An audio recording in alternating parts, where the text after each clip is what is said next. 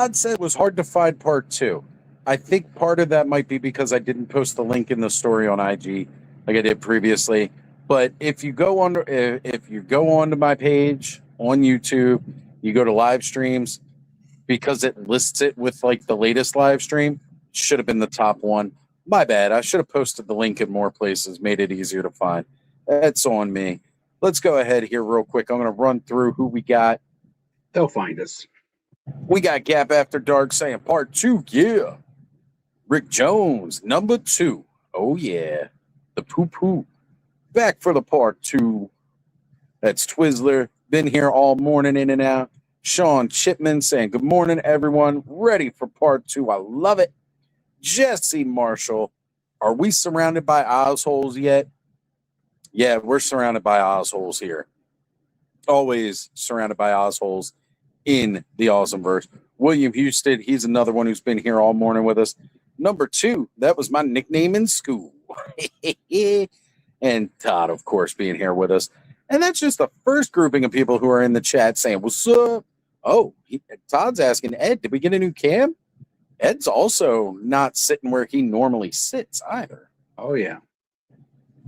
Well, or a new house.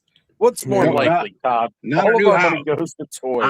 Definitely not I a new set house. up an office for when this winter, getting ready for if I have to work from home for weather issues, because I live in Smart. I live in New York where there's lots of snow. And while I was setting this up, I was like, well, I might as well just set it all up for streaming, so then I am not moving my laptop every 5 minutes. So very cool. Smart well, guys, call. you guys didn't know that I snuck something on, and I'd really like to start the show with a nice message for everyone, if that's okay with you. About 28 seconds worth. We'll do it. All right. Well, here we go. I get angry just thinking about it. Makes me mad. Little kids doing drugs, it turns my stomach. That stuff hurts. It stops you from living up to your potential. It holds you back. It hurts the user. It hurts his family. And it hurts his friends. I just want to shake some sense into you kids that are using drugs and thinking about using. So remember, don't, or else. Okay? There we go. I like it. I like it, Kenny. Hey, look, you guys got controls. When you want to add stuff up like that, as long as we're not tearing somebody down, fucking add it. It's cool. Don't do drugs, like kids. Ed is in the Ed Lounge. Yes. There we go. I finally got some toys behind him instead of like just. I know. Check it out, man. Got lots of toys back there. I dig it. It's almost all Fresh Monkey Fiction shit, but hey, there ain't nothing wrong with that. Fresh Monkey, Big Bad Workshop. Yeah. They are doing awesome work. They've got a hell of a display.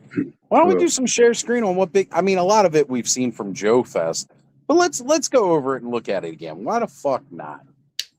Absolutely. We got some time, right? We got some time. We'll be here. Should edit out drugs and replace it with toys more fitting. The Ostradamus Toys Clubhouse is 100% a cesspool of enablement. Absolutely. That is the tagline, the new tagline. I'm going to add that in the intro because, I always like to think of stages of the year. And at the end of the year, we get the most traditional parts of Clubhouse. You get SDCC Comic-Con coverage. Then coming up at the end of September, we will have the Oziversary, which rolls us right into Oztober. And then the Ostradamus Toys Holiday House for Christmas. So, you know what, guys? Yeah, this is that part of the year where we get those traditional Clubhouse things that all of you have helped me develop. And again, people saying this is one of their most favorite streams of the year that we do. Thank you for that. It means a lot. Damon was saying some amazing things earlier too about how much he loves that we do this 24-hour stream for everybody. And look, again, if y'all weren't here watching it, we wouldn't be doing it. That's seriously it. Thanks for the news while I work. Absolutely. We try our best, right?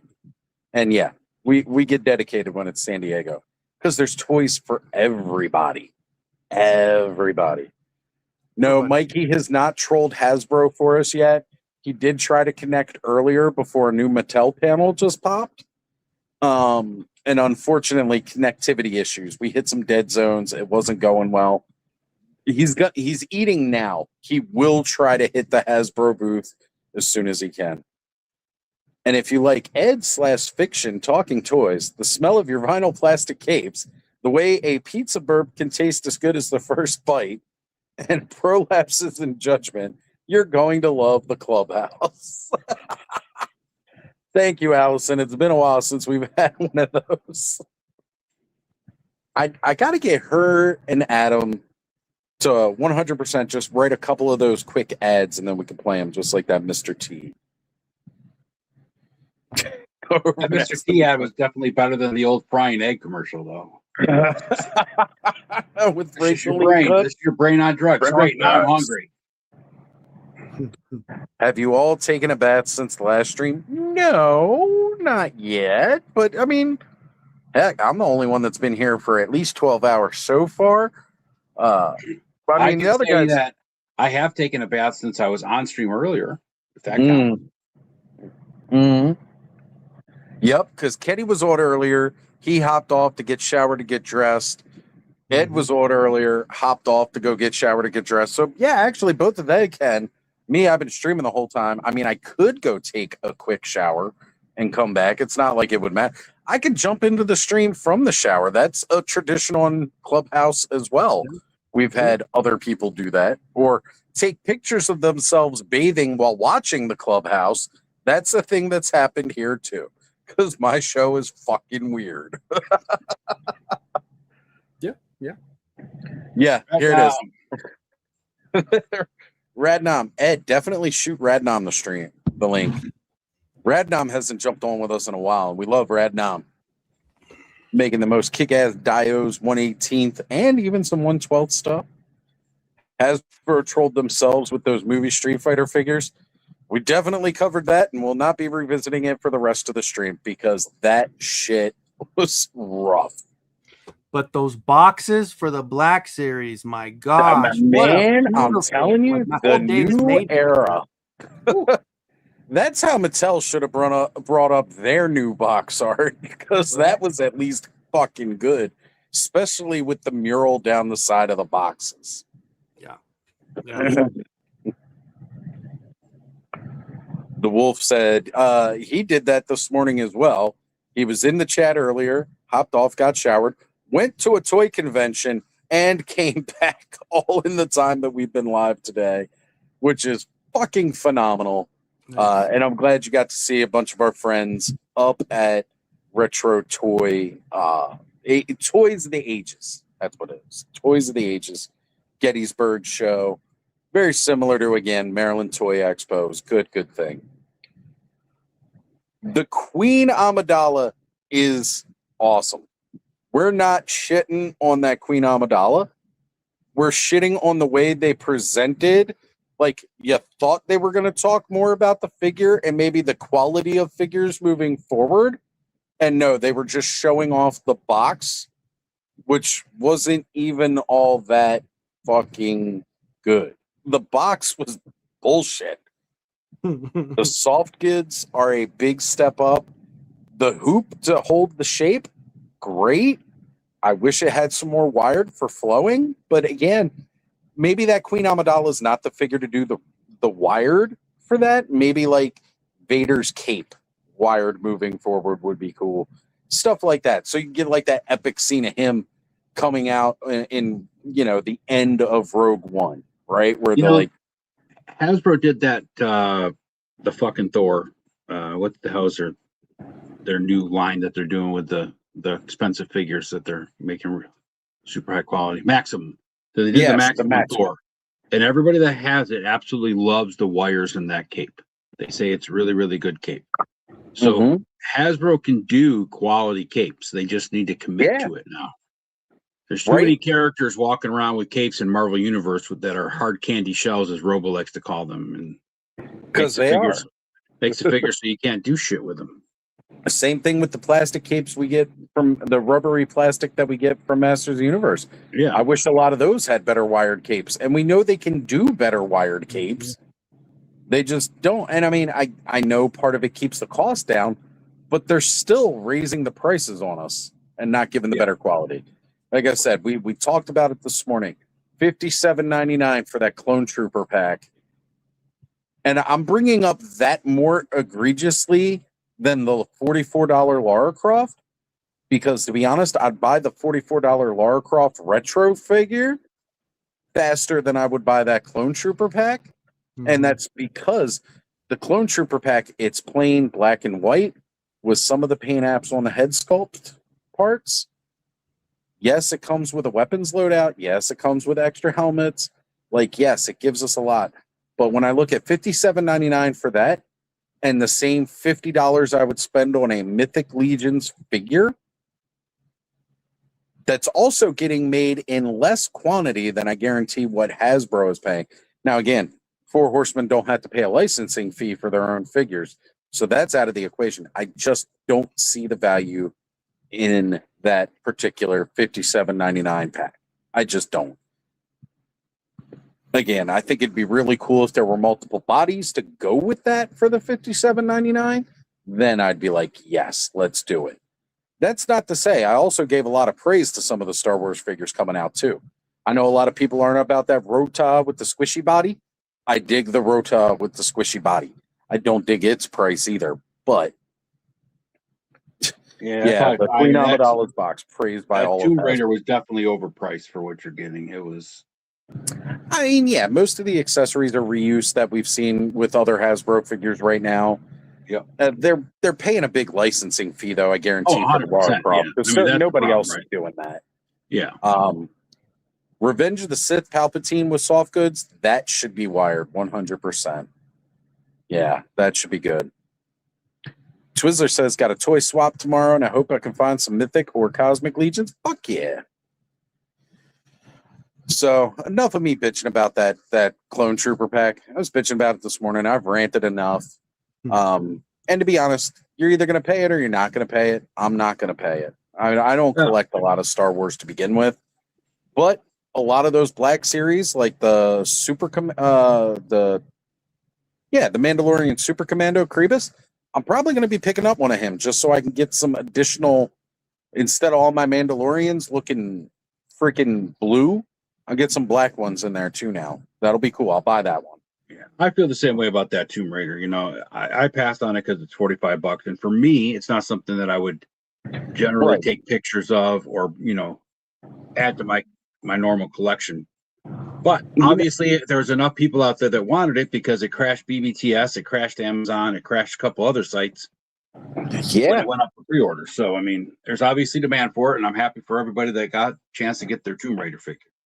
You know what? I'm still probably going to try to get my hands on one for Ziggy because he loves Tomb Raider. He loves Lara Croft.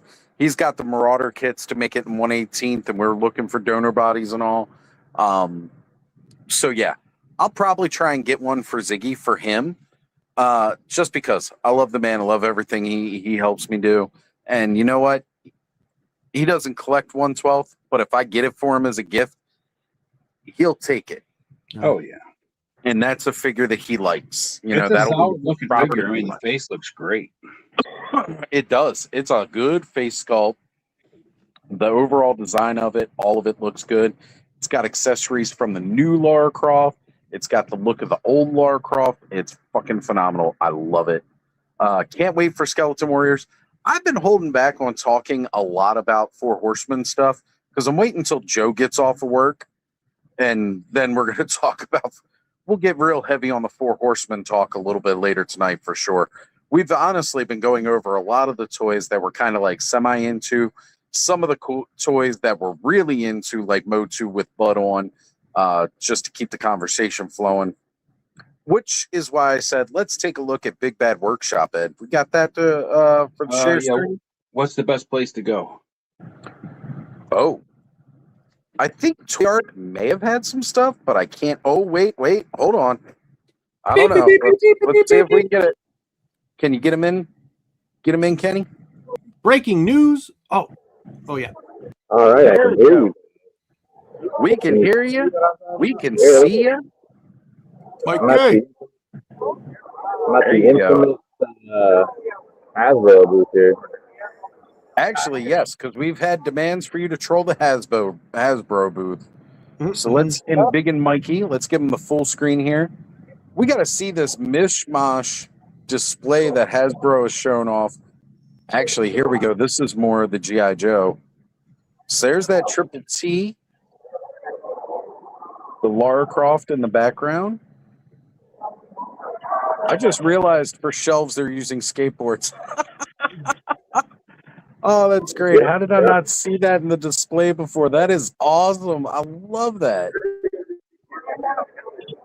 Oh, there's a man down down there. Who's that? Oh yeah. There we go.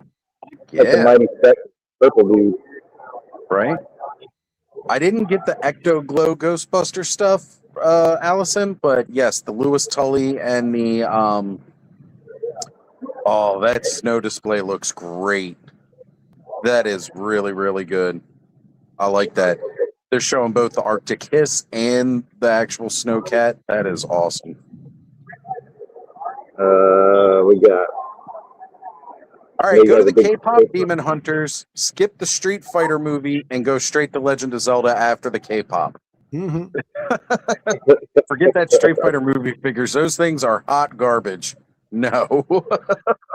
No, no. That is pretty interesting. All right, wait a Look at minute. that. Ken beating up the car is cool, but I'll just get the car so I can put it against the Jada Street Fighter toys. There you go. Get proper use. Yeah, by the way, people are just like, I randomly get people that laugh because this is what I look like right now, guys. I know. Oh, I love hell this. yeah. When you popped in earlier, that was amazing. Berries and cream, Right. berries and cream, berries and cream. Nice. My chances say Ken. This is the movie one from last year that they gave, yes. Same here. Let's do it together. You want a photo? Well, either that's going to happen. All right, do the photo. Do the photo op. Who's the guy taking the photo? Let's see him. Here, let me flip this around here. Hold on. Tell him to hold the phone, and he's live now. You're live. You're on Ostradamus Toys. Who are you, buddy? Let me get my sword. Hold on. It's all right to back out, Mikey. He dropped it a little farther. We'll see Mikey's power sword. We're Check out my power sword. there you go. Bring up my glorious size. Yes, yes. All right. Here it is. Legend of Zelda. Again, we're doing the Tears of the Kingdom line first. These look so good. I almost jumped out of my seat Thursday when they were like doing the announcements. Allison says, normally I make men pay me to show me this angle, Mikey.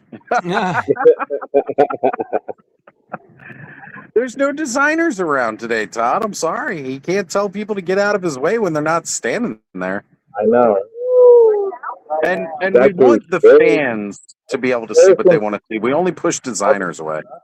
Yes, Ghostbusters. Bring me all the Ghostbusters goodness. The Janine and Lewis Tully 2-pack. I'm all about that. Look at that. They got more of the Retro Kenner stuff coming? I didn't see all that earlier. Wow. Look at that. That's the old school Proton Pack Trap. The old school stuff, man. I want more of the Ectoglow stuff. I'll get it on the secondary market somehow. I want the mini ectoplasm stuff. That I'll probably pick up myself soon. I want those Ectoglows. I never did get those. There we go. This is a lot of the old school stuff. Not even the Kenner. Look at that green ghost. I never had that Slimer. Where was that Slimer when I was a kid? Yeah, I don't think that. If that existed, then I didn't have it. There we go, baby. Look at that Slimer. That's the Slimer I want right there. Have him coming out the wall here at the house. Fans or what? You want to check that out? Or do you Yeah, rather he just could go? have passed it. I mean, we looked at a lot of that stuff through Toy Arc earlier. Here we go. Everybody wants some My Little Pony stuff. I'm gonna get out of the We gotta we gotta get Mikey in there to get pictures. My Little Pony and the Prince Adam. Showing the brony side of things. There's not even any product there. It's just it's just mirrors. It's all get out of the way, Nostradamus Toys. Here we go. All right, so this Battle of Geonosis set, we were looking at it earlier. That is from like the old 2003, 2004 Attack of the Clones toy line. And then the like some of the figures are newer. I used to have that Republic gunship. Love that. Man, I want more of that. The Anakin and Asajj Ventress 2-pack. That's what's up. See some more Black Series. Yeah, the Road of the Hutt stuff. We were looking at some of this earlier. Welcome back, Payne.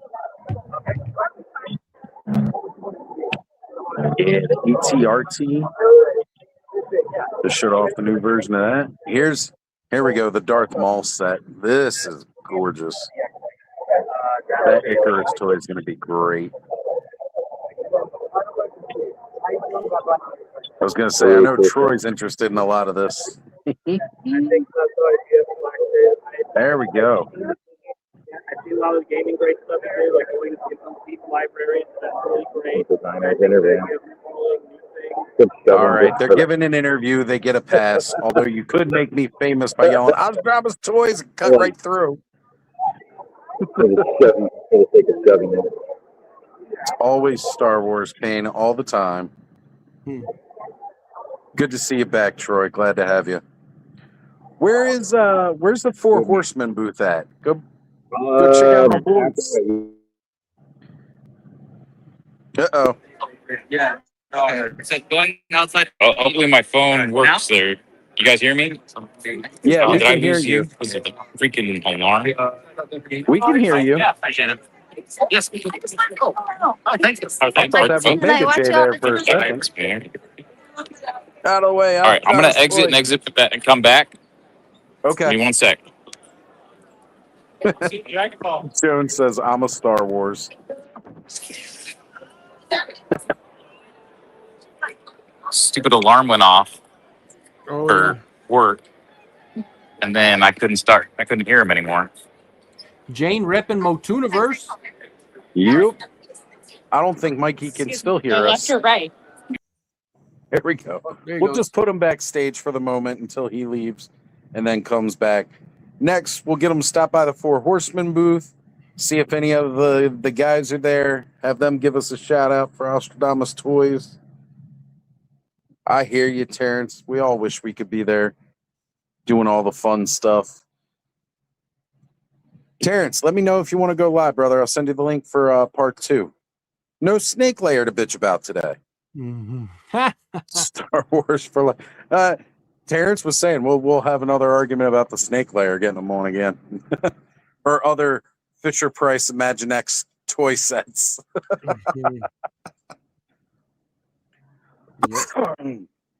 I mean, overall, we've seen a lot of cool stuff coming out. That's what it was. I wanted Mikey to walk by the Playmates booth because I haven't seen a lot of people cover the Playmates booth. No, is he back? No, he went back for a second and then he's gone. I think he might have checked and realized he was backstage. I don't know if. Okay. Well, he said he was going to hop out and then come back in, and he never had. So yeah, there he is. There it is. All right, Mikey, are you back? Can you hear us? I'm back. I hear you. Yes. My freaking alarm went off for work. I have a work alarm that goes off, and then as soon as that went off, I couldn't hear you guys anymore. Oh, yeah. Okay. My phone works really spotty. I am heading towards, I believe it's what's a big Mikey you get? Kenny, can you unbiggen him? Because it's doing that thing where it covers up the in-biggin button. Yep.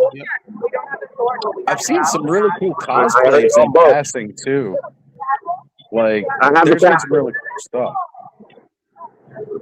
I love that show, The Rookie, that was on that guy's bag. Nathan Fillion. Yes. Savage Crucible is at the Hong Kong toy show they're doing this weekend. It's at the GCTH Games, Comics, Toys, Hong Kong. Doing some awesome stuff there. Seeing a lot of great stuff. I think I might have gone too far. I'm almost at the KB Toys, so let's check them out since I'm already over here. Yeah, if you're already over there, let's check out KB. Oh, no, there they are. They're literally right behind it. Oh, okay.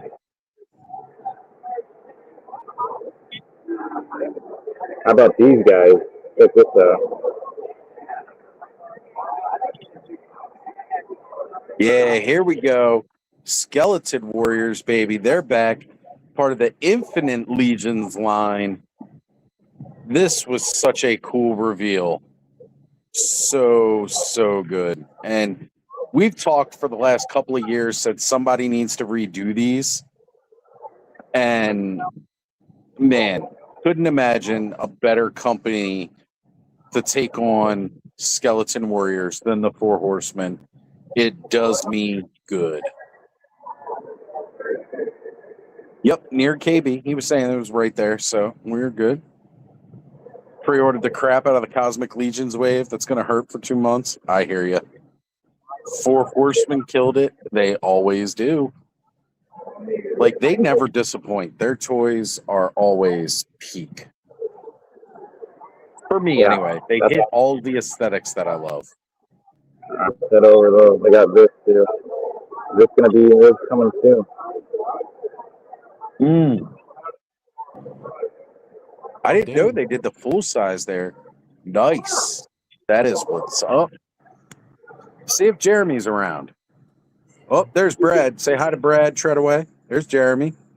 Which one's Brad? This is Jeremy? Brad was the bald-headed one. There's Jeremy right there. Jeremy Oxydama Toys saying hi to you. I'm doing a live phone.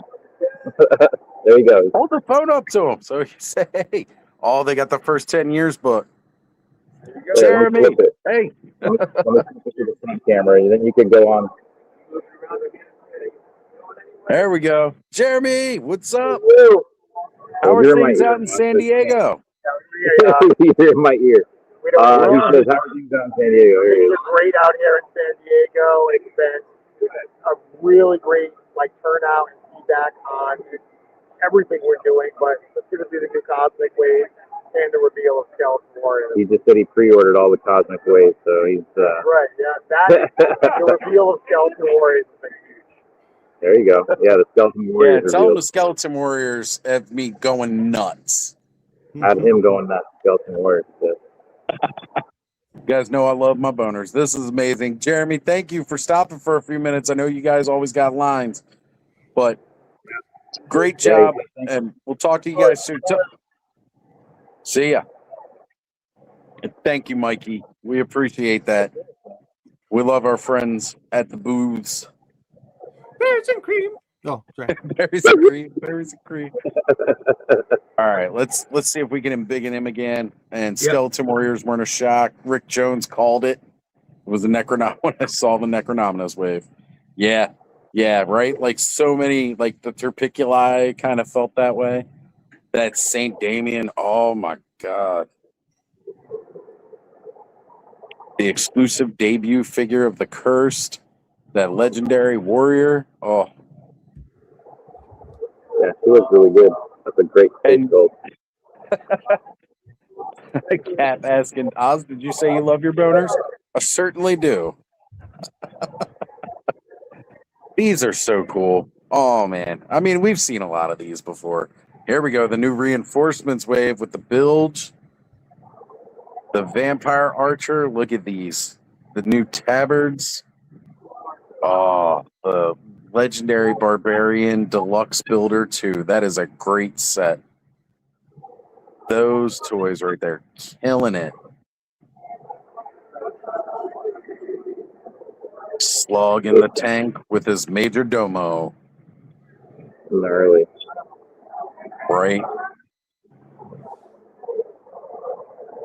Archon, the cruel, more infinite legions.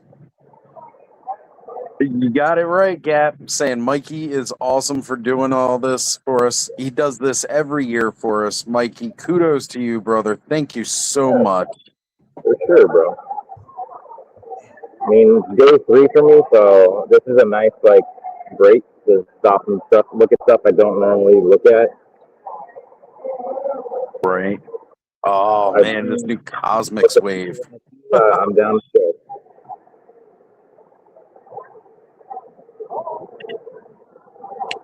Overhead. Yeah, that heads pack for that wave is freaking phenomenal. And I love this guy. Totally gives me Mogwai feels. Right. Gizmo. There's your Terminator, too, right there. Oh, yes. Definitely. They got the skull-looking head on them, too. That's great. All right, so that looks like that's it. That's what we got going on. We got some cross-sell art showing off all the goodies for Cosmics and all. Yeah, Rising Suns, all that good stuff. Head over to KV. Oh, look at that. There you go. Got a full-on standee. Full standee. That's what's up. There's your jiu-jitsu combat creature. Yeah. The Ringmaster. So how do you know? Uh-oh. Watch out, guys. Uh-oh. Jimbro Skeletor's in. Uh-oh. Challenge him to a lifting competition. Challenge him.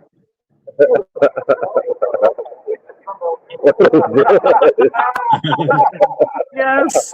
They're doing the fusion. Now they want to start fighting Mikey. Are they heavy? Yeah, there you go. There you go. See, they're not heavy for you, Mikey. You're the most powerful man in the universe. Right? I should do it with my fingers. Jane's like, what the heck is he doing? Gosh, I love this, man. Getting the nerd out. Oh, that's what we should have asked. How is Ringmaster selling? Yeah. All the Godzilla goodness here. This stuff? Yeah, let's look at some of the cool stuff from KB. Contra, baby. All right. All right. Here we go. This is some stuff I haven't seen displayed yet. This is what's up. RoboCop. Right? Damn, that looks good. They got a lot of... Are these Haya or Tamashi? Okay, Haya. Man, Haya's killing it right now. Look at that Biolante. Holy shit. Yeah, that thing is crazy huge, dude. That Biolante can take on freaking Baratheer with them tendrils. Shoo. Yeah. Thanks. A little hot, but look at that. Here, hold on. I'm used to Haya. You know what? That probably is still 1/18th scale for Godzilla. Yeah. Mikey doing pictures. Yes. Hold that sword aloft. Thanks. Right. I like that Mikey can still hear us in the ears, even though he's not wearing the. He's not carrying the phone. Everyone's calling me He-Man too. It's like, Prince Adam, come on. It's Prince Adam, but just tell him berries and cream. Do the berries and cream dance. Berries and cream. I'm actually from a Starburst commercial. Overwatch, man. Yeah, Overwatch, good stuff. There we go. Look at that Zero figure. Heck yeah. Oh, man. NT Warrior is Sigma. Oh, man. It's great stuff. Pose, do your thing, Mikey. Do what you got to.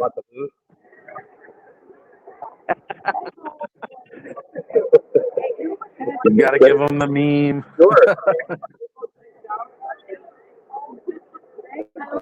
They wanted to check out Mikey's glutes. That's what it was. Yeah. Wanted a picture of my ass. Like, that's exactly what it was. Yeah, these things are sick, man. Haya's killing it. I have to get some Haya toys now for the Mega Man Zero line. Mega Man X toys. Danny Green here. He's got his El Dragoon. in this. Yes, These we are, were looking at these Yeah. earlier. Danny's the man. The El Dragoon. I love the fact that the prototypes in the back have the articulation, while the figures in the front, like the full paint masters, are the unarticulated like statues. Because you can see that comparison of what gets sent off to the factory and then what they send back to start prototyping. Really cool. You see, we got the AWOC in here, animals, Warriors of the Kingdom. Is Adam at the booth right now? Is Adam here? Adam is there. No Adam. For Animal Okay, Wars, Animal Wars of the Kingdom. toys. Spiro? No, he's around here somewhere. I'm being told. Okay. Yeah, look at that goodness. That might be Lino inspired, I would guess. Huh? Oh yes, definitely Lino inspired. Here we got the ATL, the exclusives again, super action figure stuff. Some guys killing it. Tell them all they're live with Ostradamus Toys. Here we go. Now we're getting into some of the big bad workshop stuff. All Meta Travelers. Oh, yeah. Wow. Yeah, Okay. here it is. Willing to bring his El Dragoon line to cons. Would be cool. It's good that he does have some friends here in the United States. You know what I'm saying? Guys down. William says you've been walking around so much, Mikey, that his feet are hurting. Oh yeah, dude. My feet are. I bet they're gone killing nuts. you. I think I'm walking on stumps right now. Yeah, we got to get better gel soles for all of our shoes for conventions.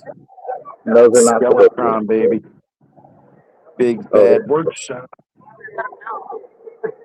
All right, yeah, this is some of the stuff we were looking at earlier. Yeah, they posed it up different. You know it, baby. They look good. They look so good. Okay. And the Ringmaster. Oh, they got the fully naked one. See, that's what I like there. That fully dressed down because it's got that new bare pelvis. Like that's so unusual with the Mythic Legions figure. To get a full bare pelvis like that, that's friggin' amazing. I definitely think they'll look good on some Hexa stacks, Terrence. I agree with you. I think a lot of these toys would look good on Hexa stacks. Just saying. All right, guys. Where's you next? Mondo's not too far. You want to head over to Mondo? Yeah, let's get the upfront look at the Mondo stuff. We looked at them on Toy Arc earlier, but you know what? Sometimes the in-person view is just better. Yeah, let's head over. Oh, Mikey, when you know you're close to Playmates, I do want to check out the Playmates booth. Okay. I think Playmates is behind me. We'll have to go back over there. Okay. Hopefully All right. I'm surprised it's gone this long, and I've been having issues all day, even just with like Instagram. Crazy. Yeah. Oh man. The alien Earth bags. I like it. These ladies have good taste. Was he? Oh, nice. Mikey, again, anybody stops you wants the selfie, please take the selfie. Don't worry about the stream. Of course. Get the selfie and promote Motuniverse for next year too. Don't forget to drop the Motuniverse. What I've been trying to do. Oh, I know these guys. They're gonna want to stop me for a second. Who are these guys? Yeah, that's our set. What's up, bro? Who we got here? What a bunch of jabronis. What's up, man? Good, man. Speaking of Motuniverse, these are two of my best vendors. They had like some crazy vintage, like hard to get stuff. Vintage nostalgia collectibles. He's here in Carlsbad, right? In Carlsbad, a little bit north of San Diego, but he has a booth up there. If you're anywhere in Southern California, make a check Carlsbad, check him out. I'm doing a live stream later. Yeah. Tell them who we are too. There we go. Let's hold it up there. Oh, Pocket. dang. Oh man. Look at this. We're jacking. All right, Mikey. Now run away with it. Run away with it. Scare him for a little bit. No, that's all good. I don't need it. Cool, man. Well, good to see you. You gonna be here tomorrow? Yeah. All right, I'll see you tomorrow. Nice. Meet up. Get some lunch. All right, let's continue on. Continue the walk. Oh, there's a monkey cheese. Oh shit! Where's Brick? Brick's missing the monkey cheese. We'll let him know earlier. He's got to come through. Maybe we'll clip this for Brick.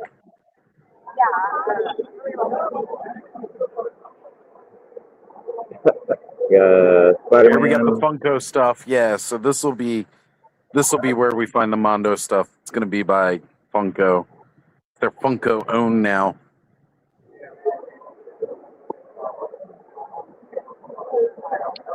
Yeah. Oh man. That blocked Panther box. Again, we're talking about it this morning like it's a work of art already. And these things are always just, again, works of art. Like you can tell, they've all got the signs saying sold out. And it's like these just became available. Yeah, the pillow. Look at him laying down in the bed with the picture, too. Like, again, this just screams Deadpool. It's so great. I love that. The Citizen goes Ghostbusters. Look at that. Oh. That set, man. That set is peak. There it is. Guys, and it's sold out. Yeah. I'm telling you, Flocked Panther. Got Goliath up here. They're doing the gargoyles in 1/12. That's insane. Or, sorry, 1/6, not 1/12. Yeah, he looks so vicious. really good, man. And like, you feel it? Like, feels good. Yeah. Oh, I think I lost audio again of them. There's the Slash. There we go. Yeah, we're still here, brother. Can you hear us? There we go. Here it is. The Ecto 1, baby. Ecto 1 Mondo style 1/12 real Ghostbusters.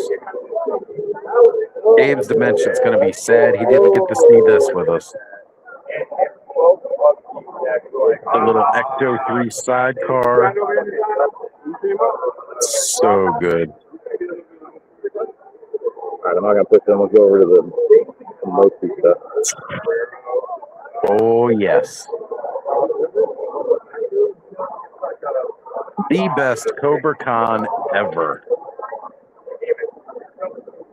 He looks so damn good.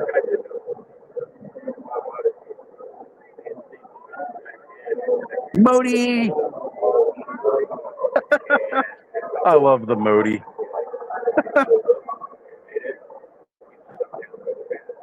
Is everybody else still streaming with us here? Okay, we lost Kenny, but Ed's still with me. Okay, I had to see who was backstage because we might be full screen. Let me see if I could change the layout here real quick. Hold on. That's participants. Layout.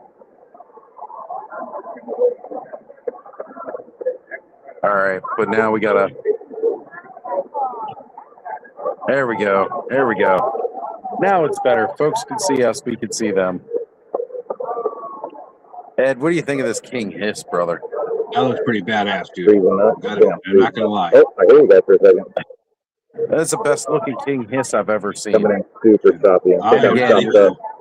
I'm not even a big Motu guy, but that's pretty badass looking. I'm going to walk out of this booth. Yeah. Okay. All right, brother. Yeah, man. Those that Cobra Khan and that King Hiss take my damn breath away. Yeah, we're still here. Can you hear us? Oh no, we might be losing Mikey. Nope, looks like he got back in range. Push these people out of the way, Mikey. We don't need them. Uh-oh. We're losing Mikey. We lost him. Let's see if we'll see if he comes back in here in a second. He had really good signal for quite a while with this time. Yeah. Which I'm happy for because we haven't had the best of luck with that. No. Earlier today, we were having more problems like this. So I'm glad the connectivity stayed. The connectivity was good. However, my phone keeps dying so quickly. I think I got enough. I'll smoke another cigarette and then I'll have to hop inside. Oh, yeah. See, Mikey came out. Now he's back Yep. in. Yeah, Mikey, can you hear us? Yes, I hear you guys. Mondo Booth was. I totally. I don't think I can get over there. It's just, All right, I now lose we got connection over there. That's where it happened last week. But we'll go to. Let's head over to Playmate. We can show off that stuff. Yeah, Playmate should have like the new Power Ranger stuff. Which if I don't go over that, Connor will kill me. So you know, I gotta appease the son. Even though he's probably not watching this, what I'll do is I'll bring it back up and show him. But I mean, Playmates is really killing a lot of the cool Star Wars Power Rangers things. Oh, look, it's Olaf.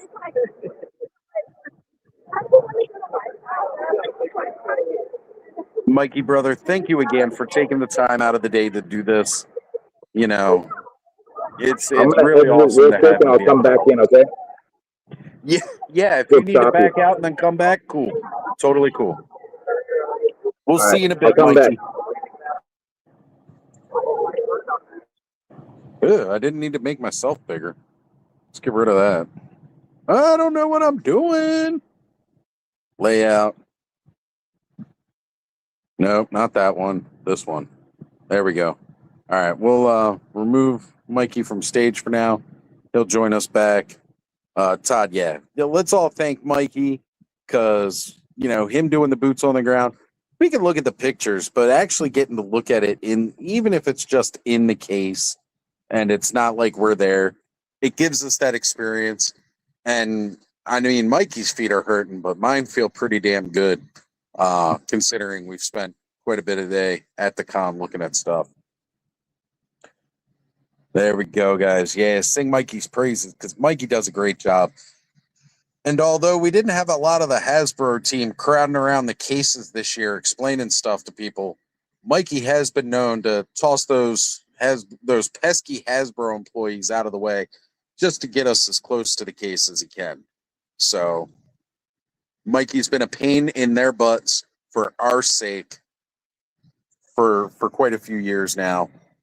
Maybe that's why they weren't crowding around the cases this year. What do you think? Oh, they saw him coming. They're like, I got to get out of here. Well, let's get the hell out of here before this guy comes and throws us out of the way again. Todd says I miss going sometimes, but then I remind himself the cost and stress and the feeling, and that feeling goes away. Yeah, it definitely can, because being at a convention can be stressful. I know I definitely get overwhelmed. There are a few cons I can go to where I don't get overwhelmed. One of those is Legion's Con. It feels good there. I feel, really secure. I did start to get overwhelmed at Joe Fest, but then I went outside, chilled, talked with Stanley for a minute, and I was able to come back from that pretty quick. But yeah, it really does help us out a lot when Mikey's willing to do this for us.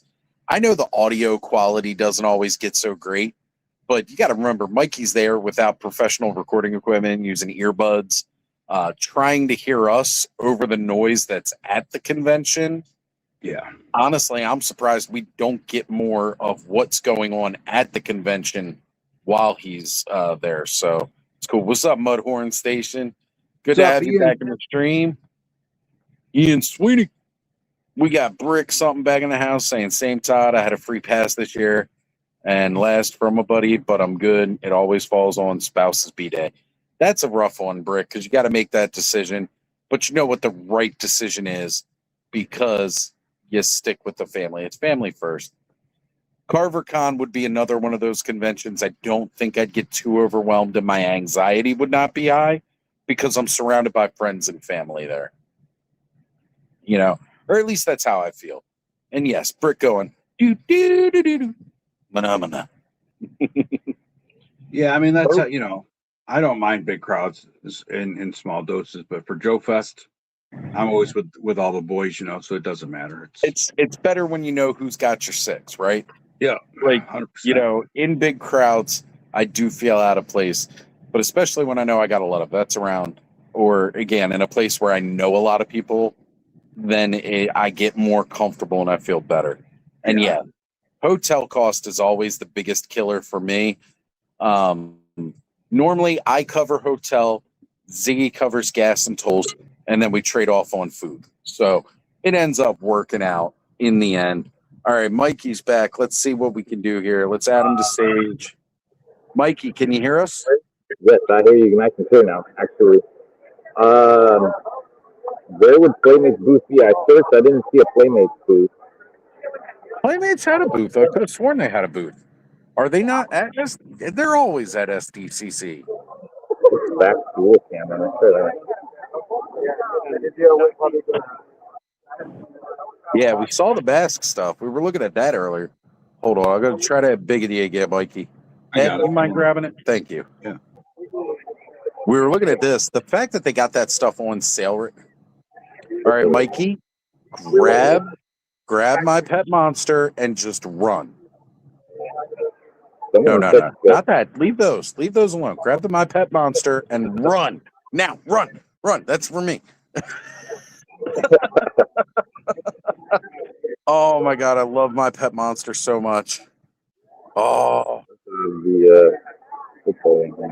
Mikey, how much is the my pet monster? you know the pricing on these? Yeah, they're all on the board up there. On the board. 60 for regular, 70 for the helmet.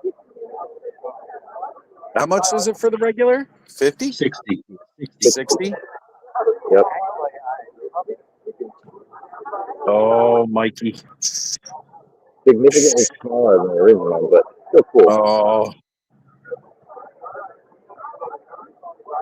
Oh. Man. Anybody got $60 to send to Mikey for me? I gotta bring a friend home. Right? I need to get one of those My Pet Monsters soon. I'll just have to order. Hey, wait for Ross. Man, I've been waiting for it. Darren says SDCC veteran. It's a ton of fun and it's a sensory overload. Absolutely. And honestly, the halls here are a lot clearer. Ooh, can you stop in that WWE booth? Because they have wrestlers mixed up with horror franchises. I wanted to see those. Specifically, they got a Kane Michael Myers figure that I'm looking for. Those are cool because it's all the LJN old school stuff. Yeah, there's a Cyndi Lauper. Yeah, there's a Cyndi Lauper. That's exclusive, I guess. With the 3-pack. Exclusive with the 3-pack. All right, yeah, we can go through. Yeah, if they're letting you in.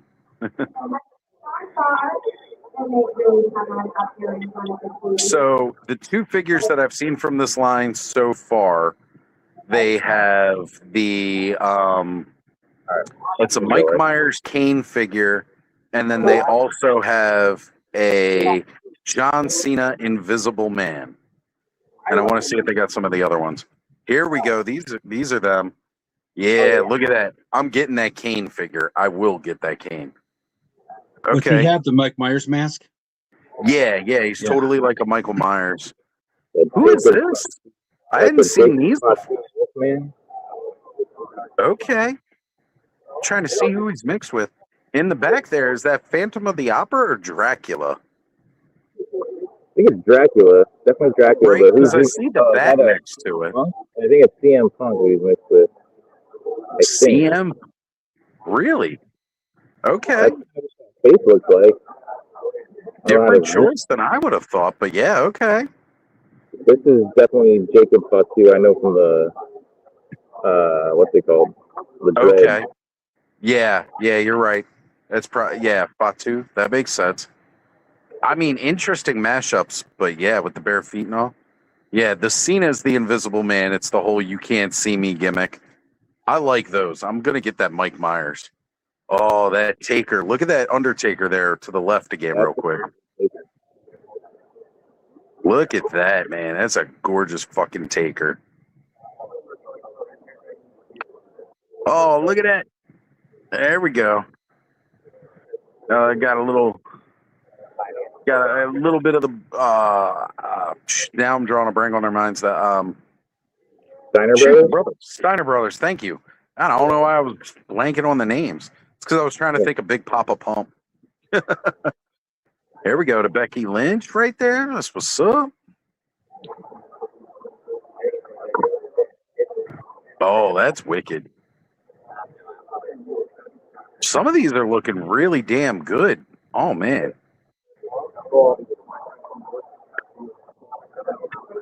Stone Cold. Nice. Got the Stone Cold with the leg braces. That's what's up. The American Nightmare, Cody Rhodes.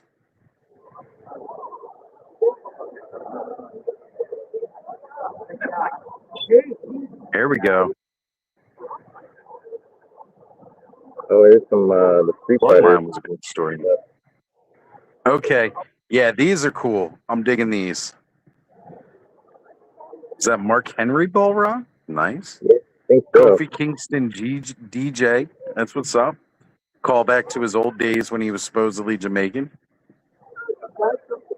So Zangief. I was going to say the Brock Lesnar, Zangief. Brock Lesnar, Zangief. Okay. I'll give it to him because he is strong as shit. I don't know who this is supposed to be. Dalsim? Jay Uso is Dalsim, but I don't know who this is. Is this Tatanka? Is that who that is? Tatanka mixed with somebody? Oh, yeah. You know what? It's T-Hawk. Okay. Tatanka is T-Hawk. That makes sense. It does make sense. That's a good-looking warrior right there. Look at that one. Yeah, there he is. Ultimate Warrior. Honestly, when I was a kid, I loved Ultimate Warrior, but then when I found out what a crappy worker he was in the ring and how dangerous he was, two of my top 5 most wanted vintage collection figures get a Black Series. Feels personal. I hear you, man. I hear you. Like, the reason Bret Hart ain't wrestling right now is this guy. Yeah. That X-Pac DX style was back there, too. That's what's up. Yep. Shawn White, Sean Combs.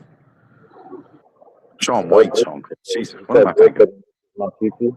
Street Fighter IP has blown up, Rick. That's for sure. That's kind of cool. What is that? Okay. Yeah, they acquired this Lucha Libre AAA company. So all right. Psycho Clown. This is Mr. Iguana, and then of course La Parka, which has been several people throughout so many years. Yep. All the lucha stuff is always awesome to see. Some of the most colorful wrestlers and skilled. I love them. Rhea Ripley, baby. The mammy. Oh, what's up with that Halo real quick? Go check out the Halo thing. Like it's a brick shop. Is that what that is? Halo brick shop? Okay.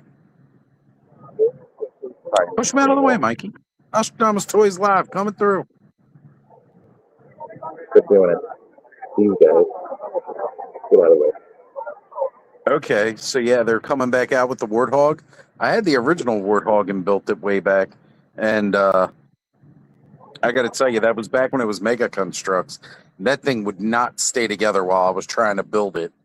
Pissed me off. Took me like over a week to build the freaking Warthog. Hopefully they balance the scales, right? That would be nice. Get some more TVC.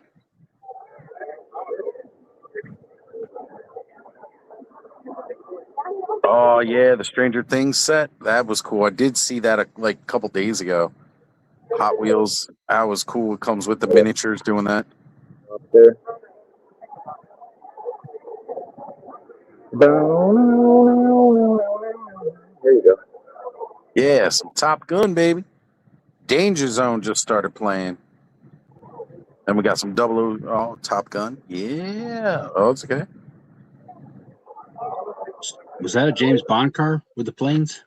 I thought it was, but no, it definitely said Top Gun above. Oh, I don't remember them doing the Porsche Top Gun.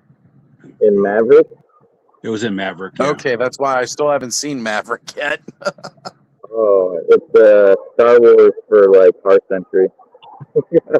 Okay, mystery box stuff, kind of cool. All right, guys, put it in the chat. Is there something else we want Mikey to go visit? Throw it in the chat. We can get Mikey to head over. Let's take a look. And Mikey, if there's anything you want to look at too, please go look at what you want to see too. How far away is Mikey from the Big Bad Workshop booth? Oh, that was over at the KB Toys. We were looking at a lot of that stuff. I think he's taking us into the Motu. I saw the Here we go. Skeletron. I didn't see the Big Bad Workshop stuff. Oh, you're right. It was Skeletron, not Big Bad. All right, well, we'll take a look. While he's at the Motu, we gotta have the Motu fans get to check out some of the stuff we haven't seen. Oh, In Art's booth. Okay. All right. In Art's booth. Mikey, after we're done tour, let's hit the In Art's booth and then the Big Bad Workshop. That's sick. I love that sword with the display. This is an exclusive packaging for the show. Oh, and That's it's so cool. not a tool. I thought it was just for here. Is that a workshop? How they were told or something like that. I hadn't seen anybody post the pictures of these yet. Thank you. No problem. get her number, Mikey. Hey, he's there with the missus. He can't be I doing didn't that. say for him. I said for me. Oh, yeah, get her number for Ed. Right? I guess we already got one. Marvel Games Lounge is another request. Okay, hang on a sec here. Let's start starring these up here so that we can pull them up. All right. Troy wants to see, while you're at the Motu booth, some of the more Motu Chronicles stuff. They're freed up, so yeah. There we go. Yes, these guys. Oh my gosh. Is that the new Merman? That is the new Chronicles Merman, Ed. Damn. Right? That looks badass right there. Damn. Uh-oh. We lost camera here with Mikey. There we go. Sorry. We're back. Okay. And absolutely love the Clawful and the Merman. These things look ridiculously good. Totally new sculpts, imaging. Like this is what's up, guys. Yeah. And this Panther looks amazing too. Chronicles Panther with the eyes again. So, Brick, you're saying, yeah, with the new Eternia style, I know one thing that Adam, Battle Ram blog, pointed out is that the Clawful looks very similar to a design that the Four Horsemen did for Classics that we never got, or for 2000X kind of thing, I think it was. But yes, absolutely. And this new Sky Sled right here is really freaking cool. Yeah, so what I was told from Damon, one of the lead designer guy, Chronicles outside of the movie is just like everything. He's like, New Eternia was the thing, and then Chronicles is just going to be like whatever they want to expand on and experiment with, that's where it's going to live. Right, so like this new Tila here. She's going to be one of the most sought-after figures of it. So Light there you armor. go, Rick. It's whatever the team's coming up with, really, which, again, is pretty awesome, giving that creative freedom to the team to really do some more stuff. And, again, as Mikey was just saying, it's outside of the movie Chronicles figures. It's going to be whatever, which I think is why we ended up with such a badass Scareglow. Goatman, the sacrificial lamb of the Motu movie, had to die. Yeah, totally new designs. That's cool. I agree, Brick. I'm with you 100%. Fisto with an articulated fist. What? Yeah, I told every two fingers, which he's like, I don't know, I was able to do it with Spider-Man back like 10 years ago. I don't know why I can't. They won't let me do it. And this is bendable, so you can bend his neck. Yeah, the bendy neck, so you can do kind of like wrapping them up pose. Great.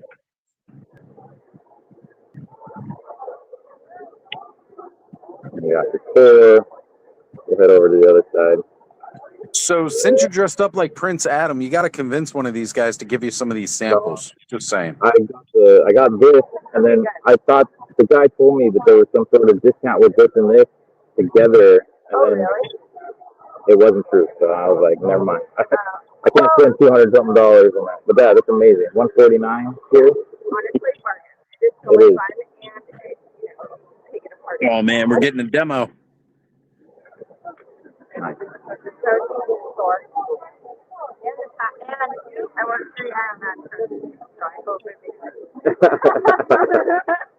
That's how I know this guy is really. Like the package itself is mostly just Well, the package is beautiful too. It's something like suitcase. Yeah. like suitcase packaging, but like I didn't really pay much for that. But then like the instruction sheet for this was like You had a lot to go on. Yeah, and I just like a little because there was like lettering here and it was kind of guessing up at the top. So I'm like, Hey Ed. Yeah. I got to jet real quick to get inside. Can you take over the controls? Yeah, I've started some comments of what people want to see. Gotta So add once Mikey's finished up here, let's hit up one of those other ones that I starred. I should be back. I won't be too long. Yeah. But I will be right back. Jimbo with his bandana.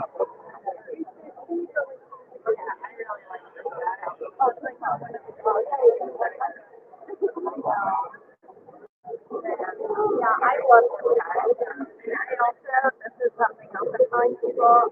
It's good to like talk like when you're watching that shop, it's like, it also like, Uh-oh. That's out there. What's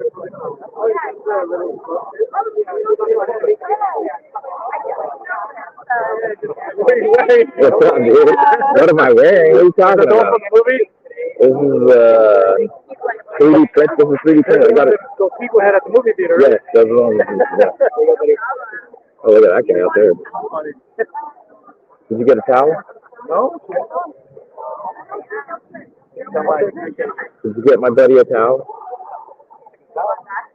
You want the pin too? There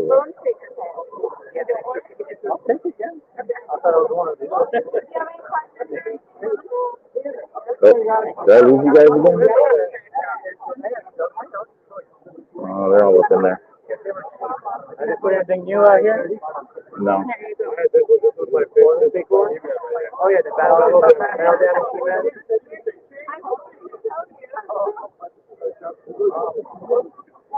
wanted to see that beast man you were just looking at, Mikey.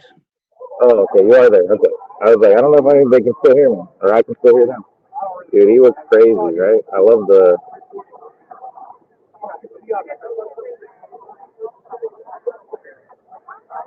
I guess this is going to be He-Man going forward with the H. No more Cross, sadly. Troy wants to see Chronicles Beastman. I'm sorry.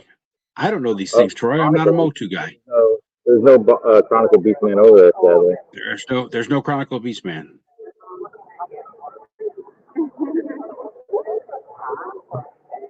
What do you like? Which is your favorite? You don't know? That one. Or that one. Got a young Motu fan here. No. The movie just came out. Yeah. Oh, they added... No. You would go for it. I turned to school. It's already on Amazon? Yeah, that's on Amazon Prime. Look at me promoting the movie.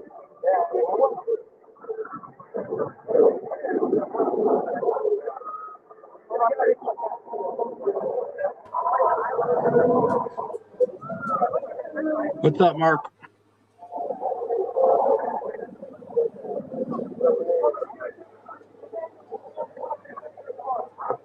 Let me they have these at Most Universe, so cool to see them here.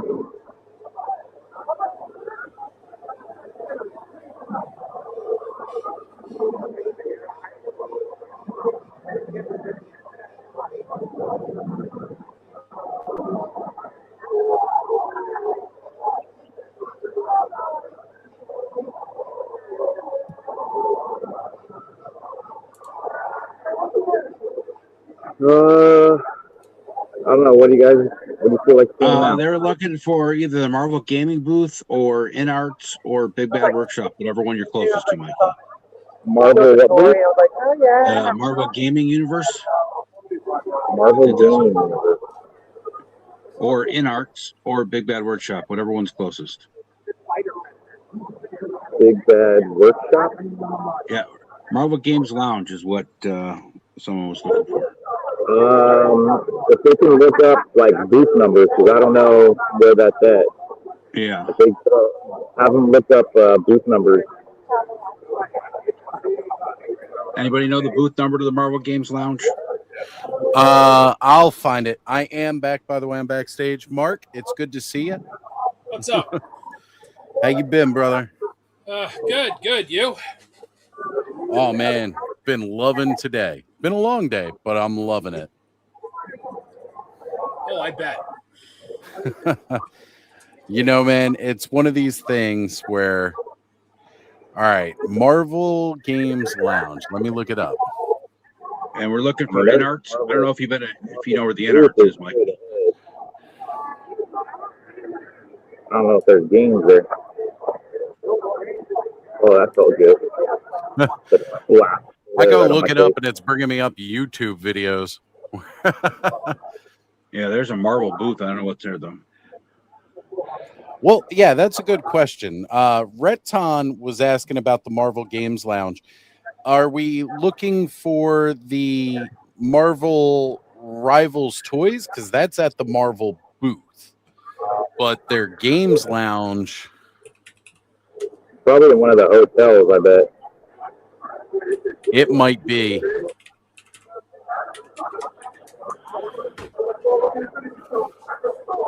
All right, hold on a sec. Marvel reveals panels, booths, and more for San Diego.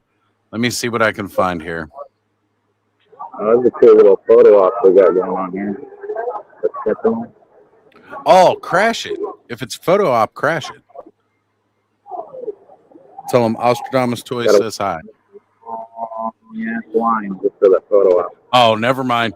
Don't crash a line for photo ops. Oh, look at this. See, cosplay meetups around the con. That's a hat. Good Lord. I'm not seeing. All right, Hasbro booth will have San Diego Comic-Con exclusives plus the figures and all like that. Heroes and villains. Oh, that's what's up. This Topps is Avengers. booth showcase Topps Marvel collection. Oh, it's Super 7. For a second. I don't see anything about the Marvel games. Okay. Gamers can get the full Marvel games experience with a hands-on look at Marvel Rivals, Marvel Future Fight, Marvel Tokon. All right, so that's at the Marriott. Are you at the Marriott? Rick Jones is also saying InArt was offsite, he believes, too. So. Oh, okay. Guys, I'm sorry. Those might be a little hard for Mikey to get to. I'm not trying to have Mikey run all over San Diego. So these are the Super 7 stuff, right? Yeah. Yep. All right. Okay, Red Tom was saying the Marriott Marquis. Yeah, Marriott Marquis is across the street. I'm not trying to leave the convention center, sadly. Sorry. Right. Yeah, no, I totally get you, Mikey. You know, you're doing us a big favor doing what you're doing. So thank you so much for it, guys. If there's anything he's not covering, I'm sorry. You know, I don't want to. Mikey's doing this out of the kindness of his heart for us that can't go. but I can't have him run. San Diego Comic-Con's always huge, multiple places, multiple things. I'm not going to really ask Mikey to spend his time running all over the place for us. We'll have to get some people in those locations to jump in for us for future streams. So I'll have to talk to any of my old gamer buddies that are going to be heading to San Diego Comic-Con and see if maybe any of them will be willing to jump in from those places. That Mikey's really just hitting the toy thing for us because that's where he's at. That's what he's into, and doing us a big favor by taking us along for the journey. So, Mikey, again, thank you, brother, for all that you do. Yeah, and I mean, if I was over on that side, I'd have no problem doing it. That's really far from where I'm at. Right. I'm sorry. Totally understand, brother. Completely get it. So. Most of these are out, right? This is all. Yeah. Most of those are all stuff that's out already that we've had. This guy's new though. He's coming. And he carries that hefty San Diego, or I was going to say San Diego Super 7 price tag. Yeah, every SDCC, games and anime.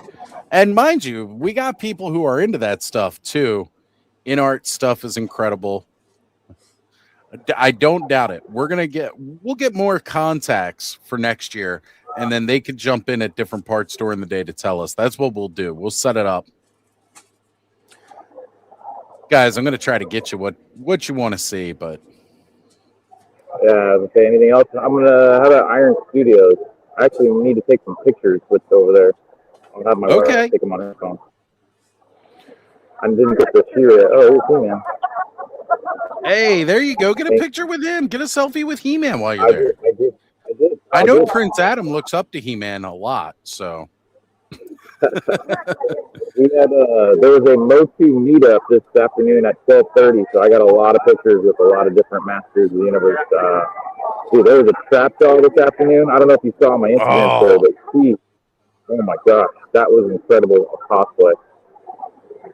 That does sound like really, really awesome time. So that's what we should do. Get you to go live from some of the cosplay stuff so we can talk about that next year too.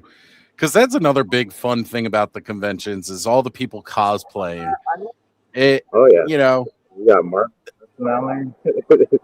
The work that people put into their cosplays and the detail, it's fantastic. And even when they're not doing a lot, like Mikey, I know yours is like a hard piece helmet. Look at Marvin the Martian here. Look at this. That's what's up. Yeah, mine was easy. Mine was a t-shirt that looked like Prince Adam and the 3D printed hair. That was it. Right? Like it's a simple one, but you know what? It's cool and it's effective and you try. The thing is, it's funny. So people see the hair and they're like, wow, that's... There's Waldo. We found him. That motherfucking Waldo. We got that bastard. Get him.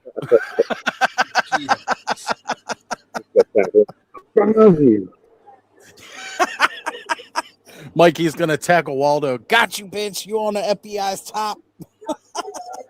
You and that bitch Salmon Cardiego. I messed up her name. Carmen Sandiego. Carmen Sandiego. I tried to say Salmon Carmen Diego. Yeah, close enough. That's your sister. All right, here we go, guys. Ironworks, or Iron Studios, doing all the statues, the unarticulated action figures. Oh, look at that! It's sick detail on them gargoyles. And again, that's the back of it. The other side is Bruce Wayne sitting in a throne. That's a badass statue right there. That's a great statue. No matter what side you show, you're not losing. Right? All right, Mortal Kombat statues here. I wonder what was there. Right? Yeah, what got bought from there? This is taking a picture of that hero up there. Okay. Yeah, go on and get pictures, everything that you need to for you. Because, you're not just there for us. Could you do a photo for me? Oh, look, there's my reflection. Yeah, we can totally see what's going on in the reflection. We see Jane too behind you. There you go. Hi, Jane. Right. And Mikey, make sure you give her thanks too for where she's taken over the phone from you and stuff like that, and helped out. We really appreciate it. I'll just thank you for taking over the phone.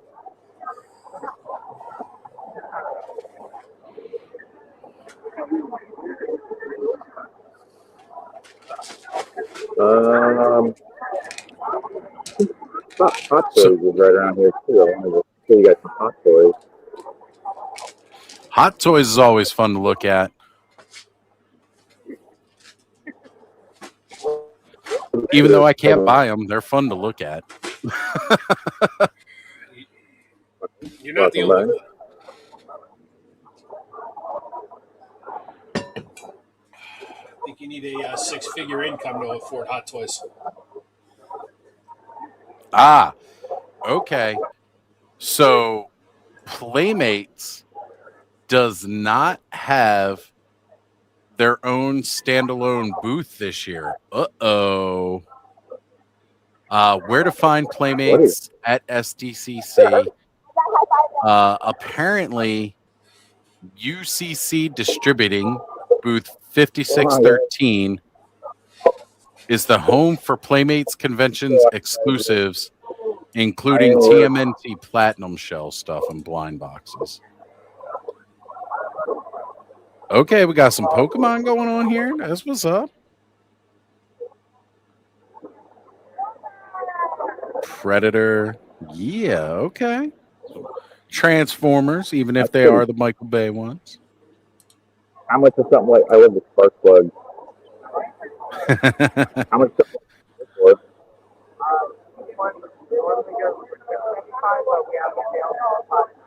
$5.95.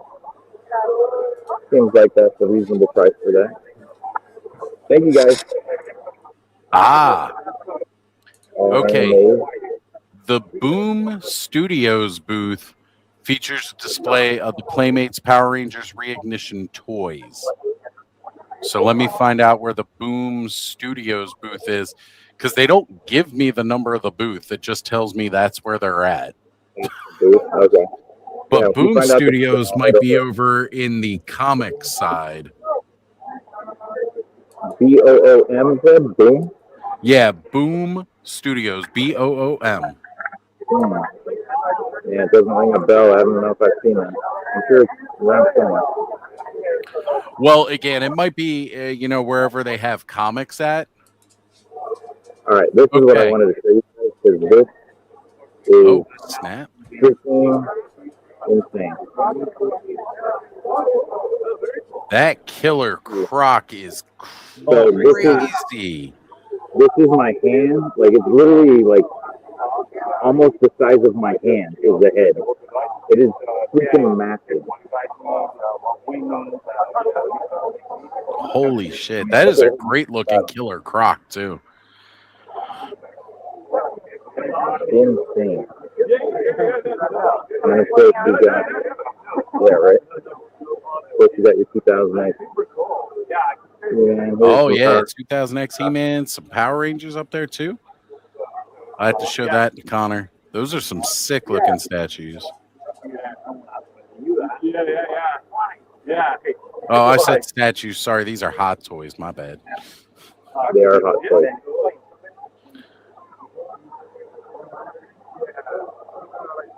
Something really cool they had at the booth this year, and I'll show you guys. They have the pose lab where they want you to mess with them and pose them. Oh, really? Yep. Man, I'm scared to touch Hot Toys because I don't want to break them. So I think that's why they have this. They have that, so people will be like less scared. Okay, okay, that's cool. I like that. So that's a smart idea. You spend like $200+ on a figure. You definitely don't want it to break. Kind of mess with it. And, That's cool. That is really cool. I appreciate that. All right, Mikey, grab the Boba Fett and run. Let this guy get a photo with You know? Yeah. Yeah. Like,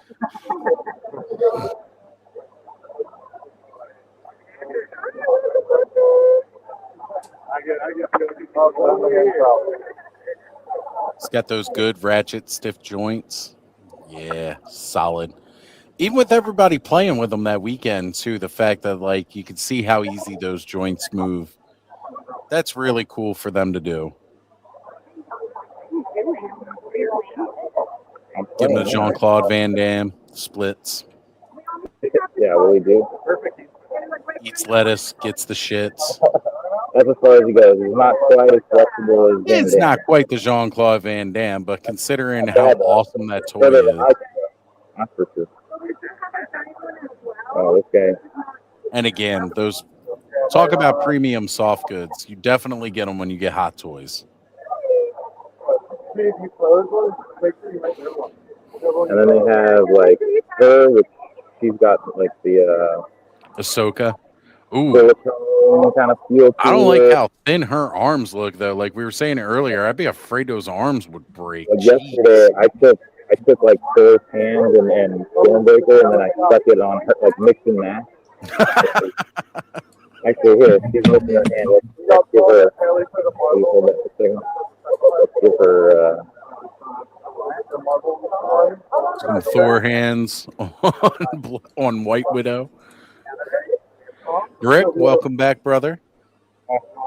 Hello. Sure. Is this? This is Hot Toys now. We're playing with some Hot Toys because they've got a posing lab where you can go over and play with Hot Toys, so that like people like me who are scared to play with a $200 toy can play around with it and be like, okay, it's $200, but it's well built, not as fragile as I'm scared of. Isn't that the equivalent of a drug dealer giving out a free sample? Yes. Yeah. Which is what I do with Mythic Legions all the time. Yep. The first it's more like Costco. Yeah, right? When you're going down the food aisles and they're shoving they food. give you them food, the free They're samples. like, hey, you get a kid. whole meal so that you're not hungry while you're walking around, but then you're going to go back and you're going to buy all the stuff you need to make what they just fed you because it was good. And it was not good for you. It may not have been good for you, but it was good. They know what they're doing. All right, that's my Black Widow big hand. That's funny as hell because it's got the Thor hand with Stormbreaker. Well, she's worthy then. Nope, not with Stormbreaker. You don't have to be worthy to pick up Stormbreaker. You have to be worthy to pick up Mjolnir. She's always worthy. That's true. I'm a Scarlett Johansson fan myself. She is always worthy. I will fight you for her. The hand difference. Look, Mark. Look, I've had a crush on Scarlett Jo since The Horse Whisperer, and she's the same age as I am. Okay, so I'm totally cool. It wasn't creepy when I watched the movie. Oh, my hand. She was just cute. Now I'm picturing Thor since he's right next to her, tossing her. His hand missing. Hey, that's Fat Thor. Yeah, it is. You gotta swap it out and have Thor tell her, no, you take the little one. I can't get him to say that. All right, Rick's getting nosy, Brick. He's asking, how many Acroyer do you need? How many what? 4 to repaint for all the original colorways? No, dude. Just the one, Rick. Just the one. All right, Mikey. I got a line on a booth number for the Boom Studios, and it said it should be in the San Diego Convention Center, booth 220 or 2229. Did someone take it? Someone go for it? Somebody take it or buy it? I don't think he's for sale yet. Apparently, we're wrong. Somebody got it. Look at that He-Man, though. Yeah. Don't get me wrong. Statues look great. They're awesome. But like I was saying before, it's not so much about the look of a statue. It's the fact that I like to play with my toys, which is why I don't collect statues. It's just crazy that you can pose these guys in different ways. And it's like, yeah. At all. With Hot Toys, right? It's a I'd stat still you stick can 'em in the mud. definitely play with. You said you got a booth number? 2229 for Boom Studios. Oh, 2229. We're gonna cut through Alex Ross. Yeah. Which, mind you, again, we praised Alex. We praised Ross earlier. We're not haters. We love Alex Ross. Yes, we just don't feel that we're cutting through his booth right now. His artwork is amazing. There it is, the Motu Alex Ross artwork. That stuff is so ridiculously good. Again, the realism he can put on these is insane. Also, I follow him now on Facebook, and when he's sitting there talking about his art, and there it is, Boom Studios. There it is. Don't push over the hobbits, Mikey. Don't push them over. Just step over them. They're short. Or step on them. Don't step on them. They're trying to get the ring to Mordor. All the more reason to stop them. Oh, Mark's trying to let Lord Sauron take over Middle Earth. Don't let it happen, Mikey. I think he could do a better job. He's a Sauron sympathizer, man. Nah, I don't. Mark, I don't know. Make Middle Earth great again. All right, here we go. The Boom Studios booth. So they got some Power Rangers reignition toys that we're trying to look at here. So we got the Zeo Rangers coming. All right, here we got Jason with the Zeo powers, Gold Ranger. We got Tommy the White Ranger, the White Tiger Zord. This is the stuff I know Connor will be into, so I can always show it to him. That's the only toy I'm seeing over here. Is it just that one? The rest of these are like both. Really? There's nothing else in any of the other booths? No. SNES Morphin SNES homage. That's artwork, yeah. I mean, I know Boom Studios does the comics, so maybe they don't have a lot of the toys there. It was just that one little. Okay. Like, that's all we get for Power Rangers Reignition. Did anybody address the scandal with Airwolf? The controversy? What's the Airwolf controversy now? Okay. Apparently, they got to turn their line right in front of the stuff. They can't show off the toy. Oh, okay. Like, what is going on here? Gotcha. Yeah, line up the line so it goes right past the stuff that people are looking at. Right. Yeah, those guys with line management. They don't shitty line management. I missed it. What's going on with Airwolf? So the scuttlebutt in some of the groups that I'm in. I don't know if you remember. I think it might have been pre-COVID or during COVID. There was a Kickstarter for a 1/18 scale Airwolf. Yep, I remember. And Lethal Shadows Gaming. Okay. 139 people bought into it. The guy raised over $70,000, and then in the dead of night disappeared.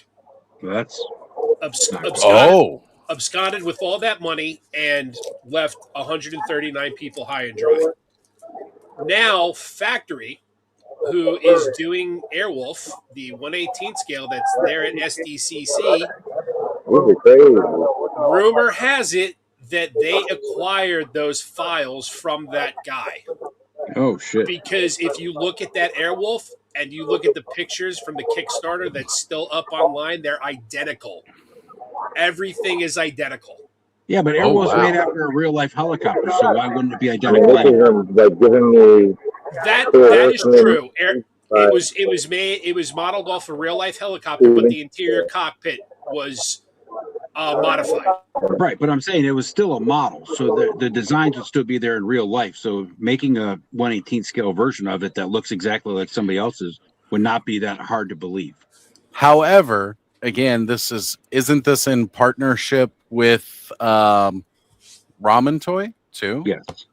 Well, I don't know if he's in partners with them or if he's just having him share a booth. I don't know what the deal is. Okay, yeah, that's true too. Could be just sharing the booth. As far as I saw, the Airwolf was just the billing was Factory. I think it's didn't Factory. have Ramen. Ramen Ramen would have been. Ramen, usually I know he'll he's share a doing the booth, Knight Rider but with it makes them. sense That because is they in got partnership. they got the 80s property, so they're probably just sharing a booth or sharing space. Okay. All right, so the cockpit's also up here, but I haven't seen the inside of the cockpit of the Airwolf. But I mean, what I'm saying is, if someone took and made a model of a 1978 Camaro with T-tops, and then somebody else made a model of a 1978 Camaro with the T-tops, it's probably going to look pretty fucking close to the same thing. Correct. The skin, yes, 1,000% agree with you.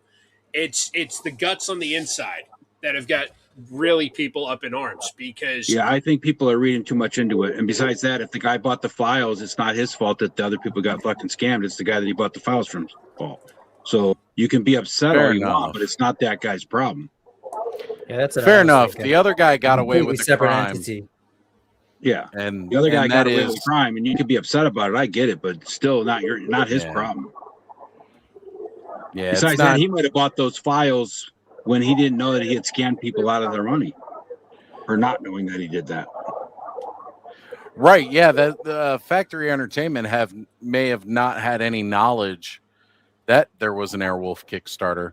Mind you, for the guy to actually publicly come out and call it Airwolf, wouldn't he have had to have approached and got that licensing? He would have to get the license, before he could. That's the only reason. That's the only reason Ace can call his car Kit and Michael Knight because he got the license. He got Factory's usually on the up and up. They'll get licenses. Guys, I mean, Ace showed off I'm gonna his Dukes sign of off for a Hazzard bit. characters.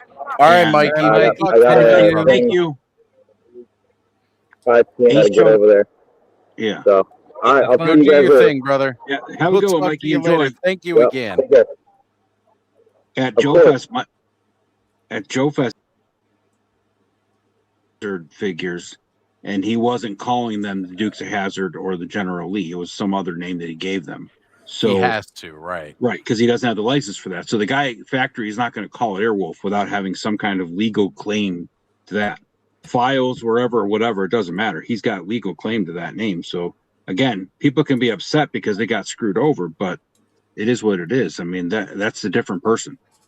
I mean, I don't know. Right. No, I'm not. I'm not. I know you're not. I know you're not, Mark. I'm just saying, people find lots of reasons to get pissed off nowadays in the toy world, and it's most of it's fucking ridiculous. I just thought it was a little sus. I mean, the guy did run off with 70 grand. Left 140 people. He stiffed them, and now you've got this Airwolf that if you compare the pictures coming out of SDCC, and you compare because you can pull up on Kickstarter, failed Kickstarter. Yeah, here's the other thing, Mark. So the guys from Odd Frog Entertainment are making the Bandito car, right?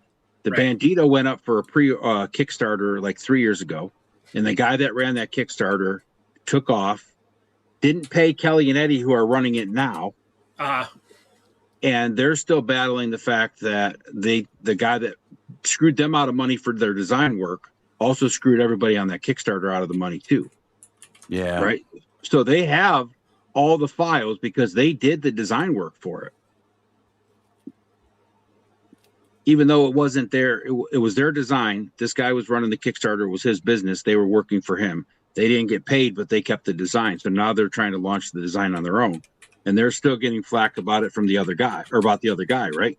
So, I mean, I get the point that people are upset, but still. They're directing it the wrong. Pointing the gun Right. They're pointing their anger at the wrong person. They're pointing at whoever has the project now versus who actually stole their money.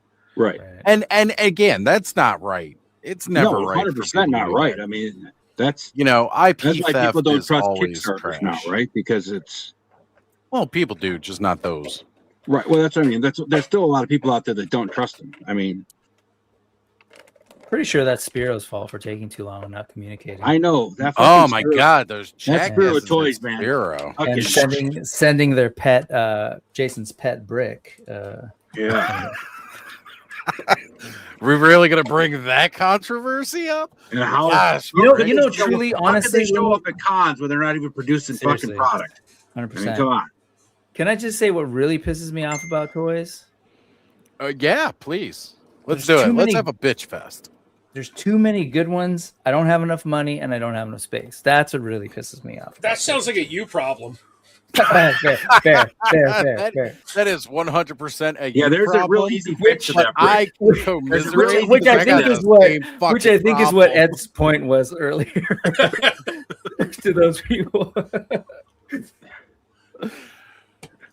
Right. How I did about, pull up that Kickstarter. I'll tell you what, Oh. Brick, I bet on both sides. Oh, I'm, not I sure have if her. being, She's awesome. I'm not sure if being divorced and having lots of room is any better than not being divorced and not, or being still married. Not and having enough. I don't know. I'm basically divorced. I got plenty of room, and I'm happy. Yeah, Look, no, the key I'm not factor really is- pissed. I'm, you know me, I'm joyful. Oh, I There's know. too We're many- just messing around. so Are your many bills wonderful paid? things. Kids Too taken many. care of. Any toys you can get after all that is just a bonus. Love her hair.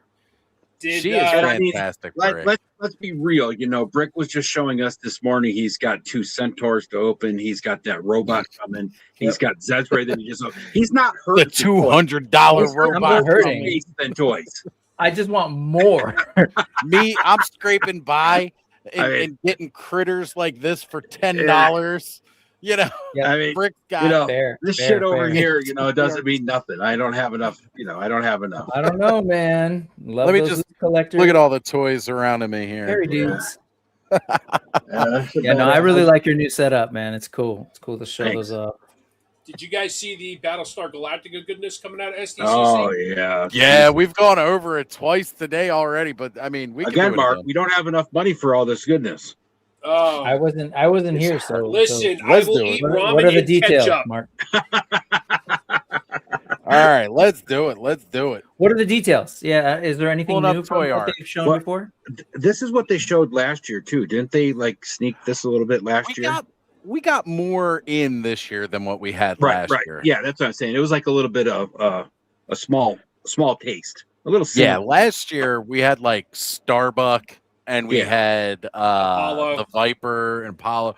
Like Yeah. this year they've come out with guns ablazing showing Lucifer, their shit. Merlin, Baltar. Who's here? Oh, Adama. Jetman's back. Jetman. What's up, Jeremiah? What's up? Hey, dude. All right, where did their I am late. I was watching Smoking Joe's.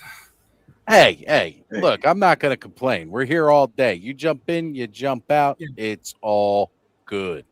Good to see you up and about, man. Jeremiah, Yes. don't apologize for being late. Did the Greyhound bus service apologize for taking 72 hours to get your ass home? Yeah. Shit. No. Did I ever fully apologize for not being on time for the Oziversary last year? No. That's my own damn stream. What's going on, Ryu? Good to have you back, brother.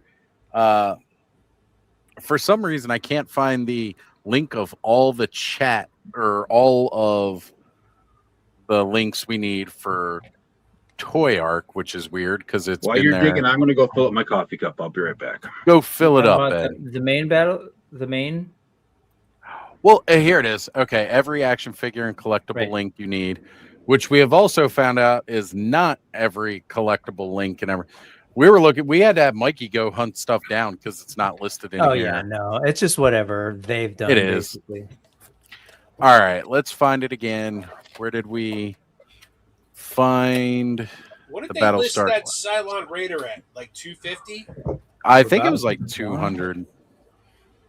I It's know the about Viper one was 250 Heat as well. Boys Sentinel. That's sorry. it. I'm Yeah. sorry. Heat Boys Spartacus. Heat Boys Spartacus, because if Heat Boys is making a Sentinel, it's going to be a hell of a lot cooler. True. We Does proved that earlier. Do you know who? Does anybody know who's making that Airwolf helicopter? I thought I saw something. Factory Entertainment. We were just talking about that, Jeremiah. Yep. Not the guy who stole $70,000 from people with a Kickstarter. Piece of garbage. No, that While was- you're bringing that up, let me ask about Airwolf because we didn't hear details. Is it come with like pilots Yes. or just the copter? Yes, It comes does, with and pilots. I thought I saw a figure. It looked like Ernest Borgnine. As soon as I can find the link for that one again, we'll actually be able to look at. Oh, you know what? That's right. I couldn't find a link for it earlier, and I had to pull it up on IG. See, I've been around the block so many times today looking at stuff, I forget where I found stuff.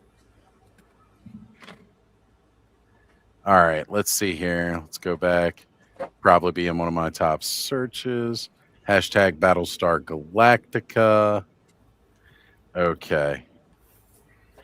All right. So shout out again to Dean 3.75 because he's got these pictures to start with.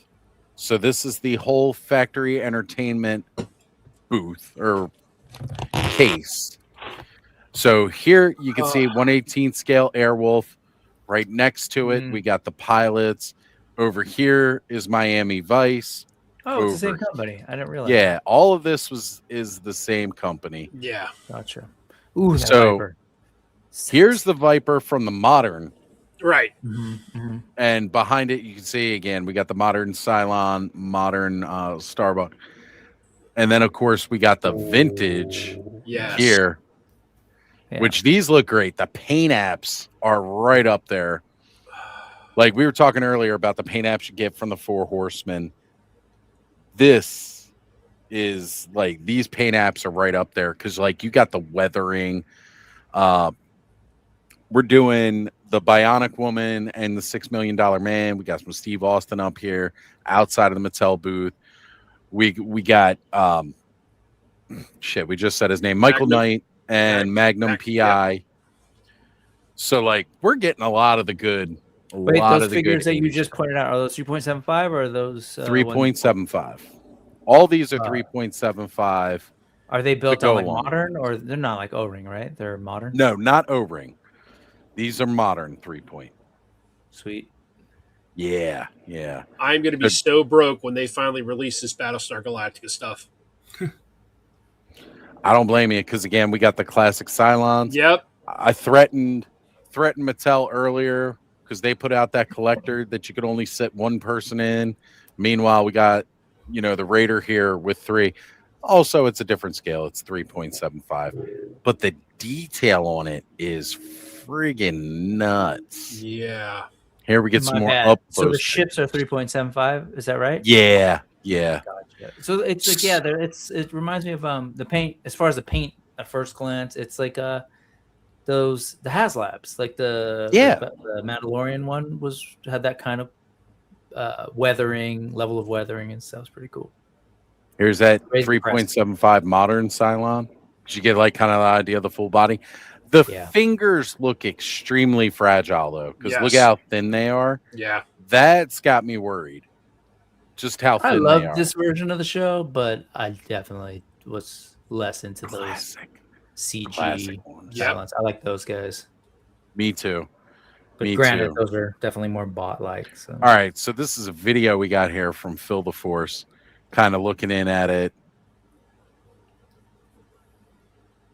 I can't wait. This is just sick. Now, at the bottom there, you do see the Knight Rider, the 1/12 scale kit with Michael Knight. Again, that they are doing in partnership with Ramen Toy. That right there, that is 1/12 scale. But pretty much everything else in this booth is 1/18. What, Knight Rider is 1/12? Yeah. Wow. The one that's down there, the one that we saw on the top shelf, yeah. is clearly 1/18. Yeah. So if the Silent Raider is 250, I can just imagine how much kit's going to be. He's looking at between 250 and 300. It's not that bad. Which really, again, it's actually up for comparative. Isn't it up for pre-order? I think he has it up. I think it is. I'm pretty sure it's already up. Let me check. Does anybody know if the General Lee's up for pre-order yet? I'm going right there now, Jetman. I'll take a look. I think he said end of July for that one, though. That's one I can still do without, but yeah. These all look great. And again, getting in and looking at the detail that they got in there. And again, at a 1/18 scale, the amount of detail, which you normally don't get out of 1/18, unless it's like Joy Toy. Delta 17. Good Kit with the Michael Knight is 350. which isn't bad considering his pilots are $70. So, and That's like a standard HasLab. Yeah, it's it's got a standard all the HasLab, electronics and all that stuff. Yep. Right. It's got all the bells and whistles. So, like, that's totally, like, again, when you look at price points and you compare, yeah, like that's on Now, point. this is for also it. his pre-order price, so it might go up a little bit once it not retails. Right. Yeah. We all know which that is normal for Ace. commonality. Yeah. Yeah. Does he- Well, I mean, that's normal across the board for a lot of people too. But yeah, the Dukes of Hazzard is not up yet. But like I said, at Joe Fest, he told me that would probably be end of July. So it's probably soon, probably when he gets back from SDCC, I imagine.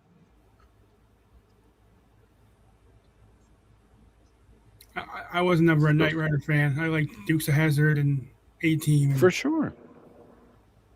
Everybody's got those personal likes and all like that, and that's what makes it great. I don't know if you guys, I don't know how young you are or old you are, but you remember a show in the 80s, Hardcastle McCormick? Mm-hmm. Yeah. I'd love to see that car. That car was awesome. I don't remember. Only Oz is a lot younger than you, Jack, man. That's true. I'm the rest baby of of us the are old as dirt like you are. My yeah. big old 41 years. Methuselah ain't got shit on us. It's really true too. Burke, you don't look that old. You got to be like 41, 31. Thank you.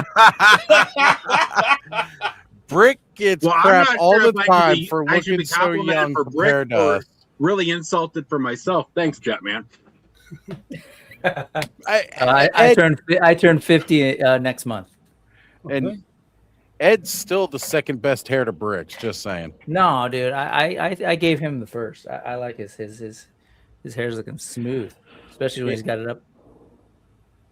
Yeah, yeah. When I get the pompadour and my curl in the front, it's rocking. But That curl, those curls. So we got toys and tits in the chat, and I don't know if this is somebody trolling toys and tats or just somebody this using is- the actual name. no, this is his username. He's been in some other chats Yeah. already. I've seen. Okay, he hangs out Sundays on the news. Yeah, and- he was in that's Brick's right. chat. That's right. Because he I should did say call they it. do. I don't actually. They, know. yeah, they do. Let's not Plus gender. toys and tits, plural. Well, if They we're talking are. about tits, it's definitely a they, right? Because it's two. Yeah. See, look, Twizzler's with me. They were born in '85. Yeah. Ugh. Also, shout out to Dave's Dimension being here. Dave, we Dave. talked about them Ghostbusters. And again, people want to join, let me know. I'll shoot you the link. Send me an IG message because I'm inside now so I can see those. Let's go, Dave. And yes, Brick is aging like wine, like fucking finely. But meanwhile, myself, I'm just a 41-year-old sloppy fuck looking older than Brick and Ed.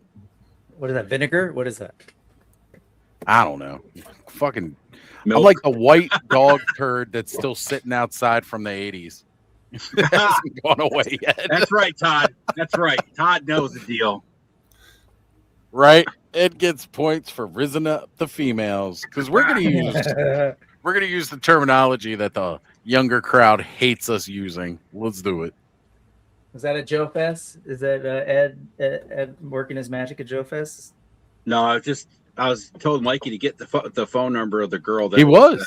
But I was that's working right, my I heard magic that. at Joe Fest too, but that's a different story.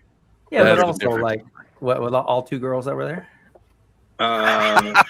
All two single girls that were there. Yes. I was gonna say all the guys bring their wives, so there's a Yeah. lot of women to choose from. They're just not all single.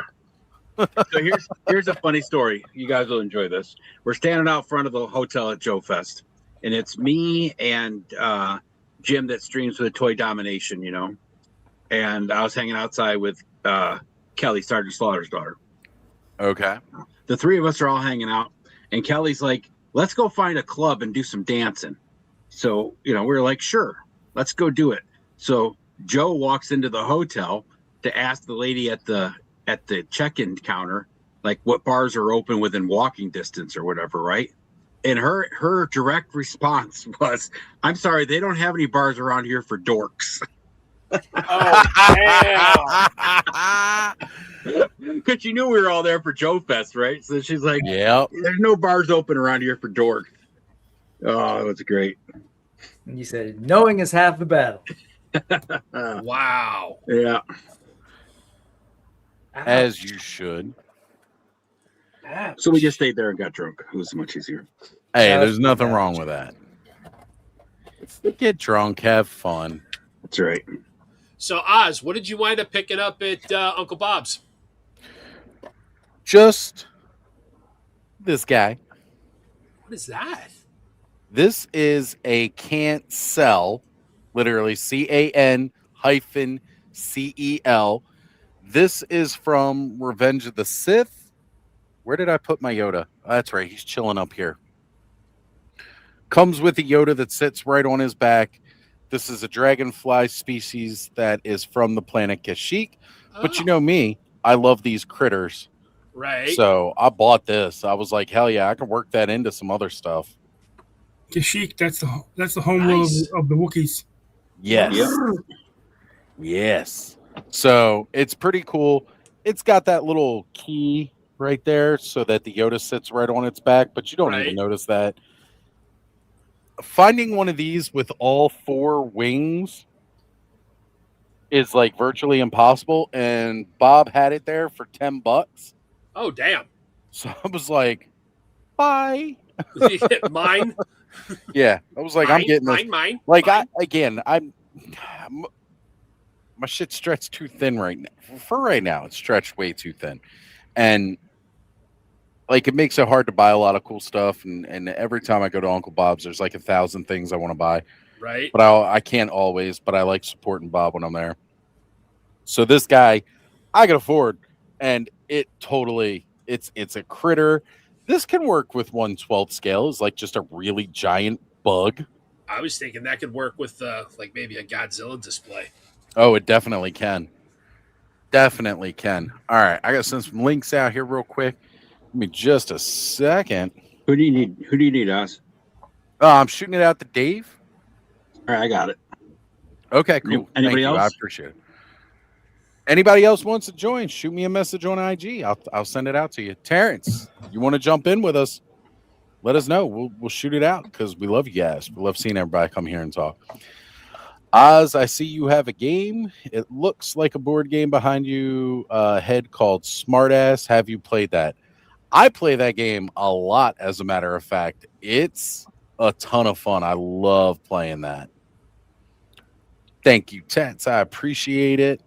And yeah, definitely, Terrence. In a bit, shoot it over to Terrence and let him know he's got it if we need it. Senator Mandibles from Revenge of the Sith. I was always kind of upset we never got to see Yoda say hi to Chewbacca, and because you know how right. Revenge of the Sith, he goes, "I'll see you later, Chewbacca." We never right, and he never does again. All right, so Terrence needs it too. Yeah, shoot it over to Terrence so he'll have it for later. All right. Even if he can't jump on right now, it's definitely. Yeah. Look, Terrence says all bars serve dorks as long as they have money. Well, obviously, the desk girl at the hotel did not think we should be going to this place. What does she know? She was a dork herself. She was a lot of fun, actually. Oh yeah.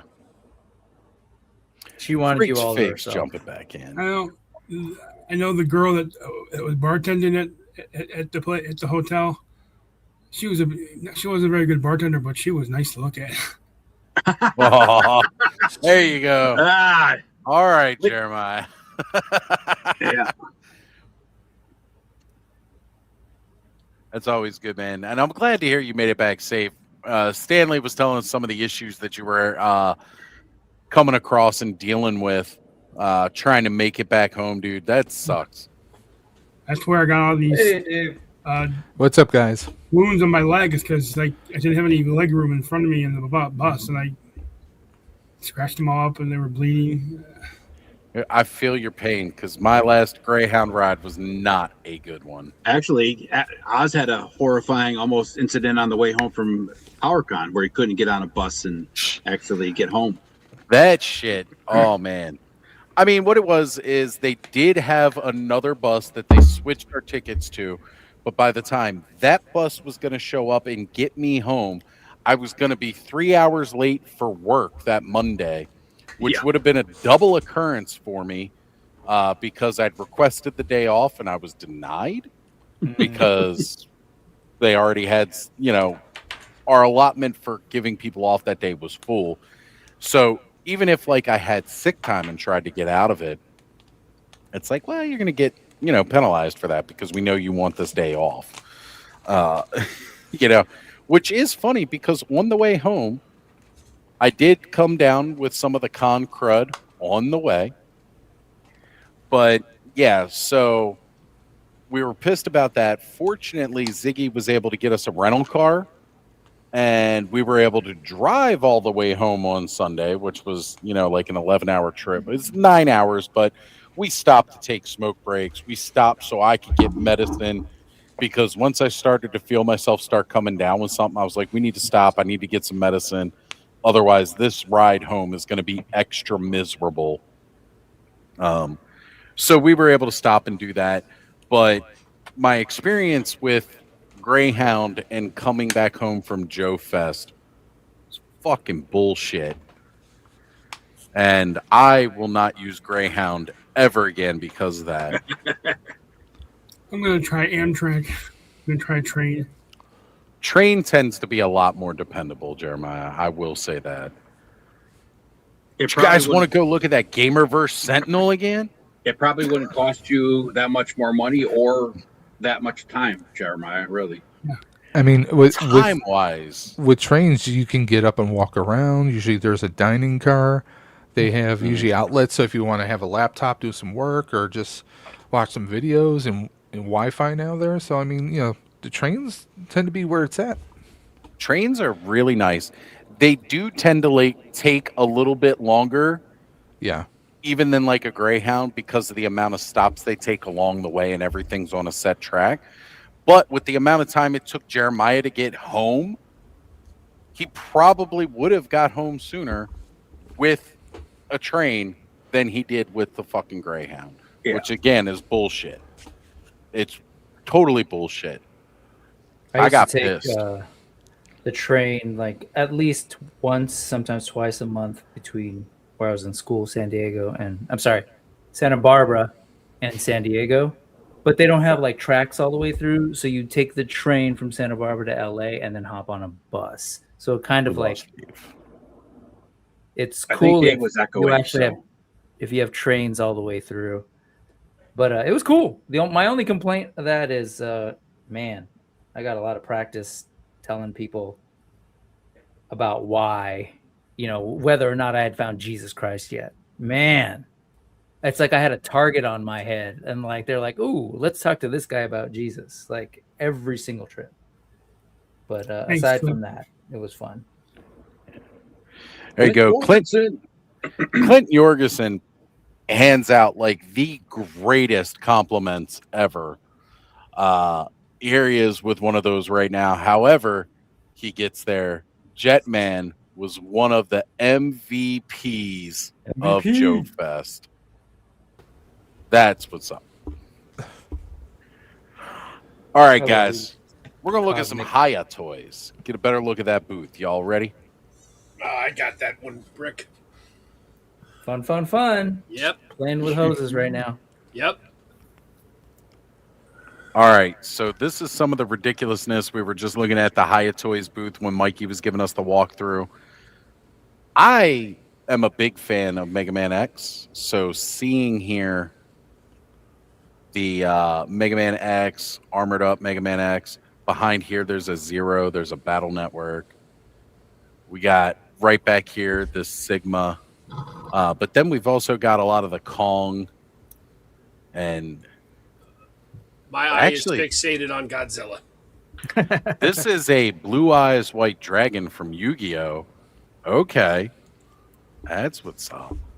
Yeah, you got big ass Godzilla up here looking great. Yeah, Godzilla Ultima. Head to head with Bandai for their Monster Arts line. I don't know how those licensing deals work, but like they have a Blue Eyes Dragon in Monster Arts. No kidding. As well as, of course, all the kaiju, Godzilla stuff. So, right, and we got the warrior bug from Starship Troopers up here too. Holy shit! I might want to pick that up. I love that. I mean, are people gonna army build those? At higher prices? Maybe. What's that Godzilla from? Which one is that? Let's see. Godzilla Singular Point, which is the Oh yeah, Netflix. Yeah, the Netflix anime style Godzilla. Mm-hmm. That Jet Jaguar in that one is dope. Right? He looks so goofy, but yet he turns out to be again like badass by the end. Oh, I love him. it. Yeah, I love him. The last Godzilla I saw was the one with Matthew Broderick. Oh no! You have so much to catch up on, Jetman. So much goodness since then. I thought I was behind not seeing the last one, Jetman. You're way behind. Here you can see that zero in here. So here's what was the Kong one you from saw before that, Jetman? Huh? What was the one you saw before that Matthew Broderick one? I don't think I've ever seen another one before that. Oh, okay. So basically, I don't think you've ever actually watched a Godzilla movie. We got to introduce him to all the Yeah, you watched a giant watched- iguana movie. I'll tell you what. Here's the good news, Jetman. Did you enjoy that Godzilla Matthew Broderick movie? Yes. Somewhat, not 100%. All right. The coolest part is like that's the bottom of the barrel, so it's Yeah, it's all all up looking from up there. from here. It's all looking up from there. I saw the King Kong movie with Jack Black too. Oh yeah, that was The Peter Jackson King Kong. Yes. Yeah. Check out -1 someday. I wonder. That I wasn't wanna hear too what you bad. think. That wasn't too bad. That was better than Godzilla. That Godzilla movie. Yeah. The Andrew Jack Black also version had a wasn't problem with that bus station. Damn right. I forgot about that, Andrew. But yeah. So the newer King Kong that's part of MonsterVerse is great. And all the MonsterVerse stuff is cool, how it ties in together. The stuff with Monarch's really good. I love all that extra stuff that they got going on. Shoot. The Heisei Godzilla Island was good. Yeah. That was the beginning of it, right? Chronologically, yes, but the first movie in that MonsterVerse was the Godzilla 2014. Oh, was it? And yeah, because it came out first. It was 2014, then it was like 2016. I know. I didn't know that was part of it. That's Oh yeah. That was the one that started it. Then we went back in time with the King Kong, and they left the Easter eggs in. Then we had Godzilla King of All Monsters, which again had some post credits and tie in with the King Kong movie. And then we finally got Godzilla versus Kong. And then we got Godzilla X Kong. And then New Empire was the most recent. And Monarch is. And the Monarch. chronologically. Yeah, in between a bunch of those is the Monarch Apple TV show. Pretty cool. I dig it. Yeah. I enjoyed it. I'm waiting for the next batch of that. And that should be coming along pretty soon, actually. So these Mega Man X Haya figures are dope. Hella dope, I would say. I miss Aaron and Ted. So the X Max They're both armor. doing good. If anybody wants to know, they're both doing good. They're Hey, surviving shoot. and thriving. Ed, shoot them a message and see if they want to join us. It's been They too long. won't. We tried getting Aw. them on stream before, they won't come on. I hope they all know none of us hold anything against them. We miss them. I tell them all the time, so does Travis and everything, but I'll tell them myself. tell them yourself. They like to get messages and feel love. Feel the love. That's what's up. This zero figure is redonkulous too. Sing it, Brett. And again, Sigma back here. These really caught my eye because again, I'm a huge Mega Man X fan. So seeing these things here, this is really cool. Of course, this is more like a regular Mega Man, and then this one's the Battle Network, which is like the DS game. So it's good to see those. These are sweet. Is Haya based in Hong Kong or? I think so. Anybody know? I can't say with any certainty. Okay, no problem. Are they I still would doing the imagine. GI Joe stuff, or is that kind of like over? No, they're still I doing think it. that are Still doing they? it? I Yep. hadn't seen anything for a while, so I thought they were done. That's good looking stuff. Yeah, it is. According And again, to Google, Hyatt Toys is from Shanghai, China. Shanghai. Gotcha. Okay. Yeah. Here we're into their more 1/18th scale Godzilla stuff. So again, this would be a little bit small for like some of your standard Godzilla type figures, but again, I think it works really, really well with what we get from when you're working with giant monsters. It makes it easier, right? I hate working with giant monsters. Worst coworkers ever. Yeah. They're always breaking shit. We got Godzilla King of All Monsters Muto here, which is cool. And then you got the male and the female one from the 2014. And these are all prototype color. The male is the one with the wings, which I think is really cool because we often think of a female as having wings because of like queen bees and stuff like that. But no, not with the Mutos. It's got that part where the female is the bigger one, which I like. And yes, the one from King of All Monsters, that Muto, was like a empress or something like that, more supreme than the other ones. Here we go. That's fire right there. Like this is just. I mean, just like with his mouth open like that, Looks that so blast cool for a and his, Godzilla toy. like he just looks like he's flexing right there, like just hard flexing, which is great. But what I love about this is we were talking about how this Biolante that's in the case with it looks huge, and to give you some scale, like these vines, those are all Biolante. This thing is massive. I said this thing could take on Baethier as far as size wise. Because again, like each of these stretches across this entire case, including over here. He's pretty much on the shelf by himself. It's him or her and that Godzilla. So here we got the Scar King from Godzilla X Kong New Empire. And this right here, the Tiamat. Okay, this is also what I wanted to see because this was in that same movie and it looks sweet. I just love the look of this, like very dragon, very aquatic dragon in a way. Under approval process. So that's not fully approved yet, but probably will be soon. Scar King looks good, especially with his spinal whip. Ooh. Mechagodzilla from Godzilla vs. Mechagodzilla in 1992 Heisei series. See, look what you've been missing out on all this time, Jeremiah. Look at all this goodness. Giant monster and robot goodness. The Hokkaido version, Godzilla versus King Ghidorah. Again, this one's from the Monster Island one, I want to say. Well, it's Godzilla versus King Ghidorah, but yeah, that era, the Toho era, more or less. Godzilla 2000 Godzilla. Oh, now here we've got the decapitated head King Ghidorah.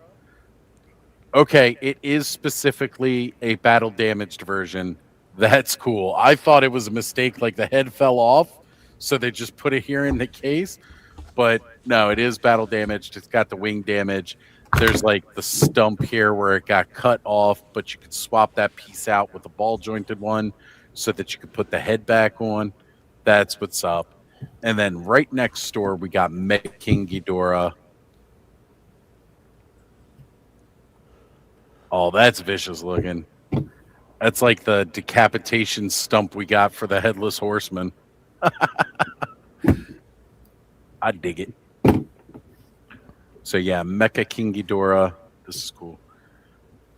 Godzilla Final Wars, where this Godzilla beat up Zilla from 1998 with Matthew Broderick. He just like smacked him once with his tail. Zilla went flying. Yeah, they brought those into the sort of world in Japan. They brought that sort of Godzilla from the Matthew Broderick movie and kind of turned it into like a type of kaiju. It didn't look like a dinosaur. It looked like a iguana. No, it looked like a stegosaurus, not a Godzilla. You know. Right. Yeah, the one from creature. that. I like the creature a lot. Yeah. So So this is. Go ahead, Jeremiah. I have to say I'm a big Hank Azaria fan, and he was actually pretty funny in the movie. He was great. Jean Reno was great in that movie. Yeah. One of my favorite parts is are you sure you can pull off the American? And like they're like, yeah, you just put chewing gum in your mouth and you chew gum. Like it's like I'm totally buying this. Like this makes sense to me. Pose me. Ooh. So they were letting people play with it. That's what she said. Oh yeah. Well, look at heck yeah. Somebody got this. I remember as a kid having the Bandai versions of these. Like, you know, the little like 4-inch scale ones, and they didn't have a lot of articulation. It was not great, but man, did I love playing with those little toys. Absolutely loved it. Oh, this is wicked. We got Monster X. Heck yeah. Yeah, that's cool. And I like that you see the other parts to his faces right here too. That is so good. Uh-oh. All right, so we got like a straight up old freaking Rick Grimes over here, but this RoboCop. So Rick Grimes is hanging out with Murphy. In the Commonwealth of the Walking Dead universe. The ones who lived. And then this one is from RoboCop 1. Yep. That's great. That looks so good. I never did finish the Joe Dixon series. It's still ongoing, actually. Right? Yeah. Netflix just had the season 3. It was a very short season, but they just had it on, and it was a pretty good watch. I mean, if you're a long-time Walking Dead fan, it's definitely worth it. But Haya seems to be killing it right now. Man, I'm all about these friggin' Contra figures. These actually look really good. Who was the one that was doing them a couple years ago and they looked like complete ass? Was it Premium DNA? Oh, the Contra figures? Yeah. Who the hell was that? Yeah. I can't remember now. I know it wasn't Haya. No, those look like ass. Yeah. That's how I know it's not the Haya, because the ones from those did look like serious butt. I did not like them at all. But those ones look really good. Saying, yeah, Haya is coming up. Yeah. Excited for the Behemoth for personal reasons. I love classified series, but they got to do something with these goggles on their figures. Not having any luck with the goggles? Yeah, I got my hit and run on them. Of course, it would. I don't. 5 fingers. I'm not sure if it's something going on with Toy Arc. They have everything from Hasbro. Like, we've looked at the Star Wars stuff several times. We've looked at the Marvel stuff several times. But they do not have a listing at all for any of the G.I. Joe. Oh, it could just be they didn't have, couldn't get coverage, or maybe, who knows, haven't uploaded. I don't know. Mikey was able to walk through pretty easy. And they've had other stuff get updated as we've been live today. So, I mean, that's kind of crazy. They don't have Lenny anymore. Yeah, I don't think that's why they wouldn't have it, but I mean, maybe. So here we got some Gundam from Bandai. For the Gundam fans in the house, I know I am one. So first, regular Mobile Suit Gundam, Burning Gundam, and then Barbaros from Iron-Blooded Orphans. Yeah, from the Netflix. Well, actually, I don't think it started on Netflix though, did it? No. Was that one of the Netflix original? No, it wasn't a Netflix original, but they did air it on there. They did have it available on there. Yeah. Loving how they look. They're always great. I mean, their Gundam toys are normally pretty on point. Wing Zero, heck yeah. Tips for cool posing. For Metal Robot Spirits Wing Gundam, like, yeah, had the beam saber or had the beam cannon out, shield back, and the wings out.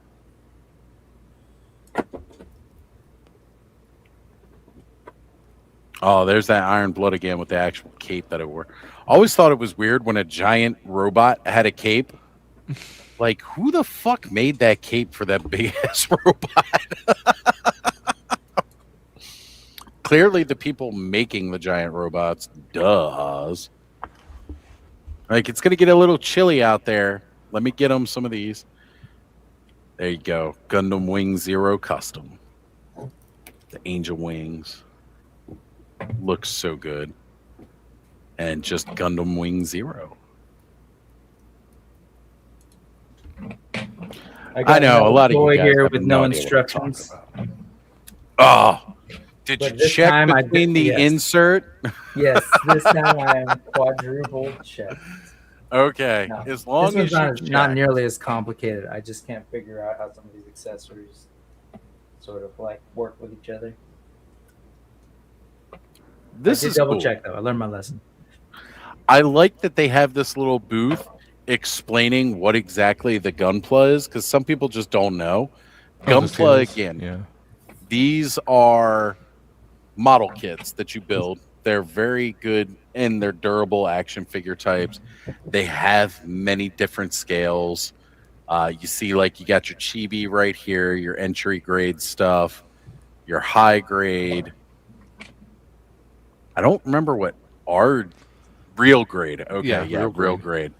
Master grade and perfect grade, which is your stupid highly detailed ones. These things are so cool. If you've ever heard of Gunpla markers, this is what they're talking about, those paint markers that go with Gunpla. So you can do the panel lining. Yep. We got Sean McLaughlin in the house. What's going on, brother? Glad to have you here with us tonight. So these are a lot of fun. I've enjoyed them. Buddy of mine, Justin, who said he might be joining us tonight, who I still have not heard back from yet. Yeah, he's really big into the Gunpla. He even got, like, a couple years back, they did a Megazord and a Dragon Zord.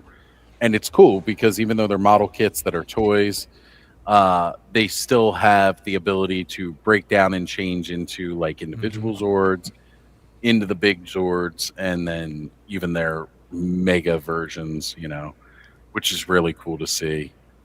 Some glow-in-the-dark paints or UV reactive paints, always cool. All right, we'll pack up. What else do people want to see? I could try to look it up and find it, even if it's not in Toy Arc. Now, Toy Arc's just the main one I've been looking up at. Let me ask, how do you feel about the real Ghostbuster unveils from Mondo? My only issue, and it's kind of a big one, is that I can't afford them. And I mean, let's be real. That's kind of a big issue. But again, that's a me problem. That Ecto one is great. Now, Dave, let me ask you, because I haven't found a good picture of it. And this came up earlier on the screen. So I wanted to hear if you've seen from any of your coverage that you've been looking at, how many of the 1/12 scale Ghostbusters can fit in that Ecto one? That I don't have any information in regards to. Okay. Cool. But now, as far as the Ecto one, obviously, I'm imagining you should at least be able to fit the four guys. That's what I'm guessing. I'm hoping that's the case, because we were talking about that earlier. Yeah. Bud brought it up. Like, are they going to fail where Hasbro has failed trying to fit all four into, like, the Kenner classics, the original, and then the ones from Afterlife as well as Frozen Empire. Yeah. You know as well as I do, you got 2-3 tops in those, Yeah. and that's all you're getting in there. I mean, you can stuff the other ones in there. But I have the they don't HasLab stick Ecto, in. and I have the Kenner reissue, and of course I have the Ecto Glow, which is just the Kenner reissue, just with glow in the dark on it. Plastic. Yeah. But I'm like, because back in Ghostbusters Day, the day before, there was Yes Have Some podcast. They do like a pregame party that night before. They had a rep from Mondo. They showed off. They unveiled the Spectral Ghostbusters from the Citizen Ghosts episode. The green ones. So I saw them in hand. Like we actually got to hold them and check them out. They looked amazing. I asked them. I said, with all these other toy companies doing vehicles, and some of those vehicles did not do well, Thunder Tank, Turtle Van, and a few others, with price wise. I asked him, I said, do you guys have any plans to even look at doing an Ecto? And he gave me the obligatory, well, it's something that everything's always in consideration. And then I had mentioned I fit 2 of the Mondos, not great, but I can fit some Mondo figures in the front of the Ecto HasLab. He kind of smirked. So now that there is one, I'm like, okay, obviously, he couldn't tell everything, but it looks fantastic. Although, if you look at the display label, that's not going to be the Ecto that people are going to be getting. They showed that it is the 3D printed demonstration. Right, the demo version. Yeah, for the demo. And so I'm wondering, are they going to have any kind of electronics? And also, here's a scary ass question that we all want to know: how much is that thing going to friggin' cost? Because it's a vehicle, right? It also comes with the Ecto 3, and it's going to come with a raised stance, as far as I understood. Oh, so the raised stance they pictured with it is coming with it. That's what I was told by someone. I don't have confirmation of that, but I mean, is this going to be a figure that is display? And my question is he going to differ from the regular race stands? Have they done some retooling so that he fits properly onto the Ecto 3?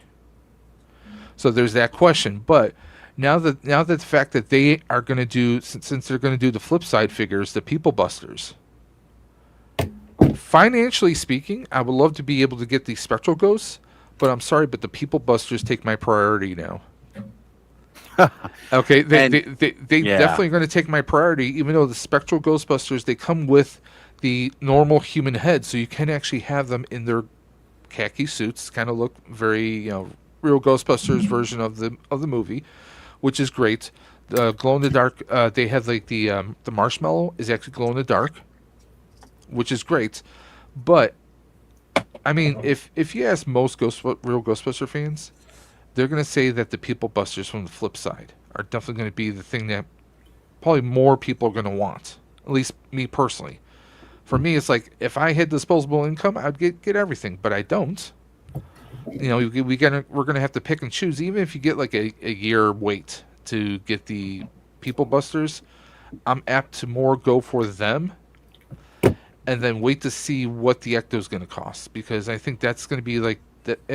I've heard people say that, they think it's going to be maybe $500. I've heard people say, it could be up to $800. A lot of people are guessing.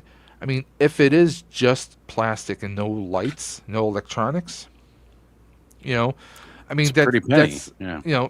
I mean, am I going to spend $800 just on something that is a piece of art? And the fact that we know that, this demonstration is 3D printed, which means there are files out there, and there's a lot of creative people out there.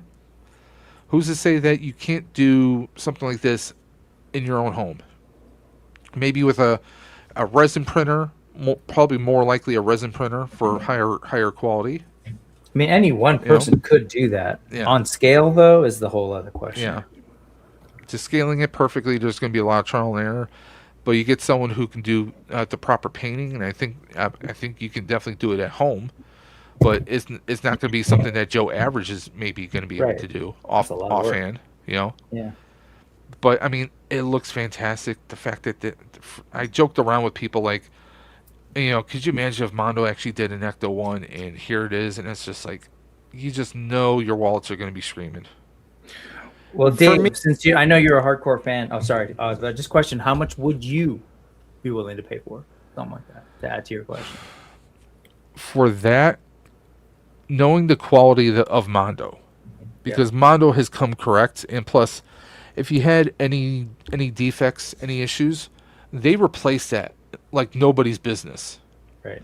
I had an issue where there was part of the ring for the neck was missing for the head part for Boogeyman because they give you two heads for Boogeyman.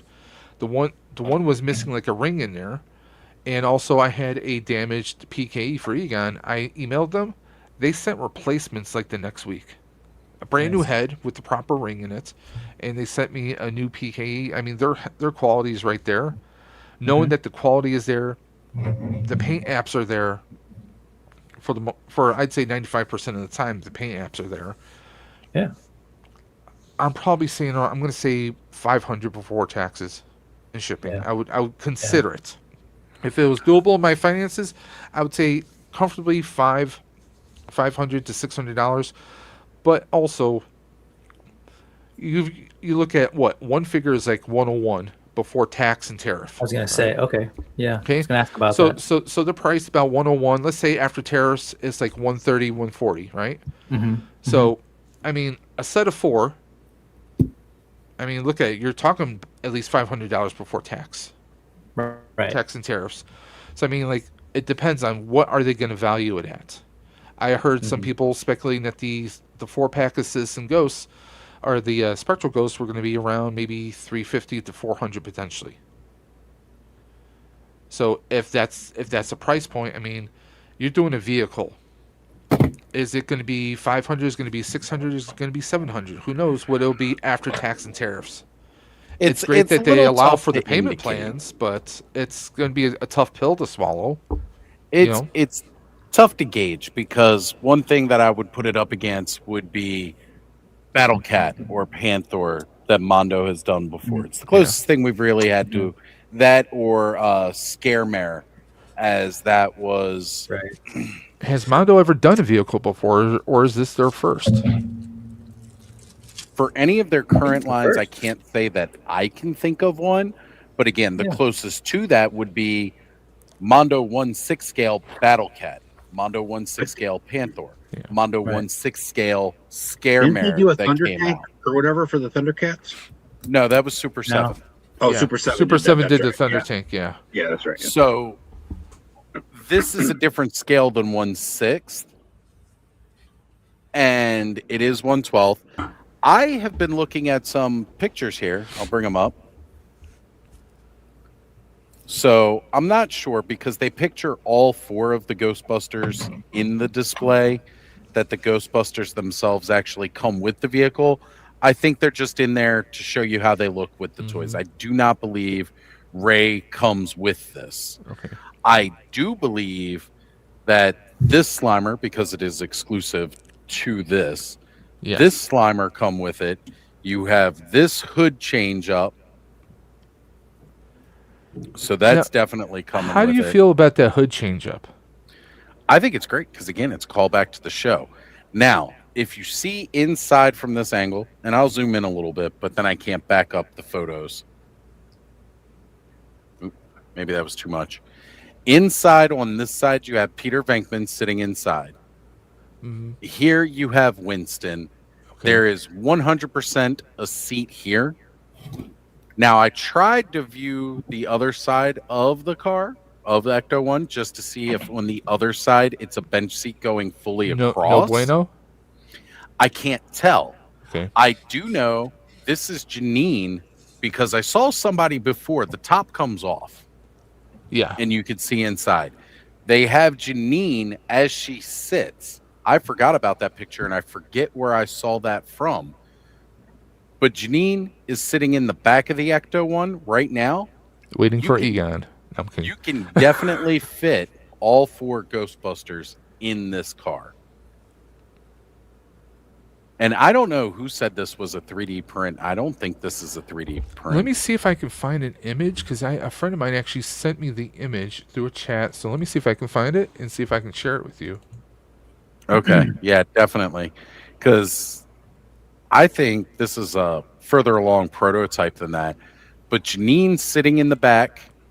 You have the back bench seat, or again, a seat in the back. I don't know if it's bench that goes all the way across, because you also have Egon. Yeah. And again, I can't see it from this person's pictures, because this is the last one. They don't have another picture, and they updated the display since then. I'm going to see if I can find those pictures. A friend, I was talking to a couple of my buddies, a couple of my teammates from Buffalo Ghostbusters. We were all talking about the Mondo Ecto 1. My one buddy's like, the modified front looks great and all. His plan was that he would do it during the month of Halloween, but then keep it regular for the rest of the year, which I can see, because it's kind of, depending on how you want to display your collections and everything, that's probably more likely. Mm-hmm. Because everything's niche, and let's be honest, Ghostbusters itself, I'm a big Ghostbuster fan. I cosplay as a charity group, with a charity group, so I'm heavy into Ghostbusters, but let's be honest, it is niche. And real Ghostbusters is very niche on top of that. So it all depends. There's going to be people who are going to buy it. That's no doubt. It will sell. But as far as what the price point is going to be, that's going to be even. It'll be a huge determining factor. Yeah. So here you can see from the concept art, and this is pretty much exactly what they're showing us in the booth. You got the bench seat in the front. You got a captain's chair behind the bench seat on this side. And then you have the bench seat going down the side of the Ecto 1 on the inside. So you can sit 6 figures in here. 5 figures in here. Because you got 2 in the front seat, 1 in the captain's chair, and then 2 on the bench. And that also includes the side rack here for all the proton packs. And this Ghost as a companion does come with it. The Ecto 3 comes with it. And you get these 2 versions of Slimer. I did find that image. So do you want me to share that? Yeah, absolutely, if you want to. Okay, here we go. Let's see if that will show up. Yeah, I got it. Oh, sorry, Ed. Go ahead, do it. That's right. So, yeah, if you notice right there, it says 3D printed prototype shown. Final product may vary pending licensor approval. So they don't. This is pending approval. So this, I guess, it is possible. It might not even go through. They say that for all of them. Just if you check everything, okay. Yeah, that's standard on all the Motu stuff. All they have to, and as long as up until they get the official, okay to move forward. That is, yeah. Oh, by the way, those pictures that I got from the inside the display like that was from Pixel Dan's post. Okay. So he was the one that was sitting in on the panel, and we saw those images on the screen. I'm still trying to find the pictures I saw where somebody removed the top, and you could see Janine sitting inside of it. I definitely saw that today. I can't remember where or who it was. Now, I do love that they have the Slimer with the slime is flapping, peeing, because with the car as he's holding on to it. Because I have one of my Slimers that I got from Mondo. I actually have it sitting on top of my HasLab Ecto, and it looks perfect, just hanging on to the, to the light bar. So I'm wondering, okay, depending on how well the Ecto 1 does, are they going to do an Ecto 2? Maybe. We are. so many requests, Dave. I think it's valid. Yeah. Well, I would think an Ecto 2 would be baby steps before doing an Ecto 1. It just depends on interest and how well it does. That's what they'll tell you. It's well, let's see how this one does. All right. So here is the image where I saw the top down inside. So maybe the top doesn't come off, but it still looks like it would to fit the figures in the back. I would think that's a safe bet for the top to come off because it's probably going to be the easiest way to get the figures the figures in the back. Yeah. So this is from Nostalgia Unboxed, and this is where I saw the Janine from the top down. If you see, it looks like we've got a very Kenner styled or real Ghostbuster styled Lewis here. I say that because it's kind of got like the big glasses look to it. But yeah, that's where you can see you got two in the bench here. There's the seat here on the side, the captain's chair, and then you've got two up front, and then it looks like there might be another captain's chair here. And then the rack holding the proton pack slides all the way up to that captain's chair. I mean, could you imagine if they could actually fit 6 figures in it? What's up, dude? Well, this would give us 1, 2, 3, 4, 5, 6. So that's at least 6 figures, yeah. Hey, ladies, we're bringing home 6 figures now. I need to make 6 figures just so I can afford to bring these home. So you think you're in, Dave? I guess again, the at price point 500 or below. Yeah, I mean, because realistically, I mean, one, real estate is one question, but I mean, I have a lot of I got the 2 Playmobil Ectos, Ecto 1, Ecto 1A. I have the HasLab, and that thing is just it's massive, but it's great.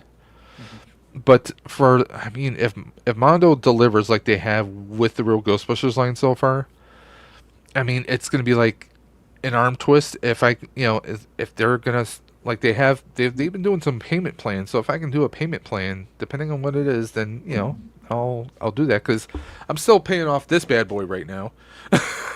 Right. Yeah. So my printer, This 3D I'm paying printer that off bonding. right now. So I mean, it depends on where things are at. But I mean, like, they're really. I mean, Mondo's killing it. I mean, they are. I'm a huge fan of everything that they're putting out right now. I mean, Hasbro did their little unveil, and then Mondo's like, "Here, hold my beer," and they just kind of just ripped the doors off. Let's be honest. Oh yeah, you got your little Lewis Tully Ecto Glow 2-pack. Yeah, what up? You're like you got your little Lewis Tully and Janine 2-pack. Yeah, what up? You got. Are you finding that in the niche Ghostbusters, set of collectors, are people choosing, or is it just like, well, there's not that much Ghostbuster stuff, so they're just getting it all? Well, trying to get it all. I'll say this: there were the dark times when we did not have anything. When after Kenner vanished.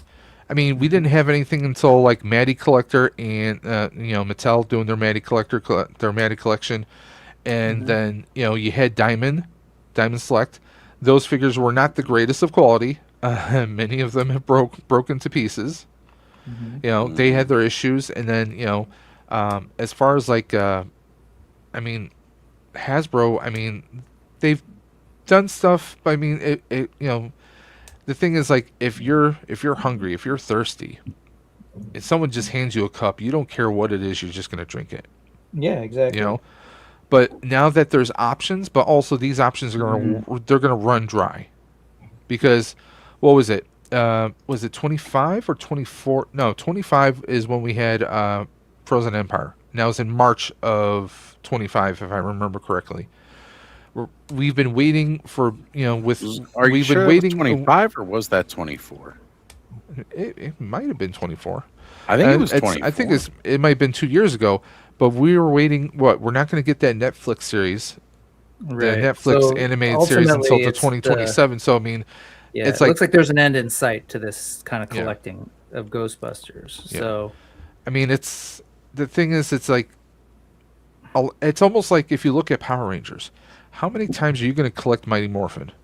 And let's be honest, Mighty Morphin and a few other select series are probably like the ones that people are going to kind of jump on, right? And then they're really like, well, I didn't care for that one. I didn't care for that one.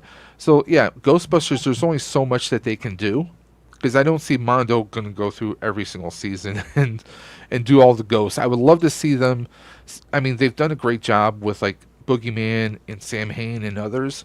I would love to see them maybe do more villains, more monsters. I mean, if we get the core figures, the core Ghostbusters, maybe introduce lines of some of our favorites. I mean, they've already done the 2-packs like with Grundle, Sandman, Boogeyman, which is a big favorite of mine. They had the color variants of Sam Hain, which I missed out on.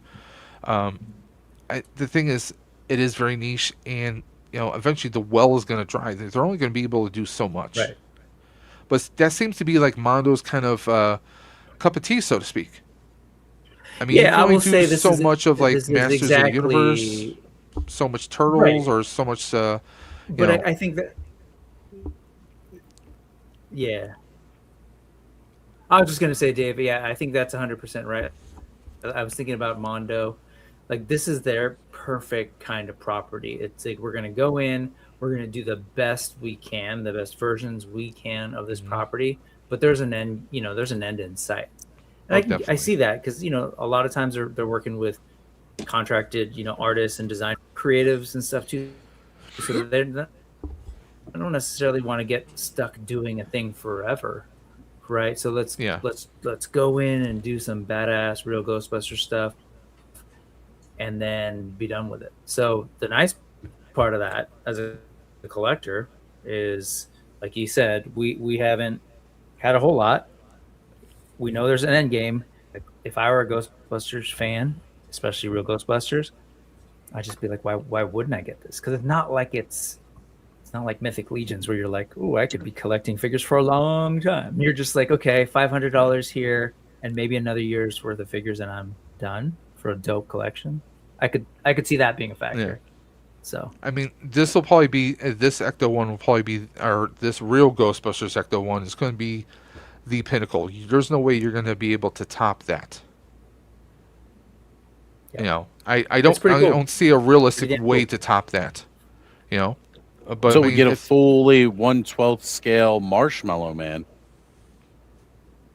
It'll be as big as some of their, or bigger than some of their 1/6 scale figures. Yeah. But I'm not. Again, was it 2 years ago or last year when they did Scaremare with Scare Glow? I didn't see that thing coming. That was a non-existent entity that they created and they put out there, and that thing is massive. 1/6 scale Scaremare is nuts. So there was apparently a nacelle panel that ended not too long ago. Action Figure Insider has just released some more images about that Build-A-Bridge for Star Trek we were talking about. Mm-hmm. So a tradition of at least one crazy accessory per wave. So here you see wave 1, Genesis device. Wave 2, holodeck archway. Wave 3, or wave 2, bio or Kirk's horse. Wave 3, bio bed. Wave 4, the little Enterprises. Wave 1, shipping continues. Wave 2, shipping expected in Q4. So these are the figures they've already kind of got lined up. Wave 3, shipping expected in Q3 of 2027. Now, this is where, again, earlier we were talking about making sure we have the figures to fill the bridge. You can see right across the top, we got our original crew, which is great, with more to follow.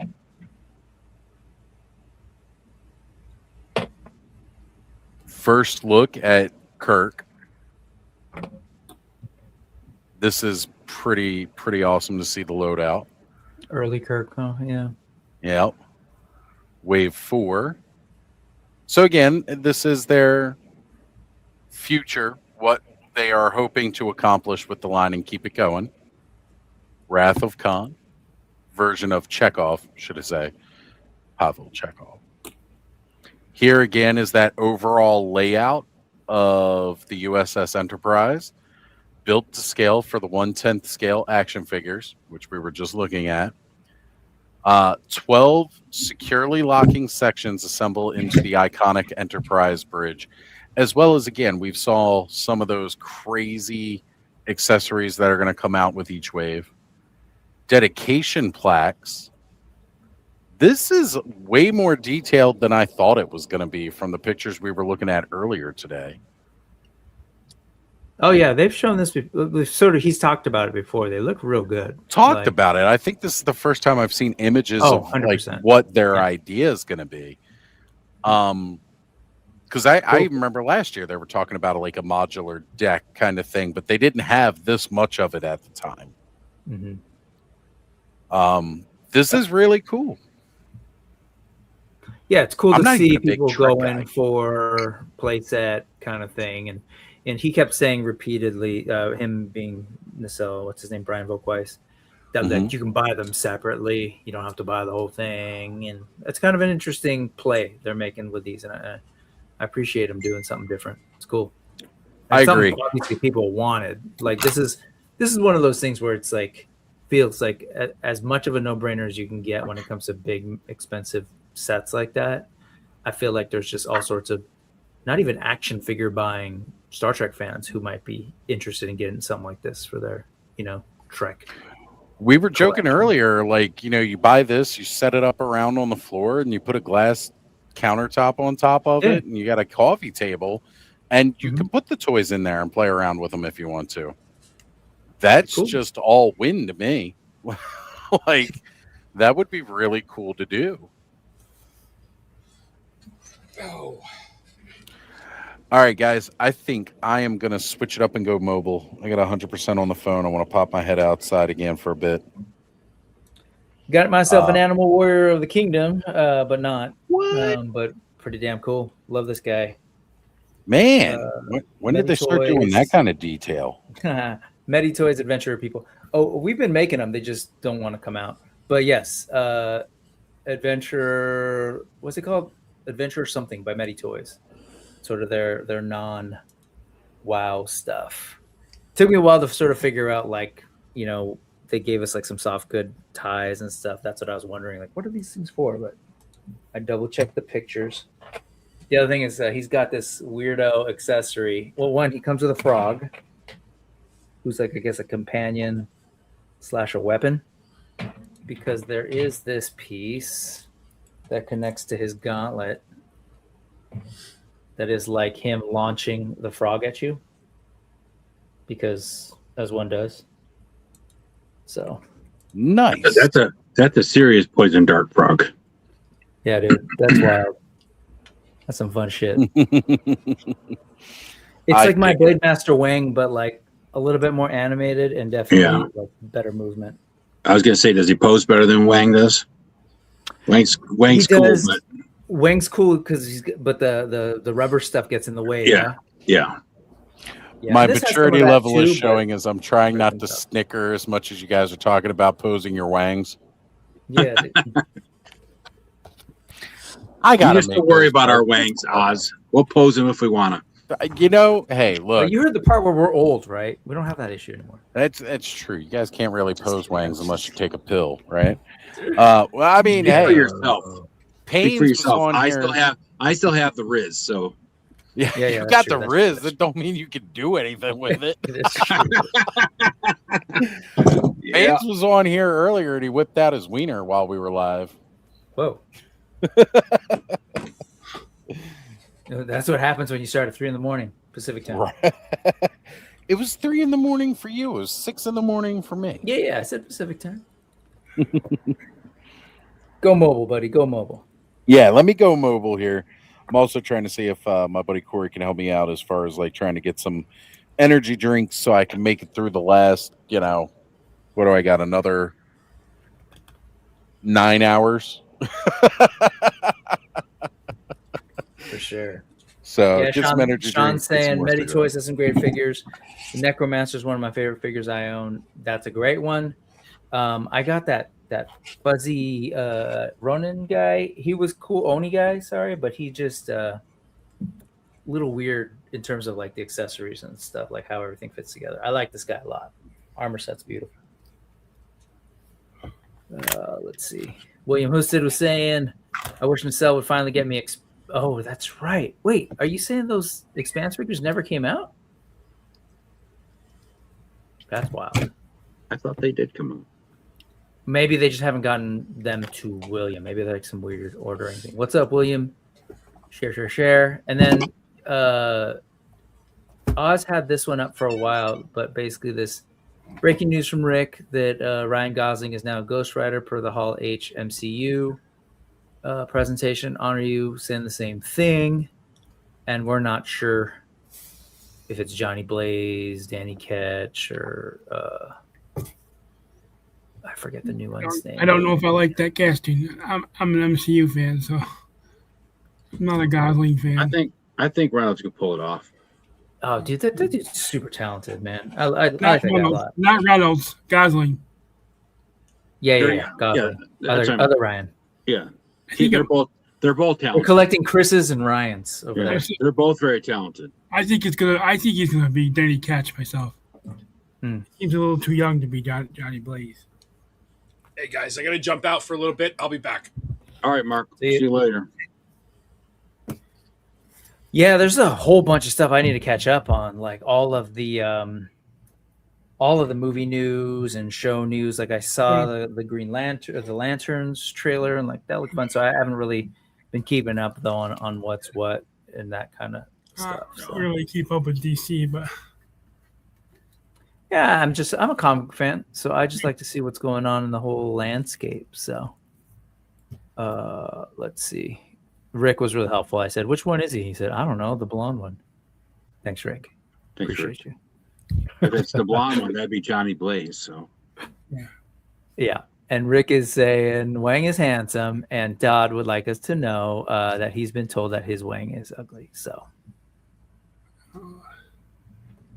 all right, what else you guys want to look at? Anything else that you? I think they're planning a Midnight Suns movie. With like that would be cool, like building up to it with like they got Moon Knight and well, they could do what was it, Marvel Knights too, right? Though, because then that had Ghost Rider and Punisher and so yeah, it depends. Let's see. Go for it. Sorry. No, I was just saying I don't know, like which one how it's gonna be. It's all going to come down to how they write the story. I mean, Ryan, I think, could pull it off. It just depends on how they're going to write the story. Yeah. Yep. Both Ryan Gosling and Ryan Reynolds are both very talented actors. So. Oh yeah. Love Project Hail Mary. Yeah, loved Blade Runner. Even loved what was the other thing? Freaking Barbie. He was great. Like he's versatile. You see him, Barbie? Can't wait to see him in Star Wars. Yeah, he's Ken. Oh, is he Ken? Yeah. It's a really clever movie. All right, let's go to. You guys want to check out some in art? Have you guys looked at that yet? I'm gonna say we're looking at in art. You feel follow in art at all, Jetman? No. Yeah, Queen Studios. They used to do 1/6. And then about 2 years ago, they started doing 1/12, and they've had a couple licenses. There's like a video game license that's huge, a game that's huge called Black Myth Wukong. And then, of course, now they're moving into. They've had movie stuff. You'll see some Bruce Lee stuff here in a second. But here's their offerings. I'm forgetting what is the name of this video game. I put it in my Discord. Let me check. So. There's a couple of different things going on. This is a anime box. What is it called? Some Megalobox. This is a hugely popular video game that is way like something that I know nothing about. And I'll find the title in a second. This one here is an original IP for them that they're working on. And then, of course, the man, the myth, the legend, Bruce Lee. And some Terminator stuff. Check this stuff out. It's too bad his son got killed because I watched a couple of his movies. He was a really good actor, Brandon. The Infinite Nothingness has returned. What's up, Infinite Nothingness? We're looking at InArt / Queen Studios. Nice. Okay, we were able to pull these guys up. That's awesome. Here, since I started showing us some Chinese adventure stuff with animals by Mehdi, let's stick to that, and let's start here. So the Black Myth Wukong stuff. Yes. Massive game. I think there was like some ridiculous number, like 24 million sold. Like that first opening day, servers were logged for this video game. It's a one-player deal, but like I think Steam crashed or some ridiculous thing. So these are some of the figures that they've already released. These two, at least, Wukong. Actually, they haven't released this armor Wukong. They got the Zhubaji or Pigsy, and then this is the 5th or 4th sister, one of the sisters that's upcoming from that game, and then of course Michael. But the details on these things are ridiculous, just like a lot of things we've been looking at lately. Yeah. Here's the toys just keep getting better, man. It's redonkulous. Because we don't have enough Wukongs in our life. Here is the so towards the end of the game, he finally sort of you play him early on in his sort of journey, and then I haven't finished the walkthrough. Yeah, I haven't finished the walkthrough. That's how I play video games these days. I watch them on YouTube. But because you spend all your money on toys, you ain't got time for gaming systems. Yeah, I don't have that's a massive time and money suck that I can't afford. So look at this shit. This is 112, dude. So that thing that I was showing earlier, that tiger's again very like more on the animated side. That's straight up, as photo real, pseudo real as you can get some of this stuff. That is so cool. I love that. And then phoenix feathers look great too. Right. So there's that. I'll show some stuff. Killer. But I also wonder, like, we've gotten so many Wukongs, man. But you know what? Hey, I'm okay with having a bunch of Wukongs, considering like 2-3 years ago, we didn't have there were some on the way, but we didn't have. There is a plethora of Wukongs right now. Journey to the West does not get enough love over here. Yep.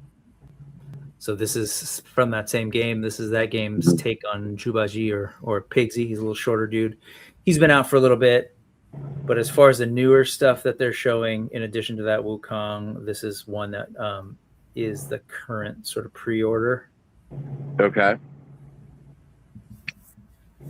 Just beautiful looking. If you're into the game, cool.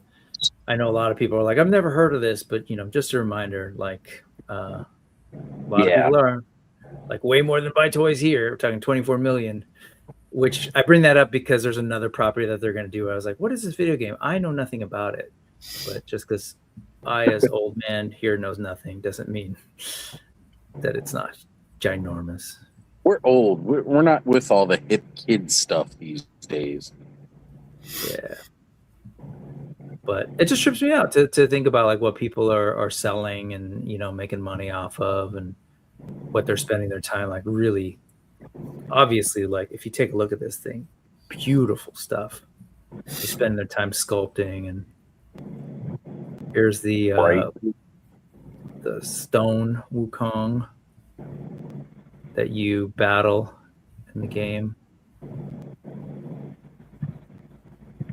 Oh, wow.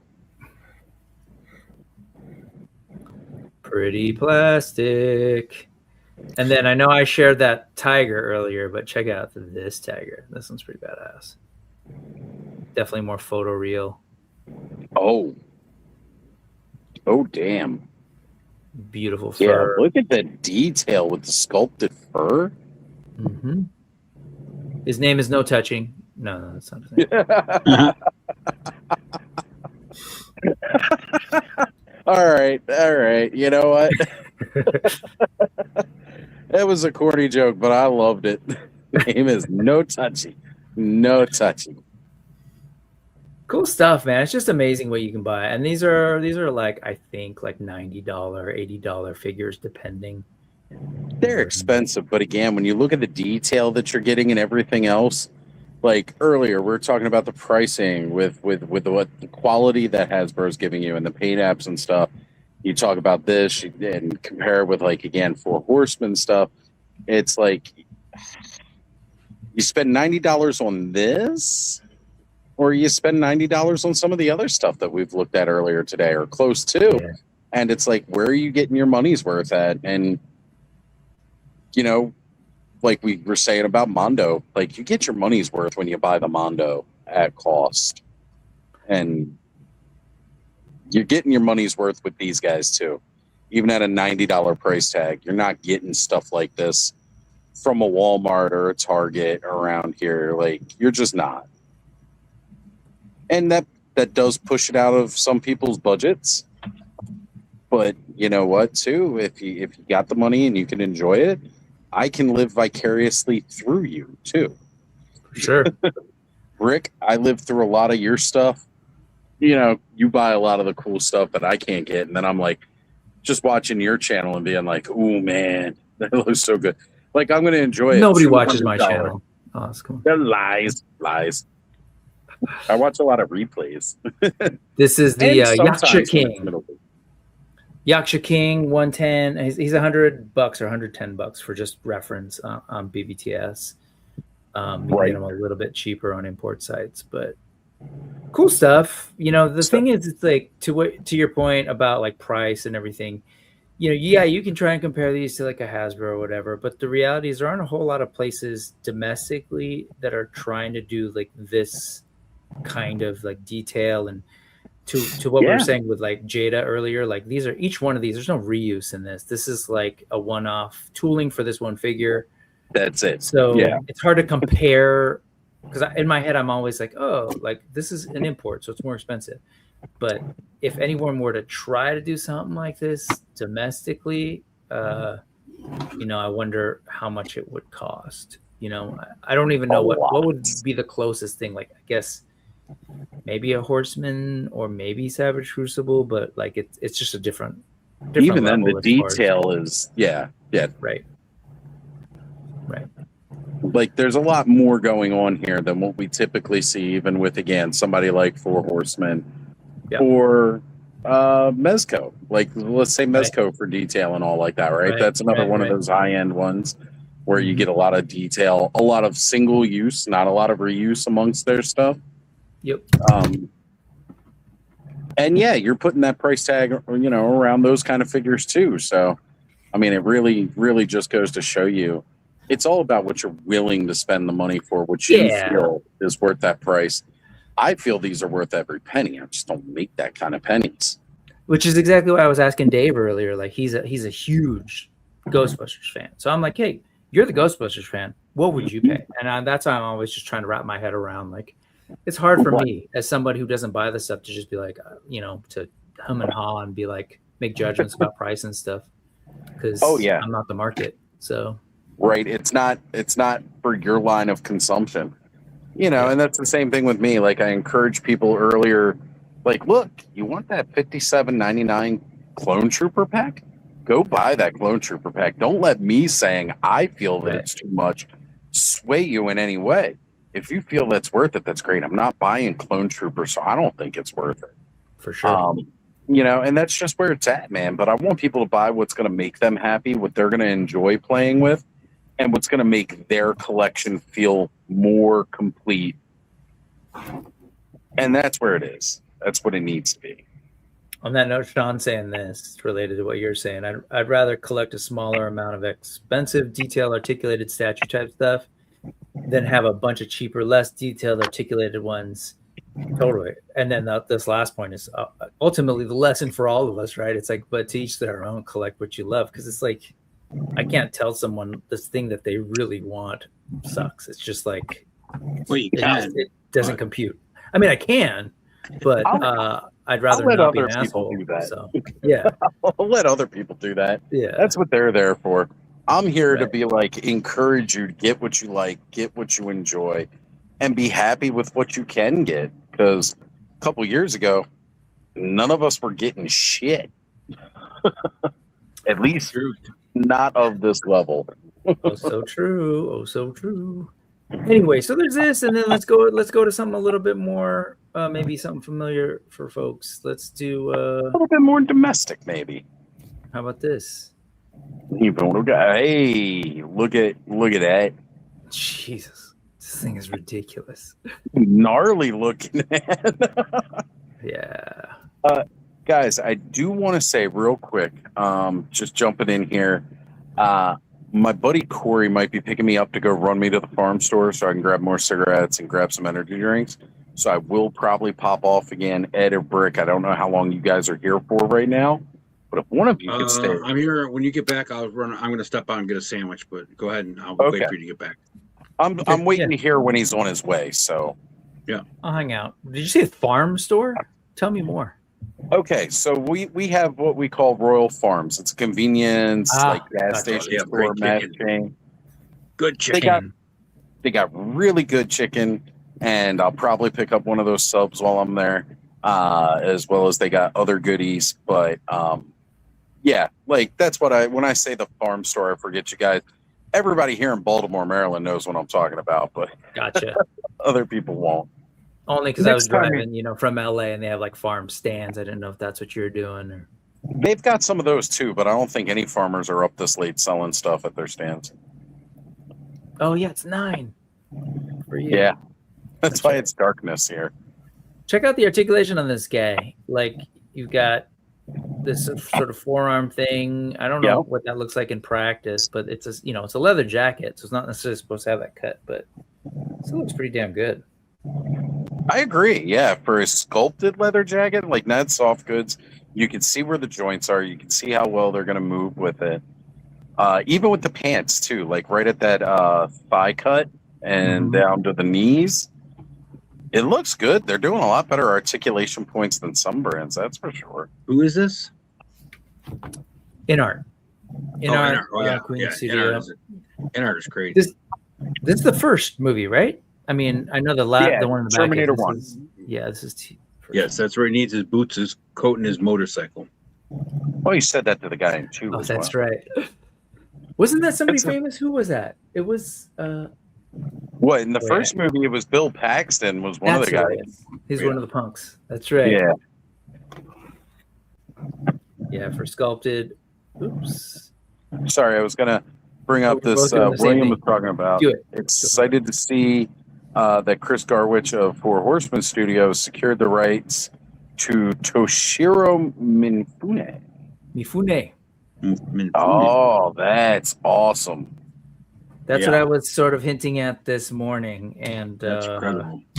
Yes, I've been happy to help him do some design work for that, some identity stuff around that project that he shared with the licensors in Japan, and so I'm happy to help him out with that. I'm excited about that line. It's going to be really cool, especially that Mifune stuff. It's gonna be dope. That is especially exciting. This is really cool. So there's Crash that. jumping in. Go for it. I'm just going to prop these in. Yeah. Crash jumping in, saying, I have that Terminator toy and the Hot Toys. Yeah, you do. This face one seems a little softer, almost like a classified, kind of like what Bud was saying earlier about the. Still looks great. I mean, it looks photoreal again. I guess that's what happens if you're going for that like real human kind of like a lot of gradients and shadow work. I wonder how these do. I'm really curious. Like, I wonder who the folks are who collect this stuff. Their Batman figures, the way they pose are incredible because they pose around all the armor and stuff. It's absolutely insane. And they're like hidden, right? I've seen that armor. Yeah, that's what I'm saying. It's all all like like tell where the joints are. Yeah. So they do a really good job of that for sure. So you got Terminator figures coming. They've got a bunch of stuff. Let's see what else. There were. Oh, I showed this earlier. Annie, are you okay? Annie, are you watching? Sorry. Are you okay, Annie? Are you okay, Annie? That Michael looks good.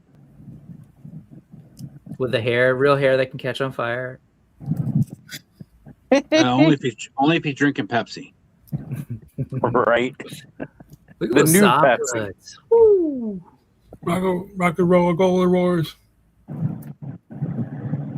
Does that jukebox come with them too? I want that jukebox. I was just gonna say that. This might be worth it to buy for the jukebox alone. Damn. I wouldn't be surprised. It's a facade. It's short. It looks like, but shallow. But it looks pretty damn good. I'm all right with a facade as long as it looks good in the setup. Microphone. That's awesome. Yeah. Yeah, they load their stuff up. All right, guys. I just got the word. Corey's on his way. He lives like 2 minutes. So I'm going to go throw some actual shorts on, grab my wallet, and I will be back in probably like 15, 20 minutes. Excellent. Whoa. Cobweb. We got Jacob in the house. Is he in here? Dude, with the super happy poop. Happy poop. That's you're making my poop happy, Cobb. That's all I gotta say. Thank you, brother. Appreciate it. Richo, no pants confirmed. I got sleep shorts on right now. I'm gonna go put on some actual shorts to be presentable in a retail setting. Now, come on. Anybody want to break down I've been to the what farm the jewels store are? before. You don't need to be presentable in there. I really don't, but I've been to a farm store in Baltimore, and I know you don't have to be presentable in there. Yeah, not in the city. Grab a case of beer. Actually, I can't because in Baltimore County, unless they got a liquor license, I can't get it from them, and a lot of them don't. Yep, a lot of them don't. All right, guys, I'll be back in a bit. See you, dude. I'm wondering now as I'm looking through this because they do 1.6. They started as 1.6. Yes, I'm not totally sure which of this is 1.6 and which of this is 1.12. Yeah. I know obviously the video game ones I was showing you. I know Bruce that we're about to see and Terminator are, but that Michael for some reason threw me. But if I remember from the images I was looking at, they're all side by side, and they do look like they're all the same size. So 1.12. Well, they're doing a bunch of new 1.6 and approximately 1.12 figures were. Yeah, they're doing a lot of crossover display. though, where they're doing them in 1.6 and 1.12 scale. So that's right. That's right. Yeah, I don't see these on the shelf. Yeah, dude, that Michael is 1.12. He's about as big as those Black Myth Wukong figures. This thing is dope. Again, he's not something necessarily that I need, but so cool to see. Oh yeah, he's definitely awesome looking. I was never. I mean, not that I didn't enjoy the Terminator movies, but it was never like a thing I was a fan of. That's the word I'm trying to get out. You know? I liked them. I liked them to the third one. Yeah, the outside ones are whatever. They just using the property to make some more money. But yeah, I mean, like they were good and I enjoyed them, but it wasn't like I was a huge fan. All right, now here's the stuff that I've been waiting for. I've been waiting for a good-looking Bruce Lee figure. Back in the day, I used to get a Bruce Lee figure. I have a 12-inch one from like way back in the day, early 2000s. Is it the yellow suit? I have this one, this exact outfit, but not nearly as good looking as this. And the body wasn't right, and obviously didn't move, and that was 1.6. So at 1.12, I'm really impressed by. Back in the day, they made a couple. One company made a couple of Bruce Lees that were fully articulated 1.12 or 1.6 scale, and they were awesome, but seriously expensive at the time. Right. Which was good, like $150 back then, and now they now we dump $150. Like, right. Yeah, that's all right. It's wild. But this one, like this is the one that's particularly impressive to me. I love this suit. I always love the Game of Death stuff. Yeah. And this one. Looks like they got some good sculpt on his hands, so he can do some different things. Yeah, look at that. Yeah, see that? All those wild Bruce Lee, all those wild Bruce Lee hand gestures. Yeah. here. I think it was last year when I went to Joe Fest. My son was, he was living with me, so he was home for, that week alone. He watched like a marathon of like Bruce Lee movies over the week that I was gone, and then he was watching Drunken Master with Jackie Chan. Nice. Oh God, that's so classic. Yeah. This is just, again, indulge me because really into Bruce Lee. This was me 2 years ago at Halloween. And this is how I used to dress my kids when they're toddlers. Oops. Oh, come on. Bad. Open image in new window. This is what I was trying to show you. Your kid wasn't the kid that was all over the internet with the nunchucks, was he? That was your son. No, wasn't that wasn't him. That wasn't him. That was impressive. So yes, into this stuff. Love to see it. Like this is the serious range of stuff that we're getting, right? Both sculpt wise, but also like the kinds of things companies are choosing to try and do and sell to collectors. Yeah. Killer stuff, man. Dig it. And then they do have like an original IP that they're trying to do. It's pretty interesting. It's not exactly something I'm wild over, but like clearly the craft is there, design's kind of cool. But so they're doing their own thing too, trying to see if they can, pull like a sexy ice and get into these sort of like buggy Guyver-ish kind of, a little bit of Dragon Ball there, a little bit of Guyver, a little bit of H.R. Giger. So Kamen Rider. And that, friends, is in art. Man, SDCC's got a bunch of stuff. What are folks saying in the chat? Oh, there's a bunch of people popping back in. Todd C's back here saying that there was a toy company that did action figures of all the classic Kung Fu movies. I'd buy them up. Absolutely. Yeah, dude. All the HK stuff back in the day. Yeah. Saying you're probably the same age as Ernie Reese. Ernie Reyes Jr. Yeah, he's a little older than me, but yes, I remember. Wait, actually, let's see. Sean saying InArt's doing, they're doing the 1/6 scale Lord of the Rings and in 1/12. Those look really good. That's right. Mm-hmm. That's pretty much it right now. Ernie Reyes Jr. is 4 years older than me and was born where Rick Jones lives, or that area, San Jose, California. What? So when was he born? 72? Yes, 72. Okay, good. Still older than me. That's good. According to the interwebs. Not by much, but he's still older than me. What else you always want to look at? Anything else that comes to mind? GI? Anything that you're curious about? Let's take a look at the Acid Rain stuff. Oh, okay. Yeah. I don't know if Toy Arc has it, but we can look at Instagram. They posted stuff on their site. Yeah, they got a lot of stuff on their Instagram. Okay, hold on, give me a sec. I'm surprised. Has Oz talked about the Four Horsemen stuff at all? Or he's waiting for Joe. He's waiting for Joe to get on. Which should be soon. Because that Skeleton Warriors are some of my favorite stuff. Yeah. We talked about it a little bit when Mike was doing the walkthrough and stuff, but not like anything in depth. So oh man, speaking of, so this is Acid Rain. Check it out. They got a hold of a Four Horsemen shield, and right? Yeah, that's totally a Four Horsemen shield. That's hilarious. Yep. Oh, it's because of the Legions fan meeting in Japan where Chris is at. That's cool, and that's right. They gave. I think these were specific to that con. They made these special colorway items that they gave away to folks who attended. Yeah, check it out. To Chris. Excellent.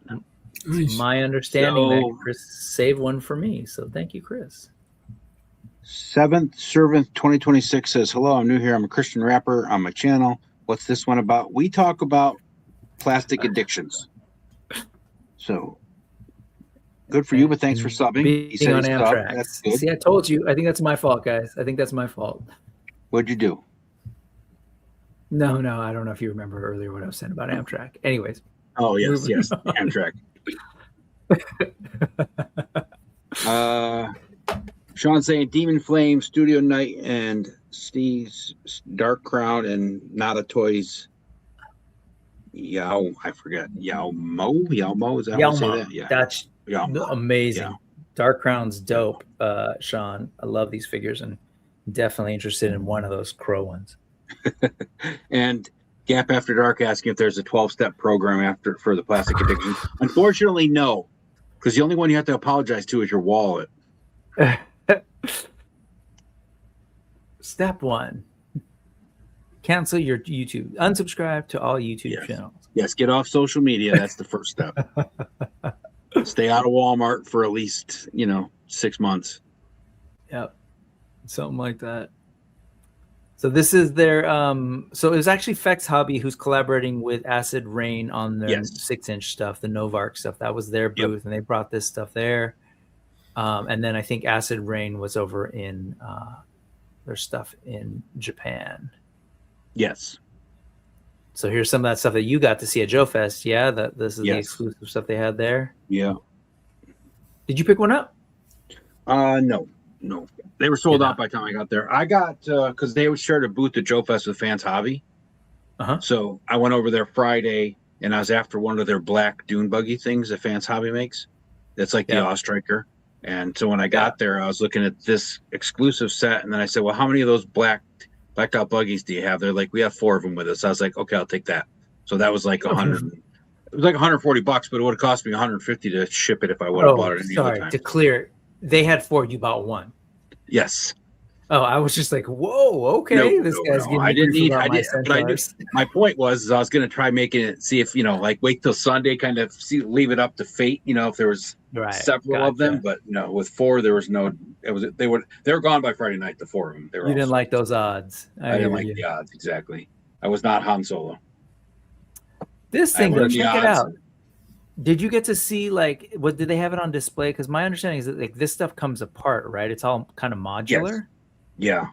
So did that you little see walker? This? That little walker thing is awesome. And sorry, these prices are. This is not here. Or no, wait, what is that? What is it? I don't know what that 5. The walker and Viper figure I think was like $80, so it wasn't that bad. So I mean, a figure for 40 and the walker. That thing in the back I did not see there. That looks pretty awesome. So it's modular, and so that's that same piece, but it's connected to this larger sort of like dropship looking thing. Hey guys, you mind if I drop off for a while? Yeah. Oh, Jumpman, you don't have to ask. Just go ahead and go, buddy. We'll be here all night, so stop on back when you're ready. All right. Good to see you, dude. Yep. You too. Stay off the buses. That's for everybody. No. Yeah, pretty much. Yeah, that's wild. Dude. Oh, but have you ever looked at Acid Rain's 1/18 scale stuff? I have. It's dangerous. They have some wild looking vehicles and cycles and stuff that's so post-apocalyptic and everything. It's just incredible. So cool that this is at SDCC, and I think it signals obviously they're trying to hit the market. The 1/18 is fairly niche, but then to now to move into the 6-inch, and they weren't this wasn't a 6-inch that they were happy to just sit in on the Asian market. They were definitely pushing big here. So to go to SDCC's no small thing. And then the last 2 years they've shared a booth at Joe Fest with Fans Hobby. So last year their 1/12 scale figures were all just in the grayscale prototypes, and they had a case of those. And then Fans Hobby has this kind of dial in the middle of their booth that's just incredible looking. That's one of the buggies right there. That buggy is a Fans Hobby buggy, but I got the all black. Yeah. Real quick, so they were asking earlier about that 12-step, and they clarified that Todd said there are no steps because most of us don't want to quit. We just learn to cope. Given the we're functional addicts, if you will, is what's happening. And shout out to Seventh Servant 2026 for subscribing to Oz's channel. That's dope. And Rick offers some sage advice. If you can swing it. If you can I'm gonna have to get some stickers made up for Jetman for next year to hand out saying beware the bus. Beware the bus. This stuff's pretty cool. Mostly the stuff that you've seen, but like this sort of I like those shipping containers. Those shipping containers are cool. Stuff you can work into all sorts of collections. Yeah. And then here's, of course, the Ostrix. I mean, like, this is the one dude. Oh yeah, so good. You know, right next to the and their feet are at the same level, so I mean they match up perfectly. The right is Fresh Monkey. Yeah, Fresh Monkey Fiction, Soldiers, Big Bad Workshop. Yeah, Soldier's Fortune. But yeah, this guy's cool. He's got like the exoskeleton. That the engineering on this thing is wild. You'd appreciate this, Brooke. Yeah, like, no, all this stuff moves. Yeah, I've seen it, like the exo armor and the legs and the arms. I think that stuff is cool. Yeah, it's just they run a little smaller than a lot. The weirdo stuff that I get that tends to almost skew. I said the only thing I don't like about them, and it looks like with the new stuff they got coming out in this next wave, the guns are done a little better. The guns for this guy were pretty basic. I mean, like they weren't even like that futuristic looking. So. So this is generally like a mix of the stuff they've got, and then you can kind of see they've got these. So you saw what Ed just shared, that they came with like these exoskeletons, and then more recently they are sharing these sort of two-legged things that can be either drones or you can actually get dudes to ride on them. And then coming up are these guys, which is basically the same legs but a different upper body. Yep. You can get a figure in there, or you can get this sort of like centralized like drone robot thing. We'll take a look at those in a second. You can, like total mech suit. Whew. That missile launcher is new too. Yeah. Yeah, I mean, and this stuff I'm assuming based on your Fresh Monkey figure, it's same as Classified. Yeah, they're basically the same. Yep. Yeah, Classified, Fresh Monkey Fiction, Big Bad. They're all line right up. The only bad thing about this is, and it looks like they did it right with the new figures. In this first wave, all the figures had helmets or they were robot heads.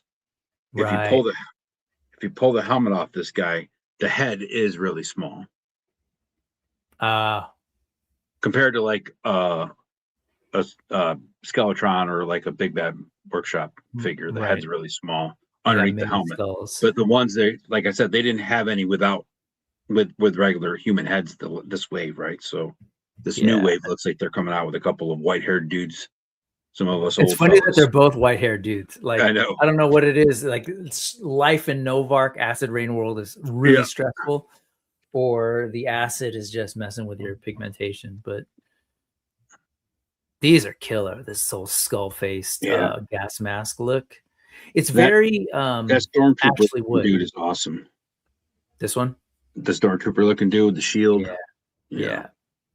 Very Ashley Wood, both in terms of like that sort of skeleton skull type gas mask guy and these robot guys, which are the robot guys are what I'm super into. Oh yeah, well Jetman was awesome. I was so happy that he got to go there and see everything and hang out with everybody, and he was awesome. Glad he got to get there. What's up, Thanos? Thanos. There's that. Yeah, like they're building a whole little world, like not just a couple of figures. It's like they're building a whole world with the battle platforms and the weapons and the mech stuff and all that. It's just wild. They did that with their 1/18 scale stuff though. Like that was the whole point of that. It was all about the world building. And they had full on bigger mechs too.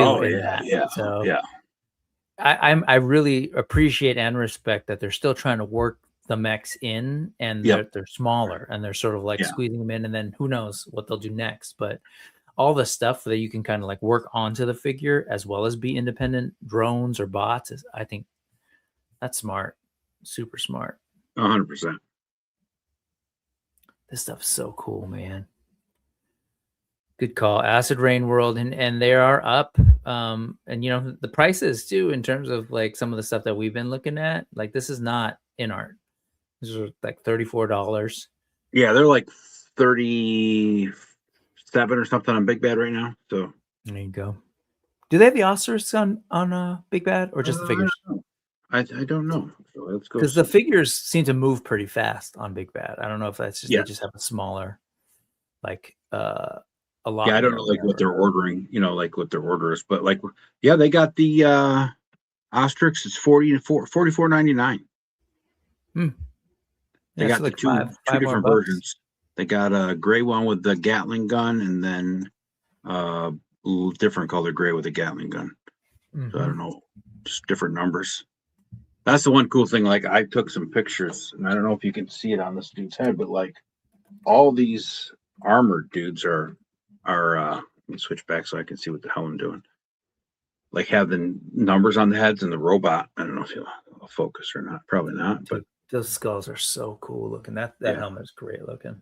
Yeah, but it's got like everyone has a number on its head, so I don't know what it means, but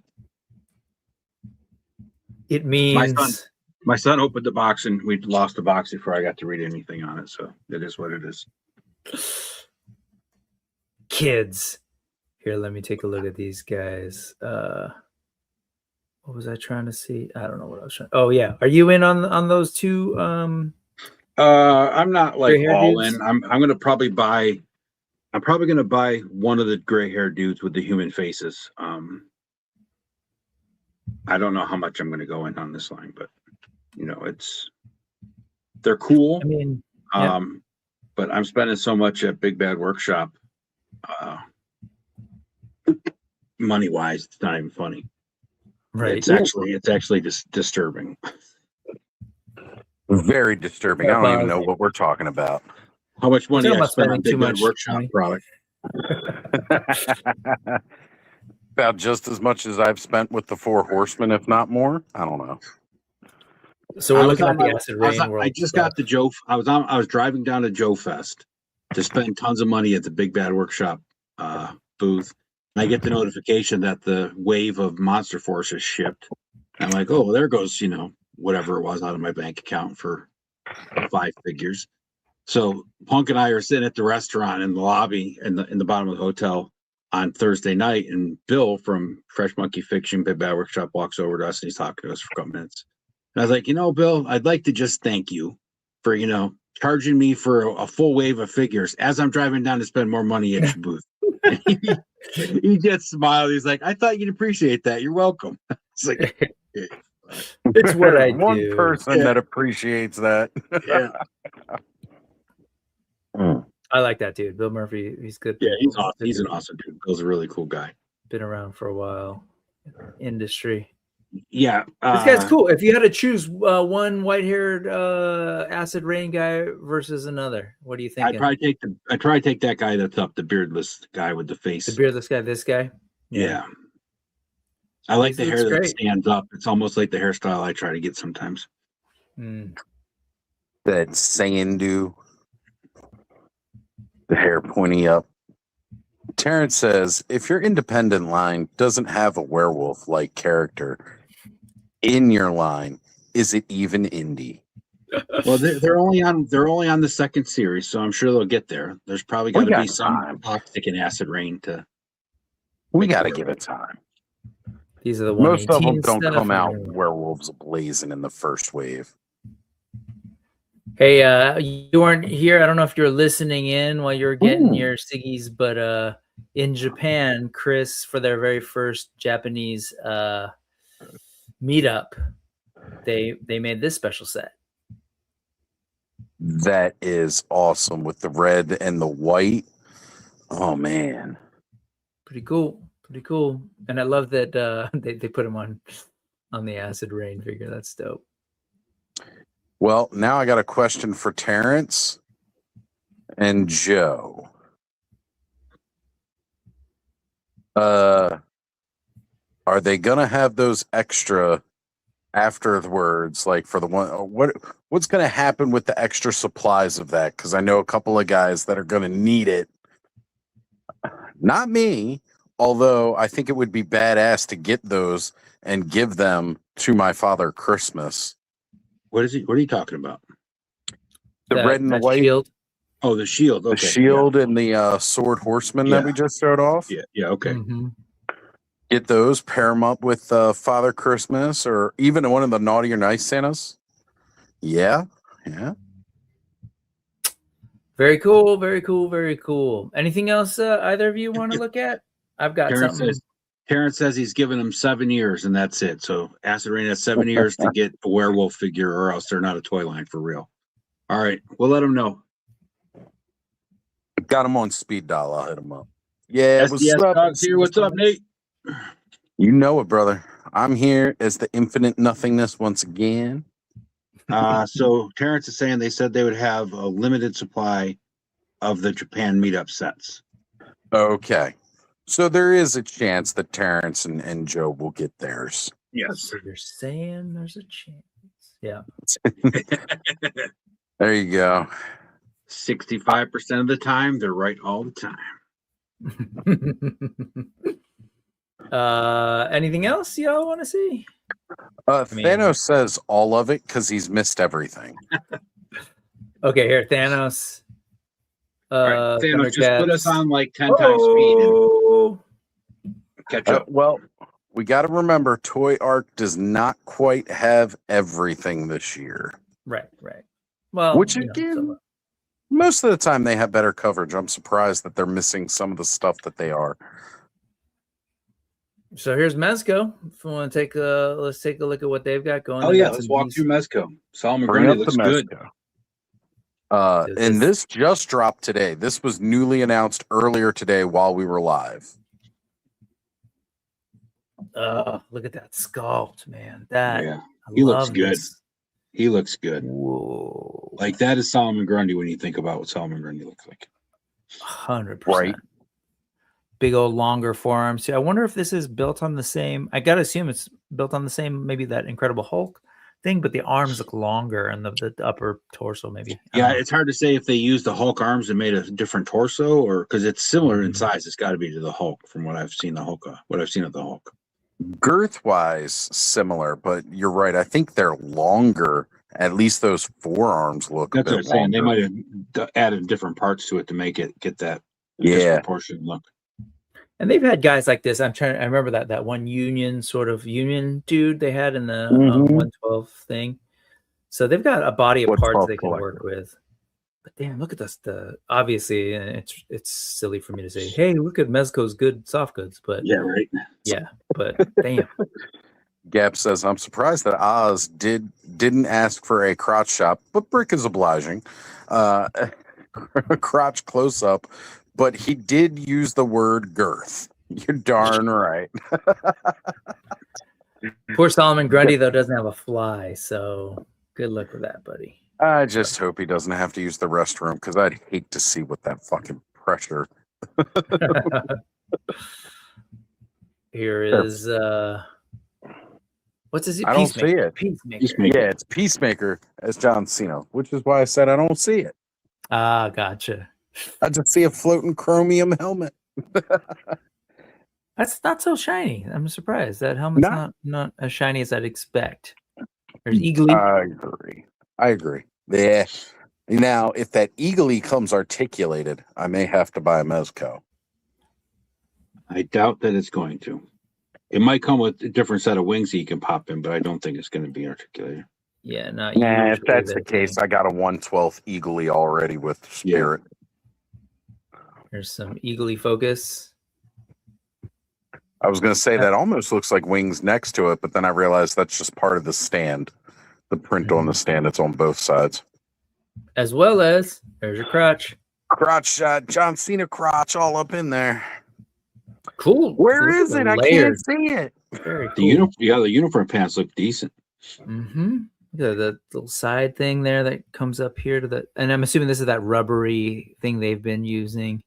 Mm-hmm. Yeah. It looks cool.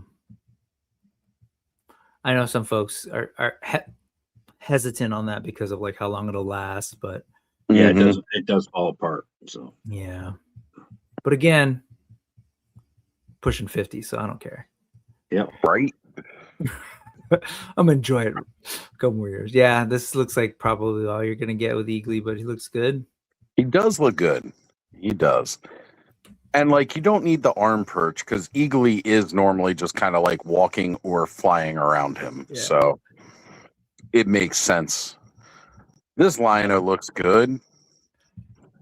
Yeah, You know? this is definitely something I've been waiting to see what they did with Thundercats.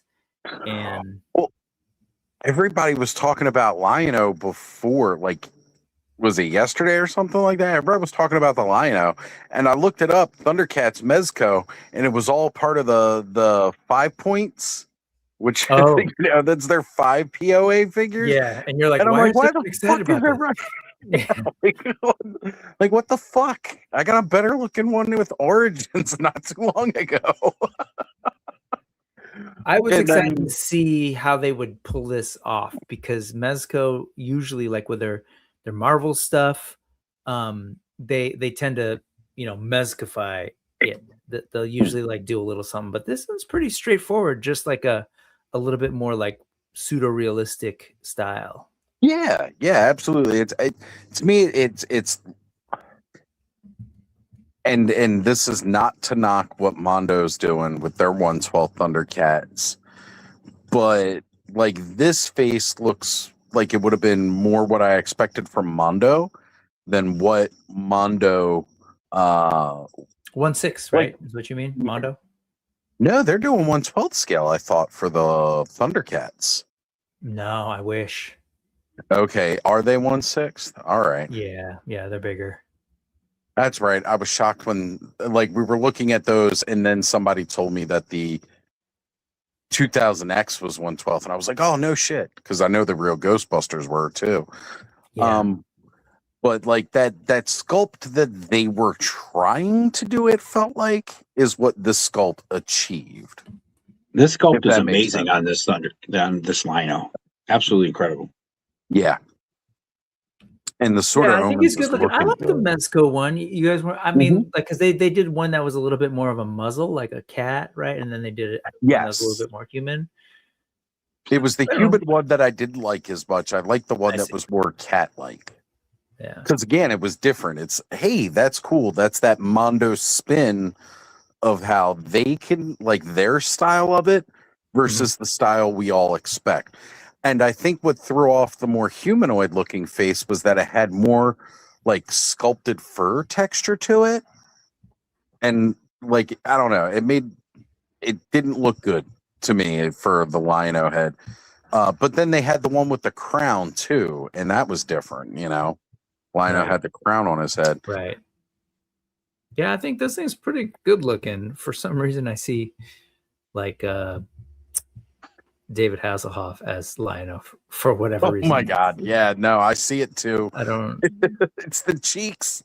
It's the fucking cheekbones. I don't know. All right. Sean has brought up Demon Flame Studio 1/12 Darksiders Abyss Knight and Steed, which, if I remember correctly, should be War. Was there Abyss Knight? I think it's Death. Okay. Is it Death? Yeah, the main character. The Abyss Knight? Well, because Death is the main character of Darksiders 2. War was the main character of Darksiders 1. The third game we got had Famine, which was the female of the group in Darksiders 3. I don't know. I loved the Darksiders game. I like how War felt like a God of War game. Darksiders 2 felt like almost like Prince of Persia or Assassin's Creed. Yep. Like the style changed with the character, and it was really badass. But he says sick looking crow that comes with the set. We can look that up. We can let's take a definitely look. look that up. I've shown it on the channel. It looks great. I have the Abyss Knight. I think Thanos has it as well. But they sort of like updated the articulation and kind of taken more of his 2 look, and then created the horse, of course, and pretty damn cool. We'll take a look at that in a second. Mezco Thundercats, are they onto something here? Are like folks looking to start a Thundercats collection via Mezco? The problem with Mezco is that you don't know how far they're going to go. They might just do Lino and then never do it again. Or 3 years from now, we'll get the next one. Yeah, it might be 12 years from now by the time you actually get the whole set collected. That's the problem. True. And I appreciate you zooming in on the crotch bulge there before Always do. we looked off. You know. Anything Rick else of is in these you agreement. want to see? With Mezco, I think the Arnold's face looks weird here on this one. The thief one, which mind you, their other ones are like all on point. I don't know. It looks like his hairline's too far back. If that His makes hairline sense. is definitely too far back on that. Okay. Yeah, that okay. hair It's not piece just is me. glued. Odd. If they put the little leather, you know what? That might be it too. They don't have the little leather thing around his head, but I don't think at that point when he was doing the thief thing, he had that. So that might be why. Remind me, is this Destroyer or is this his look in Red Sonja? In some of the montage in Barbarian, where him and when they were running around doing, when they were stealing, just thieving. Yes, yeah, gotcha. That's right. I want to watch that movie again tonight. Big Bad Workshop NPC line. You know what? Again, it doesn't seem like Toy Arc has the photos from the Big Bad Workshop. So I don't think probably, they went to the Big Bad Workshop. Yeah, we'll probably have to pull that up from IG again because I know I've seen pics of it, just clearly not here. And Sean does say Arnold does have a big ass head, which, yeah, he do. He does. All right, we'll move off Mezco. What did you want to look at? You want to look at pull up the Abyss Knight that Abyss Knight. Yeah. 5K's got it. 5K. I haven't pulled the trigger on either of these, and based on like that Spartacus and this Adventures World I just got in, I think I may not. I have the first Abyss Knight. The horse is super tempting, but I've got 2 centaurs here, as you know, and other steeds. It's not like your collection just stops at those 2 centaurs. Yeah, totally. This is. So you haven't seen this, Oz? No. Okay. Yeah. All right. Yeah. And this is definitely Darksiders 2 Death. Yeah, I've definitely. We've talked about this in the Clubhouse chat too. Yeah. Okay. You know what? Yeah, I think it's it was cool the crow looking. that pulled me in. I wasn't sure what. I'm not sure. But, there it is. There's that crow. Okay. Yeah, It's I'm not in the pretty sure loadout that pick. pulled me in. It's but not where included is in the it? loadout pick. I don't know that they had the picture of it here. There it is. It's with the steed. Huh. Oh, okay, that makes sense. And then you can got it. Swappable wings for flight. You can have it perch on his arm. Yeah. I always love it when they do the kick flame ass. effects for the horse, right? Mm-hmm. Like the flame effects for that. They did this again. Mondo did it with Scaremare too. The flame effects for the hooves. I love that look. I think that's so cool. Super tempted. I mean, this thing is it's obviously like going to be way different than any of my horseman horses. Mm-hmm. Although it's kind of up there with their skeleton horse, but it's again just it's its own thing. Look at this, right? So like cool. the musculature is bone colored, but yet not really bone. Yeah. It looks like that sinewy look. And I dig it. I freaking love it. You know me with my fascination with the undead. This is right up there. It's a great looking thing, man. It's also like 100. Look at that pose. The horse, it's like they're each like 150, 130. Yeah, 135 for the figure, 158 for the horse. It's not something that we're talking another $300 set here. Yeah, it's not something I want to do right now because there's like the cosmic stuff I haven't ordered yet, and it's a question mark as to like if I will, based on all the other things that are out there. Well, there's at least one I feel that you should get because I know how much it means to you within that wave, even if you don't pre-order the rest of it. And that's the cool thing too. You don't have to order the whole wave. There can be one standout figure that you're like, all right, I know I'm going to want this. I'm going to get it now at the cheapest price possible. And hey, if I want some more of it, then I'll go with one of the retailers and be like, okay, I helped support a local business and I paid a little bit more. Right. But yeah, that crow does look fire. And we all know how I feel about my little critters. Like, dip Look my at toe the into beak the... too. Nice fantasy Yeah. crow. So good. Oh, yes. Yes, that would be a great raven. Oh, man. Check out that posing too, man. So killer. Yeah. Ridiculous axe, but very obviously Joe Madureira designed. Mm-hmm. Physics be damned kind of deal. Oh, yeah. Rick also says Elric would look good on that horse, too. And that's one of the cool things, too. You can buy it as its own thing. You don't have to buy the combined set. Yep. So, you go either way with one of these guys, and you're still not going to go wrong, period. On his shoulder there, Oz. What do you think of that?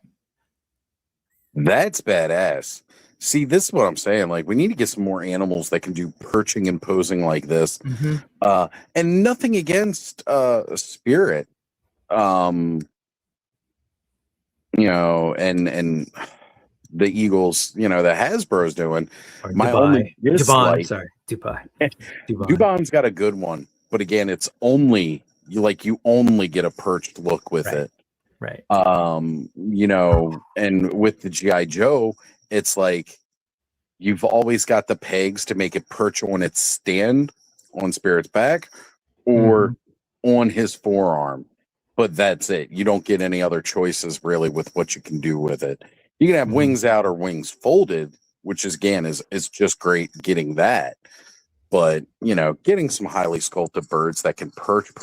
That's why earlier we were looking at the Mondo Sorceress. And that will be coming with Zor. So it's like, ooh, that I might go in on just because I'll get the Zor with it. Then I'm just talking crazy because I'm like $150, $200 just for a 1/6 scale eagle to put with 1/12 scale figures. Dude, I'm tripping. Like even just the articulation, the posing on the horse, it's so tempting.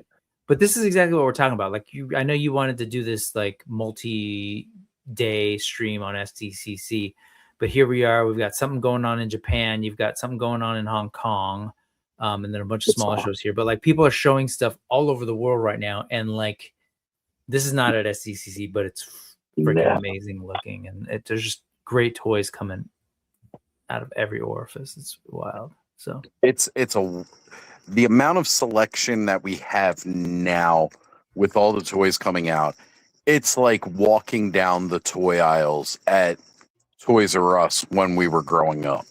Yeah. Toys of all kinds, either side. Lines you never even like. The first time I saw Skeleton Warriors was not a commercial on TV. It was because like a Toys R Us or a KB Toys had them sitting on the shelf. Yep. And I was looking at other stuff. Yep. 100%. Let's check in with the chat real quick. Nolan, what's up, Nolan? Liking that horse. Interesting choice going with light blue. Yeah, it's from a video game for those folks who aren't familiar. Was it PlayStation 2? No. Xbox 360, PlayStation 3. Okay. Which when Darksiders came out, yeah. Yeah, dude. It's by a artist who I knew, Joe Madureira from X-Men first or X books. Joe Mad. Yep, Joe Mad. And then doing his own stuff. He did like a line that like called Battle Chasers for a while, comic that came out like sporadically. But ended up doing some video game designs and that was his thing. So he created his take on the Four Horsemen, or the video game's take on the Four Horsemen. So Sean is really cool lore. Yeah. Sean's just saying, screw it. Just do it. This won't cost you till next year. Yeah, dude, I played that game. That's what I thought with that Spartacus in May, and then here we are a couple months later. I was like, oh, that came out fast. Yeah, part of playing that game is you're never sure when it's gonna hit. Yeah. Battle Chasers. Yep, that's what I was saying. It took a while to get those, and Thanos was into that art. I was wondering if Thanos was going to get the horse, and he answered. I was super curious because I know he's got the Abyss Knight. Great looking horse, but he's passing on it. Okay. Did you want to read this one? Oz? I feel like you could do it. It's not a tumor. It's my face. What's up, Allison? Yeah, yes, of course. You can totally get the horse separately for $160 or so. Mudhorn saying, with the quality of the cheaper options, it's hard to justify the outlay on a one-off. Totally get it. Yeah, that's it. Yeah, it's all personal. Good luck, buddy. Good night. Have a great night, brother. Thank you for showing up. And then, Oz, stay in one lane. It's SDCC here. It doesn't get attention. No. I mean, all over the lanes. We're swerving on the highway. Honestly, I don't know if like because I'm more experienced doing it now, but like I feel like we've covered most of what has been shown off at SDCC. We have. So it's really not hard to think about, hey, let's go check out some other stuff. Just want to show this for Thanos in particular. Check it out, dude. New Medi. Give yourself full screen, Brett. Let me try to do it. All right. I'm on mobile here. I got it. Hold on. You got it? Too late. Cool stuff. Weapons are sick. That's on this thing can be replaced. Really cool outlay of weapons. There's 2 of these. Oh man, yeah. There's 2 of these. Ton fun. 1 of these. I showed off the frog earlier, but there's 1 of these, which is actually a weapon because you can launch it. There's 1 of these, and I think that is it. Yeah, and there's like little things like this in his canteen, and I think it's for water. Yeah, drinking horn. Oh, what'd you call it? Horn? Drinking horn. I've known a few drinking horns in my life. All right. You have that other tiger order still, don't you, Brick? The tiger, 4-legged tiger. Yeah. With the I guess armor. the one that can stand up. Yeah, I did. I had both of them. They had like the white one, which I thought was white, but then they showed recently it's more blue. Yep. And I actually went ahead and canceled the white bluish one and just have the orange one. Yeah, that's what I have pre-ordered, just the orange one. The orange one looks fantastic. So I know NECA. Yeah, we pulled up NECA earlier, but Terrence wasn't here. We can go through it again. There wasn't a whole lot to show, especially with the Sesame Street stuff. Yeah, hold on, let me see. NECA. That's not gonna help me. Hold on. Nope. There it is. You don't want to look at Black Series boxes? Wait, where let's it go is? check out the Black Series. No, wait. Let's wait, I only want to see their boxes. I don't care about anything else. Where's the NECA? Did you say? Just go to this one. Yeah, go to the all links, and as you scroll down, it'll say NECA, and then it'll have like Sesame Street, and like a bunch of their other lines that they're doing that aren't horror related, and like there's barely any for here we go. This is not the gallery. This is just it keeps scrolling down. It'll show up all the way to there we go. We got our Muppet Show. Doom, doom, doom, doom, doom. Amazing stuff. Just like beautiful. It's time to light the lights. Yes. Absolutely gorgeous. They get the right sculptor, everything. It's just it looks fantastic. This is like straight off the show. Right? Like that's what I was saying earlier too, how like they got the little vegetables around. Because the vegetables used to heckle like Sattler and Waldorf heckled too. So it's like great they're all just sitting there. Everything around. If you look, the sign says pending licensor approval. but it looks like it was written by one of the Muppets. And to the right of our right, if you're looking at the screen, the Miss Piggy says prototype shown, but look who's holding it up. It's fucking Rizzo, the rat. Cool. Like, I thought that was great. And noticing that little detail on it earlier, like, man, that's really, really fucking great. And these three gotta be a set. He just went to bed.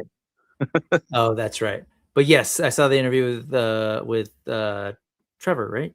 Yeah, Trevor from Trevor. And Pixel Dan. And yes, this is a set. Yeah.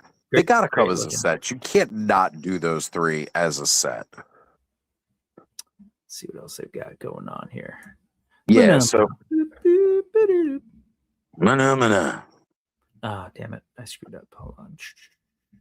Nah, you got it. It's funky. Yeah, this was it with the DC too. This is where we started with the crotch shots this morning on the DC guys. Any details you want to look at? If we scroll down, we can get to Big Bird's crotch. That'll be cool. Okay. So here we see Big Bird, and yes, comes with Teddy. Actually, Big Bird looked like it had a belly button, not a. It's just the way that feather is with the Toy Arc logo. Never mind. Yeah, it's right there. Yeah, with the watermark made it look weird. We were talking about the tie and collar earlier, as well as the scarf. Big Bird, naked as could be, but puts a scarf on. Suddenly, he's 1,000 times warmer in the snow. If we go to the next image over, should give us an arrow key. There we go. I like that it comes with the older Big Bird head sculpt. Yeah, that's a good touch. Mm-hmm. Like, the more popular, more complicated version of the head is what they show on the body, but you can see you can make it just go ahead and look like the original Big Bird look. This is already in folks' hands too, and it's a big fig in a big box. Mm-hmm. Well, you got to remember, most of their stuff is already 8-inch scale, and then you're adding Big Bird as a bigger figure on top of it. Here's the Oscar the Grouch, and we were joking earlier. Right? This, I believe, was new, or at least to my knowledge, it was new because I don't remember seeing this last year. Yep. If he doesn't have a push-up mechanism, I'm going to be really disappointed knowing the price of this figure and the fact that a $21 reaction figure has the push-up gimmick, right? Like, it's got that action feature. So this one, he's got to come further out of that can because they got the alternate hands and arms. Right. And so if he doesn't have like a push-up lever on the back, I'm going to be real fucking disappointed. Yeah, you want an action feature? You need it? I need it, baby. I need to give it to him. When does NECA ever do action features? Yeah, I was gonna say not. It's probably not something they do. But like you said, I do wonder because he does have hands. So right, he's got to come out of the can more. Yeah. And then we got Super Grover here with the SG baby. Again, this one's been out for a little bit, but very cool. Came out last year with the Collector's Con. And then we get down to these guys, which I didn't know they were doing. Like, I don't remember. Yeah, I did not remember them getting this license. Oh, yeah. Yeah. They showed this at, I want to say, New York, if I'm remembering. Oh, was it? Okay. Yeah. Who knows? I was probably getting my news for Toy Arc, and they did have that, for some reason, they just didn't have that listed. Yeah, this stuff looks really cool. They're really pulling off the animated look. Yeah. Yeah, definitely much better, like the animated look style to it. And I love the fact that they're doing it. It's good stuff. Yeah, cool little 3-pack. Right? It's the way to do it, for sure. Oops. But yeah, like there was no new reveals, really. It's just, aside from Oscar the Grouch. I did say I'm going to have to pick up Powdered Toast Man for Ziggy. Oh, yeah? He's a fan? Oh, he's a fan of the Ren and Stimpy. There you go. Got that T-crotch, baby. PTW or PTM, Powdered Toast Man.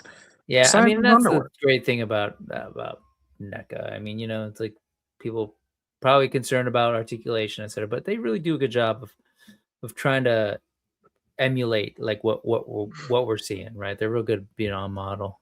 Good looking stuff. Right. Got Twizzler back in the house. These I think Ziggy was talking about. Yeah, real quick, I was just gonna say the big news for this is that it is confirmed that they will not be doing Turtles.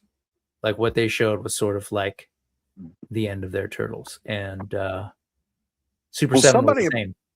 So so they did confirm fully it's all across, like no more Turtles license at all. Because somebody was saying individual companies were asked specifically from Pixel Dan, is this the end of your Turtles? And they said yes. So no one has said it's true across the board. But if you look at those two companies who've been obviously doing it for a while, they're no longer doing it. So they hinted at this earlier and we saw the silhouettes, but the announcement hadn't been made yet confirming it. And that's kind of what we thought it was going to be. The Princess of Mars, go with the John Carter. They showed that before. He teased it. He had the sculpt. Yeah, in one of his videos, he had her sort of like turned around. You could see her butt, Deja Thoris. And then they've actually now shown, I guess, the full thing that they're doing the full thing. Yeah, got it. Which again, it's important to do. You know, the Ben Cooper McDonald's kids. This is great. I want it because I also want the Boo Buckets. Buckets for my action figures. Like, come on now. They're the right scale. Those are cool. See Atlas riding Bodvar around on Halloween night with a Boo Bucket. How much do they sell these Ben Cooper figs? They're like under 20? I think they're 25 to 30 is pretty much what the rate I've been seeing them at. Okay. Some people get them a little higher at like 40, which I think is stupid, but these are like Targets and stuff, right? Walmart. Targets. Yeah. You can buy these in store for the most part. You can find them in store in the NECA section or the collector section. If your store doesn't suck like most of the ones by me do, but that's okay. We've got other retailers where we can purchase them from online with ease. Right. And these are just like never have a hard time. These are like bubbles. Yeah, those are bobbleheads. There you go. Got your Treks. More Trek. And I love that the Trek guys are coming with the pillowcases. Oh, yeah. Each one of their trick-or-treat kids comes with different styled buckets or sacks to carry candy in. These are styled after like Filmation Trek. Yeah. Filmation Trek style. You know, the cartoon that they had to do, the sheet set. Which, again, I think it's great that they have those. Last year when they were showing off the D&D Ben Cooper kids, because they had the license to the D&D characters, they came with like Dungeons and Dragons themed fucking popcorn buckets, like a D20 popcorn bucket and a skull popcorn bucket. So they always change up that, container of trick-or-treat goodies. We got Curtis, the inevitable, back with us. Sorry, not anymore. Nah. I think we're both fighting over the controls. Every time you bring me on, Brick's like, no, not that fucking guy. Get him out of here. Dude, I just pressed you in, buddy. Yeah, I was going to say, I pushed you out. We were fighting over you, Curtis. You were getting fought over here. Just in time for some Amigo goodness. No, these are their DC clothes stuff, yeah. Curtis, you came just in time because Bud was just about to get back on with his slideshow. So I saw part of his slideshow earlier. It was pretty good. Curtis was surviving. Did he start it today? Did I miss it? He did it a little earlier when we were looking through Motu stuff. Okay. He was like, I've already got the slides. Let's just pull it up. We didn't do the whole thing. So he's probably got more pictures from some of the other stuff that hasn't been covered as well. Anything you guys wanted to look at? I was looking at the xenomorphs to try and figure out which ones they were from. And you got Romulus and Alien Earth Xenos in these, which is cool. I like the all black version of like the Aliens Xeno, which is all the way to the left. And then these two right here, they got the tags so we can see them better. Yeah, again, I mean, we've seen what their models look like. Paint apps are going to be slightly different. Some designs may be tweaked based off the movie, but yeah, they're pretty freaking good. Do we know the sizing? Is there a reason why I don't remember? I mean, I watched Alien Earth. I just don't remember this being small compared to this one. So most of the xenomorphs are going to be the same size. Oh, never mind. I think it does grow over time from the beginning, and then later they find it at the end, if I remember. Right. We got Kenny back with us too. Everybody's showing back up. Yeah. Oh God, Curtis is here. See you guys. Sun's out, guns out. Too. Yeah, this stuff's cool. Oz, I know you're a big Yautja guy, Predator. Any of these? Oh yeah. Gonna get you? The all black one. The all black aliens definitely gonna get me. I don't know that I like their Badlands Yautjas here as much. I mean, the one that's got what's her face strapped to the back. That version. This I like. I do like this one. You enjoy the movie, Oz? I know you're a Predator guy. What'd you think? Hell yeah, I love the fucking movie. I thought this movie was so damn good. Definitely right up there with Prey and the first Predator, in my opinion. I know that's not everybody's, but I don't give a fuck because that's my opinion. Yeah, I had fun with this movie too. Yeah, it was Very really cool. good. I want to see a sequel to it. I want to see more of the story here. One of the cool things that I liked about the Dark Horse comics when they had them was that some of the comics, especially with the Predator, it wasn't always told from like the human or the prey's point of view with the Predator coming after them. Some of them, they picked out individual predators that kind of became heroes. Right. So it's like, I like the fact that this was kind of one of those stories in movie format. Which felt very Dark Horse for sure. Yeah. And that was how the Predator, the original script that they were doing was gonna be, was like the super predator was the bad guy, but the Predator they freed from the lab was supposed to be like more of a hero. And then executives got into the path and they were like, no, he's got to hunt the whole thing. So that's where we had the Looney Tunes, you know, kind of come into effect with the other guys. And they were like, yeah, okay, here's this team of guys that the Predator's going to kill. And then at the very end of the movie, the super Predator shows up and it's like, oh, there's an even badder guy.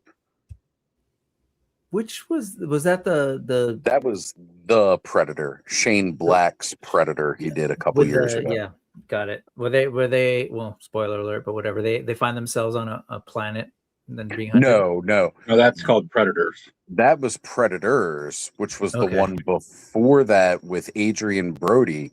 That one I liked. I really liked that. Predator. I don't remember the Predator. Again, similar premise. That's because the Predator was pretty abysmal overall.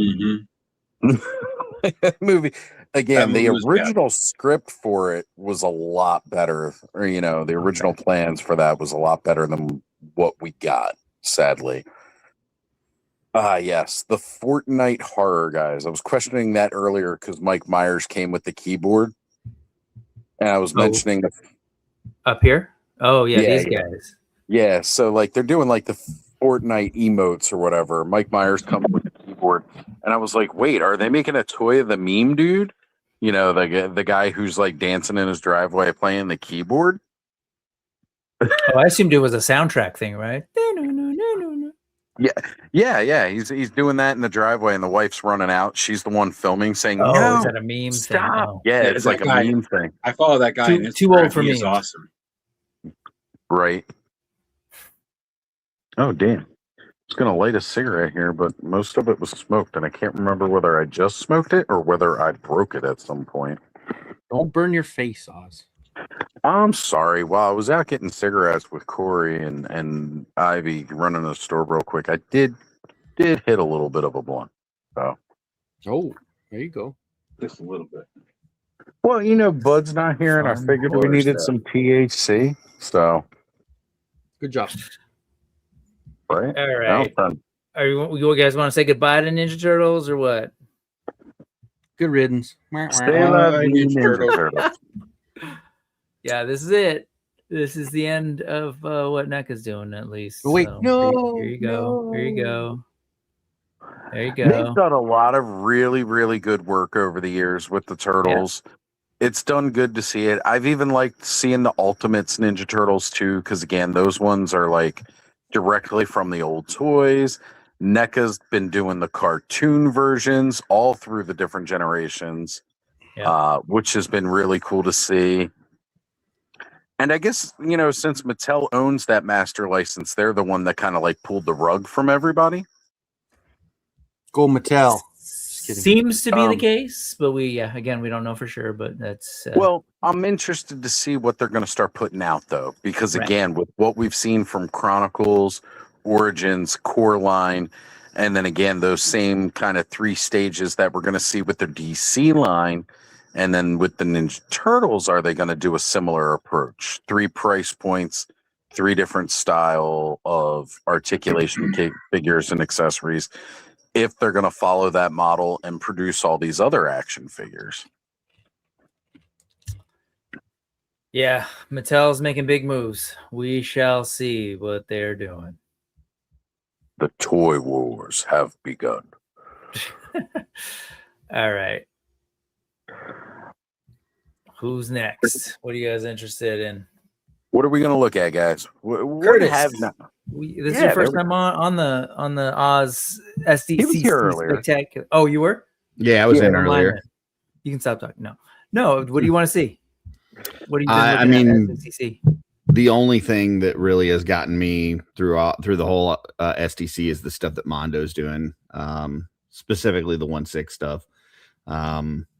Yeah, they're killing it. Yeah, I'm glad I saw some of the early Mattel DC reveals. I'm glad that those look like dog shit, so I don't have to worry about starting over again on that. So wait, what did you see? The new DC, the adult line or whatever, they showed some pictures of those, and they look. Where did they show those? In their thing? In their panel, I guess. Yeah. Yeah, that's right. When Mikey said earlier he was going to another Mattel panel, they were showing this stuff off there, because I saw some in one of my times in between switching mobile to the laptop. I did check out a little bit to see what's going on. Like, I've been taking a little bathroom break and being like, all right, the guy's got things handled. Let me take a look, see what's going on Instagram, see what messages I missed, stuff like that. And looking at some of what they were posting, I was like, oh, okay, we're seeing more. Has anybody got links? I'm really curious because I haven't seen any of that I don't stuff, know where I saw it. I do know that they've got like that really dumb thigh cut that goes right across the middle of the thigh and just totally breaks the sculpt and looks like shit. So as soon as I saw that, I was like, whew, I'm safe. I'm good. I don't have to start over. So yeah, that's just weird just because I know that some of the folks involved in it, and they've been saying we're not going to see anything until much later. In fact, I know their creative team was like, unless the person not that was going to San Diego at all. Yeah, unless like the one I was seeing was posting, and maybe it's part of the kids line, but it said from the premiere line, which I think is what they're calling the adult one.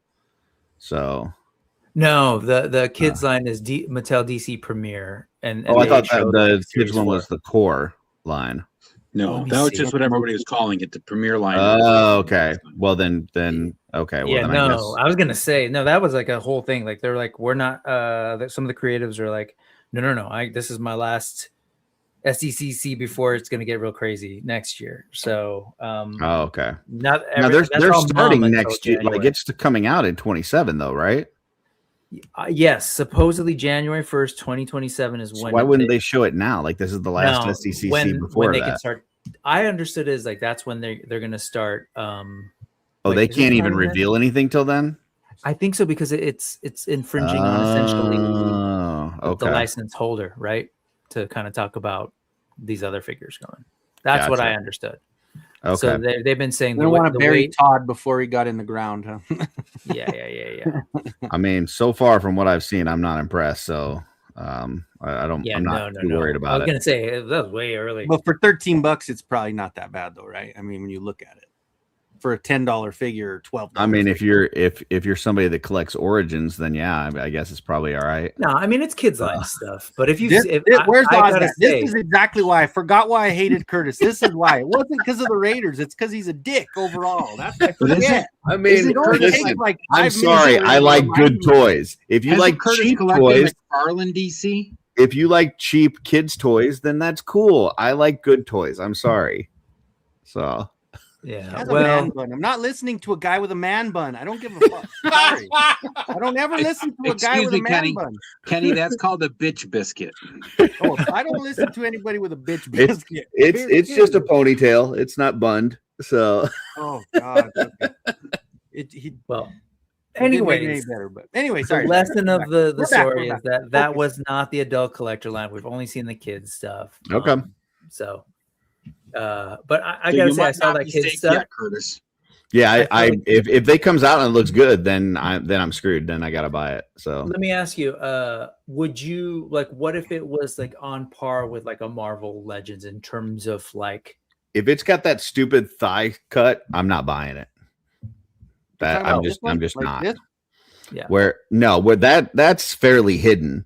Like where it goes right. Like if you've got just a cloth leg and it goes right across the front of it and it looks like dog shit. Like I'm not buying that. But if it's hidden, if it's a hidden thigh swivel, then I'm good. So you're like more articulation. I was just sort of curious, like because knowing that I would rather it look good than have super articulation. Like I love the McFarlane stuff. I don't care that it's not super articulated. I think they look great. So that's what I care about. I mean, if I was like levels, Curtis, like again, Marvel Legends, just because that's like the other big comic book thing, is that still too low? Like looks to you, or you want something? Yeah, different? I mean, I do have some Marvel Legends, but anytime that there's a Mafex or a CT Toys or something like that of that same character, I'm usually upgrading to that. So, sure. But if the only version of that character exists in a Marvel Legends version, then that's what I'd pick up. But with DC, because I've spent so much time putting together a McFarlane collection, the only way I'm starting over is if the Mattel one just blows it away. So for sure. I just sent a few links from a couple of different IG accounts to the Clubhouse chat with some of the stuff they showed off at the Mattel panel for DC. It's the DC Premier line is what they're calling their I thought that's what they were calling the adult line, but that was like wave 4 or some shit, right? Yeah. Oh, was it? Okay. So no, I mean great. I will say that 3-pack that they did, it's like Batman, Bane, and Nightwing. I saw somebody that was like showing that, and the Bane looks really good. The other two don't look great, but the Bane, like they were comparing it against a couple of the other Banes that have come out, and that Bane looked really good. So maybe I'm a little out of the loop here, but earlier today I did see a trailer for Nightfall animated from Batman. That was looking good. That was looking so good, that Nightfall. All right, so here's some of you got a Batman. Stuff. That's the kids. Okay, this looks good. And I've got to say, I've seen these at Target, and it's like $14, and I'm looking at them. Not something I would buy, but I'm like, damn, if they're putting this into the kids line, I really, really can't wait to see. You would assume that there would be a step up from this. So if this is like you would hope the so. Floor, yeah. It would be too. But yeah, because they'll probably start out at what $24.99 for the big ones, or 26 like they do Chronicles. It'll probably be 26. Right, probably. Right. I'd like to address what TD3 Trooper is saying there. Double pin, okay, but no thigh cut, absolutely. Because I'm not doing like super toy photography with these things in like weird poses and all this and that. I'm standing them up and putting them on my shelf. And when I do that, I don't see the pin because it's on the side. I'm looking at the front of the figure. And the front of the figure, the pin doesn't show. The front of the figure, that thigh cut does show. So yeah, I would be okay with mini statues because I'm just throwing them on my shelf. So I don't care about the articulation at all. I just want it to look good. Yeah, I'm they just jumping here updated. because of just because of Marvel Legends. I just want to take a look at the thing. But this is what Oz you were talking about earlier, right? The bones. Yeah, it's got the bone claws coming with this version of Wolverine, which again, I need those hands, not in fucking green though, but I need those hands. Yeah. Cool looking. Just like I need the Psylocke for the scarred face. Sabretooth gave her that scar. So, I got to get that Psylocke with the scar, but I want the body of the Psylocke that came out with Thanos for Gamerverse already. So you just want the head. I need that head. Right. I want that scar. That has got to be the ugliest Wolverine I have ever seen. That one? Yeah, that's a terrible Wolverine figure. It looks nothing like the character. Is that like a player 2 version of that game? Is that what that is? Okay. Yeah, these are all player 2 colorways for these two. The Gamerverse, the right? Capcom. He's thing. for Brazil, isn't it? Yeah. It's the Brazil colors. Hey. Same with they don't have all of them, but there's like a Gargantos that's in player 2, and then they have a Sentinel. Then they had a couple of these back. new legend stuff. What's up, bud? We got Malice, back. But I'm a little Sue Storm toasty getting too. all sexy. That's what I said. We need to get the BDSM. We need to get the 4-pack, right? We need to get Goblin Queen. We need to get Malice. We need to get Rachel Summers in her version of the spiky suit. Let's just get the whole BDSM females wave out there. Somebody's gonna be buying it. Yeah, Was that they're Cobra doing all Commander? those as Magic the Gathering. Yes. No, that's a Doctor Doom. Above that? No, above. I'm Brick, assuming in this the guy you're talking display. about? No. In the display, Oh. there was a Cobra Commander coming out with Vipers. Yeah, a little bit higher. A little and bit like higher. Calculator and stuff. Still a yeah. little bit higher. Right there. There it Yeah. is. Nope. Down below Malice. Yeah. Yeah. There they're we go. of the Coming out of portals. that. Yeah. I thought this was a cool idea for the display. I'm not gonna lie. Putting their other properties in. Like we were looking through these a little bit earlier. You can see we're surrounded by Marvel Legends, and here's just G.I. Joe Classified. I gotta say, coming out of that portal, it doesn't look like they're doing so good. There's 2 of them already on the ground. But that's because G.I. Joe. T'Challa's It's right Cobra. there owning them. Yeah, Cobra isn't going to do well against Marvel, I guess. No. Shit. They're gonna look cool in their uniforms, and then them and Hydra. That's true. Compare That's true. uniforms. But yeah, I was here you talking go. about How about this one? Yes, Wow. the Tron Legacy figures that nobody bought, and I love it's going head to head with the Legends Danny Ketch Ghost Rider. Oh, that's hilarious. Did you see the Ryan Gosling Ghost Rider announcement? I did. Somebody dropped that into the chat here earlier. I'm kind of excited to see that him as a Johnny Blaze for sure. We know that that's the version he's playing. No, I'm pretty sure.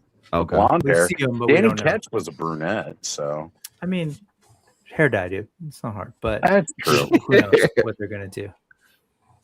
Grimlock Yeah, taking on a Sentinel. Transformers. Yeah, he gets through the portal and he's really small, but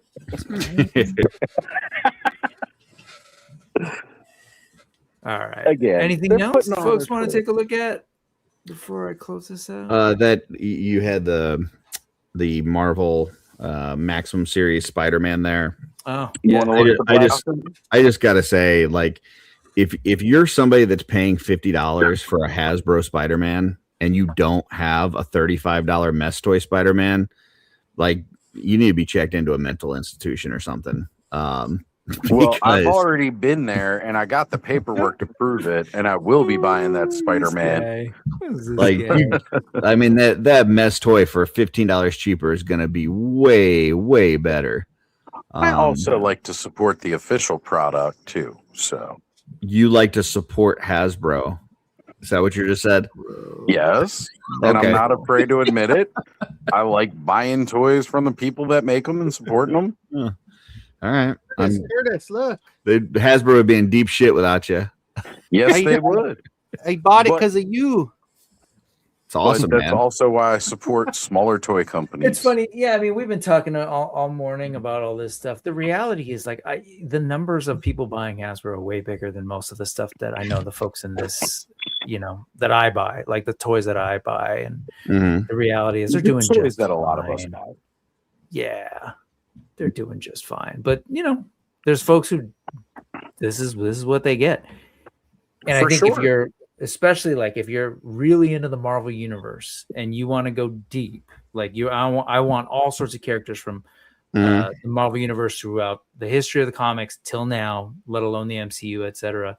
This is it. This is the game. So I get it. Yeah, I get it. I It's just not my thing. if you're getting the standard, like a standard Spider-Man from Marvel Legends, I get that. But if you're like, well, I want to get this one because it's better articulated. Okay, well, the Mess Toy one is the best Mess Toy one is more articulated than this fucking thing, and it's cheaper and it's going to be better quality. So, if you're just trying to fill out your Marvel Legends collection and you're buying one that's $20-something off the shelf, I totally get it. But this maximum versus what you can get from a third party, like not even close. So what I will say is that as far as a black suited Spider-Man, the one that came out a couple of years ago, I passed on it, and it's not available anymore at retail. So the maximum for me to get one at the cost of retail is cheaper than buying that one on the secondary market. Correct, but you could still get a Mess Toy or a CT toy for less than that. Yes, you're right. The one that I got that Curtis was talking about was the only Spider-Man I own. That's the only one I got. The one for me, I could get this one because that's cool for me. I don't mind doing it. I don't buy that many Marvel Legends to begin with, so they can have my money for this one. See, I look at this like this picture right here, and I just see all those lines. Like there's lines everywhere as far as like the articulation, like right there across the thigh, the shin and the thigh, and the like it's just so much, dude. It's for sure. Holy shit. But yeah, I mean, for me, this will be the one I get because I wanted to buy the Maximum Spider-Man that they put out previously too, because the McFarlane eyes. I prefer that version of it, so that's kind of the one I want to get. There's a whole bunch of folks out there that do like custom heads for whether it's Marvel Legend or Mafex, like it's just Spider-Man. Like there's so many Spider-Man variant heads that people do that I didn't realize were, like different artist takes on them and stuff. Yeah. You think it's kind of like a pretty standard design, right? Like you would imagine, but yeah, like you've got a John Romita kind, you've got that version. You've got, this one right here. Okay. This one is not exactly the McFarlane eye. Who else was doing black costume Spider-Man? This is a McFarlane cover. That pose right there. That pose is the cover. What's up, Joe? I didn't realize you were here. What's going on, man? Yeah, this one right here. Totally McFarlane cover. That's a McFarlane cover because he did the same cover with the red and blue outfit. Yes, he did. Spider-Man 300. Yep. In black and silver foil. Yeah, no. When you get these bigger these eyes, I think were like more the animated series style eyes. But then you got the other one with the narrow eyes. Go to that one, Brick. It's like, this next shot over. See how he's got the more narrow eyes? Yeah. This isn't like Spider-Man squinting. This is how the black costume originally looked when they first introduced it from Secret War. It didn't have the big eyes. So, with this Spider-Man, I'm already getting the two versions of the suit that I like. I see why they changed it. This looks silly. Well, it was a lot earlier in the 80s, This was kind of standard Spider-Man eye for the time that Secret Wars was going on. The other one looks it wasn't until you get like McFarlane. McFarlane gave him the big eyes and then would move them so that he could show expression on his face through the eyes. They weren't this narrow, a lot of people didn't like it first, but has become very popular now. Yeah. Yeah, it wasn't quite this narrow, Oz, but I know what you're saying. They were definitely a little small, but they weren't the McFarlane gigantic half moons, right? Right. You know, they were definitely the more narrow. But yeah, like I get both of those looks from the Spider-Man, depending on how I want to pose it. Like, I also love the fact that they got the details. We don't have just a white triangle on the back of the hand in the black costume. It's a little dot, which you could definitely do yourself, but it's already there. So, like, I enjoy all of that. But Curtis, I 100% get what you're saying about the lines, because it is really fucking annoying when halfway up, like, the thigh swivel and the thigh doesn't line up and you got that kind of definition in it. Yeah, it breaks the sculpt. That's the weird thing with Marvel Legends, is that the way they did the thigh cut, the feet have to be pointing like straight forward to line up the thighs. Yeah. And it's really the muscles. weird. Yeah. Yeah.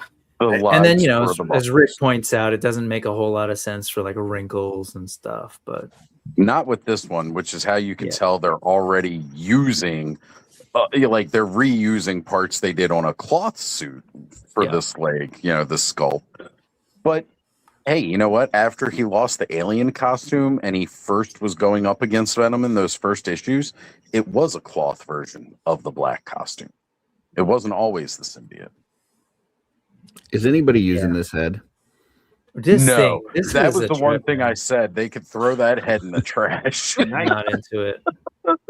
It might work on a different character. Maybe, yeah. Yeah, you know what? Give us a Rick Jones with this head running next to all Maximum Incredible Hulk or something. It looks like That Sheldon. head? It looks like That Sheldon. head? Take a picture all theory figure. Hold on, Bud's trying to say something. This What little about that head? accessory too. That's cool, yeah. That I was was big. just gonna say, like, that head or Tobey Maguire. What's the Tobey retail from the for third film? the Maximum? 50. It's a $50 figure, Joe. Just put Bazinga above his head instead of logo. And okay, so earlier they just had the pictures in the package. I didn't see the pictures of him out of the box that you got here, Brick. So I was trying to figure out what the gun was, and that is definitely the Sonic Blaster from when he went to the Fantastic Four, and they originally removed the black suit from him, and that's also where they captured it in that jar. Those are direct, like, comic accurate accessories for that. So he's gonna shoot himself with it? No, he had well, he just comes with it, and you can hand it over to Reed So, Richards. he went to the Baxter building to have them analyze the suit because he hadn't done that yet, but he was noticing some things were off. So he goes to the Baxter building, gets Reed to do, you know, check it out.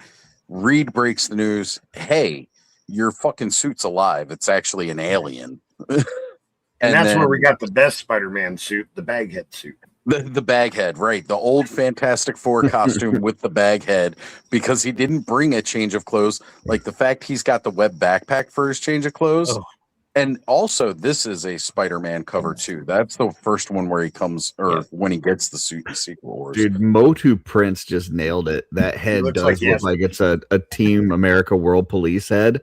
100%. It does look that unmasked head. If it had the rooted hair. Yeah. Yeah, that was the big thing I said earlier. I was like, this Peter Parker head looks like ass.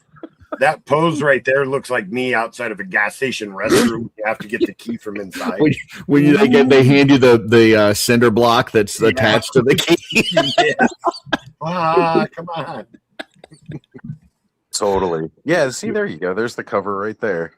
And see, again, they've got the half moon eye here, but that is, again, the more narrow eye that the other head has. You know, because, again, it's from that original drawings of it. So that's cool. I dig it. Brings me back when comics were 75 cents, baby. Toilet seat attached. I remember when a candy bar cost a nickel.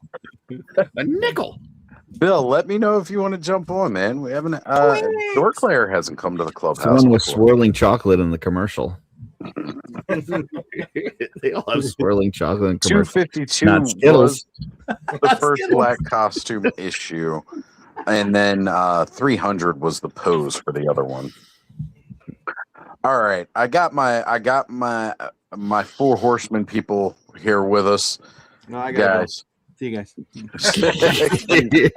Kenny didn't even stick around for Jeremy to say hi to us earlier. I mean, no, I was there when he said hi. I was here. Oh yeah, I had to go because I had to go pick Merrick up and stuff. That's right. Kenzo's a Broncos fan. Shouldn't he be a horseman person? Kenzo, you totally called that shit earlier today. No, you were gone. You were gone when I said it. No, you were gone when I said it because we were talking about stuff, and I remember how kind of he goes, well, because I told him that the kids line for DC doesn't look bad for $13. And he goes, well, I mean, anything's okay when you collect Origins. And I go, that's why I don't like Curtis, because he's a dick. It has nothing to do with the Raiders. But Oz wasn't here to hear it. I mean, if you're into kids' toys, that's cool, man. It's all right. You know what? We're gonna bring Mikey back on. Go get some fucking Imagine X as well. Hey, you know what? Damn it, I like those Imagine X. They're fucking fun. Hey, asshole! I have the good stuff too, fucker. Come on. You got all the stuff, Kenzo. That's true. That's why. All right, take a breath, children. Let's take a look at this shit, and everybody shut up. boy. Here we go. Whatever, Brick. I'm coming after you next. You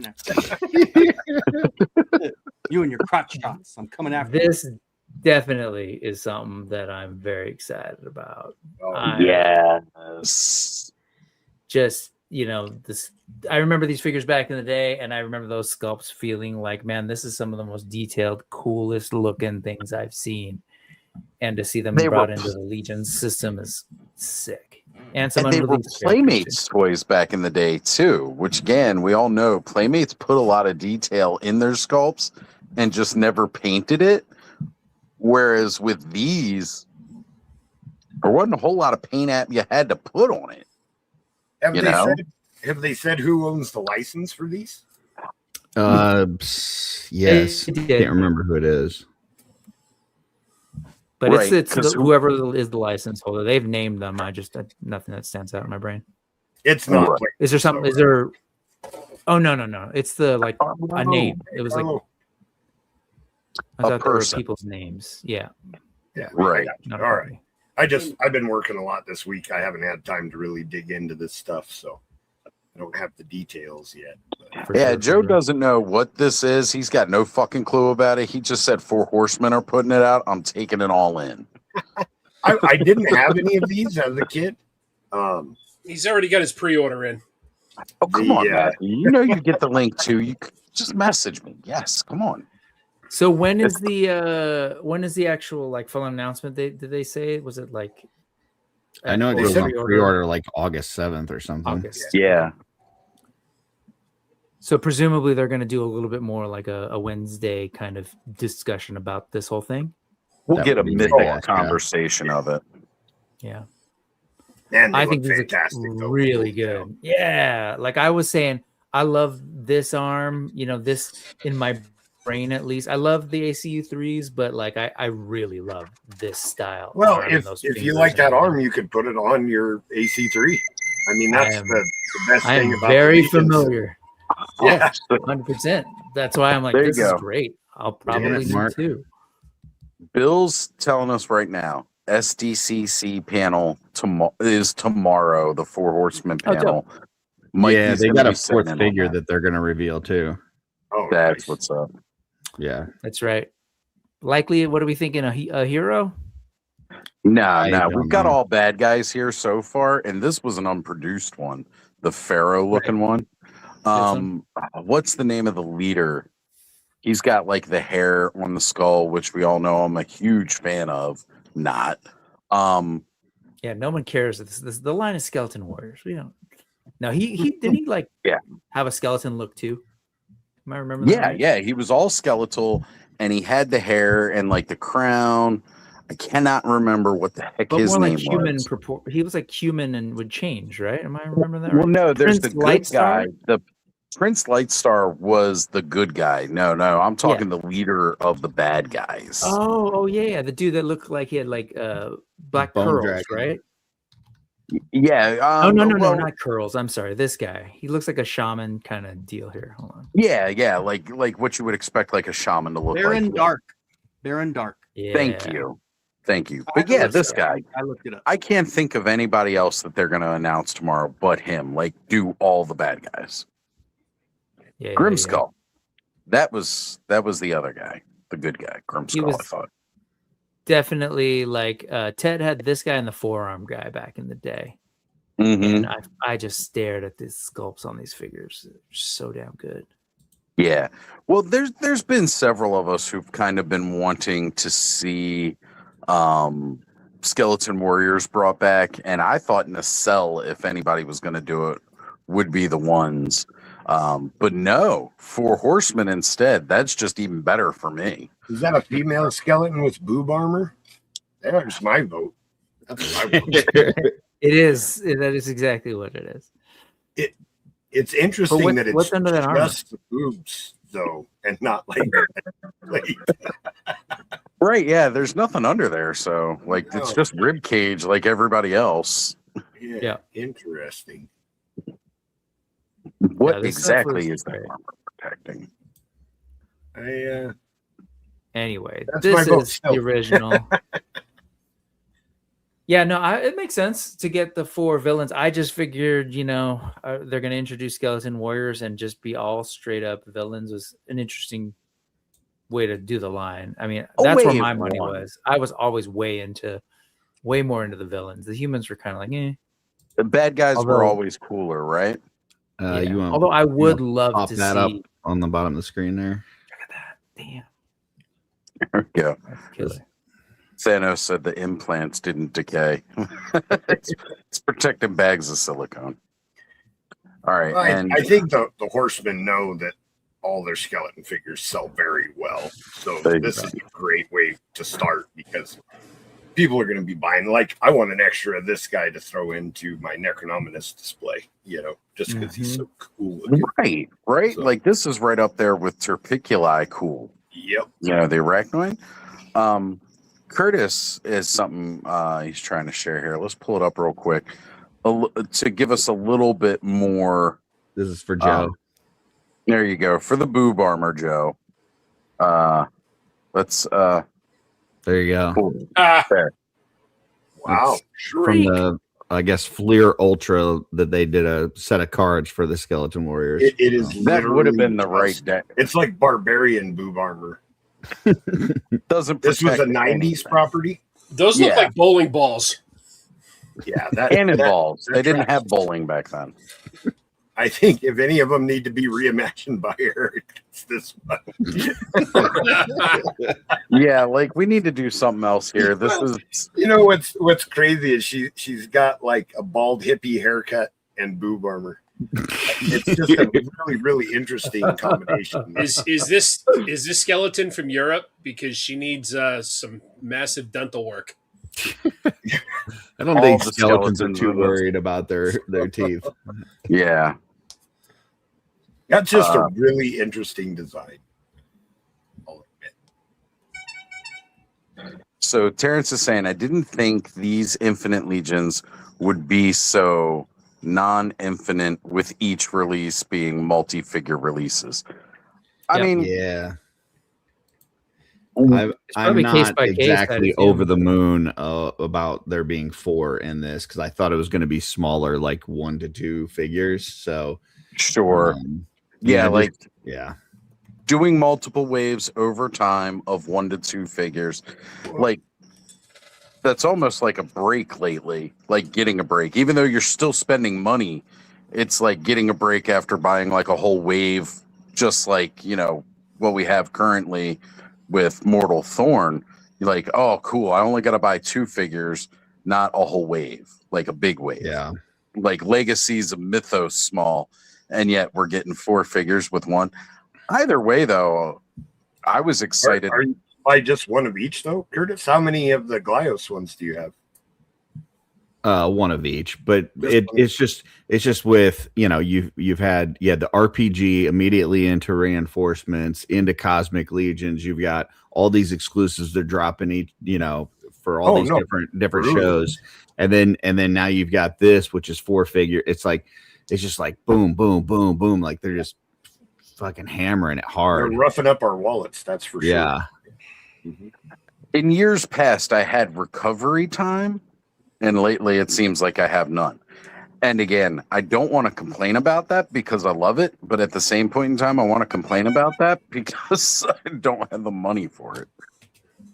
Yeah, it just real comes quick. fast. I would like to see this, as you said, Joe, done by Eric, but then this totally reminded me of this, and I just can't not see putting those two together. Wait. So, she's a role playing character, so that's pre and post Fireball. She would need to come into that ash and black, though. Oh man, that's right. This is cool. That's cool. Well, yeah, they were definitely getting smaller waves, but more often. That's kind of exactly it. Yeah, like how quickly we're seeing the turnaround on smaller waves. Yeah, but I mean, they've got a Cosmic Legion wave right now with what, like 8 figures or something, and that's right after we just got the reinforcement wave with 7-8 figures and the RPG wave with a whole bunch of figures. It's like, yeah, it's a lot lately. It is heavy. It's very heavy. Like I said, I appreciate it and I enjoy it, but at the same time, I'm also like, damn. Yeah. It's getting harder and harder to get all of their stuff for sure. Well, I'm very picky and choosy, so fortunately for me, I don't have to get all of it. Joe, we were just talking about too. We were looking at the Japanese sets that they had for the Mythic Meetup, and I was like, "Oh, are we gonna have extra of those?" Because again, I knew you. Yeah, and they Terrence said that they would them, have so. extra, a limited amount on their website later in the Which year. is good, because that way I know you guys are going to be able to get it. Well, I mean, again, even within the Mythic Legions community, somebody's going to have it where you can get it.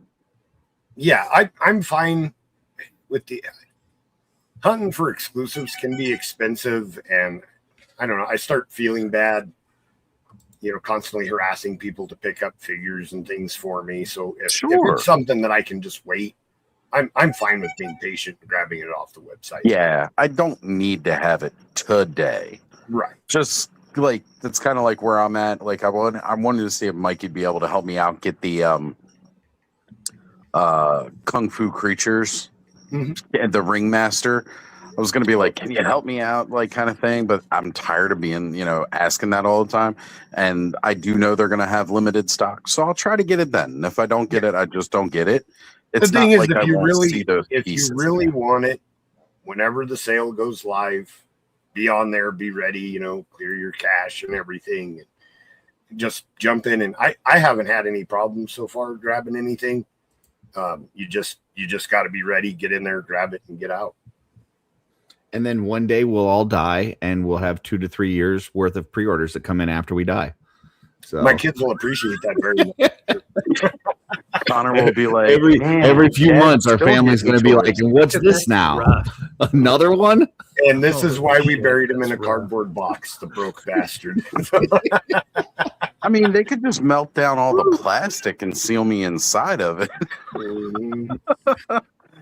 I just saw something looking back at these real quick. Because when I was talking with Nate about all the new sheer amount of work he has to do because of all the different lines, and they're kind of doing treatments. This is really cool. Shout out to this, because if you look at that's the sort of logo and type treatment, and to get that Infinite Legions War logo in that sort of colorway, but also this piece right here, fantastic. Right? Love cool. that. I don't know if Nate did it or whoever else has worked on it, but it's great. I bet we'll get a pin of that logo. Yeah, I mean, the only one we got so far is the Glios ones, and we got pins of those. So I would say that's probably correct. Mm-hmm. We didn't get Archon ones, or they didn't offer. We those? haven't got those in hand yet. Oh yeah, you're right. You're right. That's right. They didn't solicit pins with those, but I don't know if they might. He didn't really have a logo though, right? No, I don't think I don't so. think there was anything to base it off of. Yeah. Mm-hmm. Cool. Hey, Cop's giving you jewels. Can anybody help my YouTube deficientness? Is this a new thing that they're doing? I saw that earlier from another channel. I don't know what that is. They're copying TikTok. You can buy. But is it like any currency or? Yeah. It's different ways of giving you money than super chats. Yep. So my next question is, Cobb, do you realize that you're giving money? Just Well, check. you have to buy the jewels to give them. Got some You have to here. pay real money to Got get fake some money to here. give real money to somebody else. And then what YouTube will is take a half of jewel worth? that part I don't know.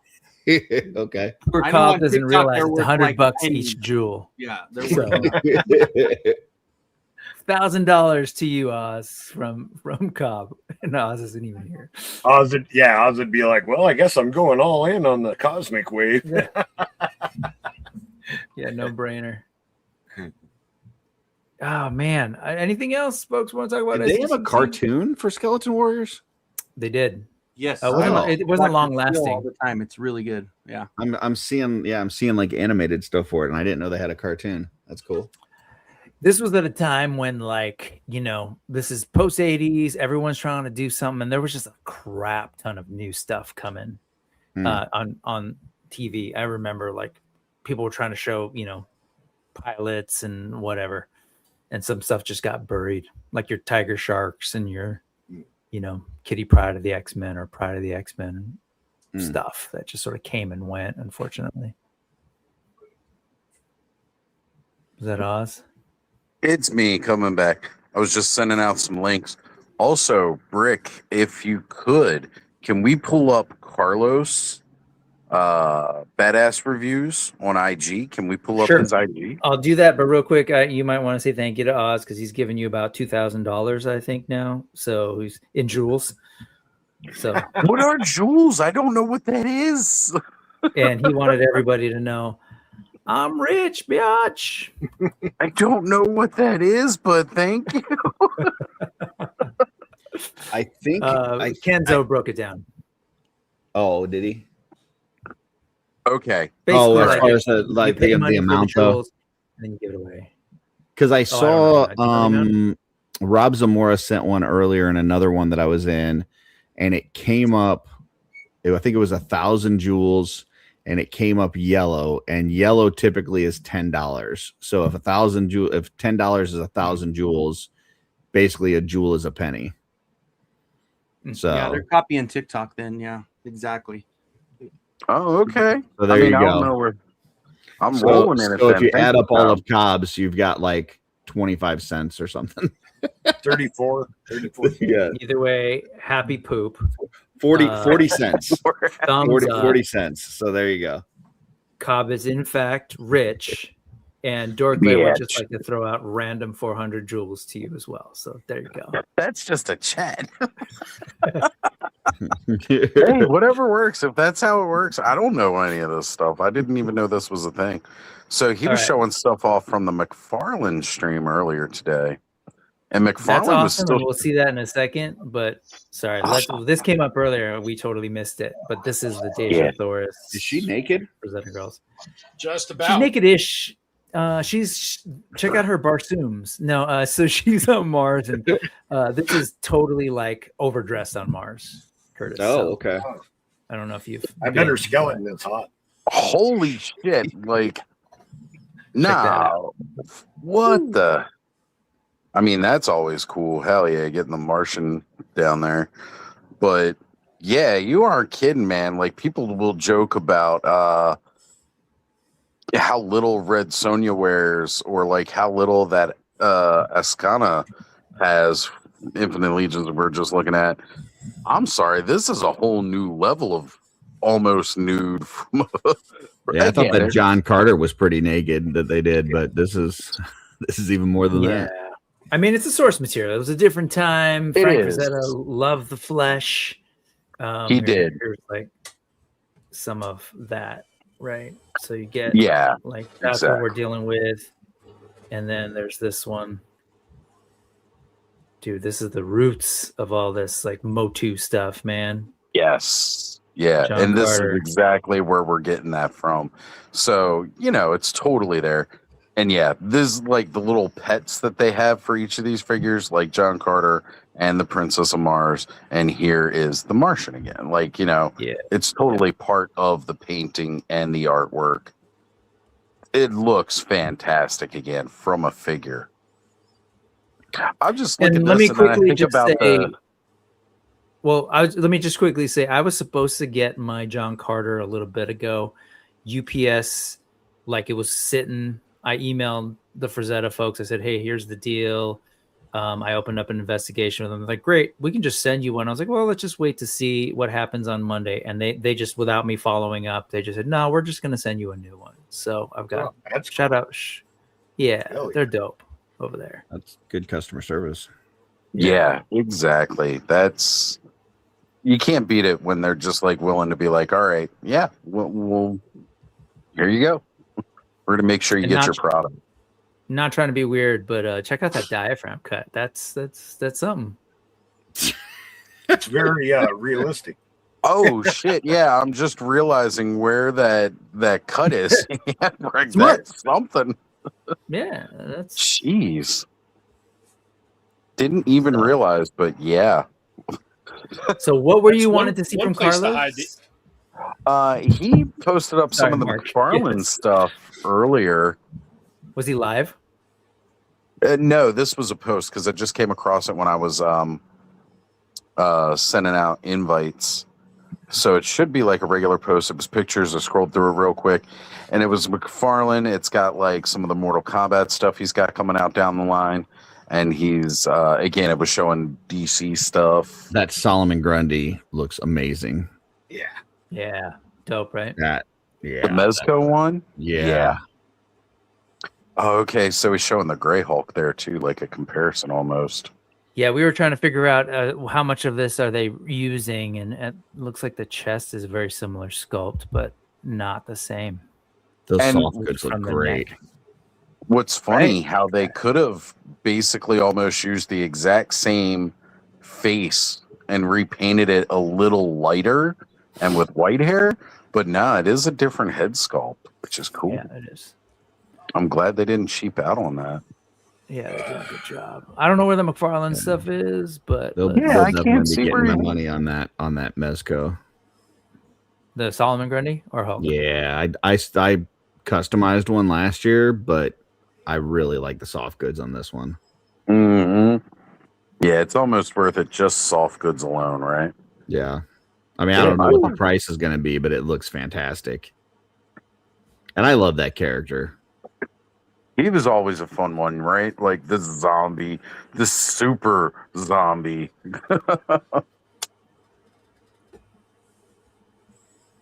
Yeah. Love the proportions on him, actually. Agreed. He's very like ape-like. Yeah. Need Alan in here. Hot take, but I was a fan of the original look of Grundy more than the bulky look that they do with it now.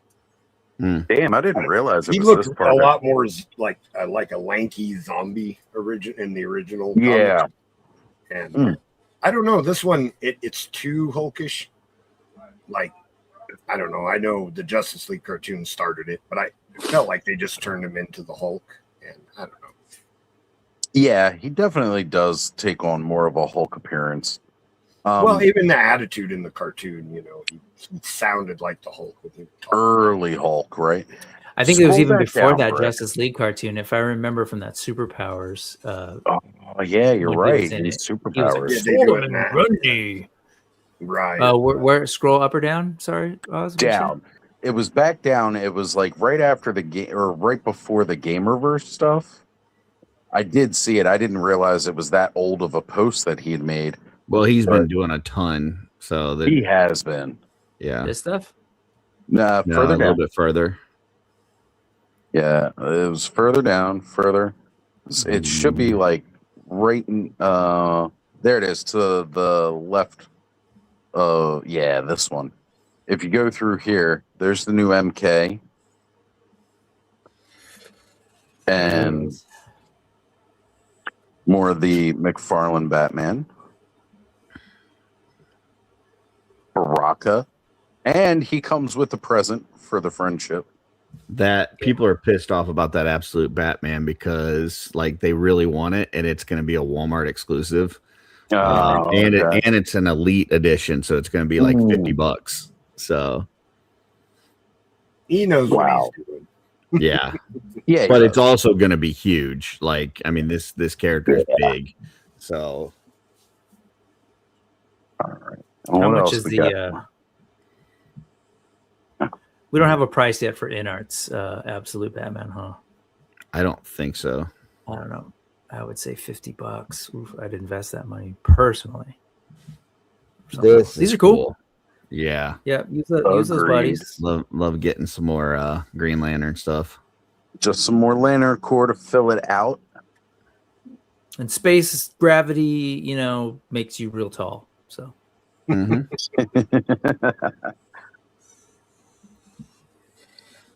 That Robin, I just fucking customized one last year, and they're giving us a Silver Age Robin. Yeah. Is that the first time they've done it? Yeah, for a Silver Age one, yeah. Classic man. The Terrifics is huge.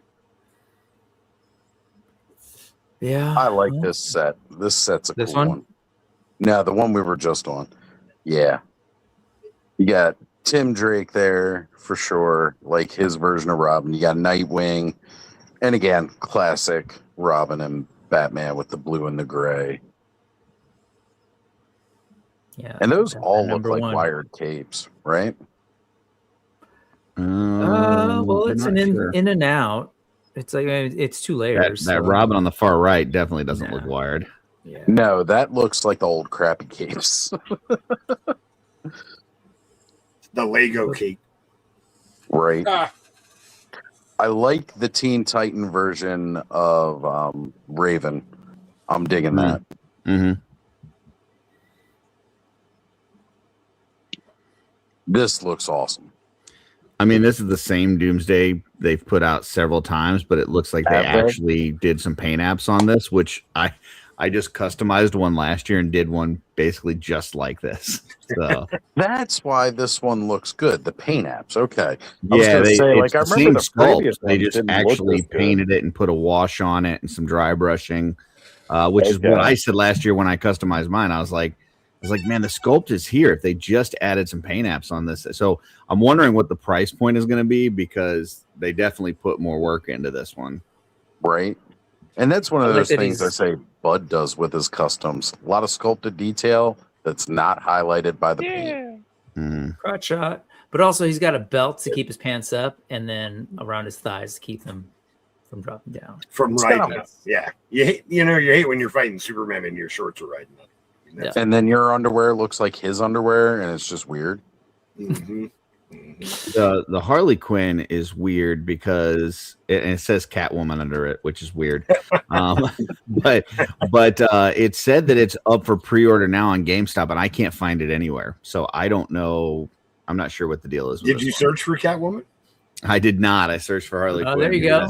That was your problem. They told you this was Catwoman. Joe Damn it, figured Curtis. it out. Pay attention. Yeah. Her Us waist Catwoman. looks really small. This was yesterday. Oh yeah, she's been girdle training or whatever. Corset Yeah, training. that is not pretty girdle crazy. training. That is wild. Is this a standard figure? Yeah. Yeah. Alrighty. All right, it was just a better image of like some more DC stuff that I hadn't really seen. So cool. Anything earlier I was talking about that Predator versus Punisher thing, and like what I miss about Dark Horse is again having those Dark Horse stories where it's just like the Predator and all like that, but instead we're getting all of these crossovers. And yes, I know it's cool like that we can do the crossover with the Marvel characters now, but you don't have to blow your load all at once with the Marvel crossovers either. We can pan them out over time. I just looked up GameStop for Catwoman and it's not listed under there either. Oh damn it! I thought I cracked a code. Thought you cracked it. Damn. Yeah, sorry. That Superman figure looks pretty cool. This one? Is that Beast? That's the Kingdom? Alex Oh, Ross? that's in art. Okay. In art. Interesting. Oh, okay. Yeah. Yeah, it does look good. It's pretty decent. Better. Nice cowlick. Oh, sorry. There's that. I would just say Yep. if that McFarlane's going to cost you $50, like hang on to your $50 and pop it on an Inart. I mean, this is probably. I mean, the normal Inarts are what, like 100, 110. Like this is going to be big. I gotta imagine this is a good 150 if I had to guess. Okay, it's a good 150. Yeah, yeah. I'm not saying I'm not complaining. It's definitely going to be worth it. But yeah, that's crazy. All the joints are all hidden and damn. See, this is how you do the extra articulation is like that, to where it is hidden within layers of armor. That's great. Yeah, like all of this stuff. This is what Ed was saying earlier. Like you can't see. Yeah, like you've got these like big armored knee pads and stuff like that that like cover the joints. Yeah, it looks awesome. Definitely looks better. I would probably snag an Inart Absolute Wonder Woman, man, because they would kick ass on that character. Didn't Inart show like a Red Hood too, or something like that? They had the Arkham one. Is that maybe? Maybe. No, that's LPCC. So this one does not have magnetic nipples, so no go. Boo. That was that nipple man. That was a mutant from So from the Knight. waist up, he's from Mars. From the waist down, he's from Earth. There you go. He's still got a David Bowie cod piece though. Those are some good soft goods there. Like I don't need this character. This is a nice figure. I was gonna do it, but well done. Time to go mobile. Do you feel in charge? Oh wow. Okay. Oh, very cool. Heck yeah, that Harvey Dent's looking good. That Joker looks nice. Yeah, no, this one is killer. Look at that. How do you feel about that thigh there, though? You good with that, Curtis? It's not my favorite, but I was gonna say that's kind of pushing it, right? Yeah. He also doesn't have armor plates. He is in a they're not pleated. It's pants, weird but though, that's- because it looks like he has a swivel at the knee. I wonder why they would have twisted it that way. They could have left it lined up and twisted the knee, I think, and got the same pose. Yeah. Okay. And Okay. you got the weird pleat though. Yeah, that's tan. For Inart, I We're just think it would have spoiled, been is what it nicer is. just to have fabric pants on that, but ooh, that Batman looks good too. Dude, that stuff is Damn. that's Alex look Ross good. too, right? Yeah, that looks good. That I don't looks know if I way need better that than the Superman, but I neck- definitely need this Batman. Yeah, they do good shit. That's good. That thing. Look at that. Excellent. It's like a Just Killing the Joke s- one, right? I was thinking almost more Arkham Asylum, but Yeah, that's what I kinda was getting. His Arkham vibes. Does the flower squirt like my old Toy Biz one? Is that like a no-go for you, just like Oscar the Grouch by NECA?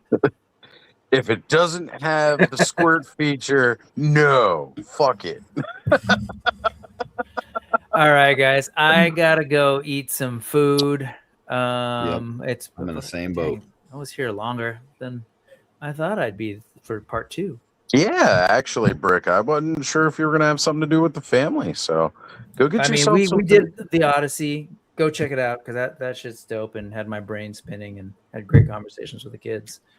Moral of my story today. It's definitely a movie that you want to see while it's in theaters. It's a big screen experience. Oh yeah. Love this I mean- figure.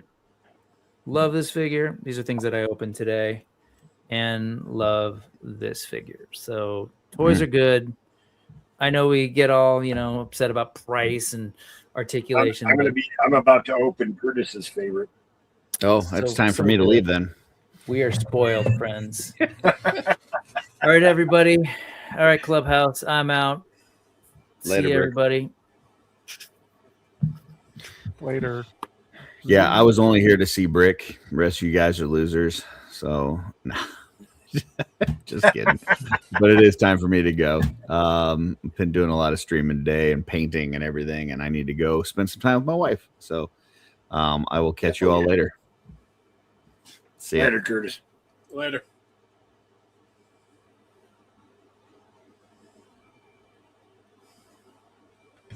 I'm not too much longer here either. How's it going, Mark? Not What's that? too bad. I'm not too much longer here either. I'm gonna have to get up. Yeah. I got overtime in the morning. I'm not going to be able to stay awake super late. I worked at 16-hour shift yesterday because we were having problems. I am pretty exhausted because then I worked again today. So Yeah, well, that paycheck is going to be good. It will be good. I'm very happy about that part of it. But for 10 minutes at night and being back to work at 6 a.m. kind of stinks. Yeah, it does. So I started playing Black Flag today. Game is Awesome. definitely awesome. Oh, yeah. They did a really Beautiful. good job on the remaster. I don't even think it's a remaster. I think it's just a redo from the ground up. It's a remake. Yeah, no, it's a remake. They put it in the modern systems. Yeah, it's looks way better than what I remember it. Oh, it looks better. It controls better. That was one of the things about the original Black Flag. Like, I enjoyed the game, but when you're playing as Kenway, it was really hard to control him because it had, the classic old, Assassin's Creed controls, and you just it was so hard to get him to do what you wanted him to do, and it's not perfect, but it's definitely better. Did you get your roll in? Yes, I did. I actually got it like Tuesday or Wednesday, but I haven't had much time to open figures. That's why I had old Shui who's sitting here. I figured I could. Curtis still hasn't gotten his. Oh, poor guy. I think he said it was still on a container that they're waiting on. Well, he shouldn't have made fun of Greg's knees. I mean, come on, man. All right, Matthew says he's going to pop in a little bit later. Bill, if you're still watching, you want to join us, by all means, please come on and hang out. I took a chain. So, and instead of talking about it, I'll just show you. God, yeah, it's not like you're not on camera, Mark. I know, right? So Bud hopped off too? I was going mobile, or back to the laptop rather, so that's why he might have dropped, actually. That's true. Bud's kind gonna of have an an odd time issue. to get him disappear. Or he was crushed that Curtis left. Oh, that could be it too. So I took a pin and just put it through the Mark, little if he hole runs in the belt. The chain's if he a little runs, long. those keys are going to smack him in the. I know. I smack him in the got to tail. shorten the chain. You get the general gist. Oh, so missed opportunity not to do that. I did it with him holding the keys up. I thought that was a pretty decent look. So. I could still. But that is cool. I like it. For sure. My general thought was to make the chain long enough that way, he could put it in his hand, but then, I didn't know how I was going to wrap the chain around because there's, no hooks or anything. So I just wound up cutting it at that length, but then once I put it on, I was like, yeah, he's gonna rack himself. Yeah, that's what I thought. If he took off running, man, them keys are gonna unlock his door. So yeah, I just haven't gotten around to shortening it. I will. I'm just messing around, Mark. That looks good, man. That looks good. He's an action figure. He ain't running anywhere. That's true. So Terrence is saying Kai Pacha is his new favorite figure in all of Mythic Legions. I got to tell you, I definitely want one, and I'm trying to get more.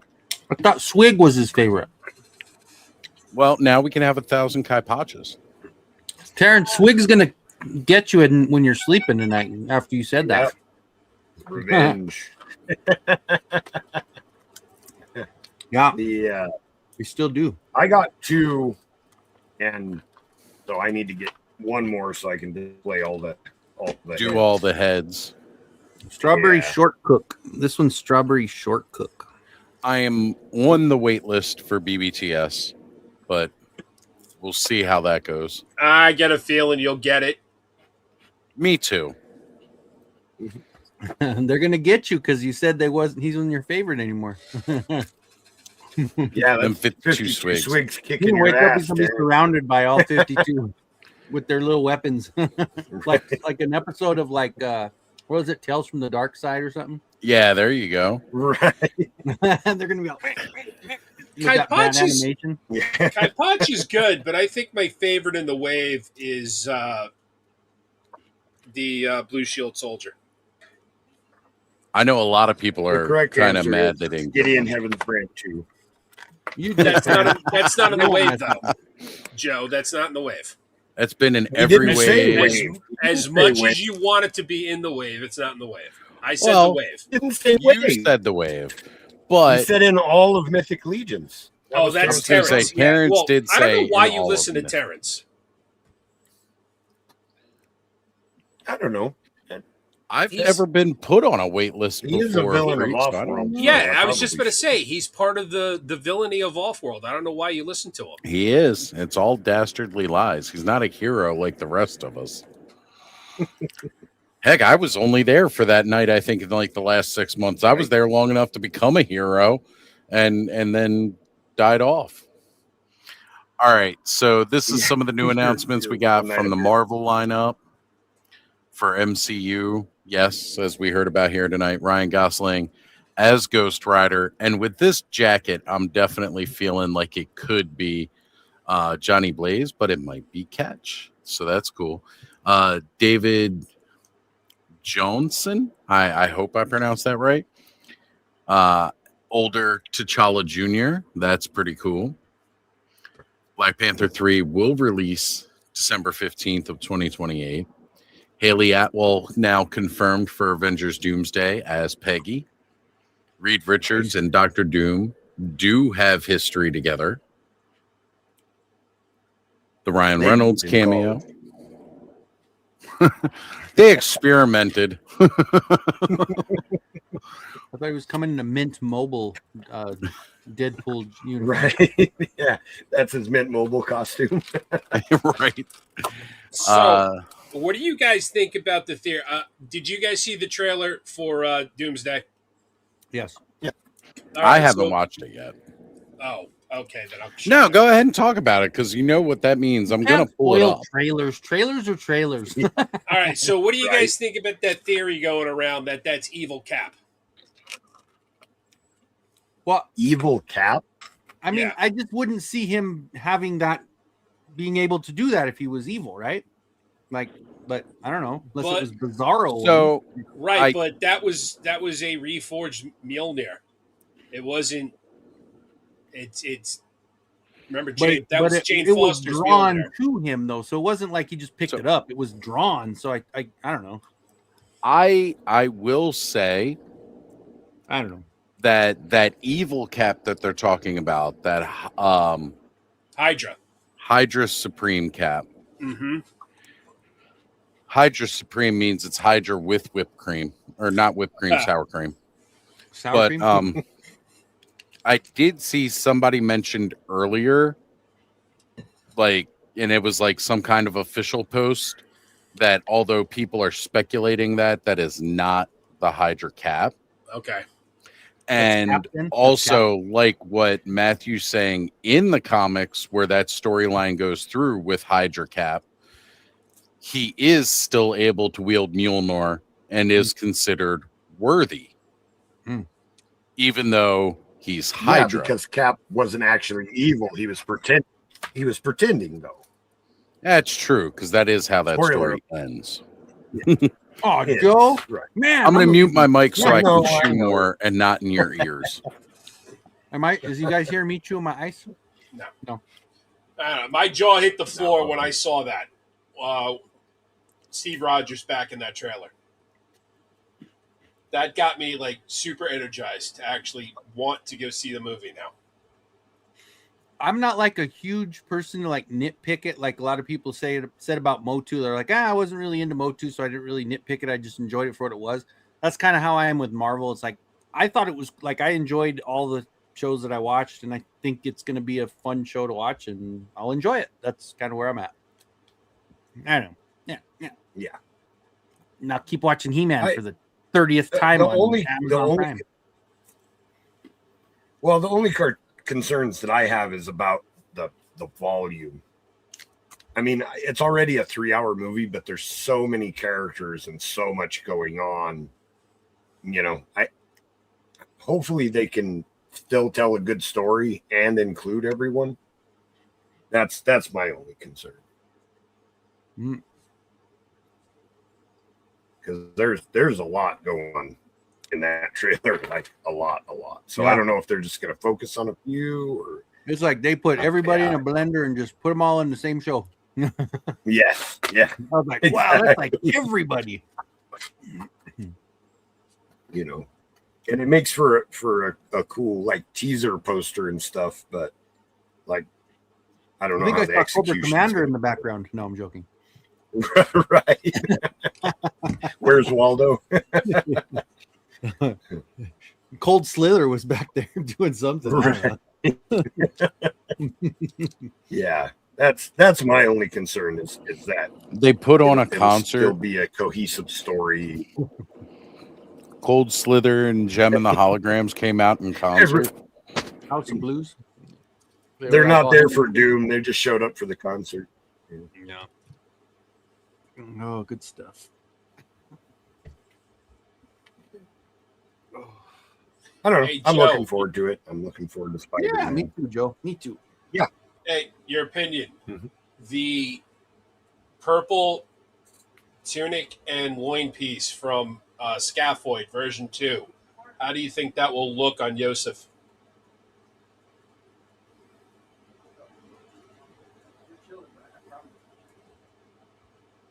It's a slightly different purple than what's on him, than his scarf. It's more plum.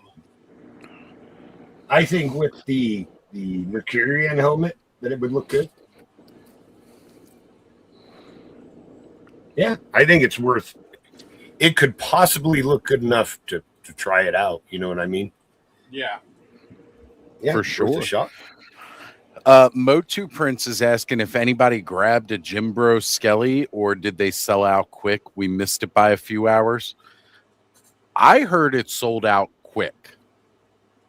Like that was the joke people were making with me earlier. Because I was talking about how, the last couple of Mattel creations didn't sell out so fast. But maybe that's on me. I want to say somebody in a group chat that I'm in did say that it sold. They missed it because it sold out so fast. I got it, buddy. I got one. Might have been all. There you go. Let's see. I think he'd only wear it in early spring, but dump it before Labor Day. Oh, that's way too much fashion knowledge. I'm out of my element. So. Actually, I think this is almost more of a Family Guy quote. William says, my DC figure interest is on hold till next year. Okay, for sure. See what Mattel's coming out with. Yep. Todd says they might have cut stock. They must have cut stock. You might get a couple of people that cancel their orders, or Mattel's been really good about finding people who ordered multiples when there is limits. They allowed 10. They allowed yeah. 10 on Oh, this thing. I don't know that they would be canceling anybody's orders then if they allowed 10 right off They the allowed bat. 10. Mm-hmm. That's why it went so quick.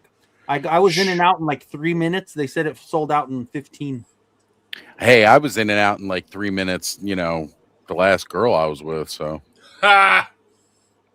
That was a bad joke. That was a terrible joke. But I appreciate you laughing at it, Mark. You know what the worst part is? I said that whole thing without laughing at myself when they said that. That's when I'm getting old now. I didn't even crack it. Didn't even catch that one. You're getting slow, Kenny. I am, dude. Normally, I'm pretty quick. Yep. Whoa, here's another That's one. what she said. Hey-o. Caught that one. There we go. Redeemed. Ah, thanks, freaks. I appreciate you guys. I think I would have laughed, but I was sad at myself for not catching it. Right.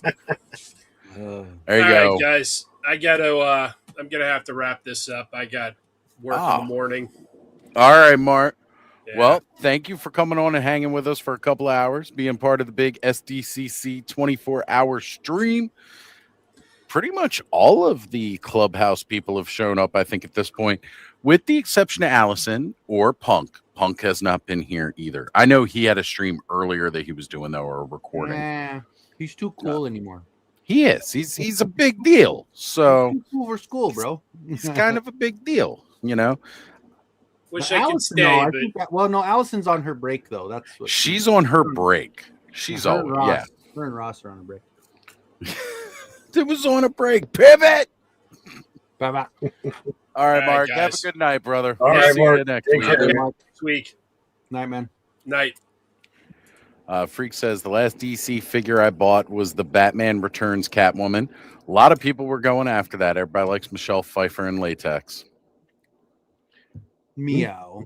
Yeah, you know, he's a big deal right now. He doesn't come on Clubhouse much anymore. I at least thought we'd see him tonight. But nah. He'll be talking about everything come tomorrow or Monday night toy ramblings. So there's always that. Dude, I have a problem with Otter Pops, like really bad. Hey man, you know I got what? 8 of them just now. This is my 6th one. I was gonna grab like more of a sandwich or something while I was out, or when I went to go get cigarettes, but we went to a different convenience store, so I had to get the cheese fries. And honestly, I didn't realize how hungry I was. But on top of the fact that not only was I hungry to begin with, but then you know I smoked up a little bit while I was out. Oh yeah. So now I got the munchies too. But I gotta guide the stream, and I can't just keep myself on mute while I finish off this bag of food. I could. Go ahead, dude. I'm here. I got it. I appreciate it. I'll stay in the chair for a while. I've been up and down. I know. I've been like. Bing, bing, bing. Well, I did want to share this because this was kind of cool. Upcoming Johnny Depp project. Oh yeah, that actually does look really good. And we all know I'm a huge Charles Dickens fan, and Christmas Carol is one of those, you know, I absolutely love the Christmas Carol. So this is great. Yeah, I watched the trailer for it. It looks pretty good. Now, He's this a good is actor, dude. God. right. He really is. Now, this was cool watching him interact with the fans as people came by. He was interacting as Scrooge. And I saw it earlier, and I wish I had sent the reel to myself so I could have brought it up.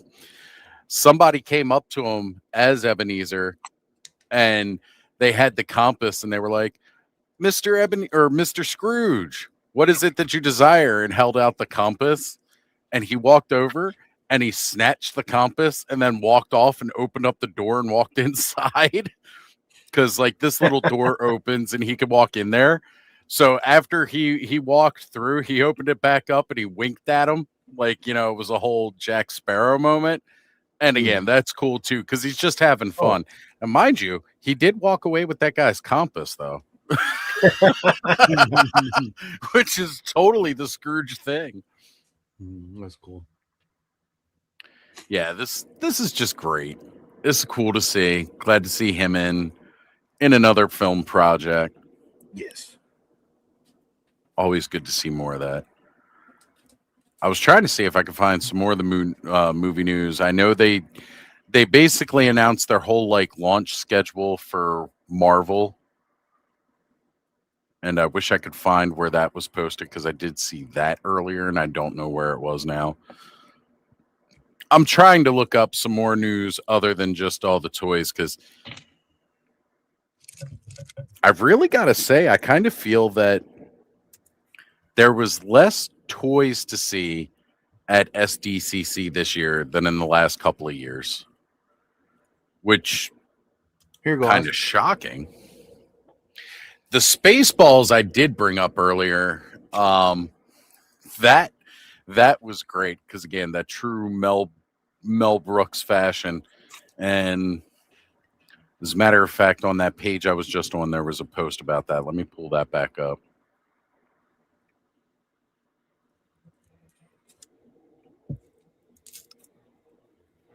I did bring this up earlier, and we'll go through it here.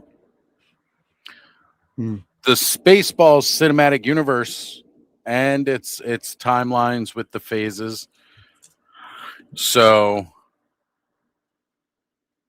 getting phase 1 here, which is in 2029 and 2031. You're getting the franchise menace. That's 2029. And again, this is phase 1, folks. Phase 1 of it is in 2029. 2031, you get Spaceballs Super Duper Secret Wars. 2030, we get Spaceballs Winnebago Nights. I can't read 2028 because my eyes are bad. The Schwartz Awakens is in 2028. Then phase 2 is all going to be about the Dark Helmet. Phase 3, we get Yogurt, we get Mog. 2036, we finally get Spaceballs for kids. Mind you, it definitely was not meant for kids when I watched it. Phase 5, maybe 7. We got all Dot Matrix. I can't even read what's under that one. Lone Star. This is when you're getting all the solo movies, not just the amalgamated cast. Phase 4, ? We lost count. Phase 6. This was just genius. I love the fact that they did it, and it was in Hall H. Having fun with it. Yeah, because you got to, right? You just want to with stuff like And they this. said Moranis had like a standing ovation for minutes. did. Or whatever it was. That's awesome, dude. Just That considering his whole arc, his whole. They combed the audience for him. They didn't find shit. No, they just had to come. They did to find him. It was cool.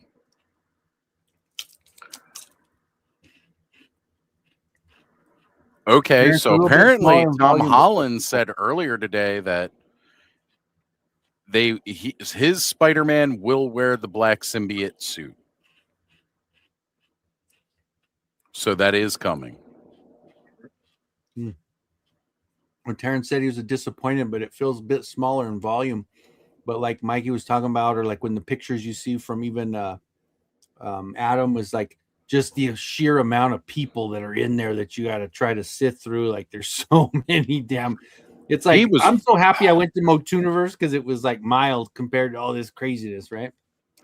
Yeah, you definitely would be like the craziness that is a con the size of San Diego, which is like one of the biggest ones. I know a lot of what that's like because again, up until like a decade ago, Baltimore used to host the biggest anime convention in the United States. And then since then it moved down to DC. But yeah, so like it just looks like I would be standing in line the whole time. Yeah. Yeah, you would. And that Adam's picture was like stand in line to get in other lines. You get in the line to get. Oh yeah, I did see that post. Yeah, there's just so many people. I don't know if I would enjoy it. I don't people like that. I think after the prison work, after that long, it like I don't like big crowds and stuff. Yeah, it changes you a little. Right. I'm just not a super, people person. So I don't know. I don't know if I would have fun because it's not that far from me. Like I could drive to San Diego from where I live, in less than a day. But I don't know if I would have a good time standing in line to get the few exclusives that I'd want. I don't know if it's worth it. Yeah. Yeah, I'm happy with my little Motu freaking Motuniverse little, con, because it's like that's exactly what I need. It's just enough. You see who you want to see, you hang out with who you want to hang out, and yeah, you're good. Well, it's very much like with Joe's instance, right? So Motuniverse was your first convention ever. Joe, didn't you say Legion's Con was your first convention? It's still the only convention I've ever gone to. So. Yeah. Yeah. So there you go. Like, and what more do you need, right? You get everything you want out of that one convention. You don't need to hit a lot of other ones. No. I think year to year it's going to be the same for me. I'm just going to keep going to that one and be good with it. Why not, right? That's the only one you really need to, which is great, because whereas everybody else saves up for all these different conventions, you only have to save up for one. Yeah. And I could buy toys with the rest of the money. Right? I mean, something. So, guys, you remember me freaking out a little bit last year when they announced the Dungeon Crawler Carl toys, and you guys were all like, what the fuck are you talking about? Honestly, I don't even remember that. So, well, we're getting remember that. We're getting more with Dungeon Crawler Carl. This is phenomenal. I'm so excited to see this line. I can't wait to get some of these.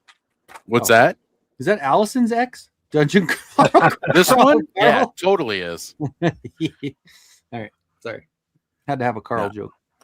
This is fucking phenomenal to get these out. And again, these are all characters from the book, which again, it's a really weird, out there kind of book. Princess Donut. Freaking love that cat. What the heck? Oh, it's a weird one. Unfortunately, where I originally listened to these books on audio, there was a long format YouTube video that had all like the direct recordings from Audible. It's not available anymore, so I can't just send you guys the link to go listen to it. But yeah, blind boxes coming out of Donut in very different styles. This is phenomenal. Princess Posse Plush. Go ahead, you flush them. Okay, see, Terrence knows what I'm talking about, and I know earlier we were talking about Dungeon Crawler Carl. There's some other fans out there. Terrence says he's only ever read the first one, but he's wanted Liam and Gina to get into it. Go for the audiobooks. The audiobooks are great. They're narrated by Jeff Hayes. I was talking about him earlier today. In the first couple of books, he's the one that did all of the voices. Later, they've had more. We're going to get animated series of this. This is really freaking cool. I like these toys coming out. I'm excited to get these toys. Yeah, Twizzler's got my back. Glurp, glurp. I also didn't realize they were going to dive deep on some of these figures like Bautista already. That's freaking great. The demon looking dude here, this is Mordecai. These are going to be fun. They're coming out from Playmates. Highly recommend the books. And again, we're getting an animated series. So even if you don't check out the books, see, here we go. Here's more of the Playmates, what their reveals were, because they didn't have a booth. Kickstarter Dragon Zord for Power Rangers Reignition. This pissed me off the other day. So with the original Megazord, Dino Megazord team that I got Connor all of, they didn't release a Dragon Zord. They came out and said the reason they didn't release Dragon Zord was because no store would buy it as an exclusive. Like, I don't give a shit if no store wants it as an exclusive. Put it out. So now their idea was to go to Kickstarter. And no, this does not need to be a fucking Kickstarter. I mean, I guess that's the only way we're going to get it. Some of the digital renders that I saw leaked earlier this week about, like, the look of the Dragon Zord, and again, it's all prototype. So here he looks way too chunky and like he never would move. but the fingers on the Dragon Zord where he launches missiles are all really long. But then we got this in the box picture. It doesn't look nearly as chunky. So all this crap's got to be AI. And yet the fingers are curved in like it could fucking hold something with its hands. And when they, I don't think it does. I think they just used a really shitty AI generator to pull up this shit and put it up on Kickstarter. And you can't see it from these pictures because it's not good enough quality. Let me see if I can find who had it earlier. We got Matthew in the house. What's up, brother? What's up? Can you guys hear me okay? Yeah, you're coming in good. Cool. Yeah, I went to a little local toy show this weekend, and I had won a figure that I was picking up, which is the Soldier of Fortune red guy. These Soldier of Fortune guys are pretty cool. Hell yeah. But yeah, this all this stuff coming from Comic-Con's been pretty cool. I've enjoyed a whole heck of a lot of it. Seeing all this stuff coming out. Crawler Carl is very interesting. I like to see some of those figures that are coming out of there. I agree. Like, I'm kind of a fan. Not kind of a fan. I absolutely love the books. I'm excited to see what we're going to be getting. All right, here's the image I was looking for, guys. So these were leaked images from. Okay, well, this was apparently posted only an hour ago, but these were the leaked images I saw earlier this week. Pulling it up here. So, like, here you see the long-fingered hands, and he's really fucking stupidly stocky looking for no reason. Looks like a fucking Funko Pop of the Dragon Zord. But then the very next image over, look at the hands. They just like look like little round circles on cubes. Like there's no length to these fingers. It's a Lego. Yeah. I don't even know if those are big enough to be Lego. Oh, that's so bad. And then down here in this image, again, you see the hands look like they're curled up fists. I'll see if I can get this a little bit bigger. So, like, this is all an AI generated slop, which is even worse, especially for a company like Playmates. But yeah, like the fingers are curved in because it's in the package or whatever. And then you got this where they're sitting out. Now, earlier, I saw it with like these hands on here, but now they've got, again, like the stupidly long fingers poking out. And then somebody else said that the missiles are supposed to fire out of the hands. Well, like how? Because there's no slot there unless you have swappable hands for the Dragon Zord. And this is way out of proportion with this piece. So this is just AI generated shit. I hate to see that these big companies are doing more and more AI stuff, and I'm like, seriously, the little guys learn their lesson, a lot of them, not to do AI stuff early on. I wish the big guys would figure it out too. Yeah. Well, apparently this looks a lot more like what it should. It's basically just the old toy from the original line. But this is way too small. So this is probably AI bullshit. Right. And It then looks you like got the ones that people put themselves in a package, for the figures when everyone was doing that. That's what it looks like. Yeah, that's what this looks like. But they did it with the original toy, and this is the package. But then you got this here where it says collect all 4 to build the Dragon Zord battle mode. But that's like an accurate description because the Mastodon, Sabretooth, and Triceratops together make that. So, no, he's asking, are these real? This was 42 weeks ago. Okay, so this is really old and not right. There's been right. a lot of misinformation coming out of Comic-Con too. So, Yeah. And again, this is from a week ago with Toy Command that posted it. This is probably where I originally saw the images. But yeah, this looks like garbage. He just shuffles. And I don't even know what these are supposed to be back here because I can't recognize those pieces from anything. Yeah, they're the only ones in that's the only picture that has them in there, right? Every other picture doesn't. Yeah, have like these aren't in anything. Like I can't figure out what part of the Dragonzord that's supposed to be, but it ain't it. Bobby? God damn it! Oh, damn it, Bobby! Oh, Peggy, get the hose. What's been y'all's favorite SDCC moment so far? Well, mine's pretty easy because it's the Horsemen Skeleton Warriors, but I was gonna say, I don't think we anybody's all know what shocked hearing Joe's that. is. Yeah. No. Honestly, that Mondo King hiss kind of really blew me away today. Seeing that, Yeah, yeah, you've been talking about it all day. I have. I It brought looks- it up multiple times. It looks awesome. It does look that damn good. I'm happy we got 2 bad coming. That's nice. Yeah, finally. That is really good. Finally, yeah. Ed, anything? No, everything that was there that I care about, I had already seen. Well, right, so yeah, you'd seen previous releases of it. But the Leviathan and the Red Shadows guy, I hadn't seen those before.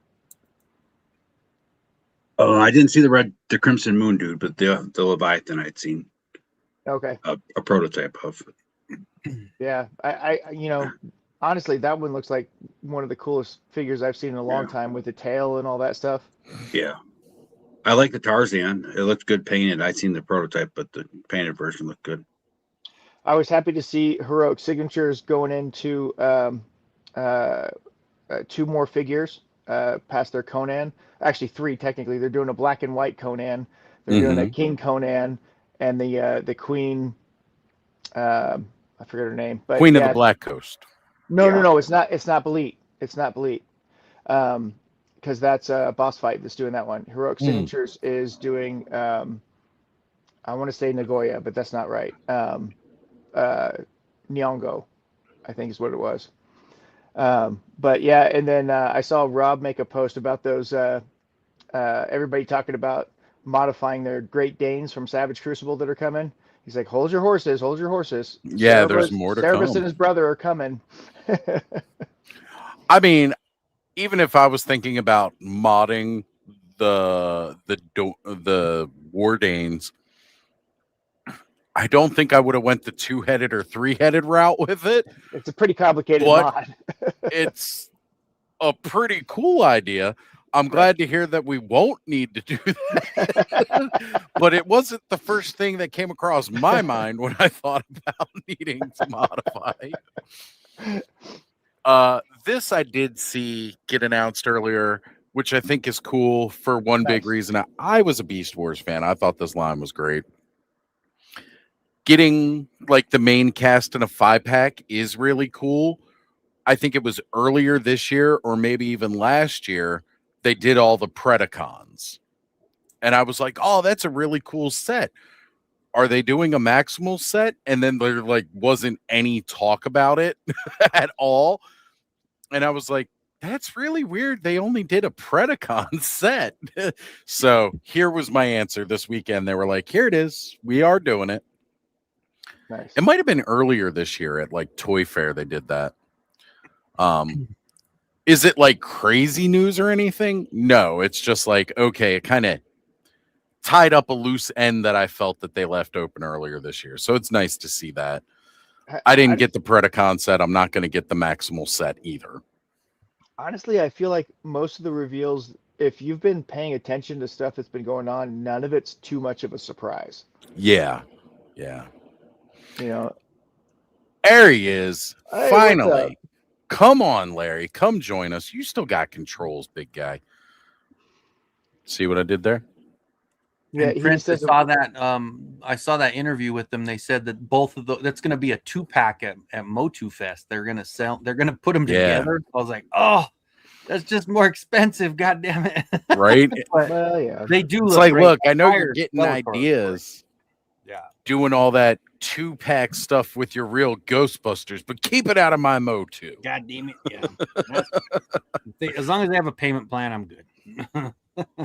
Yeah, you'll be fine. We're talking about conventions and stuff like that earlier with with Joe saying that Legion's Con's the only one that he goes to or whatever. It's like I kind of feel the same way. Obviously, I know Ed knows this, but DFW has always been the one that I gravitated towards so much, and it's like it's easy to get to. I can budget for it real easy. It's you know, it has all the conveniences that I need for it, and these people that go to cons all over the country, it really interests me. Is like it's crazy that they can go to so many of them and do all these things, but. I do have a buddy, my buddy that I met up with today that I won that action figure from is going to Toy Unity. So he offered to pick me up a couple of the exclusives up there that are going on. Nice. And yeah, and that's the good part. Like Oz was saying, as long as we have some friends that are going to the, you always know somebody that's going to a specific con, and right.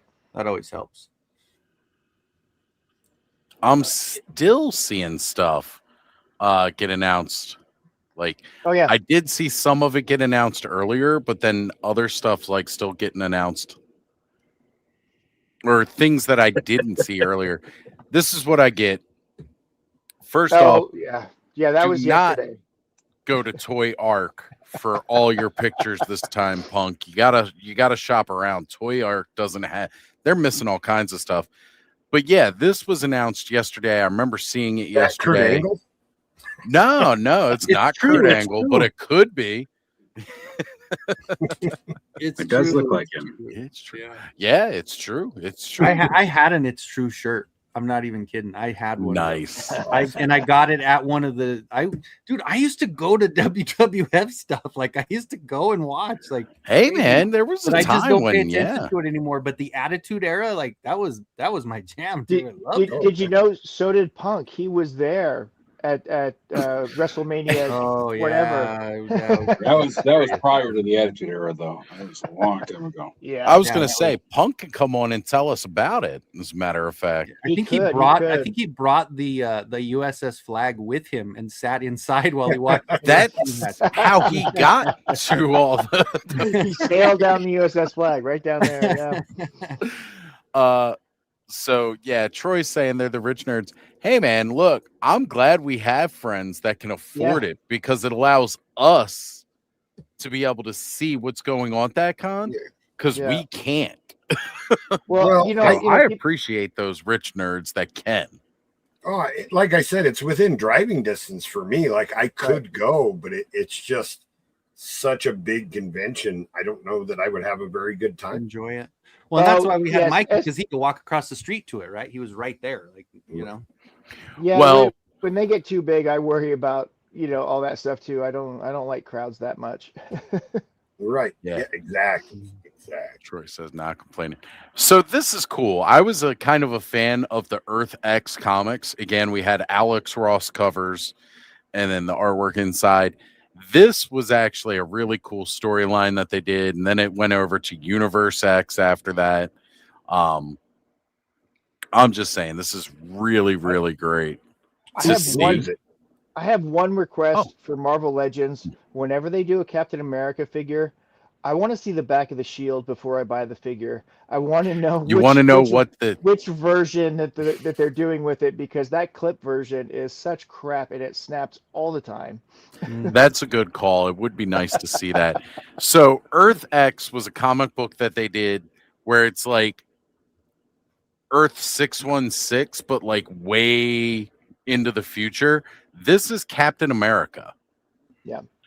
He's, instead of wearing like the helmet with the A, and they didn't do it for the toy. He's got a scar here, but it doesn't look. So originally there's an A scar carved into his head, like the A that goes on the helmet. Gotcha. It was literally carved into his face. The Red Skull / Punisher, I'll say, in this, it's basically some teenage mutant kid who has like mind control powers, and he's like got a red skull. It's a red Punisher logo on his chest. So then like Cap kind of flips out because he thinks the Red Skull is back. It's just not the same Red Skull that he fought. this was one of the first comic books that gave us Mary Jane and Peter Parker's daughter, May Parker, with the symbiote costume. It was the actual first comic line that introduced that story. Right. This is also the one where Logan could never get Jean Grey, so he ended up hooking up with Madeline Pryor, but he started being lazy and got real fat. And she said something about like, you could get out there and do something about all this. And he was like, yeah, but first I need to have another beer. And she goes, I think you've had enough. And he goes, don't worry, with my old healing factor, these beers have no effect. And he's just like sitting there getting really out of shape. Man, I am not a proper geek, man. I'm like lost. Oh yeah, all of this stuff was wild. It was a lot of fun. Now that one is Micronauts, right? This that one, yeah, because these are those ports, right? These are those ports on there. And again, I wish Brick was still here with us because he was. Yeah, he would have loved seeing that. He heard I was coming on and had to bail. I get it. Right. We got Mudhorn saying, I can't cope with crowds or noise, so conventions are currently a no-go. I'd like to go to Joe Fest one year, as it just seems a lot of fun, even though G.I. Joe has never really been my thing. And it is. There's a lot of great people there. I'm not a huge G.I. Joe guy, but it was more about all the people who were also going to Joe Fest that made it worth it for me to go last year. I wanted to go back again this year, just couldn't. And I want to be able to plan ahead for it next year so that I can with Ziggy. And I'm not like a huge G.I. Joe guy. I don't need to go to a G.I. Joe centric fest, but it's the people who are going that I want to see there that make it so worth it. Yeah, here we go. This is the Acroyer figure. I don't know all the Micronauts names, but yes, that's the one that he was asking Brick about earlier. Okay. Yeah. Got it. And Troy saying he needed that, and I'm assuming that was the the Captain America. So definitely, even if it's not your thing, if you can find a way to get yourself to go and overcome that, because I know what that's like, because I have that. I have bad social anxiety. Well, one of the ways, come over and hang out with us, Ian. It's a lot of fun. We'll make sure you're taken care of, brother. Well, and also there's that whole upstairs part that you can kind of look down on everybody and kind of be away from it for a minute. How the hell do you know? You've never been there. Shut up. I've seen all the pictures. I've been there in spirit, damn it, and I couldn't get off the balcony level. Ed, does it exist? Yes, it totally exists. But you can't get away from people up there because everybody hangs out up there too. It's a little less, but nope, yes. It's not. It's actually just as loud and noisy and crowded upstairs as it is downstairs. It really is. The only reason the balcony area worked for me when it did was because everybody was going into the exhibition hall, and I was a half a mile back in the lobby. And there was nobody else there. During the show time, that place, the empty balcony is empty. But yeah, it is a cool place. It's a really cool place to sit while everybody's coming back and forth, because you see so many people walking back to their hotel rooms because they were just at the exhibition hall. They got their holy grail that they've been looking for since childhood, and they're bringing that back through the lobby, and you get to see their huge, giant, smiling face during that time, because they got to go put that away so they can get back to the exhibition hall so that they can find more. Or they just haul around a 40-pound book all day with them like Pop did and injure their back. It's a possibility, too. So these I hadn't seen earlier. It's nice to see these. Mole Man's never been my dude because Fantastic Four were never really my books. Like, I respect them and I like what I have read of them, but it's never been like, oh my God, I got to get the next FF book. Like, it's never been that. And I really appreciate that they made this that 3-pack, and he's got 2 of those little guys with him. Right. I think that's pretty darn cool. Definitely. And as much crap as I was giving Hasbro for some stuff earlier, this is definitely the way to go with this figure. Absolutely. And make it except worth for the not having a ball peg waist. I'm just saying, No, there's I can see overlays that. and Jada knows how to do it, and so you could do a ball peg waist and it would work really nice, but having that twist right there sucks. Yeah, yeah. This Maximum Spider-Man, again, for me, it's a little bit more worth it than most. The 2099 Doom, it's cool to see. Not one that I expected because we don't get a lot of 2099 figures. That Spider-Man, that black suited Spider-Man, I think that's a really nice offering for Maximum. Yeah. The articulation on that buck, I think, is fairly good. As I've been saying all day, the Spider-Man Brand New Day standard Marvel Legends figure that's out right now probably has the best articulation of any Spider-Man figure that Marvel Legends has done. But that one there is close with the buck.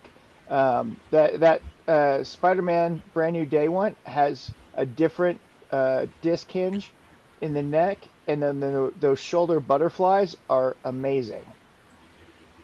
So I get what Curtis was saying. He doesn't like the look of it all cut up and the lines that you see in it, in the articulation, all like that. I get that. That's completely an aesthetic look. Sure. But for somebody like me that I don't really collect a lot of Marvel, I think it's the right route for me to go. Like I just feel. And I will say that buck that he's on is, I think, really posable. It's got the toe articulation and everything else. I think it's a pretty decent buck, and with those accessories, it's got the backpack, it's got the webs, it's got the symbiote in the jar. That looks like a good offering. I just hate paying maximum prices for all that stuff. Yeah, and nobody likes paying the prices we're paying right now for certain figures. We're getting a lot of stuff forced down our throat that's just kind of I really wish I didn't have to, but I kind of have to because that's what I want to get. Right.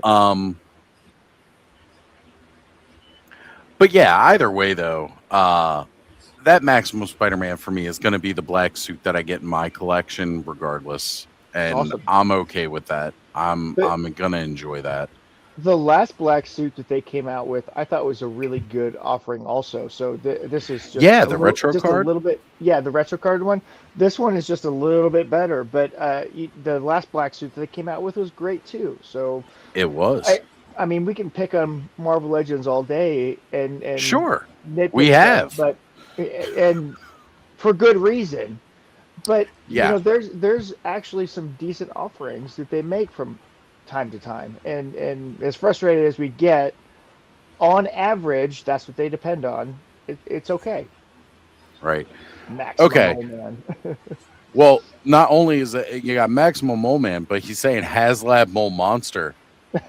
Somebody is doing that, aren't they? Like, not is it HasLab? Might be Pulse exclusive, but I thought somebody was doing a Mole Monster from like the very first issue of Fantastic Four, where it's like you can recreate that cover with Marvel Legends with this mole. It's not articulated, but it's like to create the comic cover. They're doing that. Now, did you guys talk about did you look into detail in some of those pictures of the Hasbro Street Fighter movie figures? Oh God, no. We pulled those up earlier today. Looked at that hot garbage for like. Okay. This is just after. As long as I'm not alone in seeing the massive flaws in that whole thing, I'm like, why? I mean, if you make this figure a $14 figure or something and throw it out there, I think people would buy it. But you make this a $30 figure, $27.99, whatever, and it looks like that. I don't know. We got Sixth Element Toy Trap here with us saying, "Evening, gentlemen. What's going on? It's good to. I like seeing. I don't recognize the name. It's good seeing it in the chat. Thank you for being here, covering some of the stuff. Yeah, they've been doing some reviews that they've been putting out lately. I just came across one of them today. Nice. So it's good stuff. But yeah, the Street Fighter stuff, man. people were saying, why can't Jada do it? I said, because Jada can't handle the volume. Not only can Jada not handle that volume, you also got to understand Jada had the license for a specific game. And now we're moving into the next game, which they have licensing for, which Storm Collectibles had previously. I don't know if they still have it or if theirs is at a larger scale, because theirs were more 7-8 inch than 112. And I mentioned that earlier, is like my biggest problem with Storm was that Storm Collectibles, they say they're 112 scale, but they were more 1/10 scale. Yeah. And they were so high priced, and they had reduced articulation. And Jada because of that them, rubbery skin without the actual point of articulation. Right. And then Jada forced them to up their game, lower their prices, and change some things. And the only Storm Arena figure that I have is Dan, because I knew that Jada wasn't going to make Dan, because Dan's technically not in Street Fighter 2, right? No, he was in 3. Yeah, and so to the fact that I have that Dan, I'm like, awesome. But now I'm kind of ticked that they had that exclusive that had the crying faces. I'm like, I need the Dan crying faces now. You know, the toy addiction and how it goes. Right. Well, and again, Dan was one of those characters that was put in as like a joke. Total joke. That's what was great about him. I hated him in the game. But oh yeah, he was a joke. Did you ever play Puzzle Fighter, Street Fighter 2 Puzzle Fighter? No, that I didn't. Game? I saw it. I knew of it. I didn't play it. That game was amazing, and Dan was probably one of the most ridiculous characters ever, because he only the thing is like a Tetris game, and you drop certain blocks and you have gems, and you can shatter all the colors of one gem or whatever as you're playing this Tetris type game. And Dan, his combo drops were only red, so he only dropped red. So if you're playing somebody and you could time them out before they got a red gem to shatter all the red gems on the screen, you were good. Okay, there you go. So he was cheap in that version of the game, but in every other version that had Dan in it, he's just a joke. But since it was random, it was kind of a joke, because it was like, okay, if you're playing Dan, you know what you're getting into. You got to end this fast or you're done, because it'll be done real fast. Yeah, you got to hope that you can get that red gem at the right point. That makes sense. Okay.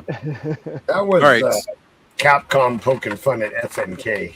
Yes, it was. Yeah. Because they even put Felicia in there and some Darkstalkers characters in that game too. Yeah. Mm-hmm. So this we were looking at earlier with the Kane Michael Myers, and they had the John Cena Invisible Man.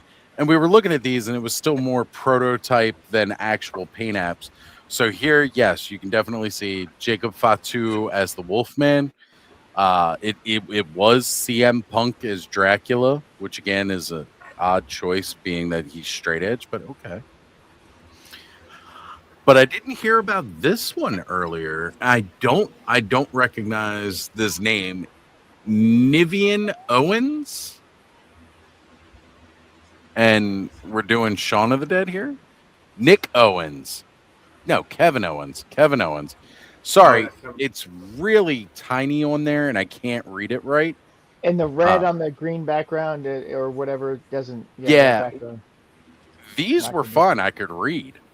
But it's like here, I don't know what's going on. This is very blurry to me. I could see Evan Owens. I should have realized it was Kevin Owens. They're saying that Kevin Owens has a similar body build to Nick Frost. Nick Frost, right? Yeah. But only as a zombie, because he's undead. He's a zombie.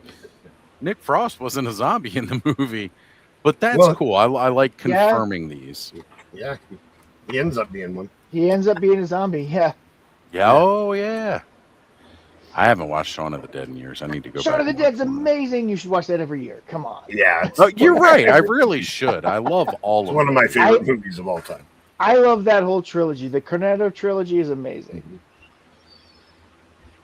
All right. So I'm just kind of seeing some more of the WWE releases. Somebody had mentioned a Chucky and Liv Morgan. Oh. And I have not seen that posted anywhere, but somebody mentioned it earlier, so I'm pretty sure it's going to be there. So cool little feature that goes with that too. I don't collect much of the wrestling figures. Who has their license right now? Is it still Mattel? Mattel. Okay, Yeah, okay. Mattel's got WWE and all the brands that fall under it. So they're thinking smart and branching out and trying to do these cross-platform things. I think their Street Fighter WWE stuff was a brilliant idea because people are having a lot of fun with that. Okay, here we go. I found it. Yeah, no, I agree. And we were mentioning earlier, it seems like everybody's getting a little piece of the pie with the WWE or the Street Fighter license right now.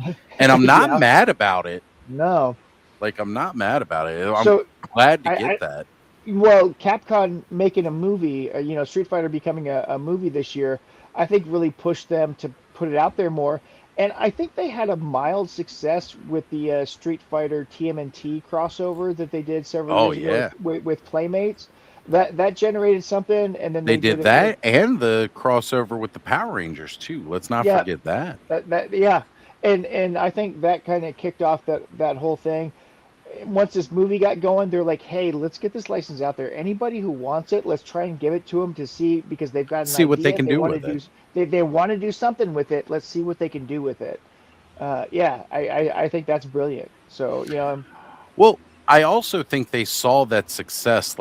Nobody's really buying Street Fighter toys, and then Jada put it out at a reasonable price point in retail.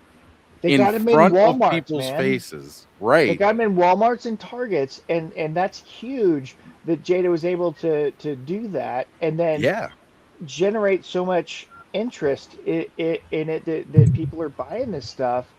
I love Jada stuff. They make a great product. Storm Arena has upped their game enough to. They have now.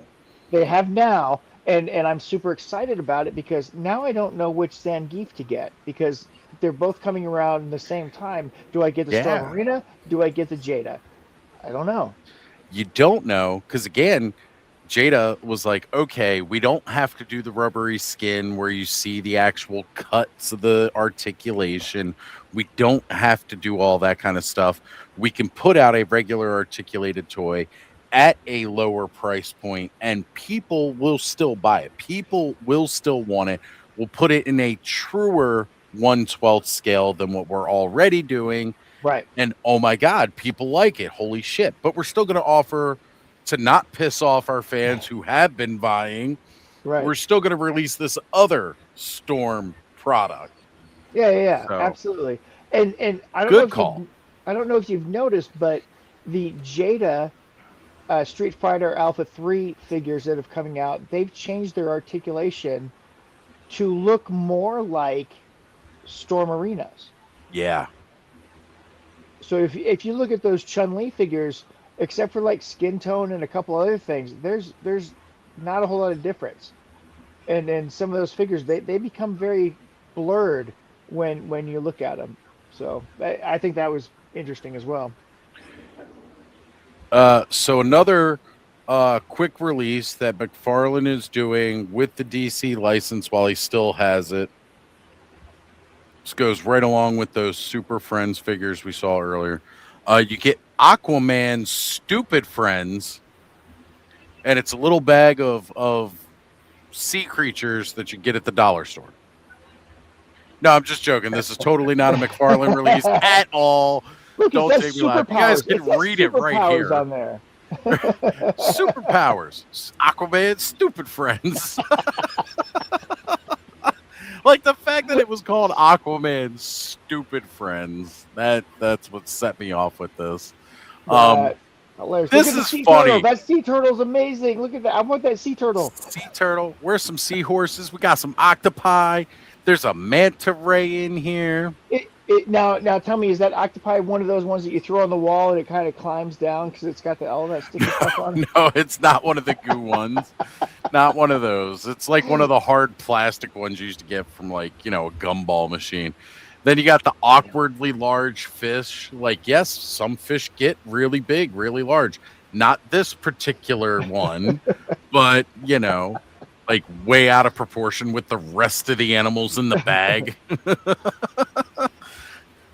This would be funny as an accessory set to a Super Friends Aquaman. It's cool. It's cool. That's fun. So does anybody know the extent of the McFarlane DC license? Do they lose the entire thing in January, or do they still have superpowers, or what? I don't think they do. I think pretty much it's gone. It's gone. Okay. Because I will say that in the regard that what we've seen within this weekend with confirmations about Mattel pulling the Ninja Turtles license from so many people that had it. Yeah. Like, Mattel, you've got a chance here for other people to make you money off of your product or off of their product. Right. And you're going to cut that, even though they've been doing a great job with it, because they're trying to pull more of it back inside, in-house for Mattel, and what can we do with it. So I think we're going to end up seeing that. But I don't know. He's also shown off quite a lot of figures still to be out by the end of the year. Yeah, exactly. And then he also talked about the lines that were canceled, like the Teen Titans and some of those that were completely canceled because there's just no time to get them out there. But he also wanted to stick it to Mattel and say, this is what we were going to do, and I know you're not going to even think about this for another 5 years, so here's what, what was missing. I think it's kind of a missed opportunity for Mattel to kind of, if they draw everything into themselves, then they have to do all the research, the tooling, and they have to rebuild everything from ground one instead of building off the base that's already there. Right. I don't see that as the best decision. And if you want to get new people in, okay, sure, but you're going to lose the old people, and those are the people that kind of perpetuate this stuff. So it's a difficult road for them to manage, I'm sure. But I think if Mattel is pulling the license from everybody else and saying you can't do these things now, I think that's a mistake. I agree. If DC is doing it, well, that's their decision, right? So, right. I don't know. So I was looking earlier for some more news about the Playmate stuff. Clearly, they did have their panel finally, Playmates with the Reignition. So this is something I've been waiting on for a while. Again, because these I get for Connor, I'm not getting mainly for myself, as we know. We're just talking about it. They had talked about this wave too since like last year, and I've been waiting for it. It was supposed to be spring of this year. We were supposed to be getting like these 3 single carded Goldar. He originally came only in a Target exclusive 5-pack. So now he's off on his own. We're getting the season 2 alternate red, yellow, and black Rangers. It's cool to finally see more about these, that they are coming, and expect them fall of 2026. So that I like. I know the Thunder Zords are showing up now in stores, as we've seen a lot of, people, or I have at least seen a lot of people finding like the Phoenix and the Unicorn. So again, these are great for me because, again, for Connor, he's going to want these like he wanted all the ones last year. Even though I don't think he liked this season as much. I don't know. We'll see. It's cool. I think it's a little weird that we got to do a Kickstarter to get Dragon Zord from which should have already been out with the other stuff. I'm sick and tired of Kickstarter toy stuff, man. I don't know. A little bit. I'm wearing a lot thinner on it.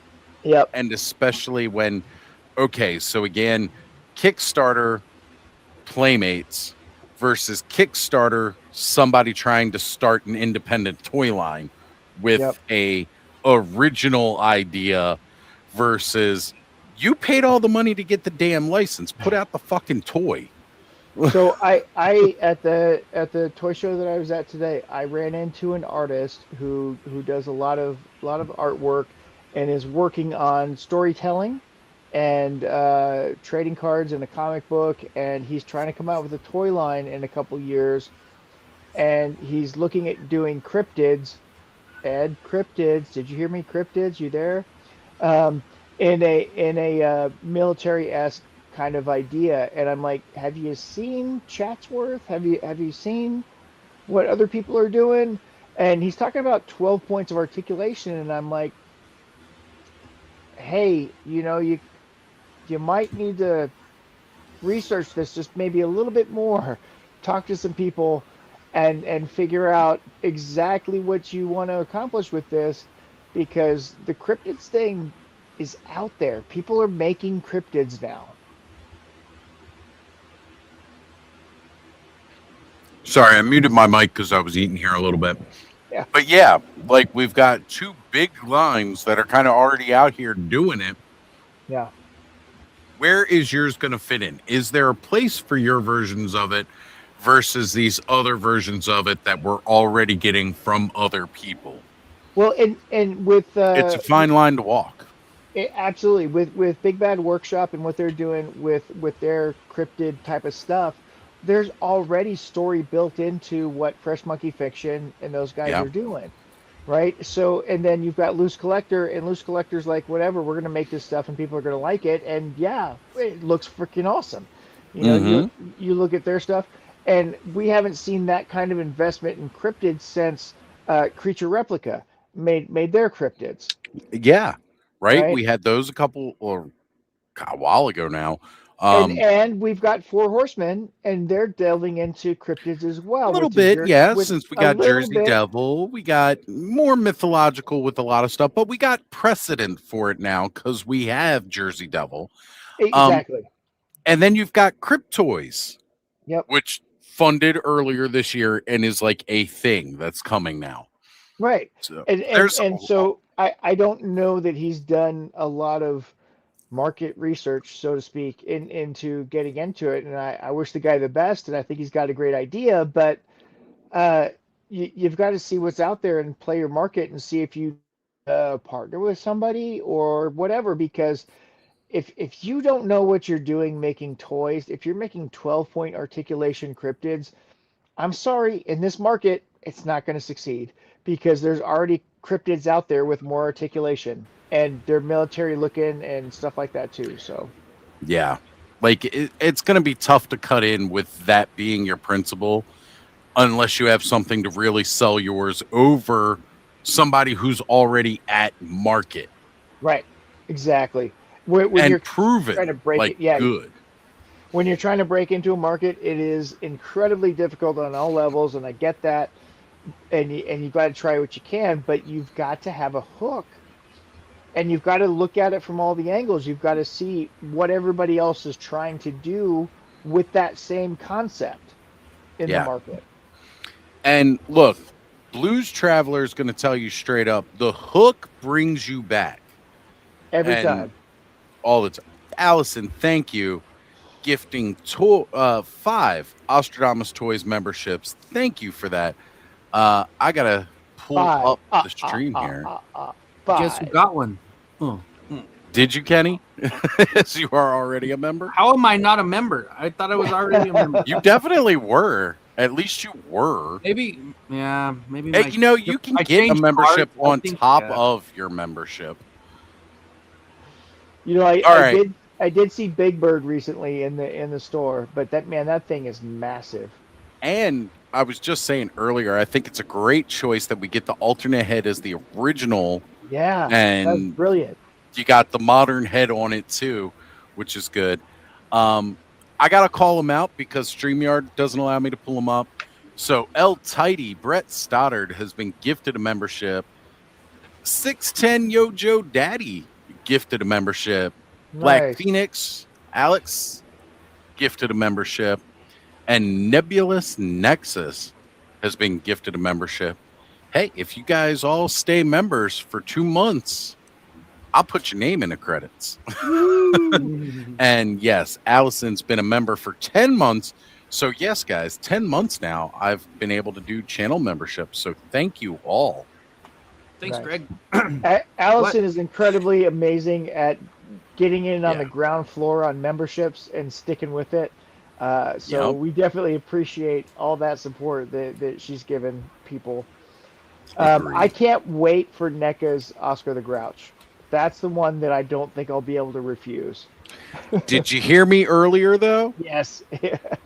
I mean, tell me that's not valid. If you don't have a pop-up kind of action feature for that Oscar the Grouch, and I find out that Super 7 is kicking NECA's ass with an action feature on a reaction figure. Like, Hey, you know what? I can make one of those. I can make one happen for Oscar. it wouldn't be too difficult, not for that Oscar. The You got ones- more space at least than you would to put it in on that than a reaction figure. But that's Yeah. also kind of my point too. Right, yeah. Well, one of the things I'm more excited, and like Oz was talking about with the Power Ranger stuff, I'm super stoked about getting, because I already pre-ordered all the Invincible stuff. Yeah. I told Mikey, hopefully tomorrow. He said he forgot today, but hopefully tomorrow he'll get that exclusive one that's beat up, that's all bloodied, that they have at Comic-Con. Because Merrick loves that cartoon, and we watched the whole series, like start Nice. to where it's at, updated, and he's like I just got him the Funko Pop of the special one where he's like for the video game, that's like got all blood and stuff on it, but he likes the original. So I did a 3D print for him of the original for a statue of it with the yellow and blue. So yeah, those Jada coming out with those, especially Jada, because you know they're going to be good. That's where I'm kind of pumped about. Again, I mean, so many that they dropped. They show Alan. They even have an Alan coming. That's so Oh, cool. Yeah. nice. The That's big one-eyed awesome. alien. Thank you. I Yeah. knew his name was like Jerry or something like that. Jada killed it for me this year at San Diego. I love that company. I love what June is doing. I love all the stuff that he wants to do and that he's trying to do. I just hate how slow it is to get it done. That Scooby-Doo figure should have been out like 2 years ago. So that Wave 2 Right. should That's have been when out they a long showed it time off. ago. Right. Exactly. And I'm like super upset that it's taken this long to get here, but if it's good, it's good. And I'm awesome because I know that if they're doing 4 or 5 waves of Scooby-Doo, that the next waves will come more quickly once they get past that Scooby-Doo. Yeah, Yeah. we're getting old. We don't want to die before they all come out. I'm just joking. Only got so many years left, guys. Damn it. Pick up the pace. Sorry, I'm all morbid today. I had that service. Hey, look, and once my Social Get it. Security, if I even get any, kicks in, I'm on We're a not really fixed income. We're not getting Social Security. It's already spent, brother. Yeah, Yeah, I was don't gonna get say, it. ain't nobody here getting it. We're all too fucking young. Like we should be getting it now, basically. Right. Like we should be 65 and over if we wanted to get in on that. So I just saw this from Go Figure get posted. Go Figure 707, should I say? There's a couple of Go Figures out there. Target's doing some steep discounts this weekend.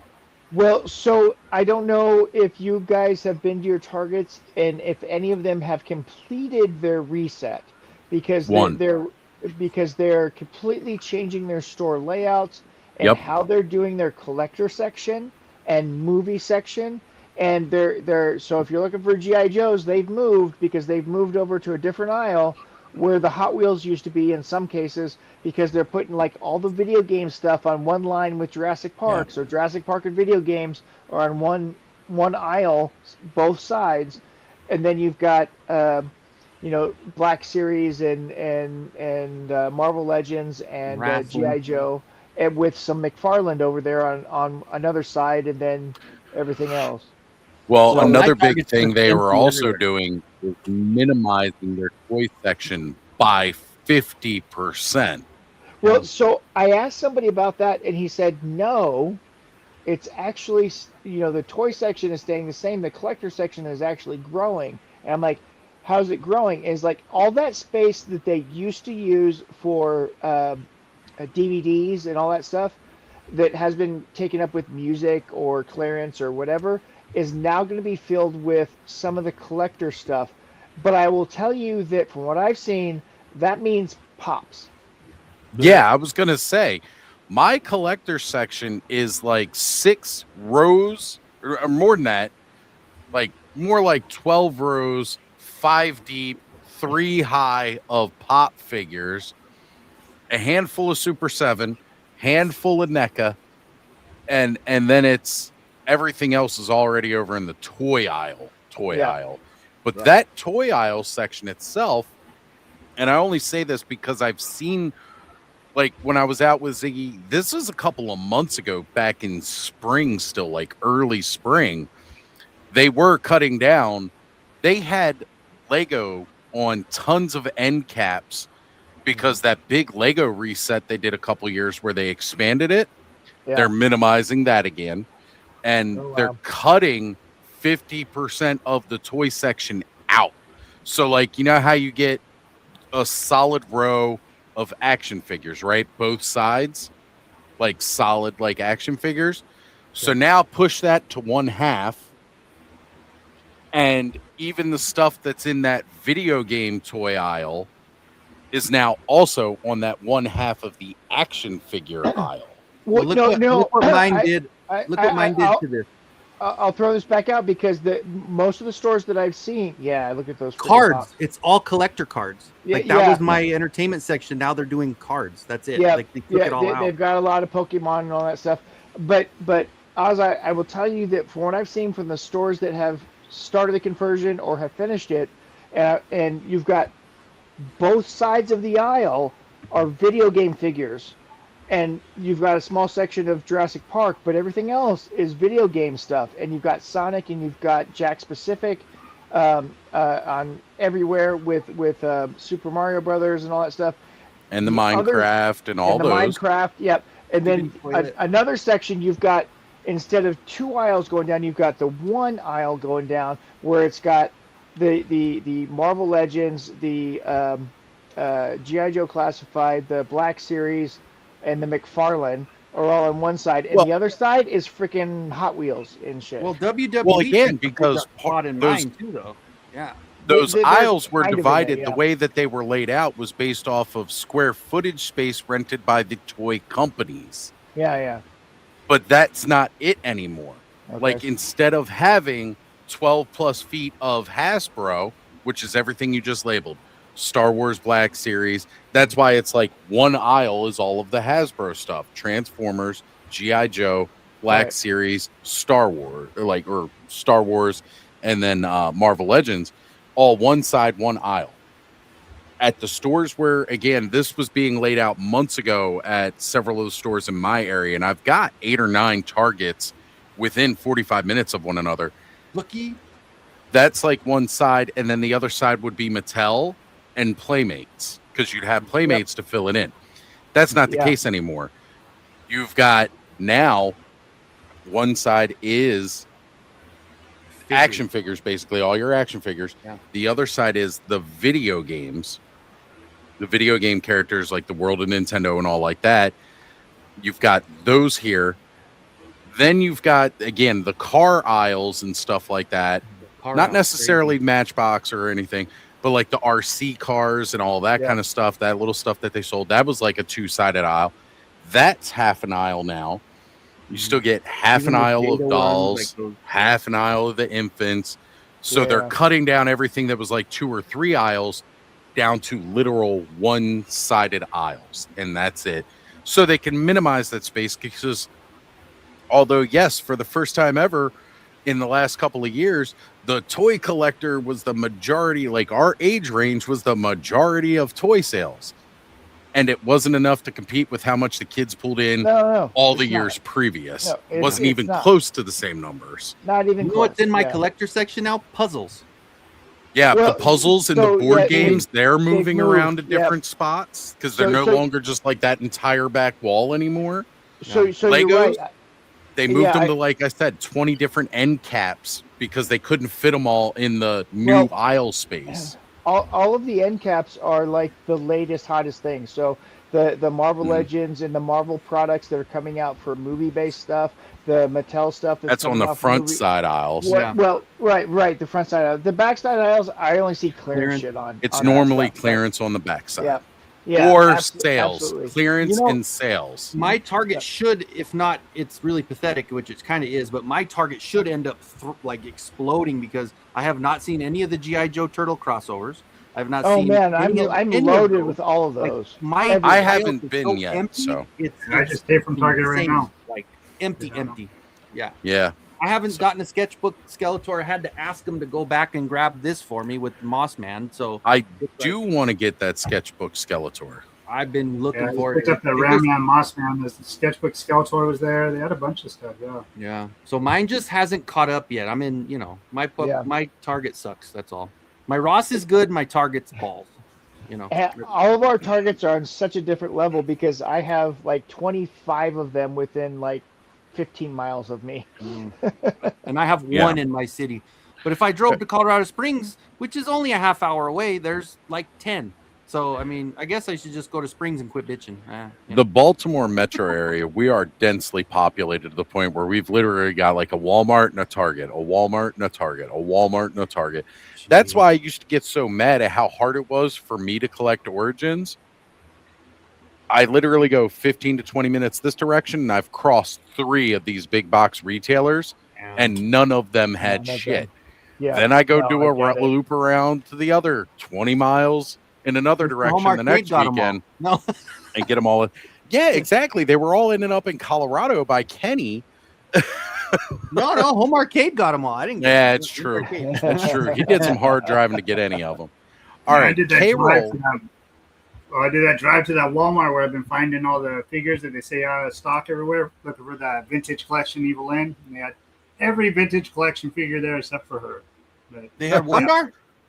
Wondar? No, not Wondar. Yeah. I ain't seen Wondar out yet. Those are the only 2 I need, and I'm complete. I know. I don't know what the hell happened. This freaking CollectorCon thing. It was up on the site for a week straight. I kept going there and seeing it. Man, they have Collectors Con is the biggest fucking scam.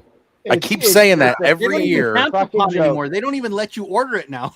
It's a fucking joke, man. And none of the Targets, and even the Walmart version of that is a fucking joke. Yeah, that's what we're talking about. Is they have the cancel con at Walmart because they're the ones that are. It used to be you pre-ordered it. The Wondar, and there was a countdown for those figures, and then when the countdown ended, they were not available. The SKUs disappeared. Like, ha, bitch. Yeah. All right, so K-Roll. I got this figure. I'm gonna open up, guys. Hey, there you go. It's a once a man. Since I gave up one of my snakes, I got to open this guy so I could get my snake back. Well, thank you, Kenny. I don't know appreciate where it went. Oh wait, I do know it. I know where it is. Hey man, I mean that's a great figure. I really like that figure. That once a man. A lot of people crapped on it. I thought it was cool. These in box in the garage, sealed. So, but I wanted to open my second one so I can get that snake back. Yeah. Nice. Cobb, K-Roll's got a question for you. What has been your favorite reveal so far from SDCC? Cobb's been talking all night. What was that? Cobb, you've been talking all night. Damn. Why are we all day dominating the microphone? Doom, doom, doom. I'm looking forward to seeing some of those Chronicles. Like the Merman and Clawful look pretty cool. Like something outside of just movie figures. There's a couple of those. I know we got all those origin things. Those origins. I'm like, I don't know how I feel about all that crap. I'm like, they're so similar to what we already have, and then just to get a build a figure. But they're different enough that I'm like, I like the cross cell. Especially at the build a figure, getting the Shadow Beast and stuff. But yeah, if it's this, we're buying it. If it's this, we're not. But it's this, we're gonna buy it. Yeah. If it's middling, I'm buying it anyway. I'm excited to see where these Chronicles are going now, since I don't got my Master Bruce. Also, I will say I did not I didn't complain and say, God, we're getting another merman and another beast man and another. I didn't complain. Instead, I was like all for it this time around. And that merman looks so awesome. different. Yeah, they look so good. They look really cool, good. Yeah, they have That more of a that clawful's so cool, man. God. older style look to them too. And you know what? The battle armor man at arms looks cool. It's a cool idea. Yeah. You know, I mean, it's little things. The Yeah, he's faker, I mean, and different. having It's that new. original head, like the old head, the OG head, on the faker and on the He-Man, even though they're putting the H on the chest, I'm in. You know, well, I'm always in anyway. But I'm digging it. And again, I'm glad they're putting these mainstays back into the line, because think about how many people have looked at the prices for buying those on the secondary market now that they found out that Origins is a thing. They're going back and they're looking to try and get those core versions. Same thing that happened back in the 80s. You came in way late. You tried to get a core He-Man and a core Skeletor, and you couldn't. And so now too. they're putting They them had that back out. original He-Man, I mean, with the newer head, but they had that He-Man, the whole peg full of them. And they only have him and Skeletor on the back, right? It was like those are just kind of like that fan favorite types that came out. Yeah, the fan favorites. Two more of them. Bathroom decorations now. But. You know what's Hey, funny? fellas, I gotta call it a night. I'm dozing off here. So, all right, Joe. Hey, thanks for hanging out, brother. Yeah, no, thanks for having me. Of course, Later, ton of fun. Joe. Always. Joe, before you go, I don't know if you saw it already, but I did get them finished. Oh, that's awesome. Really freaking happy with them. Yeah, Big that job looks and really everything. good.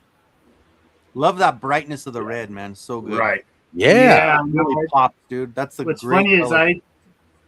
I had painted already the head, the shoulder piece, and the tail, and I got the body and I painted the stripes on it, and I realized I was like, oh shit, I did them way two different colors. I thought I already had the same color, so I had to go back and redo all the stripes Done again that and do before. them like more of an orange. But I like the orange a lot better. Yeah. No, that looks it really stands good. out. It's Yeah. really, really Looks good. so good, Cobb. Fuck yeah, dude. Yeah, I was pretty proud of Yeah, myself. you killed it, man, for sure. So Cobb, after you're doing that, and this is a joke, guys. This is a joke. So after doing that, how do you feel about what's harder to do, painting or just popping? No, I just buy them stock. So There you I go. just opened No, these two during the stream. So I love it, dude. I'm so glad that Cobb took out the paintbrush, man. That's cool. Me too. I'm excited for everybody that never did when they finally do. Try it, and you don't know, right? If you One start day it'll looking be like me. Paint by numbers, like that's kind of what it looks like. They give if us I the can do it, outline. anybody can I do got it. my weapons rack, Kenny. Nice. Hell Hey. yeah. Hell Good yeah. night, fellas. Yo, have a good Later, night, Joe. brother. Good night. Hold on, hold up the Oh. weapons rack one more time, and then Here's- Matthew, I'm coming over to you. That's what you Yeah, need, the 3D weapons print. rack, and it's all Mhm. brushes. Yeah, you need a 3D print up, something like that. I have a little cauldron to wash the brushes. There you go. Yeah, it's dope, dude. Yeah. Yeah, that Wolverine versus the Omega Red. Yeah, I found the Omega Red for Gamerverse. cheap today, so I Oh, did that okay. too. But Omega Red's been one of those that I've always wanted to have in my collection with Wolverine. Mm-hmm. So that's been fun. You know, I'm I was gonna there say, with though, with the way like Faker Battle Cat kind of made me think about that when you were talking about your like with the way that some of the stuff coming out and options and being able to get. He'd I think always I'd rather look- back out and come back in. I hate when that happens. Sorry. Oh, yeah, because Joe left. Now Matthew Oh. can't hear us. Got it. So the one thing that he would do is if you'd see some of those coming out in eventual, like oh, Masterverse is coming out with this, he would throw that classics on eBay right like about 3 or 4 months before the Masterverse came, because as soon as the Masterverse would come, that particular figure in classics would drop. And he's such a freaking on the ball hustler that like it was just so much fun to watch him. He's like, yeah, I'm putting this on because this is coming out, and he would just explain it to me, and I would just get into his brain for a second. I'm like, dude, you're a genius. I love it. So it's really cool though to kind of see how some people work with, because he loves having the figure for a while, but he also likes using it for leverage to get other stuff. Like he's such a mover and shaker with that. I love And it. that's fine. Like if you're into it, that's cool, because it does give other people a chance who missed out a way to get it Yeah. too. Yeah. And I like seeing that. I like people being able to get the stuff that they want. I say it's one of the reasons why like I got so pissed off collecting Origins early on, because it seemed like I couldn't fucking win. Like I won on Mattel Creations, which was the weird part. Like got 3 1-stars first time around, no problem. Got freaking Koldar, no fucking problem. Yeah. You know, like I was getting those, but then the shit that I should be able to go to the store and just grab Like with no Beastman or Triclops or yeah, like I couldn't find. And I'm like, this is why I can do the Mattel Creations, because I'm getting fucked when I go to the store that should have a dozen of them. That's actually how Larry and I, or Faker Battlecat and I met. It was through a trade like that. I had a flocked Panther, which he couldn't find, and he had the Rise of Evil, which, as crazy as it seemed, my target never got it Back then. Yeah, cross trade, and either way, both of them were on clearance eventually. But that's how we met. And now, obviously, even getting to meet in person, like he's one of my best friends. Rise of Evil was a Rise of Evil. It's the one that started the whole debate. Right? Yeah. That's what triggered everything. Yeah, it was.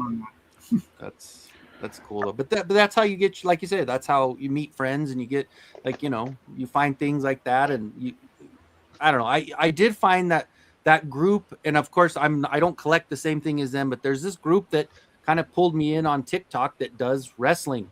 They're all from like they're all from the East Coast or the South, you know, and they're some hardcore like wrestling fans, but they brought me in, so they do this collector's corner on Friday nights on TikTok, and I get to hang out but they like extreme help each other out to where it's like all of them every time they're going shopping, they're like, do you need this? Do you need this? Yep, boom, boom, and they're like, oh, I got a box from homie over here, and like in like this crazy. I don't know. It's awesome though. It's so cool to just see how much people how much people help each other out with that. It really is. That's something that I've always prided about us too. Like when Adam was getting in like 3-4 years late into Masters of the Universe, all of us jumped in immediately. Like, I got this that I can give you. I got this that I could just give you.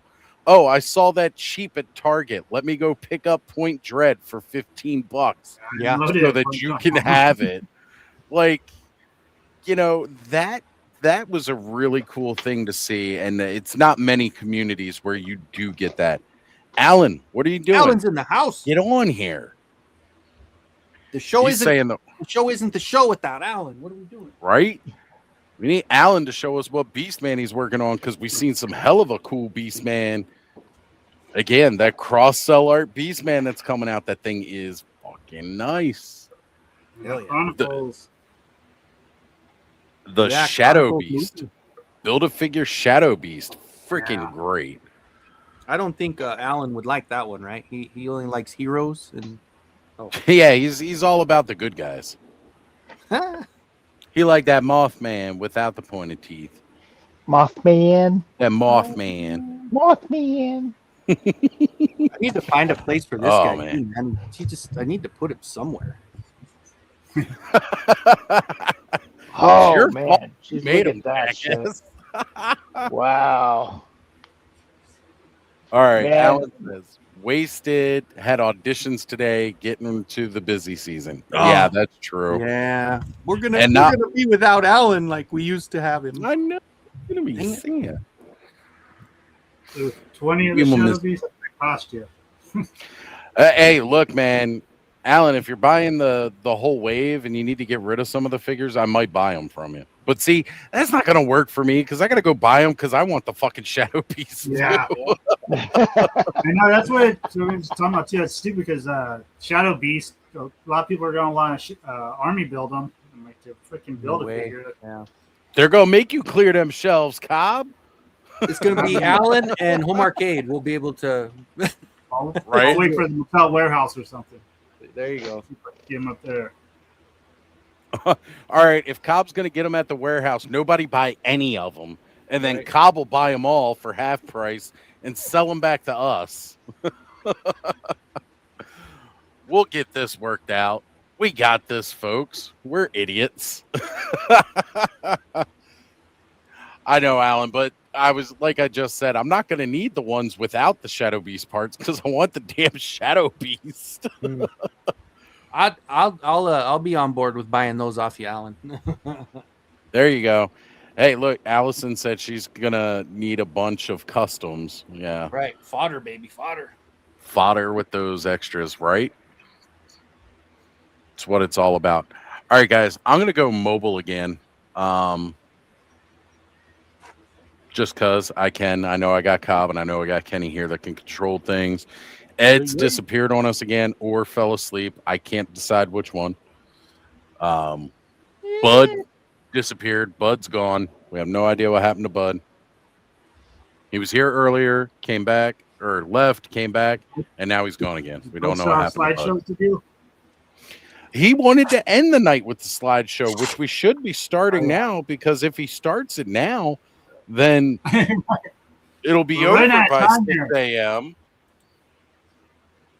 You only got 8 hours, bud. Yeah. Yeah, there we go.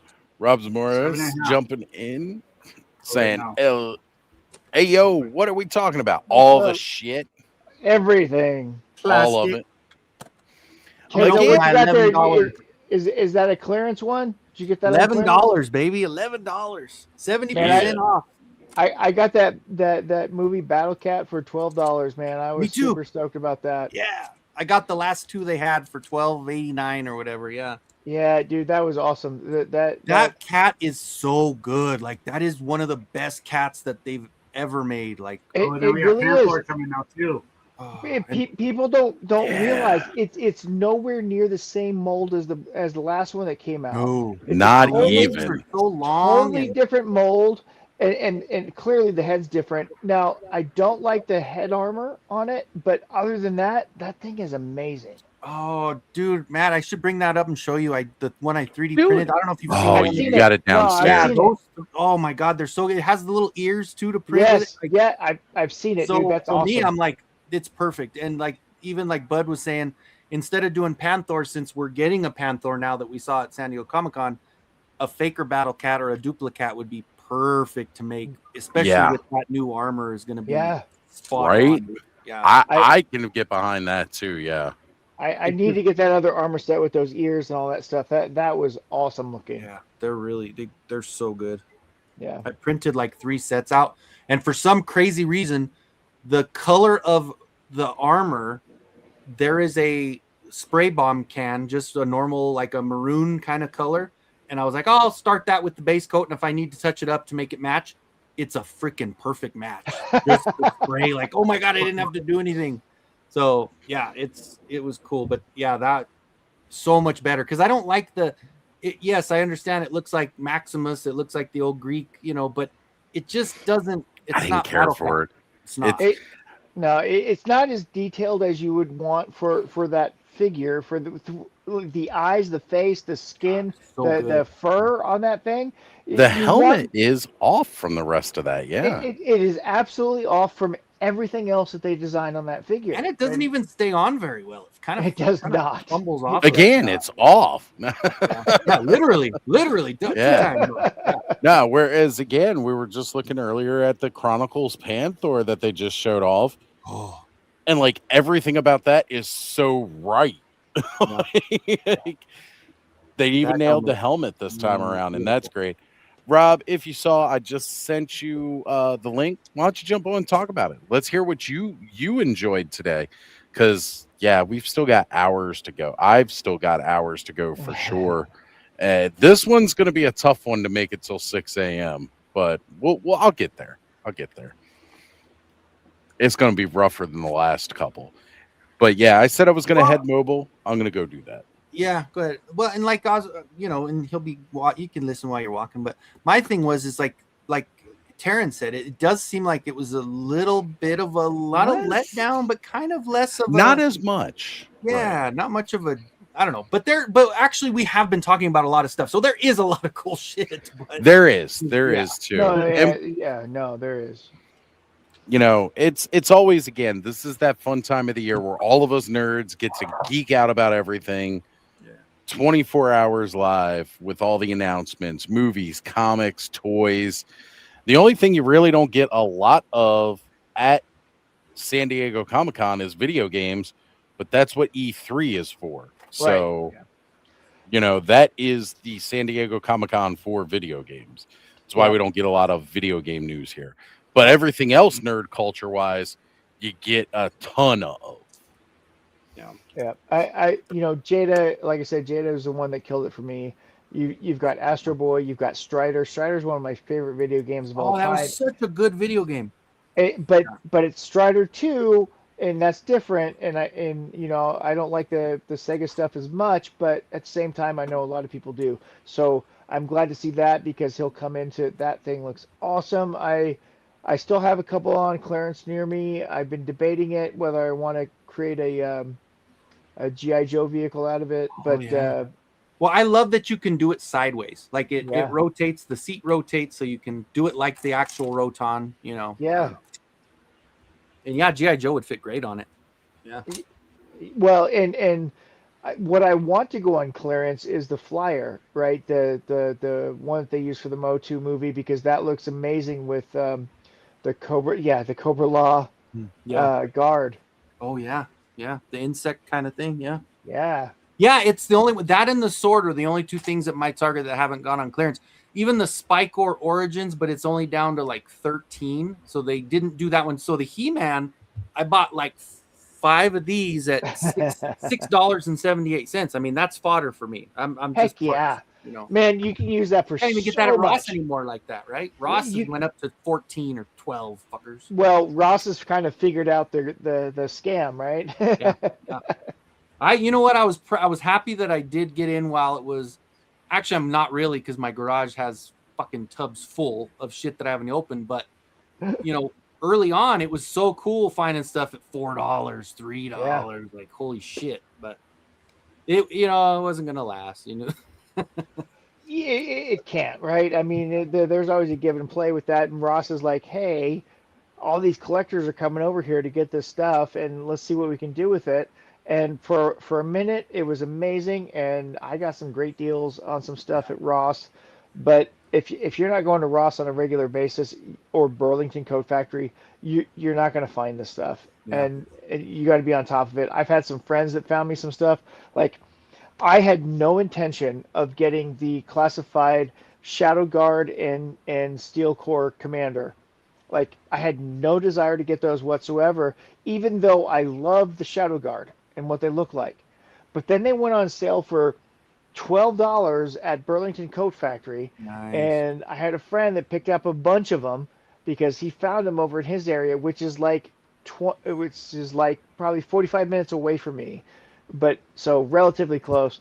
And he had 2 extras, so I'm like, yes, I need 2 because I need 2 behind Cobra Commander. Those guys look amazing, and that's the only figure I wanted out of it. I didn't care about the Steel Core Commander, right? Yeah. And so getting them for $12 a piece, I was like, heck yeah. I remember getting probably 5 or 6 of those. Darn it. The 3-pack. I gotta back out and You're out. again. The sound went out. Okay, gotcha. But the 3-pack of the Troopers, what were they? It was Cobra. I don't know. That's my lack of knowledge for GI Joe. But it was the 3 Troopers in a pack, and I got 5 packs of those for $14. Like that was insane. What's up, Duchess? Welcome in. Gentlemen, I must be on the wrong stream. Yeah, you're especially after 11 o'clock, it goes out the window. But what was the 3-pack of the Troopers Cobra? What was the 3? Oh, for SDCC this week? No, it was the ones that were coming up at Ross. Oh, for GI Joe, Marvel Legends. It was Cobra. It was GI Joe, but it was a 3-pack of Cobra. I want to say Troopers, but I don't know. It's not Troopers. Was it the Vipers? Were the Vipers coming up? Oh, shit. Let me see if I have any around. Well, I bought the 3. There was I got them for $14 at Ross, and I got 5 or 6 of 5 of those packs that were, and it was such a good deal with those 3 figures in there for $5 each, right? Yeah. I'm not sure because the first 3-pack they put up was the Cobra Viper 3-pack, and it had the officer and the 2 Vipers. I think that's what it was. Yeah. And with those the little collars, like they had the. Yeah, they've got the scarves. scarf. Yeah, that's Yeah, it. yeah, That was that 3-pack. So the issue with that was, which was kind of funny, whatever, is that one of the Vipers would have like a white neck, but black forearms. If you took the gauntlets off, they would have a different color match. Some of them didn't, some of them did. And that's that was why they went to Ross?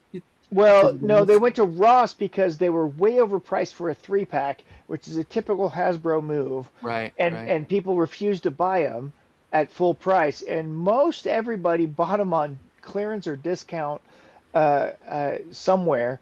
And then they went on to deeper discount as they went on. And man, I mean, they are great for army building, especially when you can get them on clearance like that. I thought that was brilliant.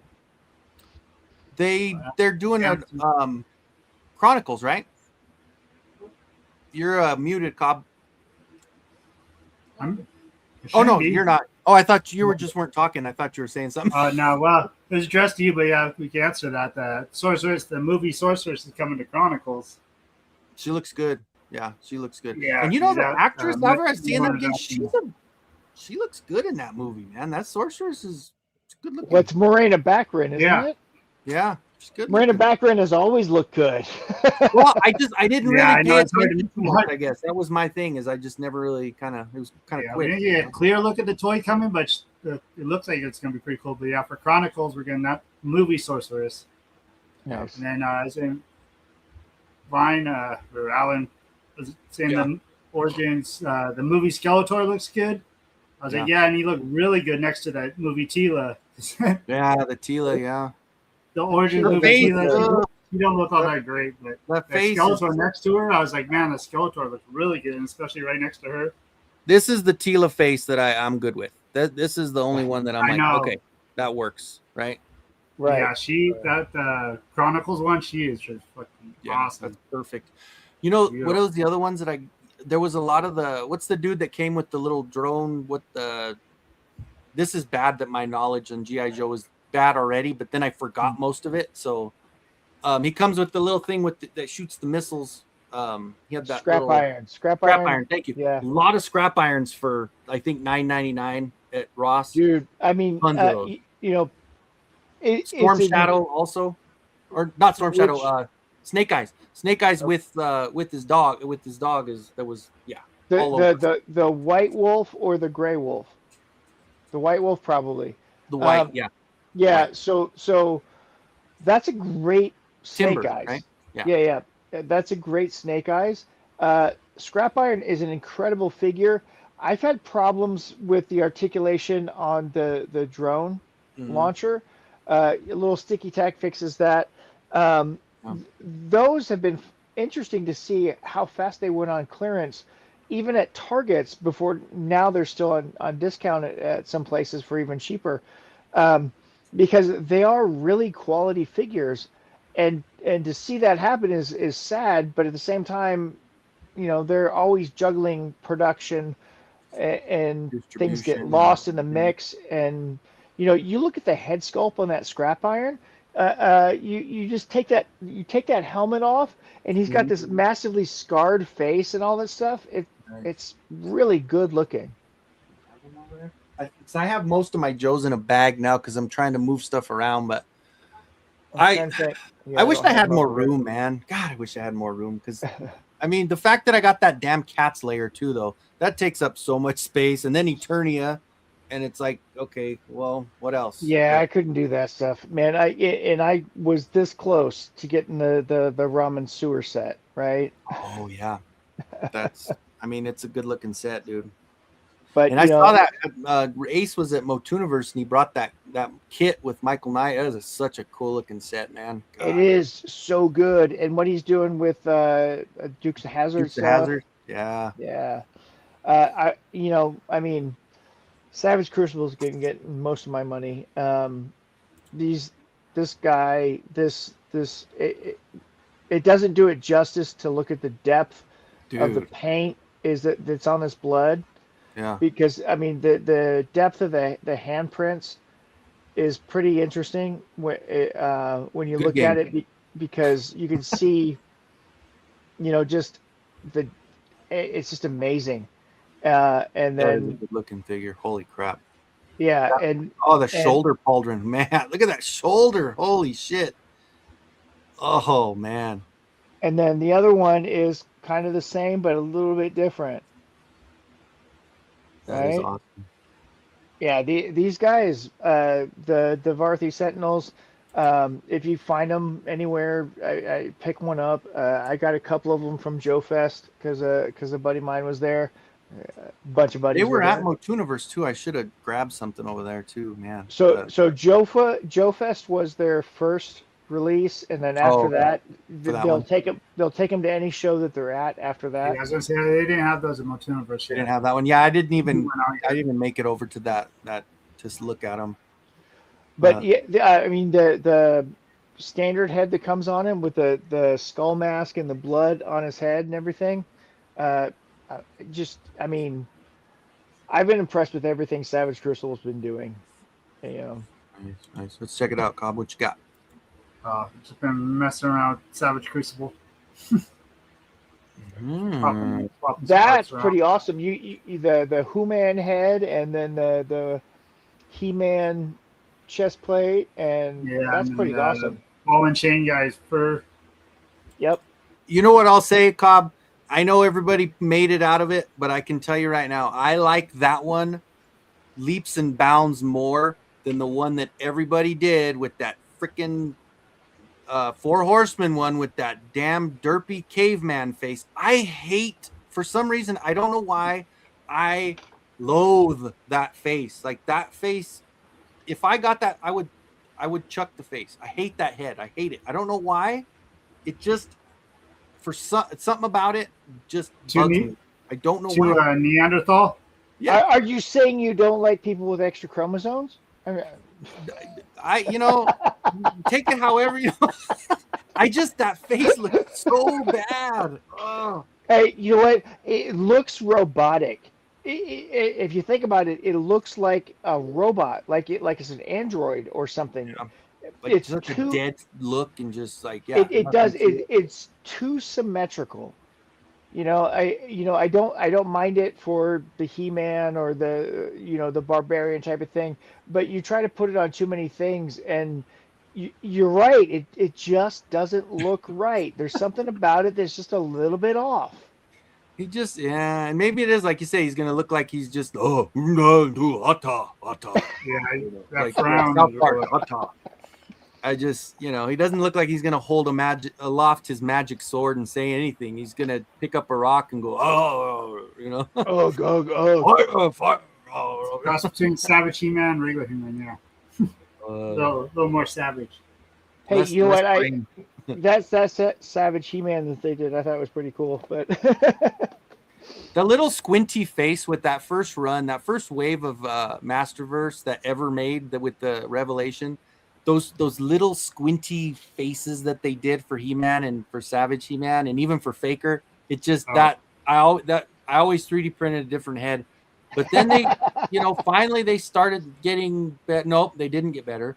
They didn't get better all the way through. Even the 40th is but the newest one with the flight with the sky sled isn't bad. Yeah. Once it took the armor off. I have to look at it. Dude, holy shit. So this is the same guy. This is just the alternate head. This is the primary head. Sorry, that comes with him.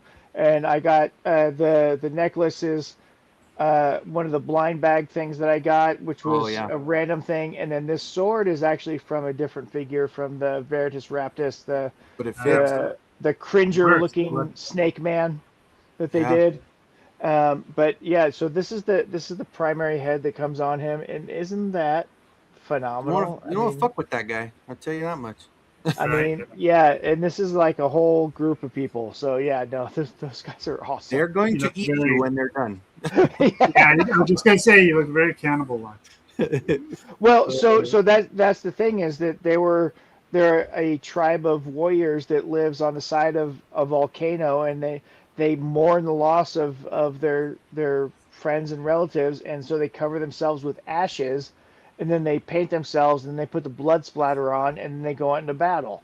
That's their story behind them. That's cool. Yeah, Not too those guys shabby. are awesome. But I do like that one you're doing with the Savage Crucible head, Cobb. That's cool. Because that fit. That looks really good. Yeah, Yeah, that's the Who-Man head, and Who-Man was clearly a He-Man thing. In the comic books, he wore a Guns N' Roses T-shirt as a kid when he was first transported into the Crucible, and then that's who he became. Was this guy was Who-Man? Very cool. Yeah. I tried with that furry one, and then this one on him looks kind of cool too. Oh yeah. That head sculpt is better than a lot of the He-Man head sculpts that we got, right? Actually, I put some pictures on Instagram for that. I posted it. I put some pictures up of both, I think. You know what? For that figure in particular, I like the ball and chain crotch piece versus the overlay from Krieger. Yeah, I'm back and forth. I'm like, I feel like he Yeah, needs like maybe another kind of belters. There's something about like the connection. You know, like you need something. I don't know. He's kind of got a skinny waist. That's the beauty of having all that stuff and customizing. It's like there's so many different ways. You're like, okay, I got to do something, but I don't know yet. Yeah, and then it hits you. You're like, there it is, perfect. You know, kind of like when you bring out the Dragonor. There was so many times where Cobb was like, you could tell he was at his wit's end trying to fight. And then Dragonor has those armors. He's like, oh my god, it's perfect because they had so many cool armor pieces. You know, I'd do anything to have a bunch of that freaking armor put on everything. It's Frank's Red Hot. But, you know, everything. You know, Savage Crucible has come out with so much different armor pieces. It's been phenomenal to kind of check that out and see what they're doing with that stuff. I wish they'd get to having these removable leg bracers and arm bracers, which they probably will at some point. But they have actually they've already started that. Have they already? Yeah. So Rob is kind of taking some of that feedback, and there are still some that you have to replace the whole forearm with it, but there are some that are coming and some that he has now, like you know what the ball and chain guy does, huh? Well, so the Devarthy also has these wrist gauntlets and things like that you can just pop and swap these things on them. Yeah. And ball and chain has a couple of those.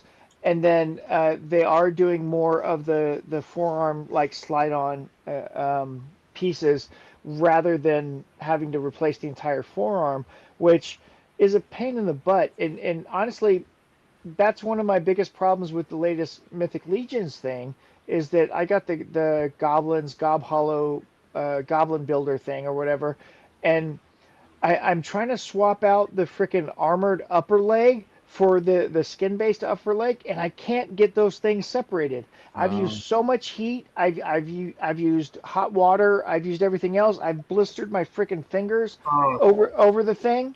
I hate that. Yeah.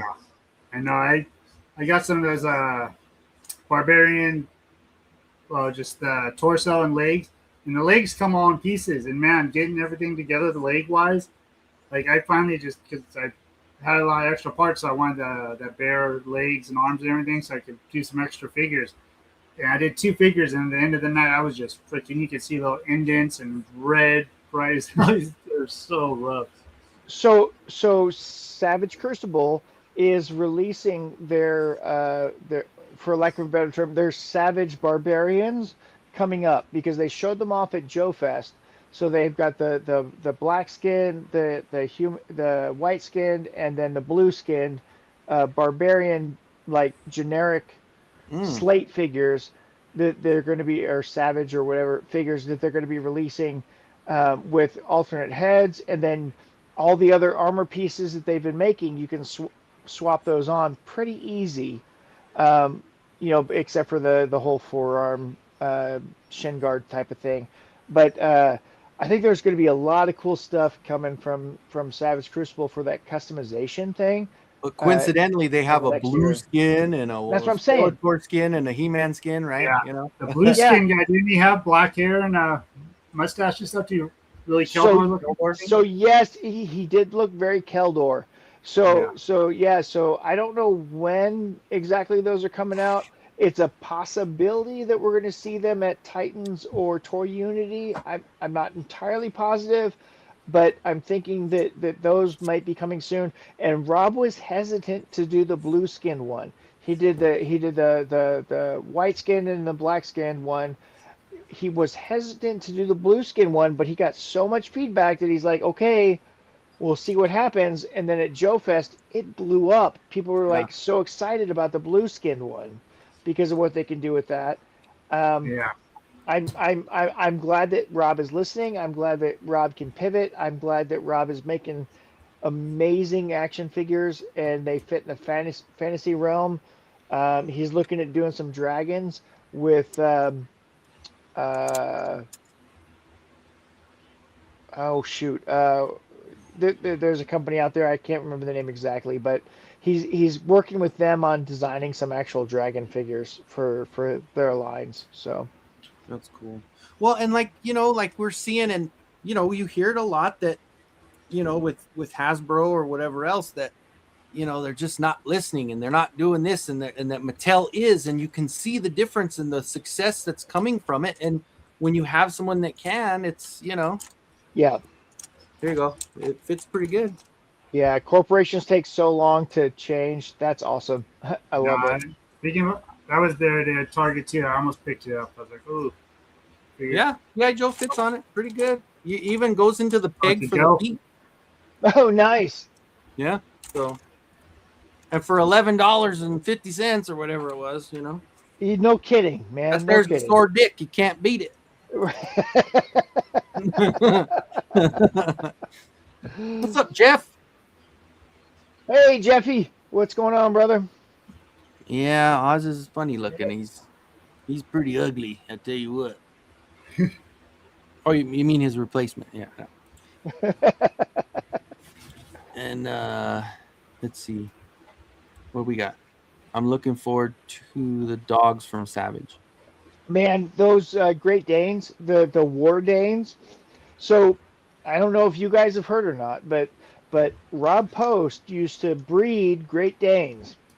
So Great Danes is one of the breeds that he loves a lot. He's got a lot of understanding of Great Danes.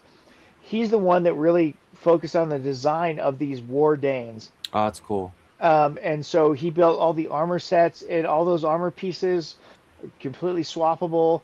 And those Great Danes look amazing. And I know Krusty Old Crow and some other people are saying, this is my Scooby-Doo. So I'm going to use this Great Dane in my Scooby-Doo sets because I'm going to make like real Scooby-Doo stuff. Jada has finally said that they're coming out with their Scooby-Doo stuff. But, those Danes look amazing. Nice.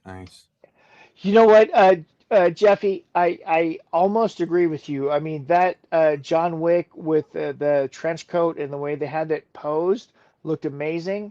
I haven't seen the other stuff that Mofex is doing, but honestly, they haven't done me right on a Ra's al Ghul yet. So, once they get me a Ra's al Ghul that I can accept, I'll be back with some Mofex. But honestly, their Hush line is the line that got me into it. The Hush line is the only one that I'm really interested in from Mofex. And Ra's al Ghul from Hush is not the Ra's al Ghul that I want. I want the Ra's al Ghul from BTAS. Batgirl, I understand it. I get it. Everybody wants a Batgirl, and I think Mofex would kill it with a decent Batgirl because they've done a great job with Huntress and Harley Quinn and Catgirl or Catwoman. So if it's the Hush version, we'll see, because technically she wasn't in that comic. It was a flashback, but okay, we'll deal with that later. I was pulling up that toy arc to see if I could find the I saw a kids version of Mattel's Batman today, like the core figure. Took me a second. I was like, "Oh, is this one of the new ones?" And I was like, man, those look really good, just for being like the kids version." Yeah. Mattel is being real smart about their kids and their collectors versions, and kind of bridging that gap between the two, really, because even the kids stuff looks pretty darn good. Yeah, I mean that we've gotten it kind of with this Motu already. Some of those core figures look a little better than the the Chronicles, like sculpt wise, some of the faces or armor and stuff. But, yeah. Yeah, I really had to look at it. I was with my son. I was like, "Oh, this might be one of the new ones." And I was like, "No, this is the kids one." But I was like, "Damn, it looks good though." Well, that's what when Curtis came in, he was like, "It looks terrible. I saw the new adult line and it looks bad." And it was actually the kids The line. kids line, right? Yeah. Because yeah. even when Brick was in here, he's like, "Whoa, hold on. I've talked to a lot. They're not doing anything. They're not showing anything at all." So it's like that's He's like they are completely like there's nothing going to be leaked on those and stuff. So that's they've been doing a good job. They haven't shown anything like adult collector. We haven't seen any of the adult DC stuff yet. So they've been good about buttoning that up. Excuse me, gentlemen, for just a few seconds. User. But I mean, I assume that, I mean, you know what assuming does, but I'm looking at it like when you look at the transition of Masterverse and you look at what, you know, taking that, pausing it or whatever, and then the Chronicles hitting, and then having everything kind of the timing work out good for the DC line to say, okay, well, the size works. I would guess that they're going to have the similar articulation and everything as the Chronicle. Yeah. But with obviously whatever they're going to add to it. And of course, we've been saying this forever on how excited we are for the Motu DC 2-packs again, like they did with Classics, you know, having. Yeah. It's another reason for them to kind of keep Motu going. Now. Put those together, have them the same size, have them work together to where you can shelve them all the same. And I like it. Hello, Oz. I'm down. How was for your that dump? Too. Oh man, that dump was a good dump. It was a needed dump. Did you stage a good evacuation, sir? Absolutely, all clear. All right. We got Adam, highly articulated, jumping in, saying, "What's up, nerds?" Adam, you want to come join us if you're not too tired? I know you've been at the show all day, but yeah, if you would like to jump on, come on. Okay, Collectors DC won't be revealed until January 1st, according to someone at Mattel. That's what's up. I'm still excited to see it, regardless what it is. I am too. Definitely. And I while you were gone, I don't know if you saw, but apparently, like even a normal Joe fits right in there with the Roton. So that's what's up. Because that's what we thought Matthew was saying. Well, I want to see if it works with any Joe stuff, and I put him on there, and it's like his foot fits in the peg and everything. So it works. Hey, you know what? Yeah, get that over there. Get a Saw Viper over there. Yeah, there it is. There we go. You put Battle Armor Cobra Commander on there. All right. Ooh. Jeff says send him a link. I'll be right back, guys. Ooh, that's a good idea. I'm gonna go up and grab it. What do you think? Yeah. You know what? I love the Word Burglar song, Getting Busy in the Back of a Buzzbore, because there's no space in the back of a Buzzbore, because there is no back of a Buzzbore. But this thing could be turned into a Buzzbore pretty easy. I think that's pretty cool. Cobb, what are you working on? Trying to get his head out of his package.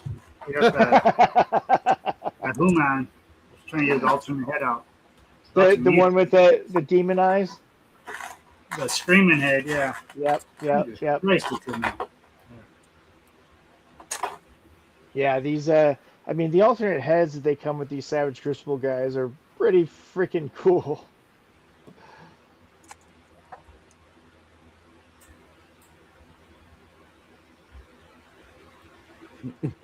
Yep, there it is. There it is. There we go. Yeah, too evil human. Not bad. You can still make it work too. Yeah, no, that's awesome. I mean, the colors look good. You look at that. That's so cool. Yeah, not bad. Not too shabby. And I should have got more, I guess, because they still had a couple left, and they said making. But I did kind of think about it. I'm like, I mean, it is still more of a kid's toy, you know, it has the feature and all that. But I mean, knowing that it does that where you can still keep it sideways or go up and down with it. Because this does look a lot like that one that I have from the CGI line that came with Trapjaw, where it's smaller, obviously, but it did have that up and down, spin instead of the side spin. But yeah, no, it's for $11. I'm not complaining. Yeah, that's cool. Or $11.50 or whatever it was. How do you shoot the missiles? You know what? I haven't even taken them out of the package yet. They're still in the plastic. I didn't want to make a bunch of crackling noise. Ooh. This was from the original Kickstarter for Savage Crucible, the decoder disc that's got, all this Cthulhu stuff on it, but then it's got the codex, so you can line up this with the proper number, which there we go, 1. If you line that up with 1, then that's like your ABCs with the runic template, and the eyes and the glyphs down here. That one glyph glow in the dark. Oh, so cool. They've got some glow features there where everything's supposed to line up, and yeah. So my Instagram post for Monday is currently set with the ambassador of Rillier using that as a dial to summon Cthulhu, and Cthulhu's in the background of the picture. So what I would do is I would summon Ovaltine, because it says don't forget to drink your Ovaltine. That's anytime I see exactly. anything with decoder, that's the first thing that comes to my head, right? Man, that movie is so awesome. I didn't pay any attention to that until it was on TNT 24 hours for Christmas, and my dad said this is exactly how Christmas was when I was a kid. A crummy commercial? Crummy commercial? Hell yeah. Let's see. Here's a. And a couple years ago, they did a sequel to that. Not A Christmas Story 2, but A Christmas Story Christmas. Because A Christmas Story 2 had the guy from Home Alone, the curly-haired, bearded, goofy guy. And that was Marv. Yeah, Marv. That was really bad.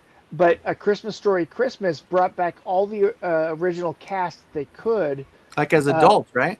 As adults, time had passed, and Ralphie's father had passed away, so he was returning home, and Scott Farkas was the town sheriff, and you had all these guys coming back, and I thought that one was actually pretty interesting.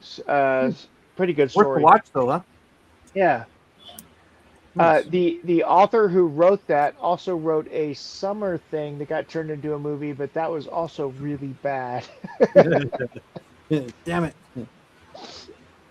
dude! I don't know if these things shoot. They're like it just comes in and out. There's not really a push up, like no spring load or anything on it. So I don't. Yeah, I don't think they shoot. I feel like I saw a review that said didn't. Yeah, they didn't. Yeah, I don't think they do it. There's no spring load of any kind. It doesn't click. It just goes in slowly. So not even finger flick technology. I mean, come on, GI Joe's had finger flick. That's what technology. I was wondering. Is it the finger flicking kind? But now the guy who invented the finger flick technology is local here, and he goes to all of the GI Joe stuff that he's invited to.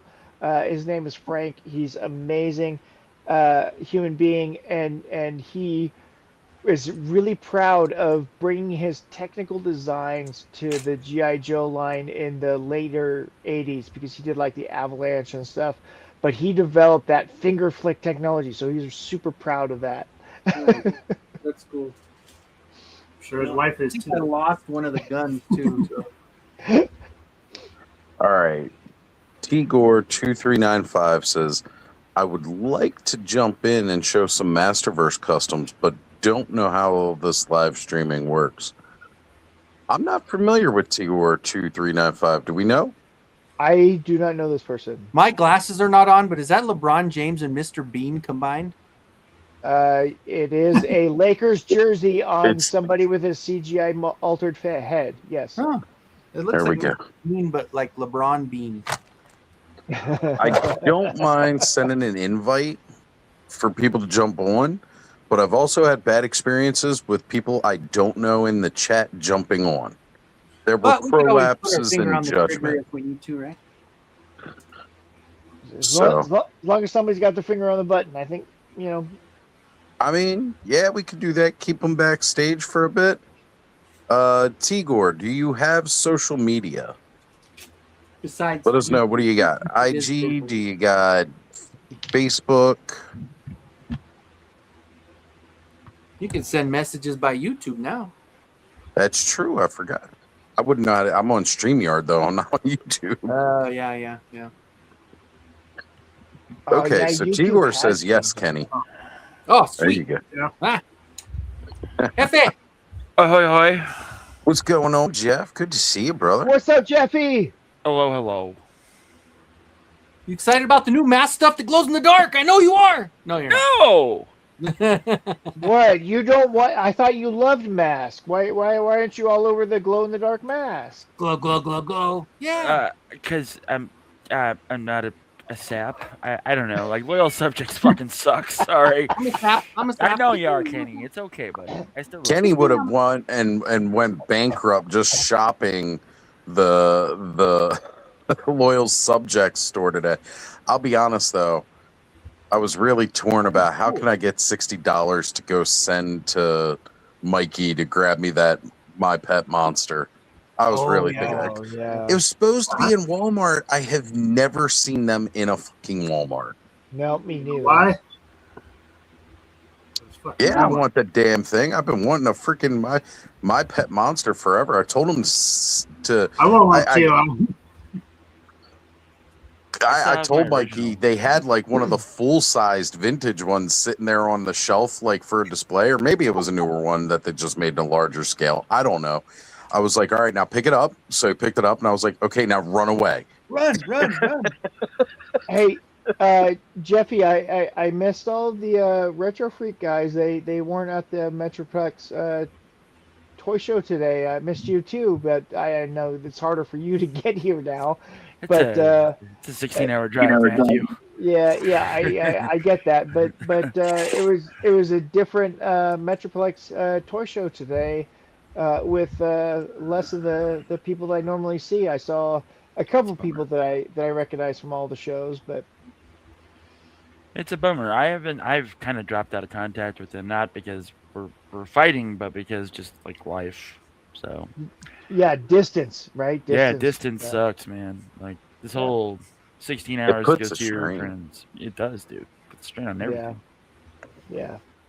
Try living in Colorado. I'm away from everybody. This is true. True. You're all the way up on a mountaintop. You know what? In Colorado, you're closer than Jeffy is to me than where Jeffy is. Yeah, when we're talking right in the middle there. But yeah, everybody's like, oh, East Coast, oh, West Coast, oh, damn it. Yeah. I'm in the middle. Screw you guys. Currently, Kenzo is closer to my parents even too, as they are up in their summer home, so in Colorado. There you go. So. So Nolan says he's always wanted a My Pet Monster, never got one. I had it as a kid, and it was one of my favorite damn toys. And I wore that VHS out too. I loved watching that movie as a kid. I didn't know about the VHS or anything like that, but I wanted that damn toy. I wanted those freaking breakaway cuffs, man. Everybody, that's all I wanted. Yep. I know those cups over made them, yeah. My original My Pet Monster from when I was a lad is sitting in my parents' shed in the backyard. That's what's up. I'm glad you still got it. Oh, it's wrapped up and everything else. Okay. I was going to say right now it's completely infested with Africanized honeybees. No. It's got those zebra mussels right all over it because you're in Colorado and you got to worry about that water stuff. I'm in Arizona, so I'm mostly just worried about it rotting out. Yeah. Right, more so than anything else. Yeah. Teddy Ruxpin, also another great vintage toy that just kills it. You weren't a kid if you never put in an Ozzy cassette tape into the Teddy Ruxpin. Man, I went beyond Ozzy. My dad flipped out when I put Nirvana in there and the song Rape Me came on out of a fucking teddy bear. I was waiting for somebody to put some 2 Live Crew in there or something. Nice. At the in utero. Put the crisscross in it. Make it jump. Yay! I got a snake again. You do have a Yeah, it's an awesome looking snake. Sure, the extra eyes make it a little weird, but it's still an awesome snake. But the hands are okay. The hands. Snakes with hands, that's fine. He's got 2 strong hands. My strong hands. Got 2. He'll make some I got mashed him so he potatoes can, later. he can make my potatoes. Yep. There you go. Nice, man.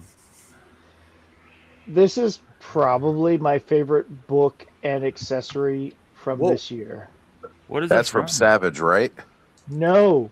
No? This is no, that's from Monster Force. Yes, this is the Ambassador of Reliers because it's got the Nightmare City over here, and it's got a tentacle that comes right out of the book with a glow-in-the-dark feature that comes around the tentacle as it comes out of there. This thing is freaking awesome. I love it. I think I figured it out. I think Sean is like 20 minutes behind. Maybe. On live.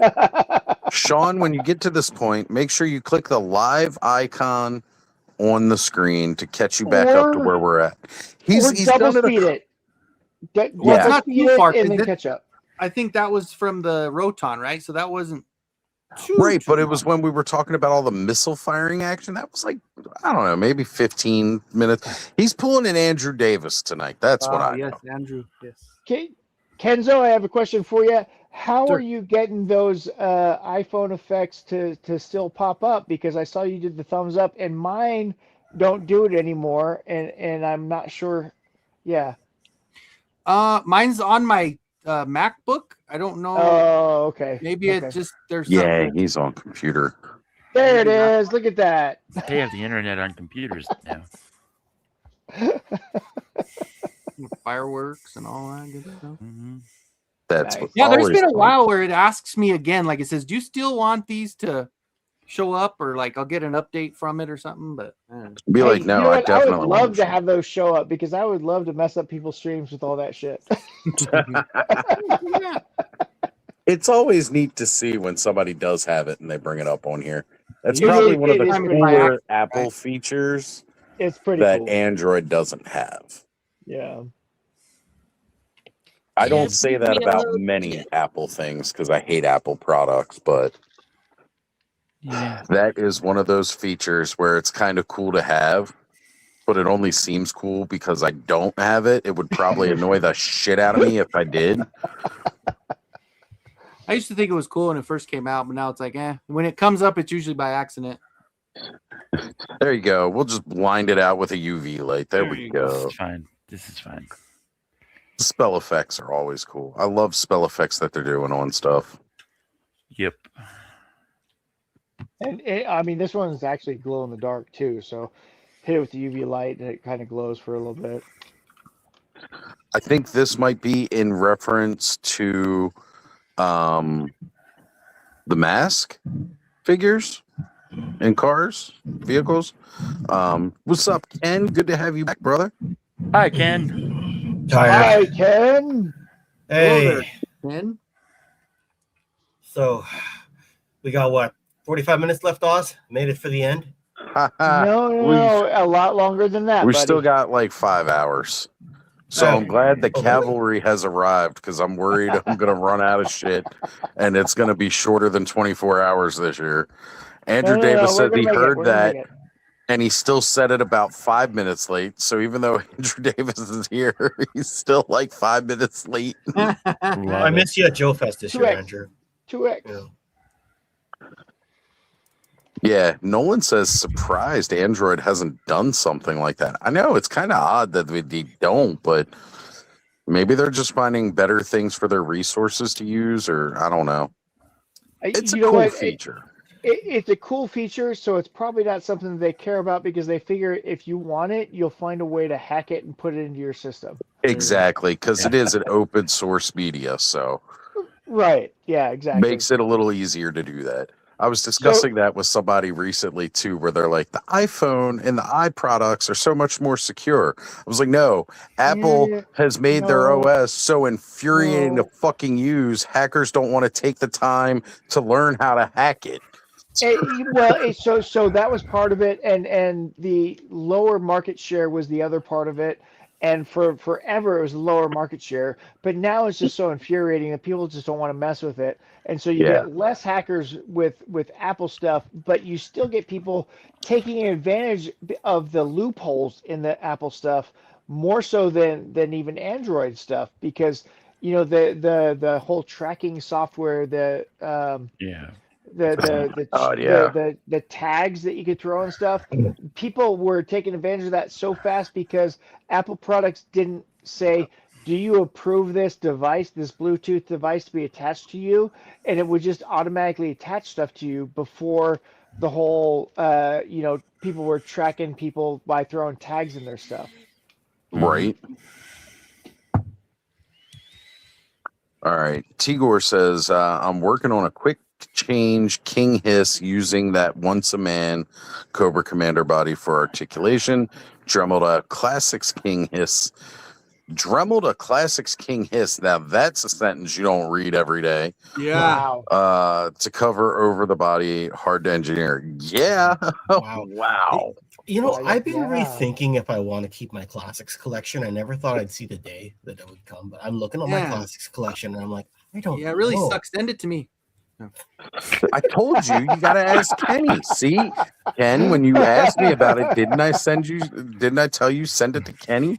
I know. I've been getting rid of a lot of modern stuff is the thing, right? Like I keep a lot of indie stuff now, but it's become indie plus vintage. It's kind of like my current direction. So like, but the classic stuff is so nice. That's the problem. Nah, it sucks. Send it to me. Just send it to Kenny. Yeah, Kenzo doesn't have enough. He needs more. I love the fact that Battle Armor Cobra Commander came with human eyes and snake eyes. Yes. I think that was a brilliant decision. Is a really good idea for that figure to have. That's really cool. I got to agree. You could have the Deke version or the comic book version. So that's awesome. It was definitely something that it was like, out of all the reasons I don't typically care for this Cobra Commander, that's still a really cool thing to do with this version, and I got to appreciate it when they do stuff like that with some of the characters that I think are not so good. I had this one with the little, what was the little bouncer? What was the little bubble that he came, Trouble? No. The one with the legs. Right. The little like mech walker thing that almost looked like what Krang had. The Pogo. Yeah. When I was a kid, I had the Pogo and this one, and I used it across the street over by the ditch where I played with my toys all the time. And that's why I love this one so much, was just because I played with this one so much when I was younger, and something about it. I don't know. I get it, because in the comic books, when Cobra Commander first put on that battle armor, it was on the ship with Captain Nim, and he had the Pogo on there, and he had to get in the Pogo to launch himself over to Cobra Island. So there's a whole story with battle armor Cobra Commander in the Pogo. So that's awesome. I love it. And well, didn't they have a commercial, like one of the commercials when they were showing it off, that he was in the Pogo and when they were advertising for it? Yes. Battle armor, right? So and that was based off of that comic book. I was going to say, a lot of the commercials when they did the little story bits were based more off what was going on with the comics than the cartoon, because they were at two very different stages. And the comic was normally faster to print and out before whatever the animation was completed for the cartoon. And that's why they were able to send like a storyboard of a comic. Here, make a commercial with this storyline.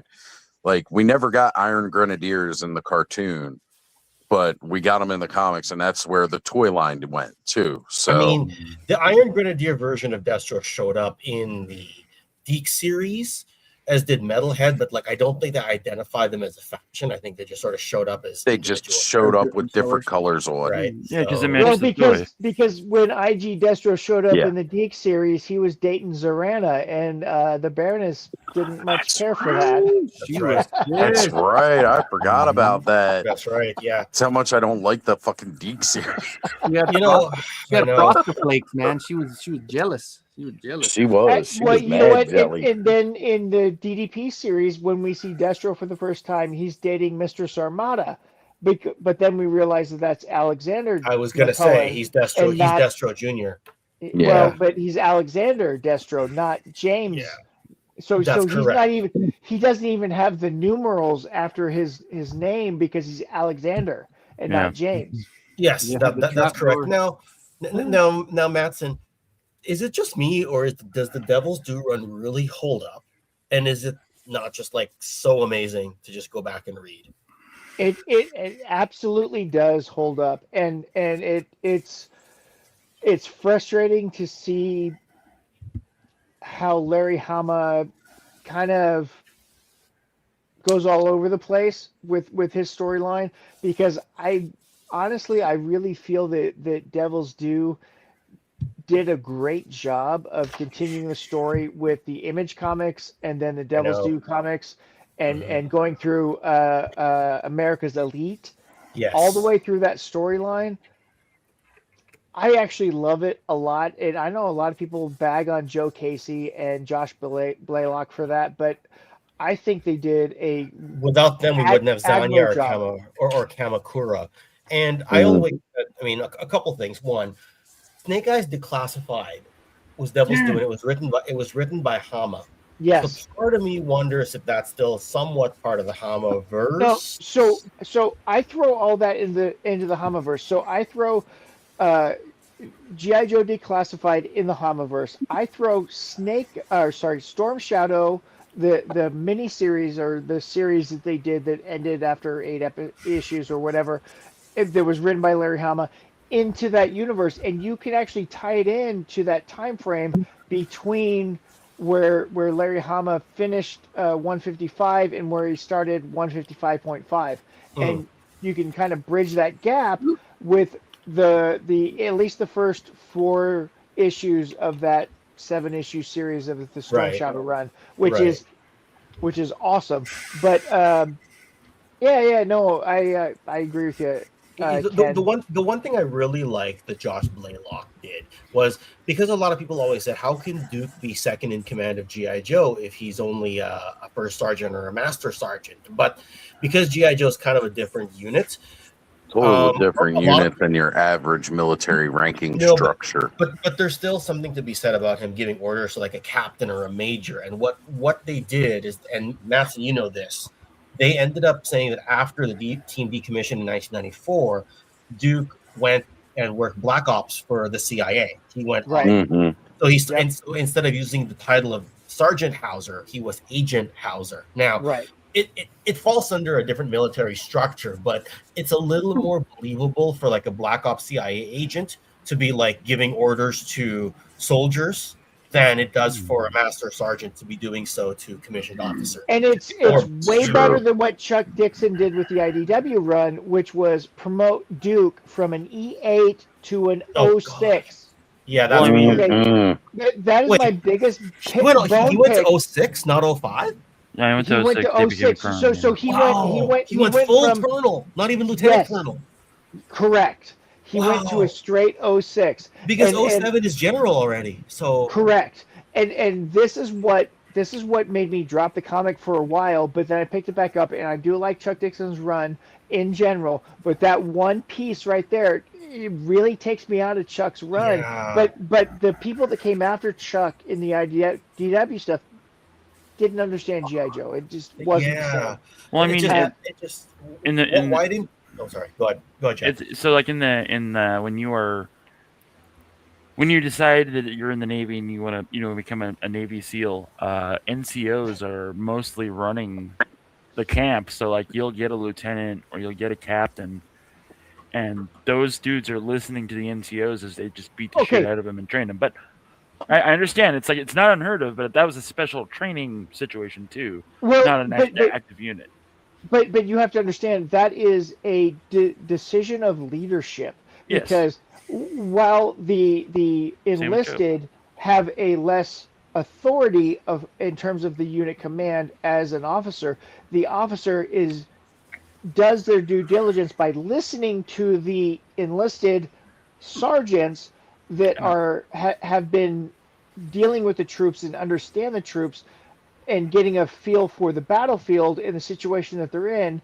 They do their best leadership by listening to those people, and not saying that they're the ones making the commands, but listening to them enough to adjust their command structure, to incorporate them, because without listening to those senior enlisted people, they negate that, and they create a huge division and an animosity between the soldiers and the leadership. So that was one comment that I got on one of my videos, is that they feel that DDP Devils Do mixed up the command structure of the cartoon and the comic, because in the Hama run they said it wasn't that Duke was second in command. He was the first sergeant, much in the way that Carwood Lipton was the first sergeant in Band of Brothers.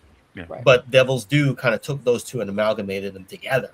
And the Duke was never truly second in command in the Marvel run. Sometimes it seems like he is. It just seems like it. But they Should have don't been Stalker anyway. Just saying. Say what? Should have been Stalker anyway. Should have been Stalker anyway. That's what a lot of people will say, right? So once somebody explained that to me, and I thought of Band of Brothers, I was like, no, you're right, because Winters is the CO, but Lipton is the first sergeant, and that should have been more the relationship that Hawk and Duke had. The Devils took the two and mushed it together, so they had to add that agent angle. But I haven't gotten very far in the IDW angle, so I'm not sure how they handle the command structure, right? So, I guess I'll know when the books come out. So it depends on which IDW structure that you're looking at. If you're looking at IDW Hama, he continues from his understanding, because he swears that he never watched the cartoon or read anything that he didn't write, but that's not true, obviously, because we wouldn't have Sean Collins doing what he is and some other things. We wouldn't have Agent Helix and this other stuff. But if you follow the Hamaverse or the IDW verse, because those are two separate G.I. Joe timelines, and G.I. Joe Origins is in the Dixon universe, but it was written by Hama, and it was a really good story about how the possible Cobra Commander was created in this situation with Chimera and these disenfranchised redneck units in the United States and that kind of stuff. And then that's how they found the pit and all this other stuff. So it's interesting what Hama chooses to write in these different universes. Fair enough. And hopefully Hama's got some years left in him, because at Joe Fest, I don't think he showed up till the Sunday. I think he was feeling pretty ill. So I don't know. Do you follow him on social media? Because he had a big fall about a week ago. Oh, you're right. Yeah. And then he has two pages. I follow one of them. And then went to the ER and then talked to his orthopedics, and he does have a spiral fracture in his hip replacement that he's had. And right now they're telling him to rest, and he can't do anything on it for a while to try and let that heal. But there's a spiral fracture in his femur that is associated with his hip replacement. So the concern is that he would have to have a revision or an additional hip replacement coming up because of a fracture that isn't going to heal. If only we had a doctor to explain it to us here, right? Fair enough. That was that he's making fun of me. Thank you. I know he is. No, he's not. I'm not. I'm literally saying it like he's referring to you as the medical professional of the group. Yes. I work in healthcare, but I am not a medical professional. Yeah, sorry. I take digs at Matson, but that was more rhetorical than it was bothering. But the way it came out, Ken, it was like a hardcore. Like I expected Jeff to pull a Kelso burn. Oh wow, weird. Okay, I think because of the dynamic between me and Matson. If it had been anybody else in the world, I don't think people would have taken that impression, because, yeah. No, I get it. No, it's interesting because I see that stuff all the time, and actually recently I've seen a lot of interesting medical effects with. I can't pin down to a specific physician or facility, but people have been getting infections in their prosthetic implants that have caused problems, a year later that have been a problem. But anyway, I wish Hama the best. Hama the best, and I know that he has a long road because a spiral fracture is one of the worst types of fractures that you can get. I would say that it's almost worse than a comminuted fracture, just because a spiral fracture is the bone and then it peels off of it, and then you have to try and heal that back together. A comminuted fracture is all these separate pieces, and then you have to just like fuse them together. Fuse it, right? Versus something where it's like a peeled sliver back. Yep. It's very different. Yeah. Sorry, not to derail. No, all good. It's kind of, again, medical stuff is interesting in ways.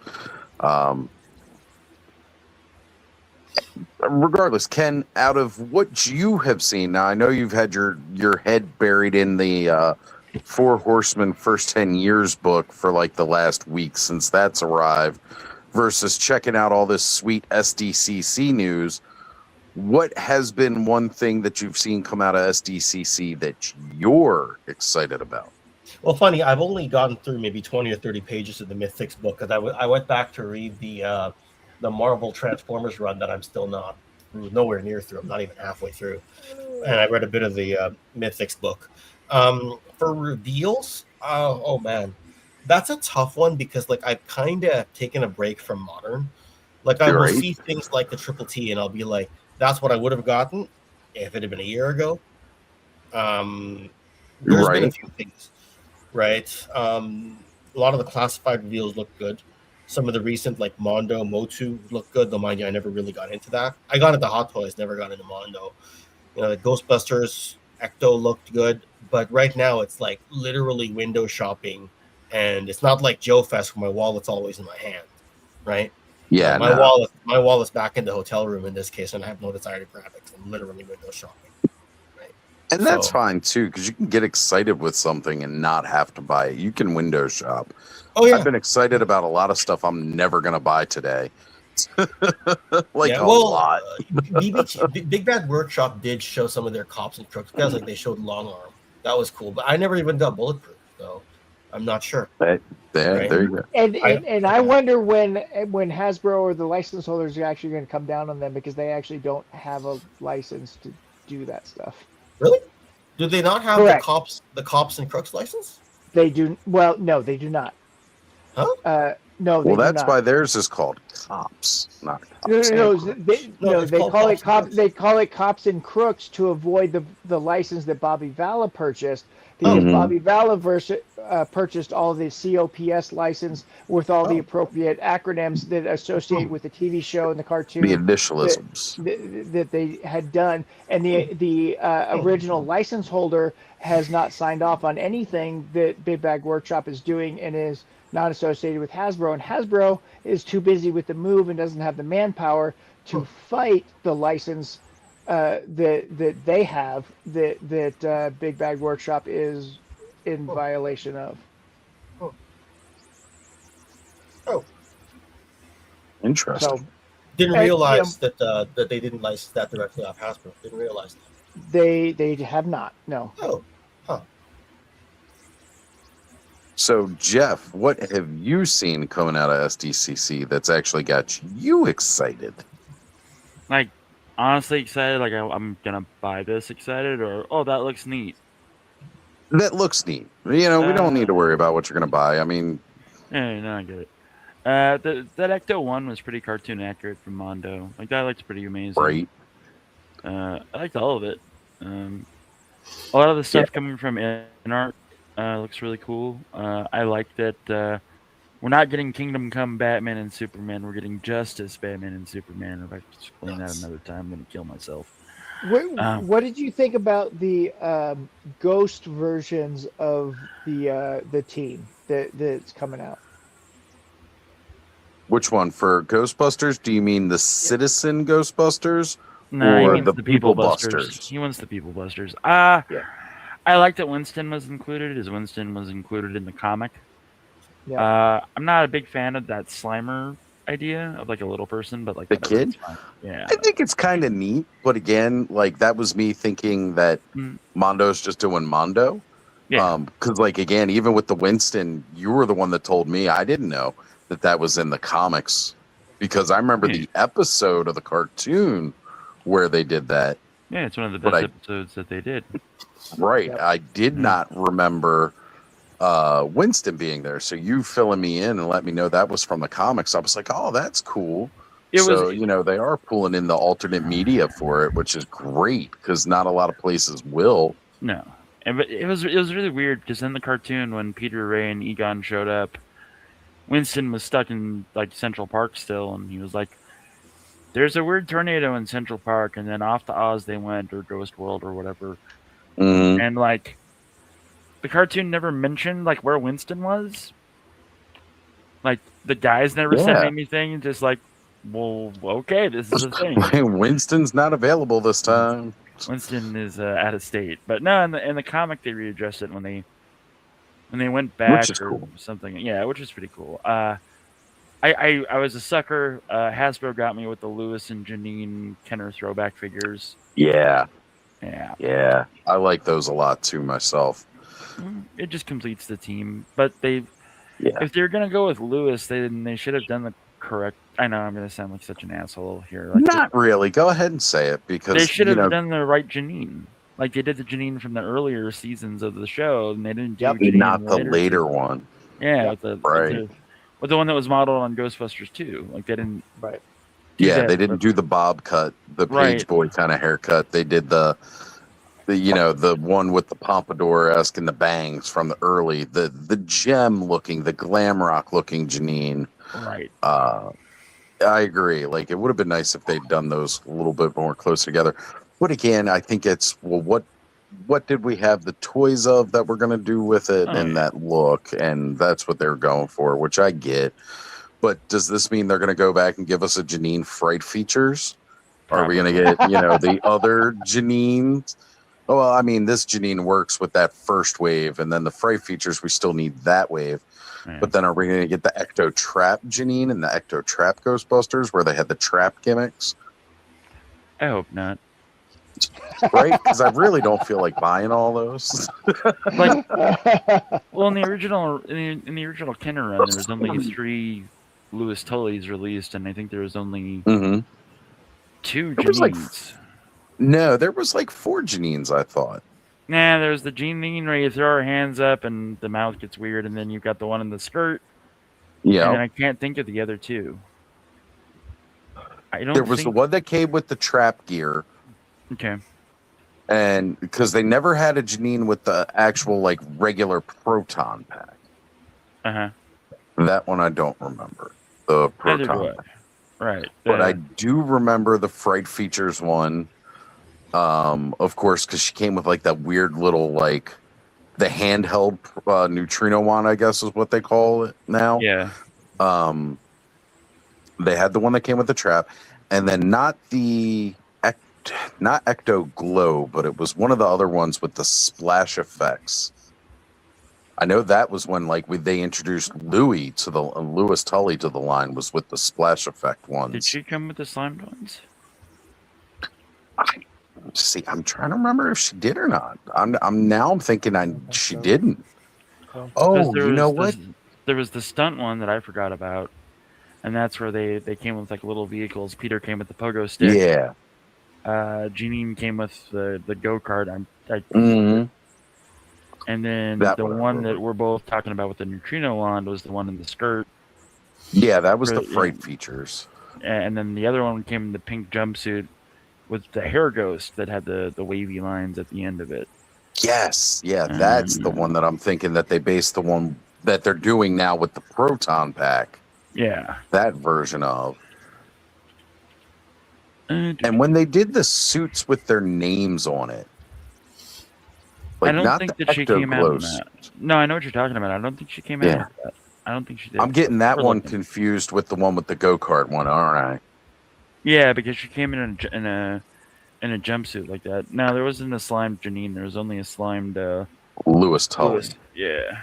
So That was when he got introduced into the toy line. No. And I think they did make the Ecto Glow one too, didn't they? No. Lewis Tully was introduced in the stunt pack one. The stunt? When he Okay. Yeah. So there are 4 Janines. There's Janine with the helmet and like the fishing line, like weird toy thing. Right. And that was Super Fright features. Totally different than normal Fright features. It's Super Fright. Right. The Super Frights, they all had helmets of some kind, like a bubble, almost like they were underwater or in space. Right? Didn't make any sense, but that's, I didn't care for any of those. Yeah. That's right. Those suits, they weren't like space suits, but they looked like space suits, but they were supposed to be almost like hazmat suits. Right. They're 110% spacesuits. We all know this. They were definitely spacesuits because they were going after Space Ghost. They were like, fuck Hanna-Barbera. Pretty much. Coast to coast. Motherfuckers. But, it's kind of weird. But, What do you think about the mini ectoplasms? I wish they would have come with slime instead of like little rubber guys. But besides that, yeah. It's cool. Like, I almost wish they did it the way they did the Stay Puffs from, what was it, Afterlife? Where it kind of came with, like, the slime and a blind bag inside of it. Yeah, that would have been cool. But, I mean, it is what it is these days, right? It would have been unique. I like those only because I was a big fan of, like, Monsters in My Pocket. Yeah. Not to get confused with Pokemon Pocket Monsters, but Monsters in My Pocket. Yeah, I remember. So, like, I like that they're kind of like those, with especially with the colors that they're coming in, and then like the glow in the dark one. Like, I wish there were more variety of them. Yeah. Than just doing the same 6 in all the different colorways. Like, I wish there was more to it. That's the only part where I'm like, I'd love to get this pack that I can pre-order off of Pulse for, was it $80 or $90? But it's the same 6 minis over and over again, and that's awkward. It's very awkward. It's I've known people that have ordered they ordered the Sesame Street like little figurines from Super 7. Okay. And they got the box, right? And like they ended up with like 6 Ernies and like 2 Berts and like all sorts of other stuff. It was all different. But if you want to collect them all, that's the only thing that I like get slightly on edge about when it comes to like ordering blind boxes like that. Because sure, you might order a box, but when I was doing Lego a lot, I would buy boxes at a time, and I never had that worry of not getting them all. It might be only one. You were gonna get them all. Exactly. Right. So you might only get one of that figure, but you're going to get them all. Well, I guess this is their way of guaranteeing you're going to get all of them because it's only 6 of them to choose from. But it's the same 6, and you're hoping you're going to get that glow-in-the-dark version of this one or that glow-in-the-dark version of that character. And that's just lame because, again, you're right. You got to buy multiple boxes of those to get all the colorways. You're not guaranteed to get all of them if you order one box. And I don't feel like I want to order multiple boxes of them. No. To try and get all the different colors. I just wish there was more variety.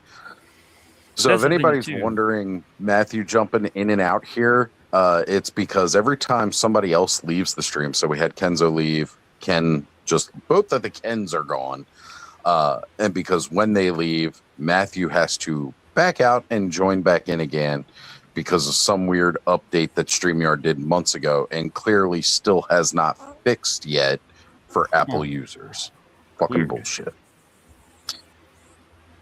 That's just weird. Totally remember this NES game, Nolan. It was great. Yeah, I remember it too. I don't think I played it, but I remember seeing it. My one buddy who actually had a big Monsters in My Pocket collection, he was the first. He was so into him, and he was like, I got the NES game, and he showed it to me. I was like, that is awesome. I never had it until I started getting emulator stuff later. And then I went to go play it, and I was like, this is hard as fuck. It's always funny to see like returning to a Nintendo game and you're like, I remember having fond memories of this, and then just going, why the fuck can't I beat level 1? I'm a grown ass man. What's going on here? I've played video games way more complex than this 2D platformer, but I can't hop from one ledge to another anymore. I had that happen with Russian Attack. I was at a buddy's house. He's like, hey man, I got like Russian Attack. And I was like, cool, let's play some Russian Attack. And like, it became the game of, I'm going to memorize this pattern. And then the game went, hey, cool, you memorized the pattern. Go fuck yourself. And then that happened. It's like, this doesn't make any sense whatsoever. What is happening right now? This is a 40-year-old game that is outsmarting me. I do not appreciate it. So. Yeah, right? Like, why is this game able to do these complex things where I've memorized every inch of this fucking huge-ass world game? Right. And you're like, yeah, okay, cool. I guess that's fine then. You know, and just turn it off, defeat it, and go back to playing Skyrim for the 1000th time. So a couple years ago, a buddy of mine built me like my own mini Super Nintendo because I felt that the mini Super Nintendo that was released in stores just didn't have enough shit on it. Yeah. So I was like, I want my own mini Super Nintendo. So my buddy's like, I'll build you one. You know, just pay me for the supplies and I'll throw it together for you. Tell me what kind of games you want on there. So I was like, everything you can. Mm-hmm. So like it was loaded up with like literally just about every fucking thing. And yeah, had a blast playing that shit. But going back and playing some of those older games, I kept dying while I was playing them. I'm like, damn, I'm not this bad of a gamer. Why is this such bullshit? And then I was like, you know what? Fuck it. I'm about to make a Twitch channel called Oz Plays Games Poorly is what I was going to call it. Man. Just because I was like terrible at games that I used to fucking run like, you know, a pro. Star Fox on the SNES. I played that recently. And like made it to like the 4th level and I was just like, fuck this, I'm done. This is more frustrating than anything else on the planet right now. Right? Like I don't know why.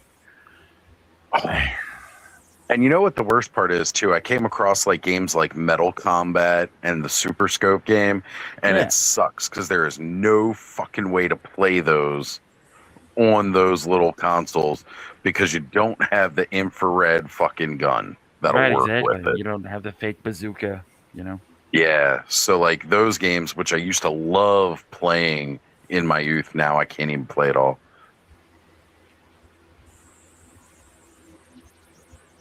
All right, Madsen, your info by the website Justia FMF owns Cops and Crooks. Yeah, I think you stated that. I think that Vala owns Cops, COPS, or whatever. I don't fucking know. Right. Yeah. People are gonna All make right. shit, and then people will buy it. Yeah. Either way, that's exactly what's going to happen. Kenny says his internet is updating. So hopefully you make it back. And Ken just messaged me on Messenger saying, sorry I peaced out. He's tired. Totally get it, brother. You're tired. I've still got fucking 3 hours and at least like 15 minutes plus to go. So I've still got a lot of shit I got to go through yet. Yeah. And again, I think we've covered most of what we saw today to death. Yeah, there's been a lot of cool reviews, like reveals today, but the only thing like I really just wanted to throw money at was like that Mayfix Batgirl, and I don't know if that means that I'm growing numb to all this or just like I just want what I want from here on out. I don't know anymore, and I'm okay with not knowing, if I'm being honest. So, right? Yeah. I mean, it's cool to see a lot of the cool shit, but what would I really throw my money at out of what I've seen today?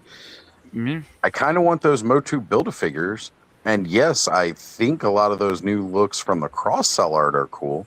Do I really want to buy all those figures again? Not entirely, but I kind of do. But do I really? You know? I mean, It's a little sell your tough. old ones at least. Like, sell your old ones first then. I mean, that way you can have at least some sort of money for it, you know? right? I wanted to find it. Like, I wanted to. I never buy figures with the intent of selling them. Right. Nobody does. And so it's like I find it hard to sell what I do have, even if I'm going to replace it with like a newer or better version of what it is. Yeah. But this is one of those times where I almost feel like, yeah, it's kind of acceptable. But then I'm going to look at it later and be like, but did I really want to sell that one? Because now I kind of want to have them both. And that's where I'm going to find myself. I don't know. Welcome Like, to I'll collecting sell toys. it, I'll get the new one, and then I'll look back at it and be like, oh, damn it, now I kind of want the original again. Yeah, I hear you. I get it. I did that with this fella. I've got the version 2 one, and I've got the version 1 of him. And Here, let me try to embiggen you here. No. Actually, Cobb, can I get a hand? Can we embiggen Jeff real quick? Yep. Oh, trying. Hello. But yeah, it's just the Mayfix Hush Blue and Gray Bats. I Yeah. have two of these. I have the first version, and then I have the second or third version that came out, and just right. But I've also sold stuff and made room for stuff, and You have. I've participated in some of your clearing out, and that was a hell of a steal. Yeah, I hope it's brought you joy. That's all I really care about. So. It has. It's great, and I've still got customs of stuff from figures from that I need to pull out and do that I hadn't done yet. So, jeez, I would, but I'm outside smoking. That's fair. So Sean says not SDCC related, but Noda Toys Extreme Yaomu figure looks awesome. That'll have to be something we look up when I come back inside. I can't do it from my phone, which sucks. All I heard was moo, which makes me think it could be a Japanese cow. Maybe. I got nothing. That robot that that dude showed off this morning was pretty dope. The blue one, yeah, that was pretty dope. I don't know if it's $200 dope, but it's pretty dope, you know. I don't know. I kind of feel like it is. It's just not going to be my $200 dope. Maybe you think that's where I'm at too. Yeah. If I had the $200 that I could just drop on something like that, yes, sure, definitely would. Do I have it? No. I feel where I could better allocate $200 instead of buying that robot right now. Yeah, exactly. It's one of those All things, right. Tigor says, I'm going to use that Cobra Con from Mondo and sculpt my own in the Masterverse using their interpret. Okay. Hell yeah. Fuck yeah. Go for it. He's going to use the look of the Mondo Cobra Con, but he's going to make it from a Masterverse.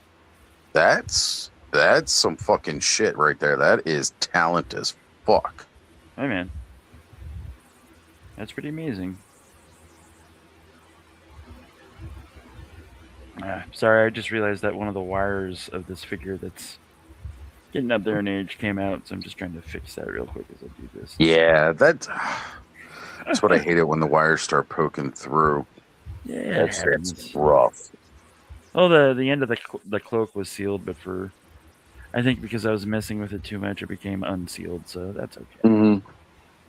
Yeah, you start playing with it a little bit, and it starts coming out. You know, that's what happens. Yep. I'll watch that. Tip starts poking out a little. Mm-hmm. Always a problem. Yeah, I think that should take care of that problem. That being said, I'm gonna go sleepy as Oz. Thanks for having me. It was good to be back, as it were, and I hope everybody just has a nice night.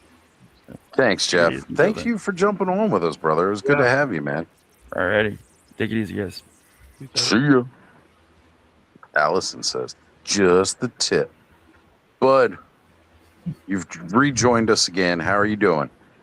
Somewhat better. Good. Stomach's still off. I got 1 second. All right, Cobb. Spartacus, I think, was the name of that robot, right? Yeah, I think it was Spartacus, because I am Spartacus.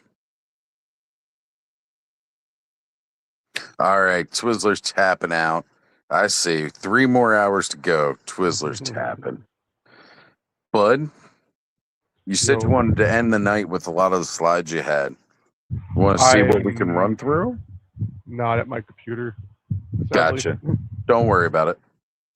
I know you wanted to end the night on the slides. I know we went through the Motu ones earlier.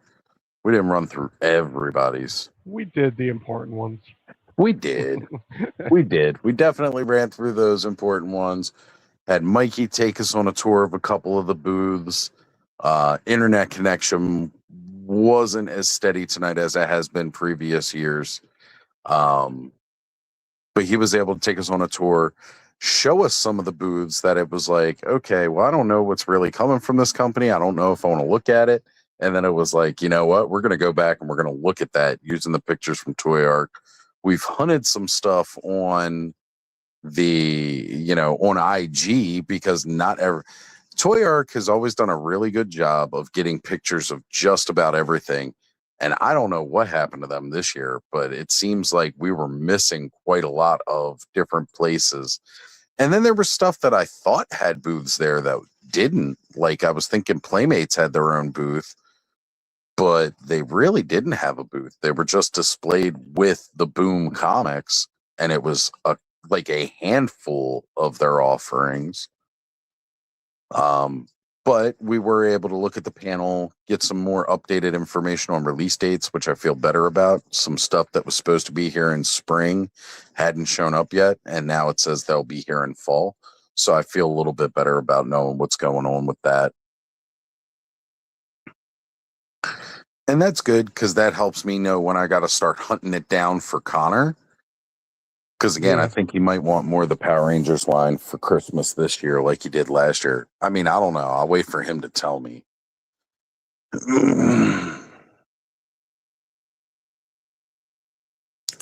Tigor, I appreciate that. Thank you, man. But definitely let us be known when you're in chat. So yeah, give us a holler. Let us know you're here every week. We like that. I like hearing that from you guys. I like, again, and even if you had been here, I like seeing the new names pop up. I just would have recognized you from 7 months ago. That's what's up. Over a year, rather. I appreciate it, brother. And we do love customs here. Absolutely. And again, I'm not trying to be mean by not throwing somebody out of personal. If I don't have your social media account stuff, it's hard for me to be able to hit you up with a link. I don't post it openly in the chat anymore for anybody to just join. Nope. Open mic night one time was enough to make me not do that again. But the more I see people, the more I get to know them, the more I recognize them. Then it's like, okay, I got your information. I can shoot you a link here. So let's see. I don't think we saw when it was going to drop, but I don't know also, like, because again, seems like we were missing some coverage today, or at least couldn't find where to get the new news for it. Also recommend checking out the articles on Toy Habits once they get a chance to sit down and actually start writing everything out. The only reason I don't use those, because when I try to share screen with the ads that pop up on the website, which again, that's how they pay for everything, those ads. So it's important that they're there, but it really slows down when I do share screen with an ad heavy site versus being able to look at something that's a little less ad heavy. Toy Newsy is another one that's kind of like that, which is why I don't always use them, but their social media is pretty spot on now.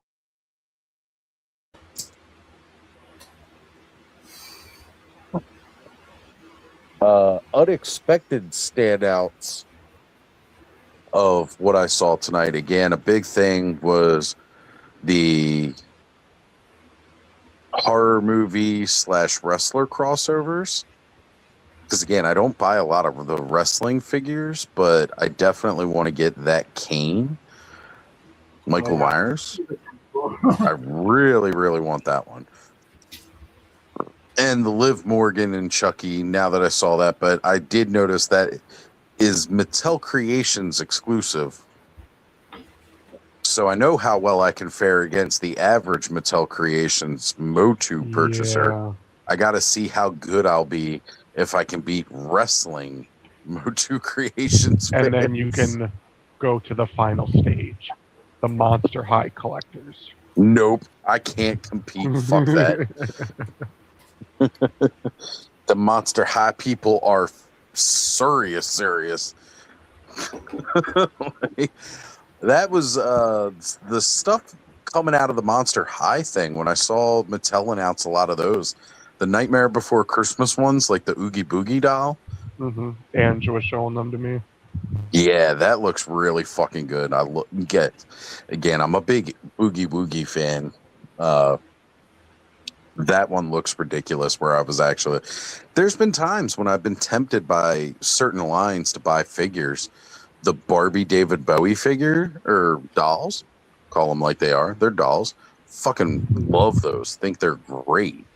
And again, there's been certain Monster High dolls that have popped up where I'm like, and again, it's the more collectible ones because I'm not familiar with the actual characters from that franchise. But when Sadly, they do the crossover stuff, their collector stuff is really expensive. Yes. And one of the sets they put out, I know Ant wanted it so bad, but there was just no way to do it. And it was the Hocus Pocus 3-pack. Yeah. And again, it's even more expensive because not only is it a collector's item part, but it's a 3-pack too. Couldn't even just buy one of the Sanderson sisters, had to buy all 3. No. Yep. That Skeletor one that they did a couple months back. Yeah. That was freaking cool too. I like it when there's crossover like that where it's just fun, Oh yeah.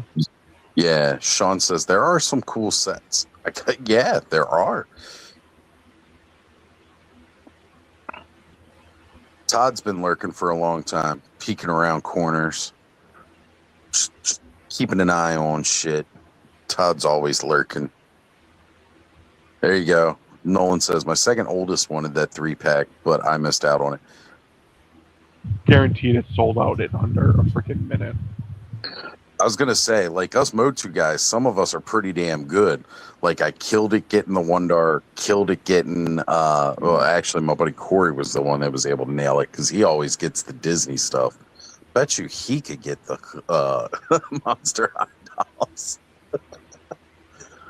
And then you got ones, Mattel Creations exclusive Jurassic Park stuff, and it just sits. I don't think I ever saw any of the Jurassic Park items sell out in less than a day.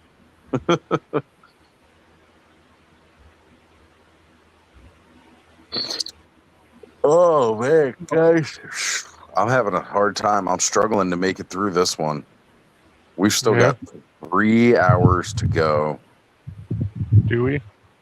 We do. What if I actually push the button? All right, Mega J. Oh shit. I can do it. See, Todd's got faith in me. I can do it. People have seen me do this year after year after year. And again, one of the reasons that I do it so early to start, well, first off, normally we don't run out of things to talk about until the very end. And it's also like, okay, I can finally go to bed now at like 6 a.m. So, no one's I was thinking 6 my time. But right? You don't got to go until 6 your time. 6 till my time. Yeah. So we got a little less than 4 hours to go. Well, it says we've been live for 8 hours, 36 minutes, 50 seconds. 3 hours, right? Yeah, so we got about 3 hours left. Again, I'm also looking at the clock here. That's right. We did go live a little bit later when we came back on than when we did the first time. Nolan says, Monster High fans are on the ball with those drops. Yeah, they are. They got tricks we don't even know. Stream the Marvel Hall H panel. Can I actually just stream their whole panel? Look at this. Here we go. Twizzler's pouring it on. You can do it, Oz. You're a hero for doing this, that. Typing I'm falling asleep is waking me up a bit. Thanks. Twizzler's still in it. Yes. I gotta pull it like the spirit bomb technique. I gotta raise my hands and ask all nerds to lend me their strength. You guys are fucking great. I love it. Clubhouse fans are the best fans. And honestly, Clubhouse, even if this wasn't my own show, I like the collaboration of all of us coming on here together. Again, we don't all agree on the same stuff. We have different views for different things. We like different things, but yet we all get to hang out, talk about those differences, and, you know, in some ways get excited about stuff we wouldn't normally be excited about just because somebody else is excited about it and be like, I'm still not going to buy it, but that's cool as shit.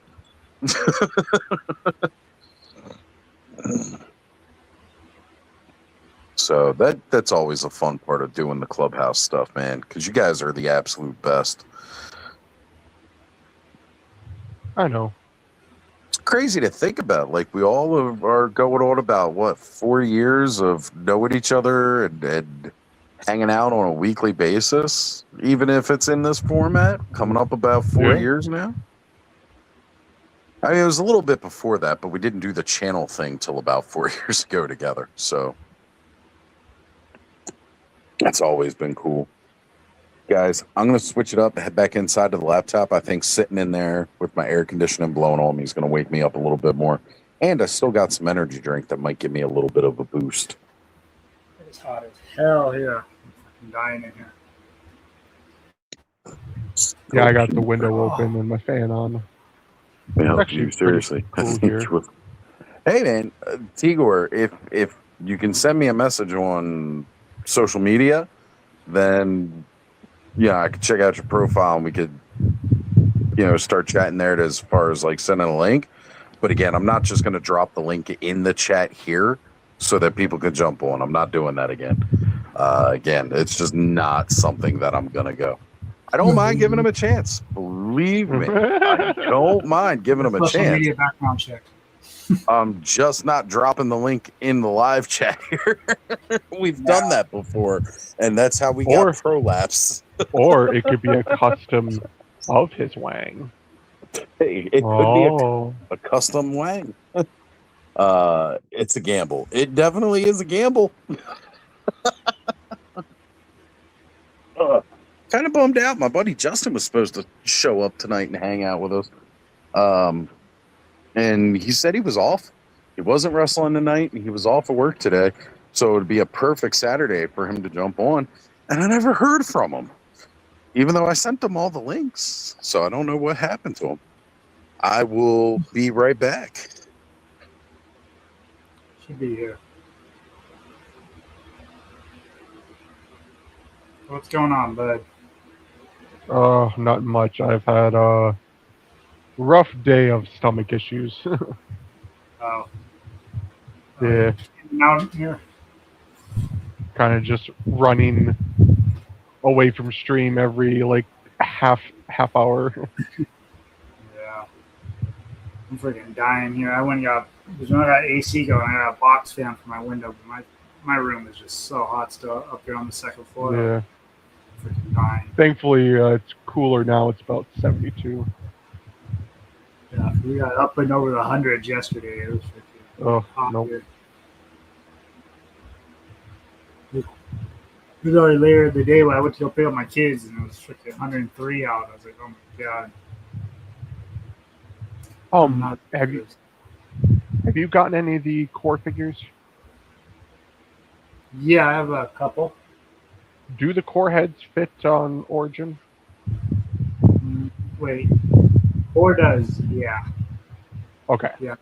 Because I was thinking of getting the ball peg's the same. Okay.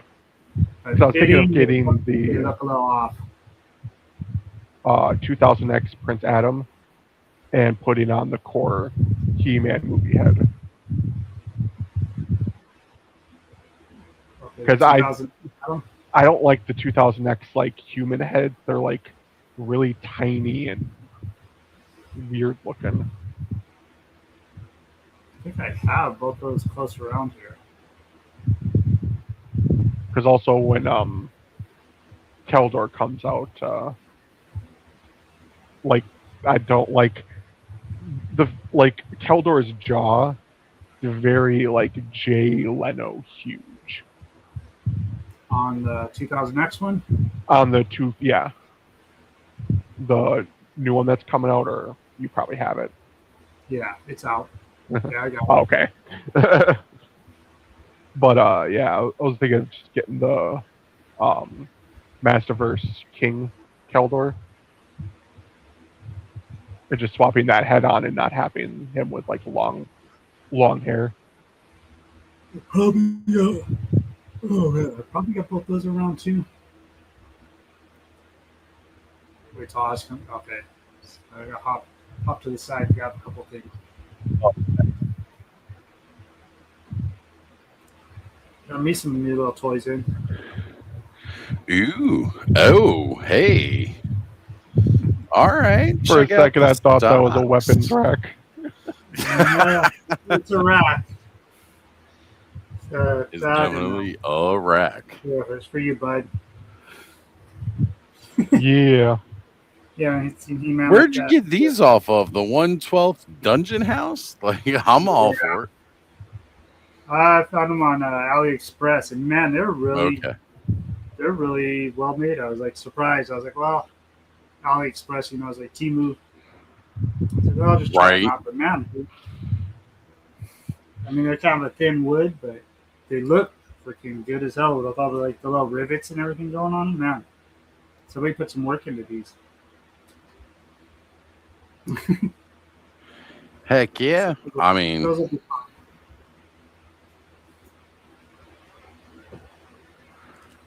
just trying to pull up some other stuff here and see what I can find. Besides myself. There you go. Sean says put Neva in there and get a total different vibe. Woohoo, vibe. Yeah, I'll definitely have some fun with them.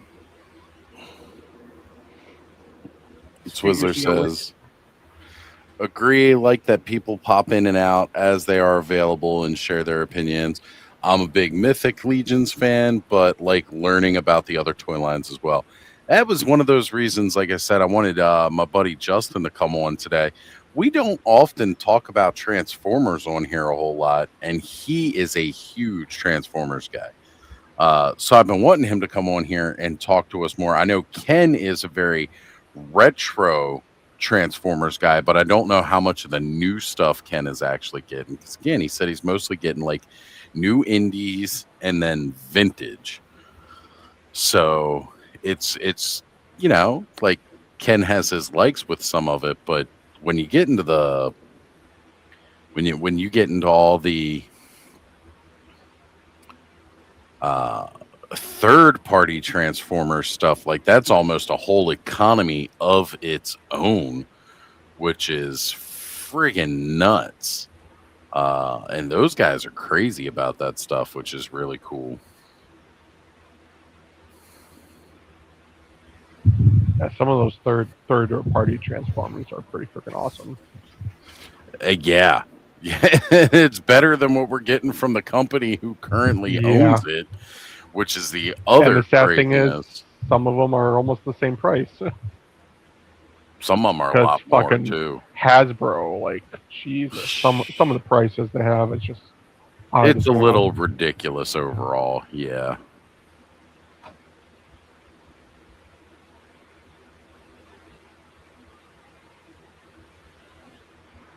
And one of the things that's crazy is like I saw one of the third-party Transformers. I'm like, oh, that thing's got to be huge, but no, they're actually freaking small. Right, tiny comparatively. Yeah. For some, not all. Yeah. See, I started talking Transformers, and Brendan showed up in here. Heck yeah. Tigor says, I created a Stan Winston Realm of the Claw Swana Masterverse figure. Would talk to you guys about it. Well, that's cool, man. Like I said, again, if you don't use social media, I have no real way to get the link out to you. So I can't just be like, hey, here you go, jump on with us. Again, there's no way I'm changing my mind. I'm not just dropping the link in the chat. So I don't know who's watching, who's going to try to jump on. I can't do that. Sorry. Okay, Andrew says he does recall 3 of the Mattel Creations Jurassic Park items selling out, at least in less than a day. So that's cool. Transformers after Gen 1 is like a foreign language to me. For a lot of us, it's kind of like that. Picked up the Galaxy class blocky Soundwave, and it's pretty awesome, but I only have a few Transformers, mostly because of the cost. Yeah, I really dug Beast Wars, and like I was saying earlier tonight when seeing the that Predacon 3-pack. There you go, Cobb. You want to put that up again? That alternate head? It's a little custom head to be painting up. The guy that sent me a bunch of different heads said for me to practice painting on. Sent me some cool stuff. But man, all this stuff so detailed. I'm like, I feel like I need to wait till I get a little more practice in. Looks like the braids broke on that this one. one right here, this one I thought you might really like. Oh, hell yeah. Really like cool. An Oni mask? Yeah. Oh, shit. It's not just one. 3 different heads on it. Yeah, 3 horns and 3 heads. But yeah, depending on how that is like wild. Yeah, it's like a Manning faces almost. Yeah. Yeah, this was really rad looking. Like, oh, so I really want to wait till I feel comfortable enough to mess with these. Yeah, Tigor, definitely. If you feel like creating an Instagram account, go ahead. Create an Instagram, post up some customs. Let's see what you got, brother. Universal Toy Collector Stu says, Morning Oz, good to see you still going strong. Sorry I didn't get the chance to jump back on. Totally cool. I get it. Stu, I saw you posted a little bit earlier from IG. It looks like you found something fun to do with the time anyway, which is great. Plus, it's been a fun day. It has. The guy who painted the Battle Cat Man did a great job. Colors. Talking about Cobb's earlier? Hell yeah. Cobb did that. See? The idea that Masterpiece Transformer is ridiculous. I can buy an 8-inch Transformer figure for the same price people are paying for Mezco Mondo. Hey, yeah, right? Nedry, the guy who stole the embryo when they sold him packaged in the shaving cream can. Samuel L. Jackson with the electric fence. And the guy who got eaten by the dinosaurs sitting on the porta potty. Gennaro, the lawyer. There you go. I know the characters. I know the book and the movies. Gennaro didn't die on the toilet in the book. Had Mummies Alive pop up on my YouTube feed today. Forgot about that show. Someone needs to be making those figures. Every once in a while, we'll bring up the Mummies Alive stuff here because this shit is badass. Told you that Spirit Bomb worked. We got a second win here, right? We're bringing it in, guys. We got to bring it home. Like I said, we got another 3 hours to go on this stream till we hit that 6 a.m. mark to make it a full 24 hours. Even though I think at this point, I really feel like there's not much more that we could cover for sure.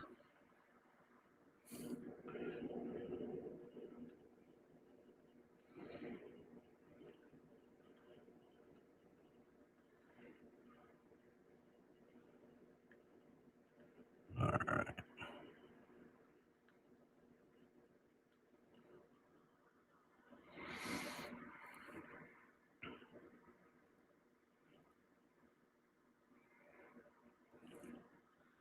Just going to check on IG here and see if anything new kind of pops up that we can talk about.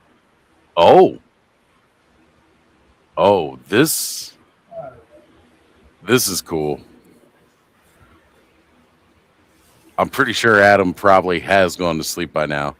But Adam posted this. Life moves pretty fast. If you don't stop and look around once in a while, you could miss it. Adam sitting on a panel at SDCC. He was hanging out with Jay from Geek Dad Life earlier.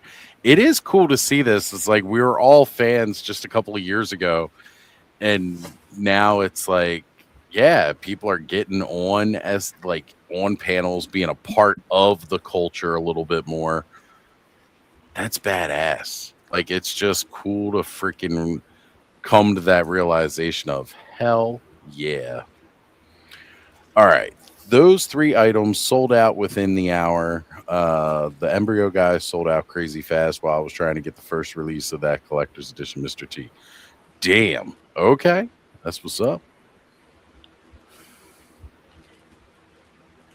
Nolan's asking if any of us backed the Fall of Grayskull 2. I couldn't. It was at a time I was broke when the Kickstarter was running. Did they put it back up? I mean, right now is not much of a better time than when they initially did it. But, you know, there's always time to reevaluate and check things out and be like, okay, yeah, no, I can do that. Now, is that the board game stuff? No, Fall of Grayskull was the movie. Oh, no, the yeah, fan okay. movie. No, I didn't get to that either. Either one.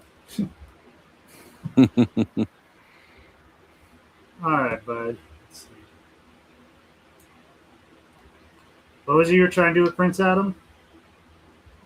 I was going to put the core He-Man head from the film on the 2000X Prince Adam body. That might look. That would be decent, yeah. Get a little bright. Yeah. Let's see. Blow it up.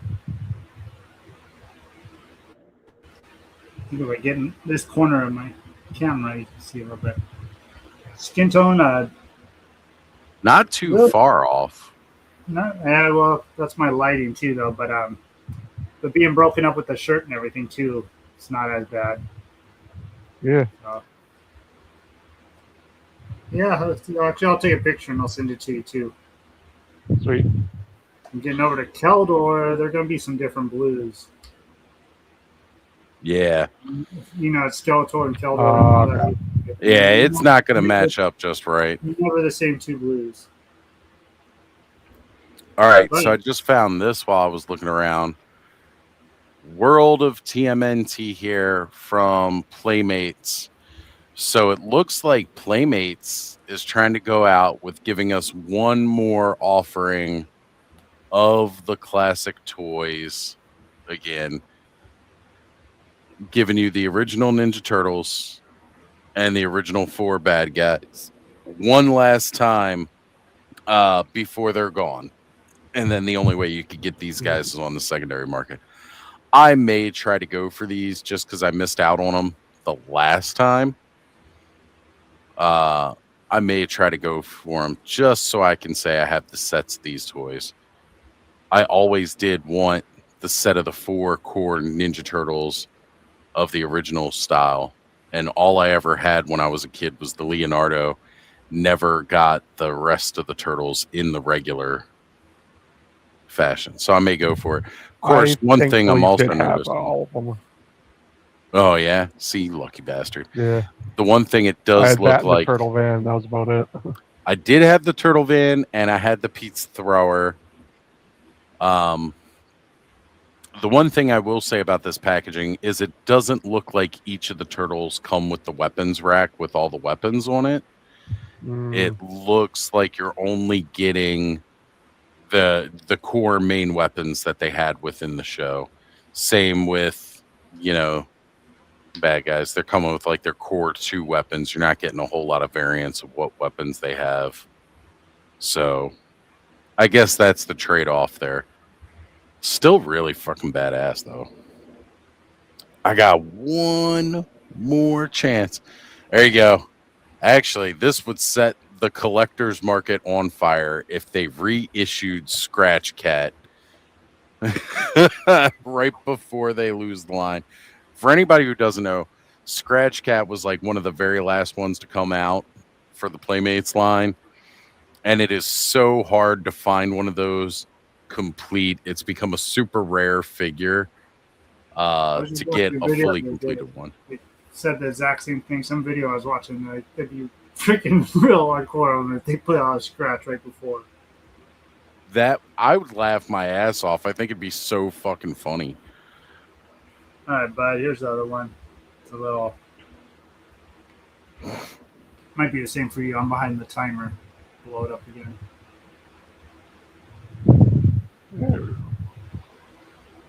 That's not too bad. Yeah, I just don't like that head on there. I don't like it. I thought it would look cool, but yeah. I wanted to see what it would look like first. Yeah. Instead of buying the two figures and then tiny. That doesn't look half bad. Oh no, it's tiny looking. I like that head. I think it's just overall I like that head sculpt more. Oh, hold on. Let me get you back up there. Put that armor on there. I painted. I think man. The armor looks even better. Yeah. Shoulder pads. I didn't have those on there earlier one day. That does look good. I like that. So Nolan's asking Target, wonder where they'll show up here. Aren't all the Target exclusives showing up at GameStop still? I thought that's where the Target exclusives went when they went across the border. It was like GameStop. Yeah.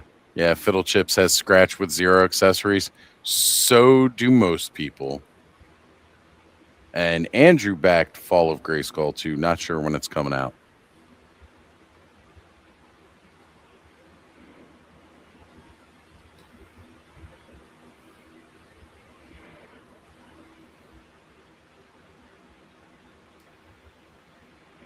We went over the art with the Motu boxes, which was pretty redonkulous and cool.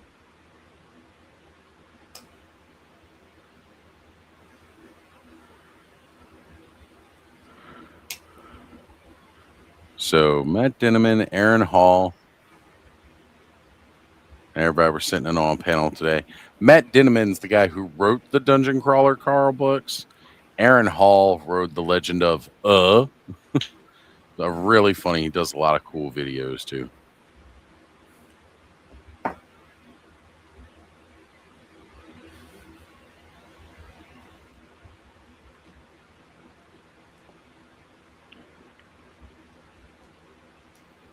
All right. Continuing to scroll here again just to see if, again, anything at all pops up that we missed.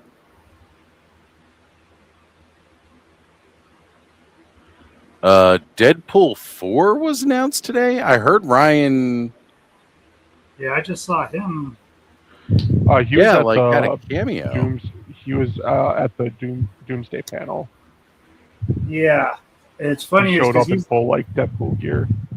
Right? Yeah, he was all. I think it was Levi, freaking Deadpool, the Canadian tuxedo.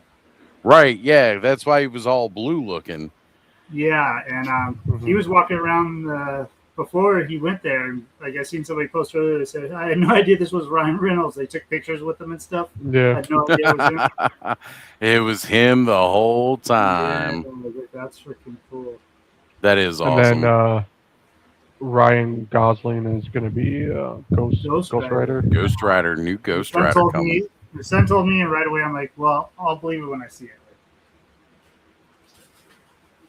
Yep. Hey, look, there's no reason we can't get another full cinematic version of Ghost Rider as opposed to a low budget show having Ghost Rider in it when his effects are ridiculously demanding.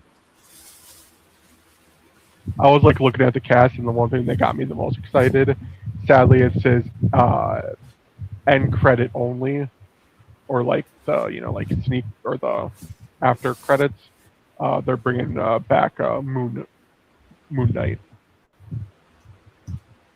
Oh, yeah. So if they're doing that and they're doing Blade, I think the Marvel Knights is going to be becoming a thing, which I hope. I don't know why it would. You can also throw Punisher in it. Marvel Knights, is that something different than Midnight Suns? Yes, Midnight Suns is a completely different thing. Although Midnight Suns does have Blade in it.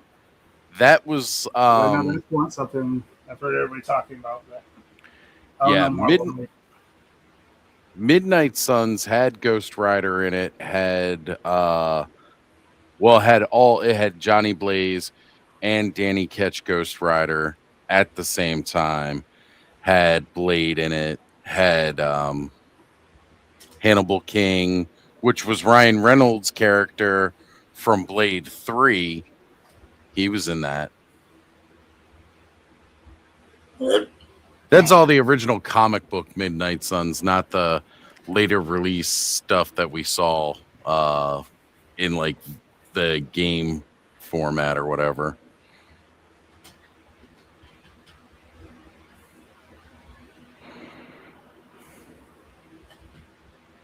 All right, just scrolling through some more. Again, trying to find some other interesting stuff. Because like I said, when we're live all day, some stuff gets announced and we just miss it. Right, like last year I was adding slides like at the last minute just because I was finding new shit. Yeah. But I guess because we've already covered and talked about a lot of the things that I'm into already, there's not a lot to talk about. Or at least I'm having a harder time finding stuff to talk about. Yeah. That happens.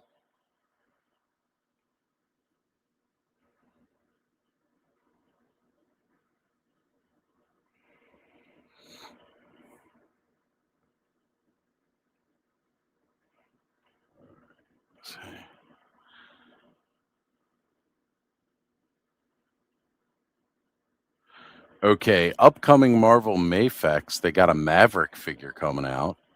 Venom 2099. Holy crap, talk about Doom 2099 being a kind of like a deep cut. Nobody ever talks about Venom 2099. Yeah. Hold on. I'll share screen for this one. Tokyo Joey Toys. Not familiar with this guy.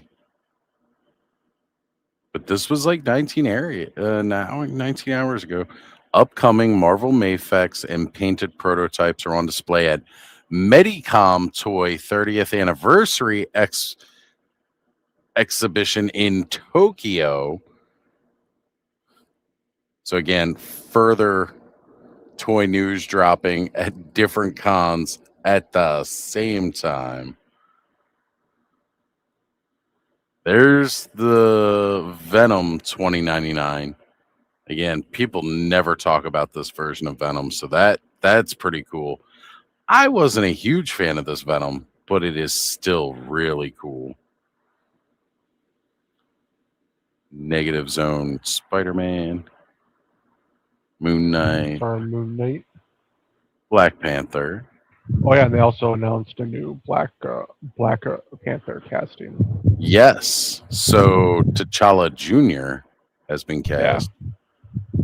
That was sick. Oh, Mayfex, it's the actor who played the synth from Alien Romulus. Yes. Yeah. Yeah. So these are all Mayfex. This version of Venom, you got, again, when we talk about the classic McFarlane look, well, this is more Lethal Protector. So this is more Mark Bagley.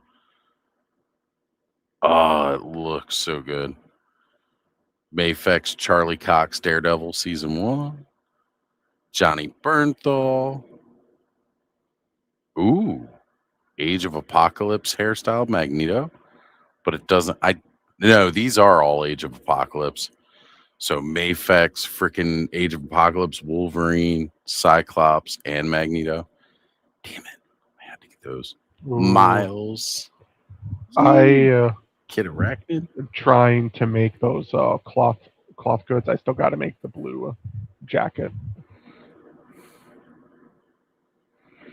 I love these kind of like, again, cell shaded to make them look like the comic book cover ones, where like all the blue highlights is where it would be from the comic panels. This is what's up.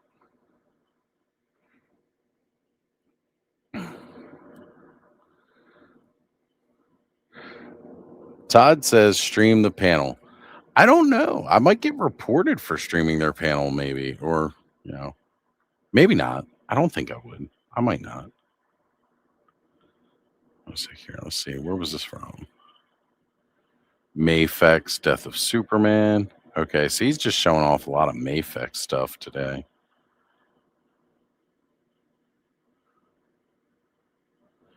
Whoa, wait a minute here.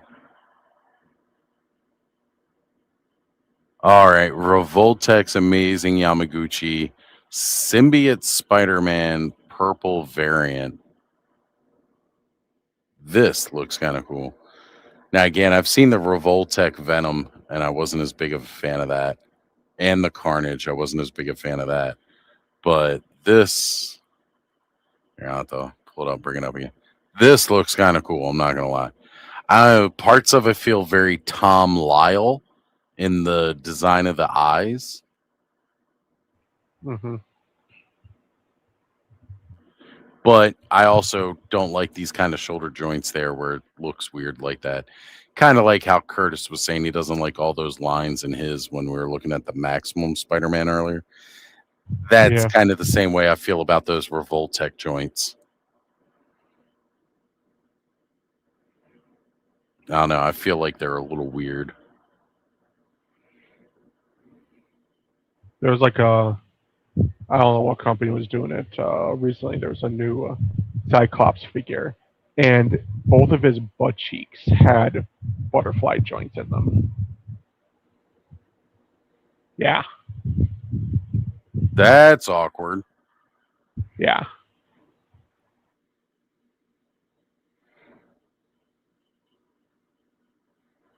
All right, let's see if I keep scrolling here.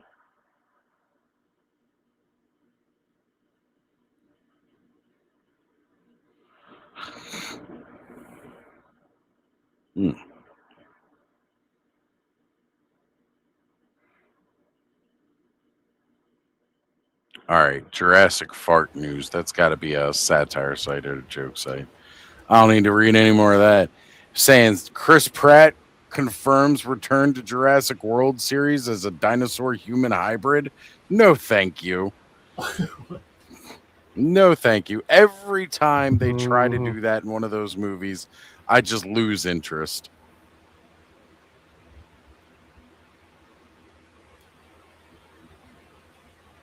.30? That could be Spider-Man and Venom. That was what's up.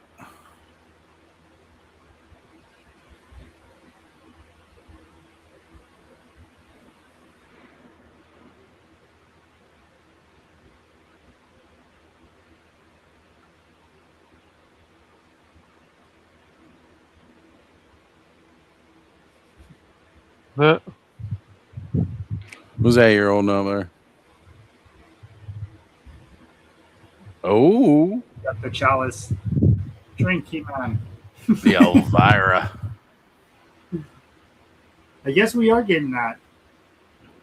I don't know that there was like, oh, we had pictures of that chalice he was supposed to come with.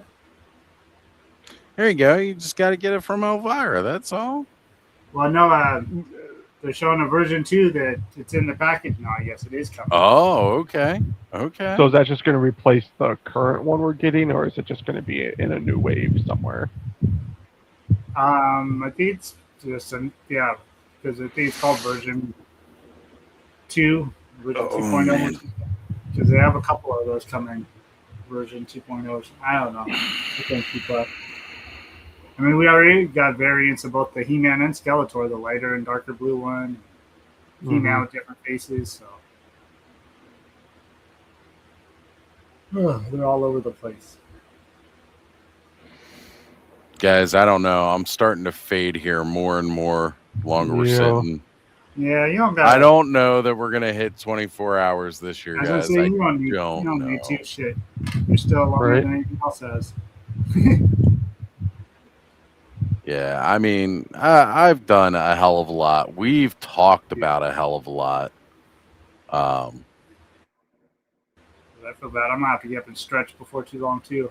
But I don't want to leave you hanging here either. Yeah, I was gonna hop on the no. second. When I'll you started probably have off and to- you're by yourself, I was like the only one freaking in the chat with it. I was like, Uh-uh. man, I had everybody in the house asleep and my kids were asleep right next to me. I was thinking about going to my car maybe, but I was like, I got no light down there. dude, I appreciate that. And again, it's always like when I do these 6 a.m.s, when we start these clubhouse cafes so early, anytime you guys from the West Coast manage to jump in any capacity, even if it's just in the chat, I'm like, what the hell are you guys doing up at 3 a.m.? I know I'm the only one with the excuse. I don't know anybody else is doing Yeah, it. you're working the late nights, the overnights, and yet you're still not the only one from the West Coast that jumps in. That's what Ken jumped in this morning. It was like, what are you doing up, Ken? You guys are amazing. Like, I can't say that enough. Absolutely. Yeah, guys, at this point, I think I gotta call it. I feel myself fading so fast here. As much as I'd love to go for another, oh man, it's 3:42. It's like 2 more hours. I ain't got a lot to talk about, and I don't want to have the whole dead air here trying to push it. And I mean, again, I'm looking over things, and it's like I don't have a whole lot really left to discuss here. Like, not much. Right. Yeah, I have a video all day, but you guys probably went over everything. Yeah. It's great to see everything that we've seen. It's been an absolute amazing time talking about all this cool stuff. Guys, thank you all for being here, especially again everybody who jumped in from this morning when we started this live. You guys in the chat helped carry me through that first hour and a half. Payne, thank you for jumping on when you did. And all you guys throughout the day who have joined in. I really, really do appreciate you all. Shout out to everybody. Jurassic Park never had a sequel. That's a damn good answer. Todd, I appreciate it. Yeah, out of Zenzu Beans to keep pushing for the rest of the night. You won't tell anybody, but people will be able to watch and see the replay. They'll go, how long did he go? Did he make it? And they're going to be like, nope, he didn't make it. Not this time. Have a good night, guys. Thanks for all the news. Absolutely. It's been a pleasure. Andrew Davis trying to urge me for 2 more hours to go. Or, Andrew, take this stream, draw it back 2 hours, and keep on watching. We'll still be here by the end. Always an option. Nolan, thank you for jumping on with us, brother, because I know you don't get to too often. It was great to have you. Mikey, if you catch this last part here, thank you again, brother, for all that you do in helping us with this stream go through. It means a lot to me because I know you guys are running around, you're doing all your fun stuff that you want to get to while you're at SDCC. So taking the time out of your day to do that running around for us, it always means a lot every year, brother. Thank you so much. Guys, I think that's a wrap for this year's not quite 24-hour or 24-hour 24-hour-ish live stream. Yeah, we're just, things. A lot of what we've seen today was great, and I don't think there was as much as we've previously had, so we just really didn't quite have as much to cover it. But we'll definitely, again, next year, hopefully we'll have a little bit more news to keep it going for a full 24 hours. And who knows? Maybe we'll come up with some fun other stuff to do in the meantime as well. Nolan, thank you again. Tigor, is great to have you jump in the chat. Thank you very much, brother. We'll definitely be seeing you next week, I hope. And Todd, thank you. I do appreciate that. Guys, that's Clubhouse signing off. Thank you again for another amazing San Diego Comic-Con live stream. We'll see you all next week with another new episode of Clubhouse.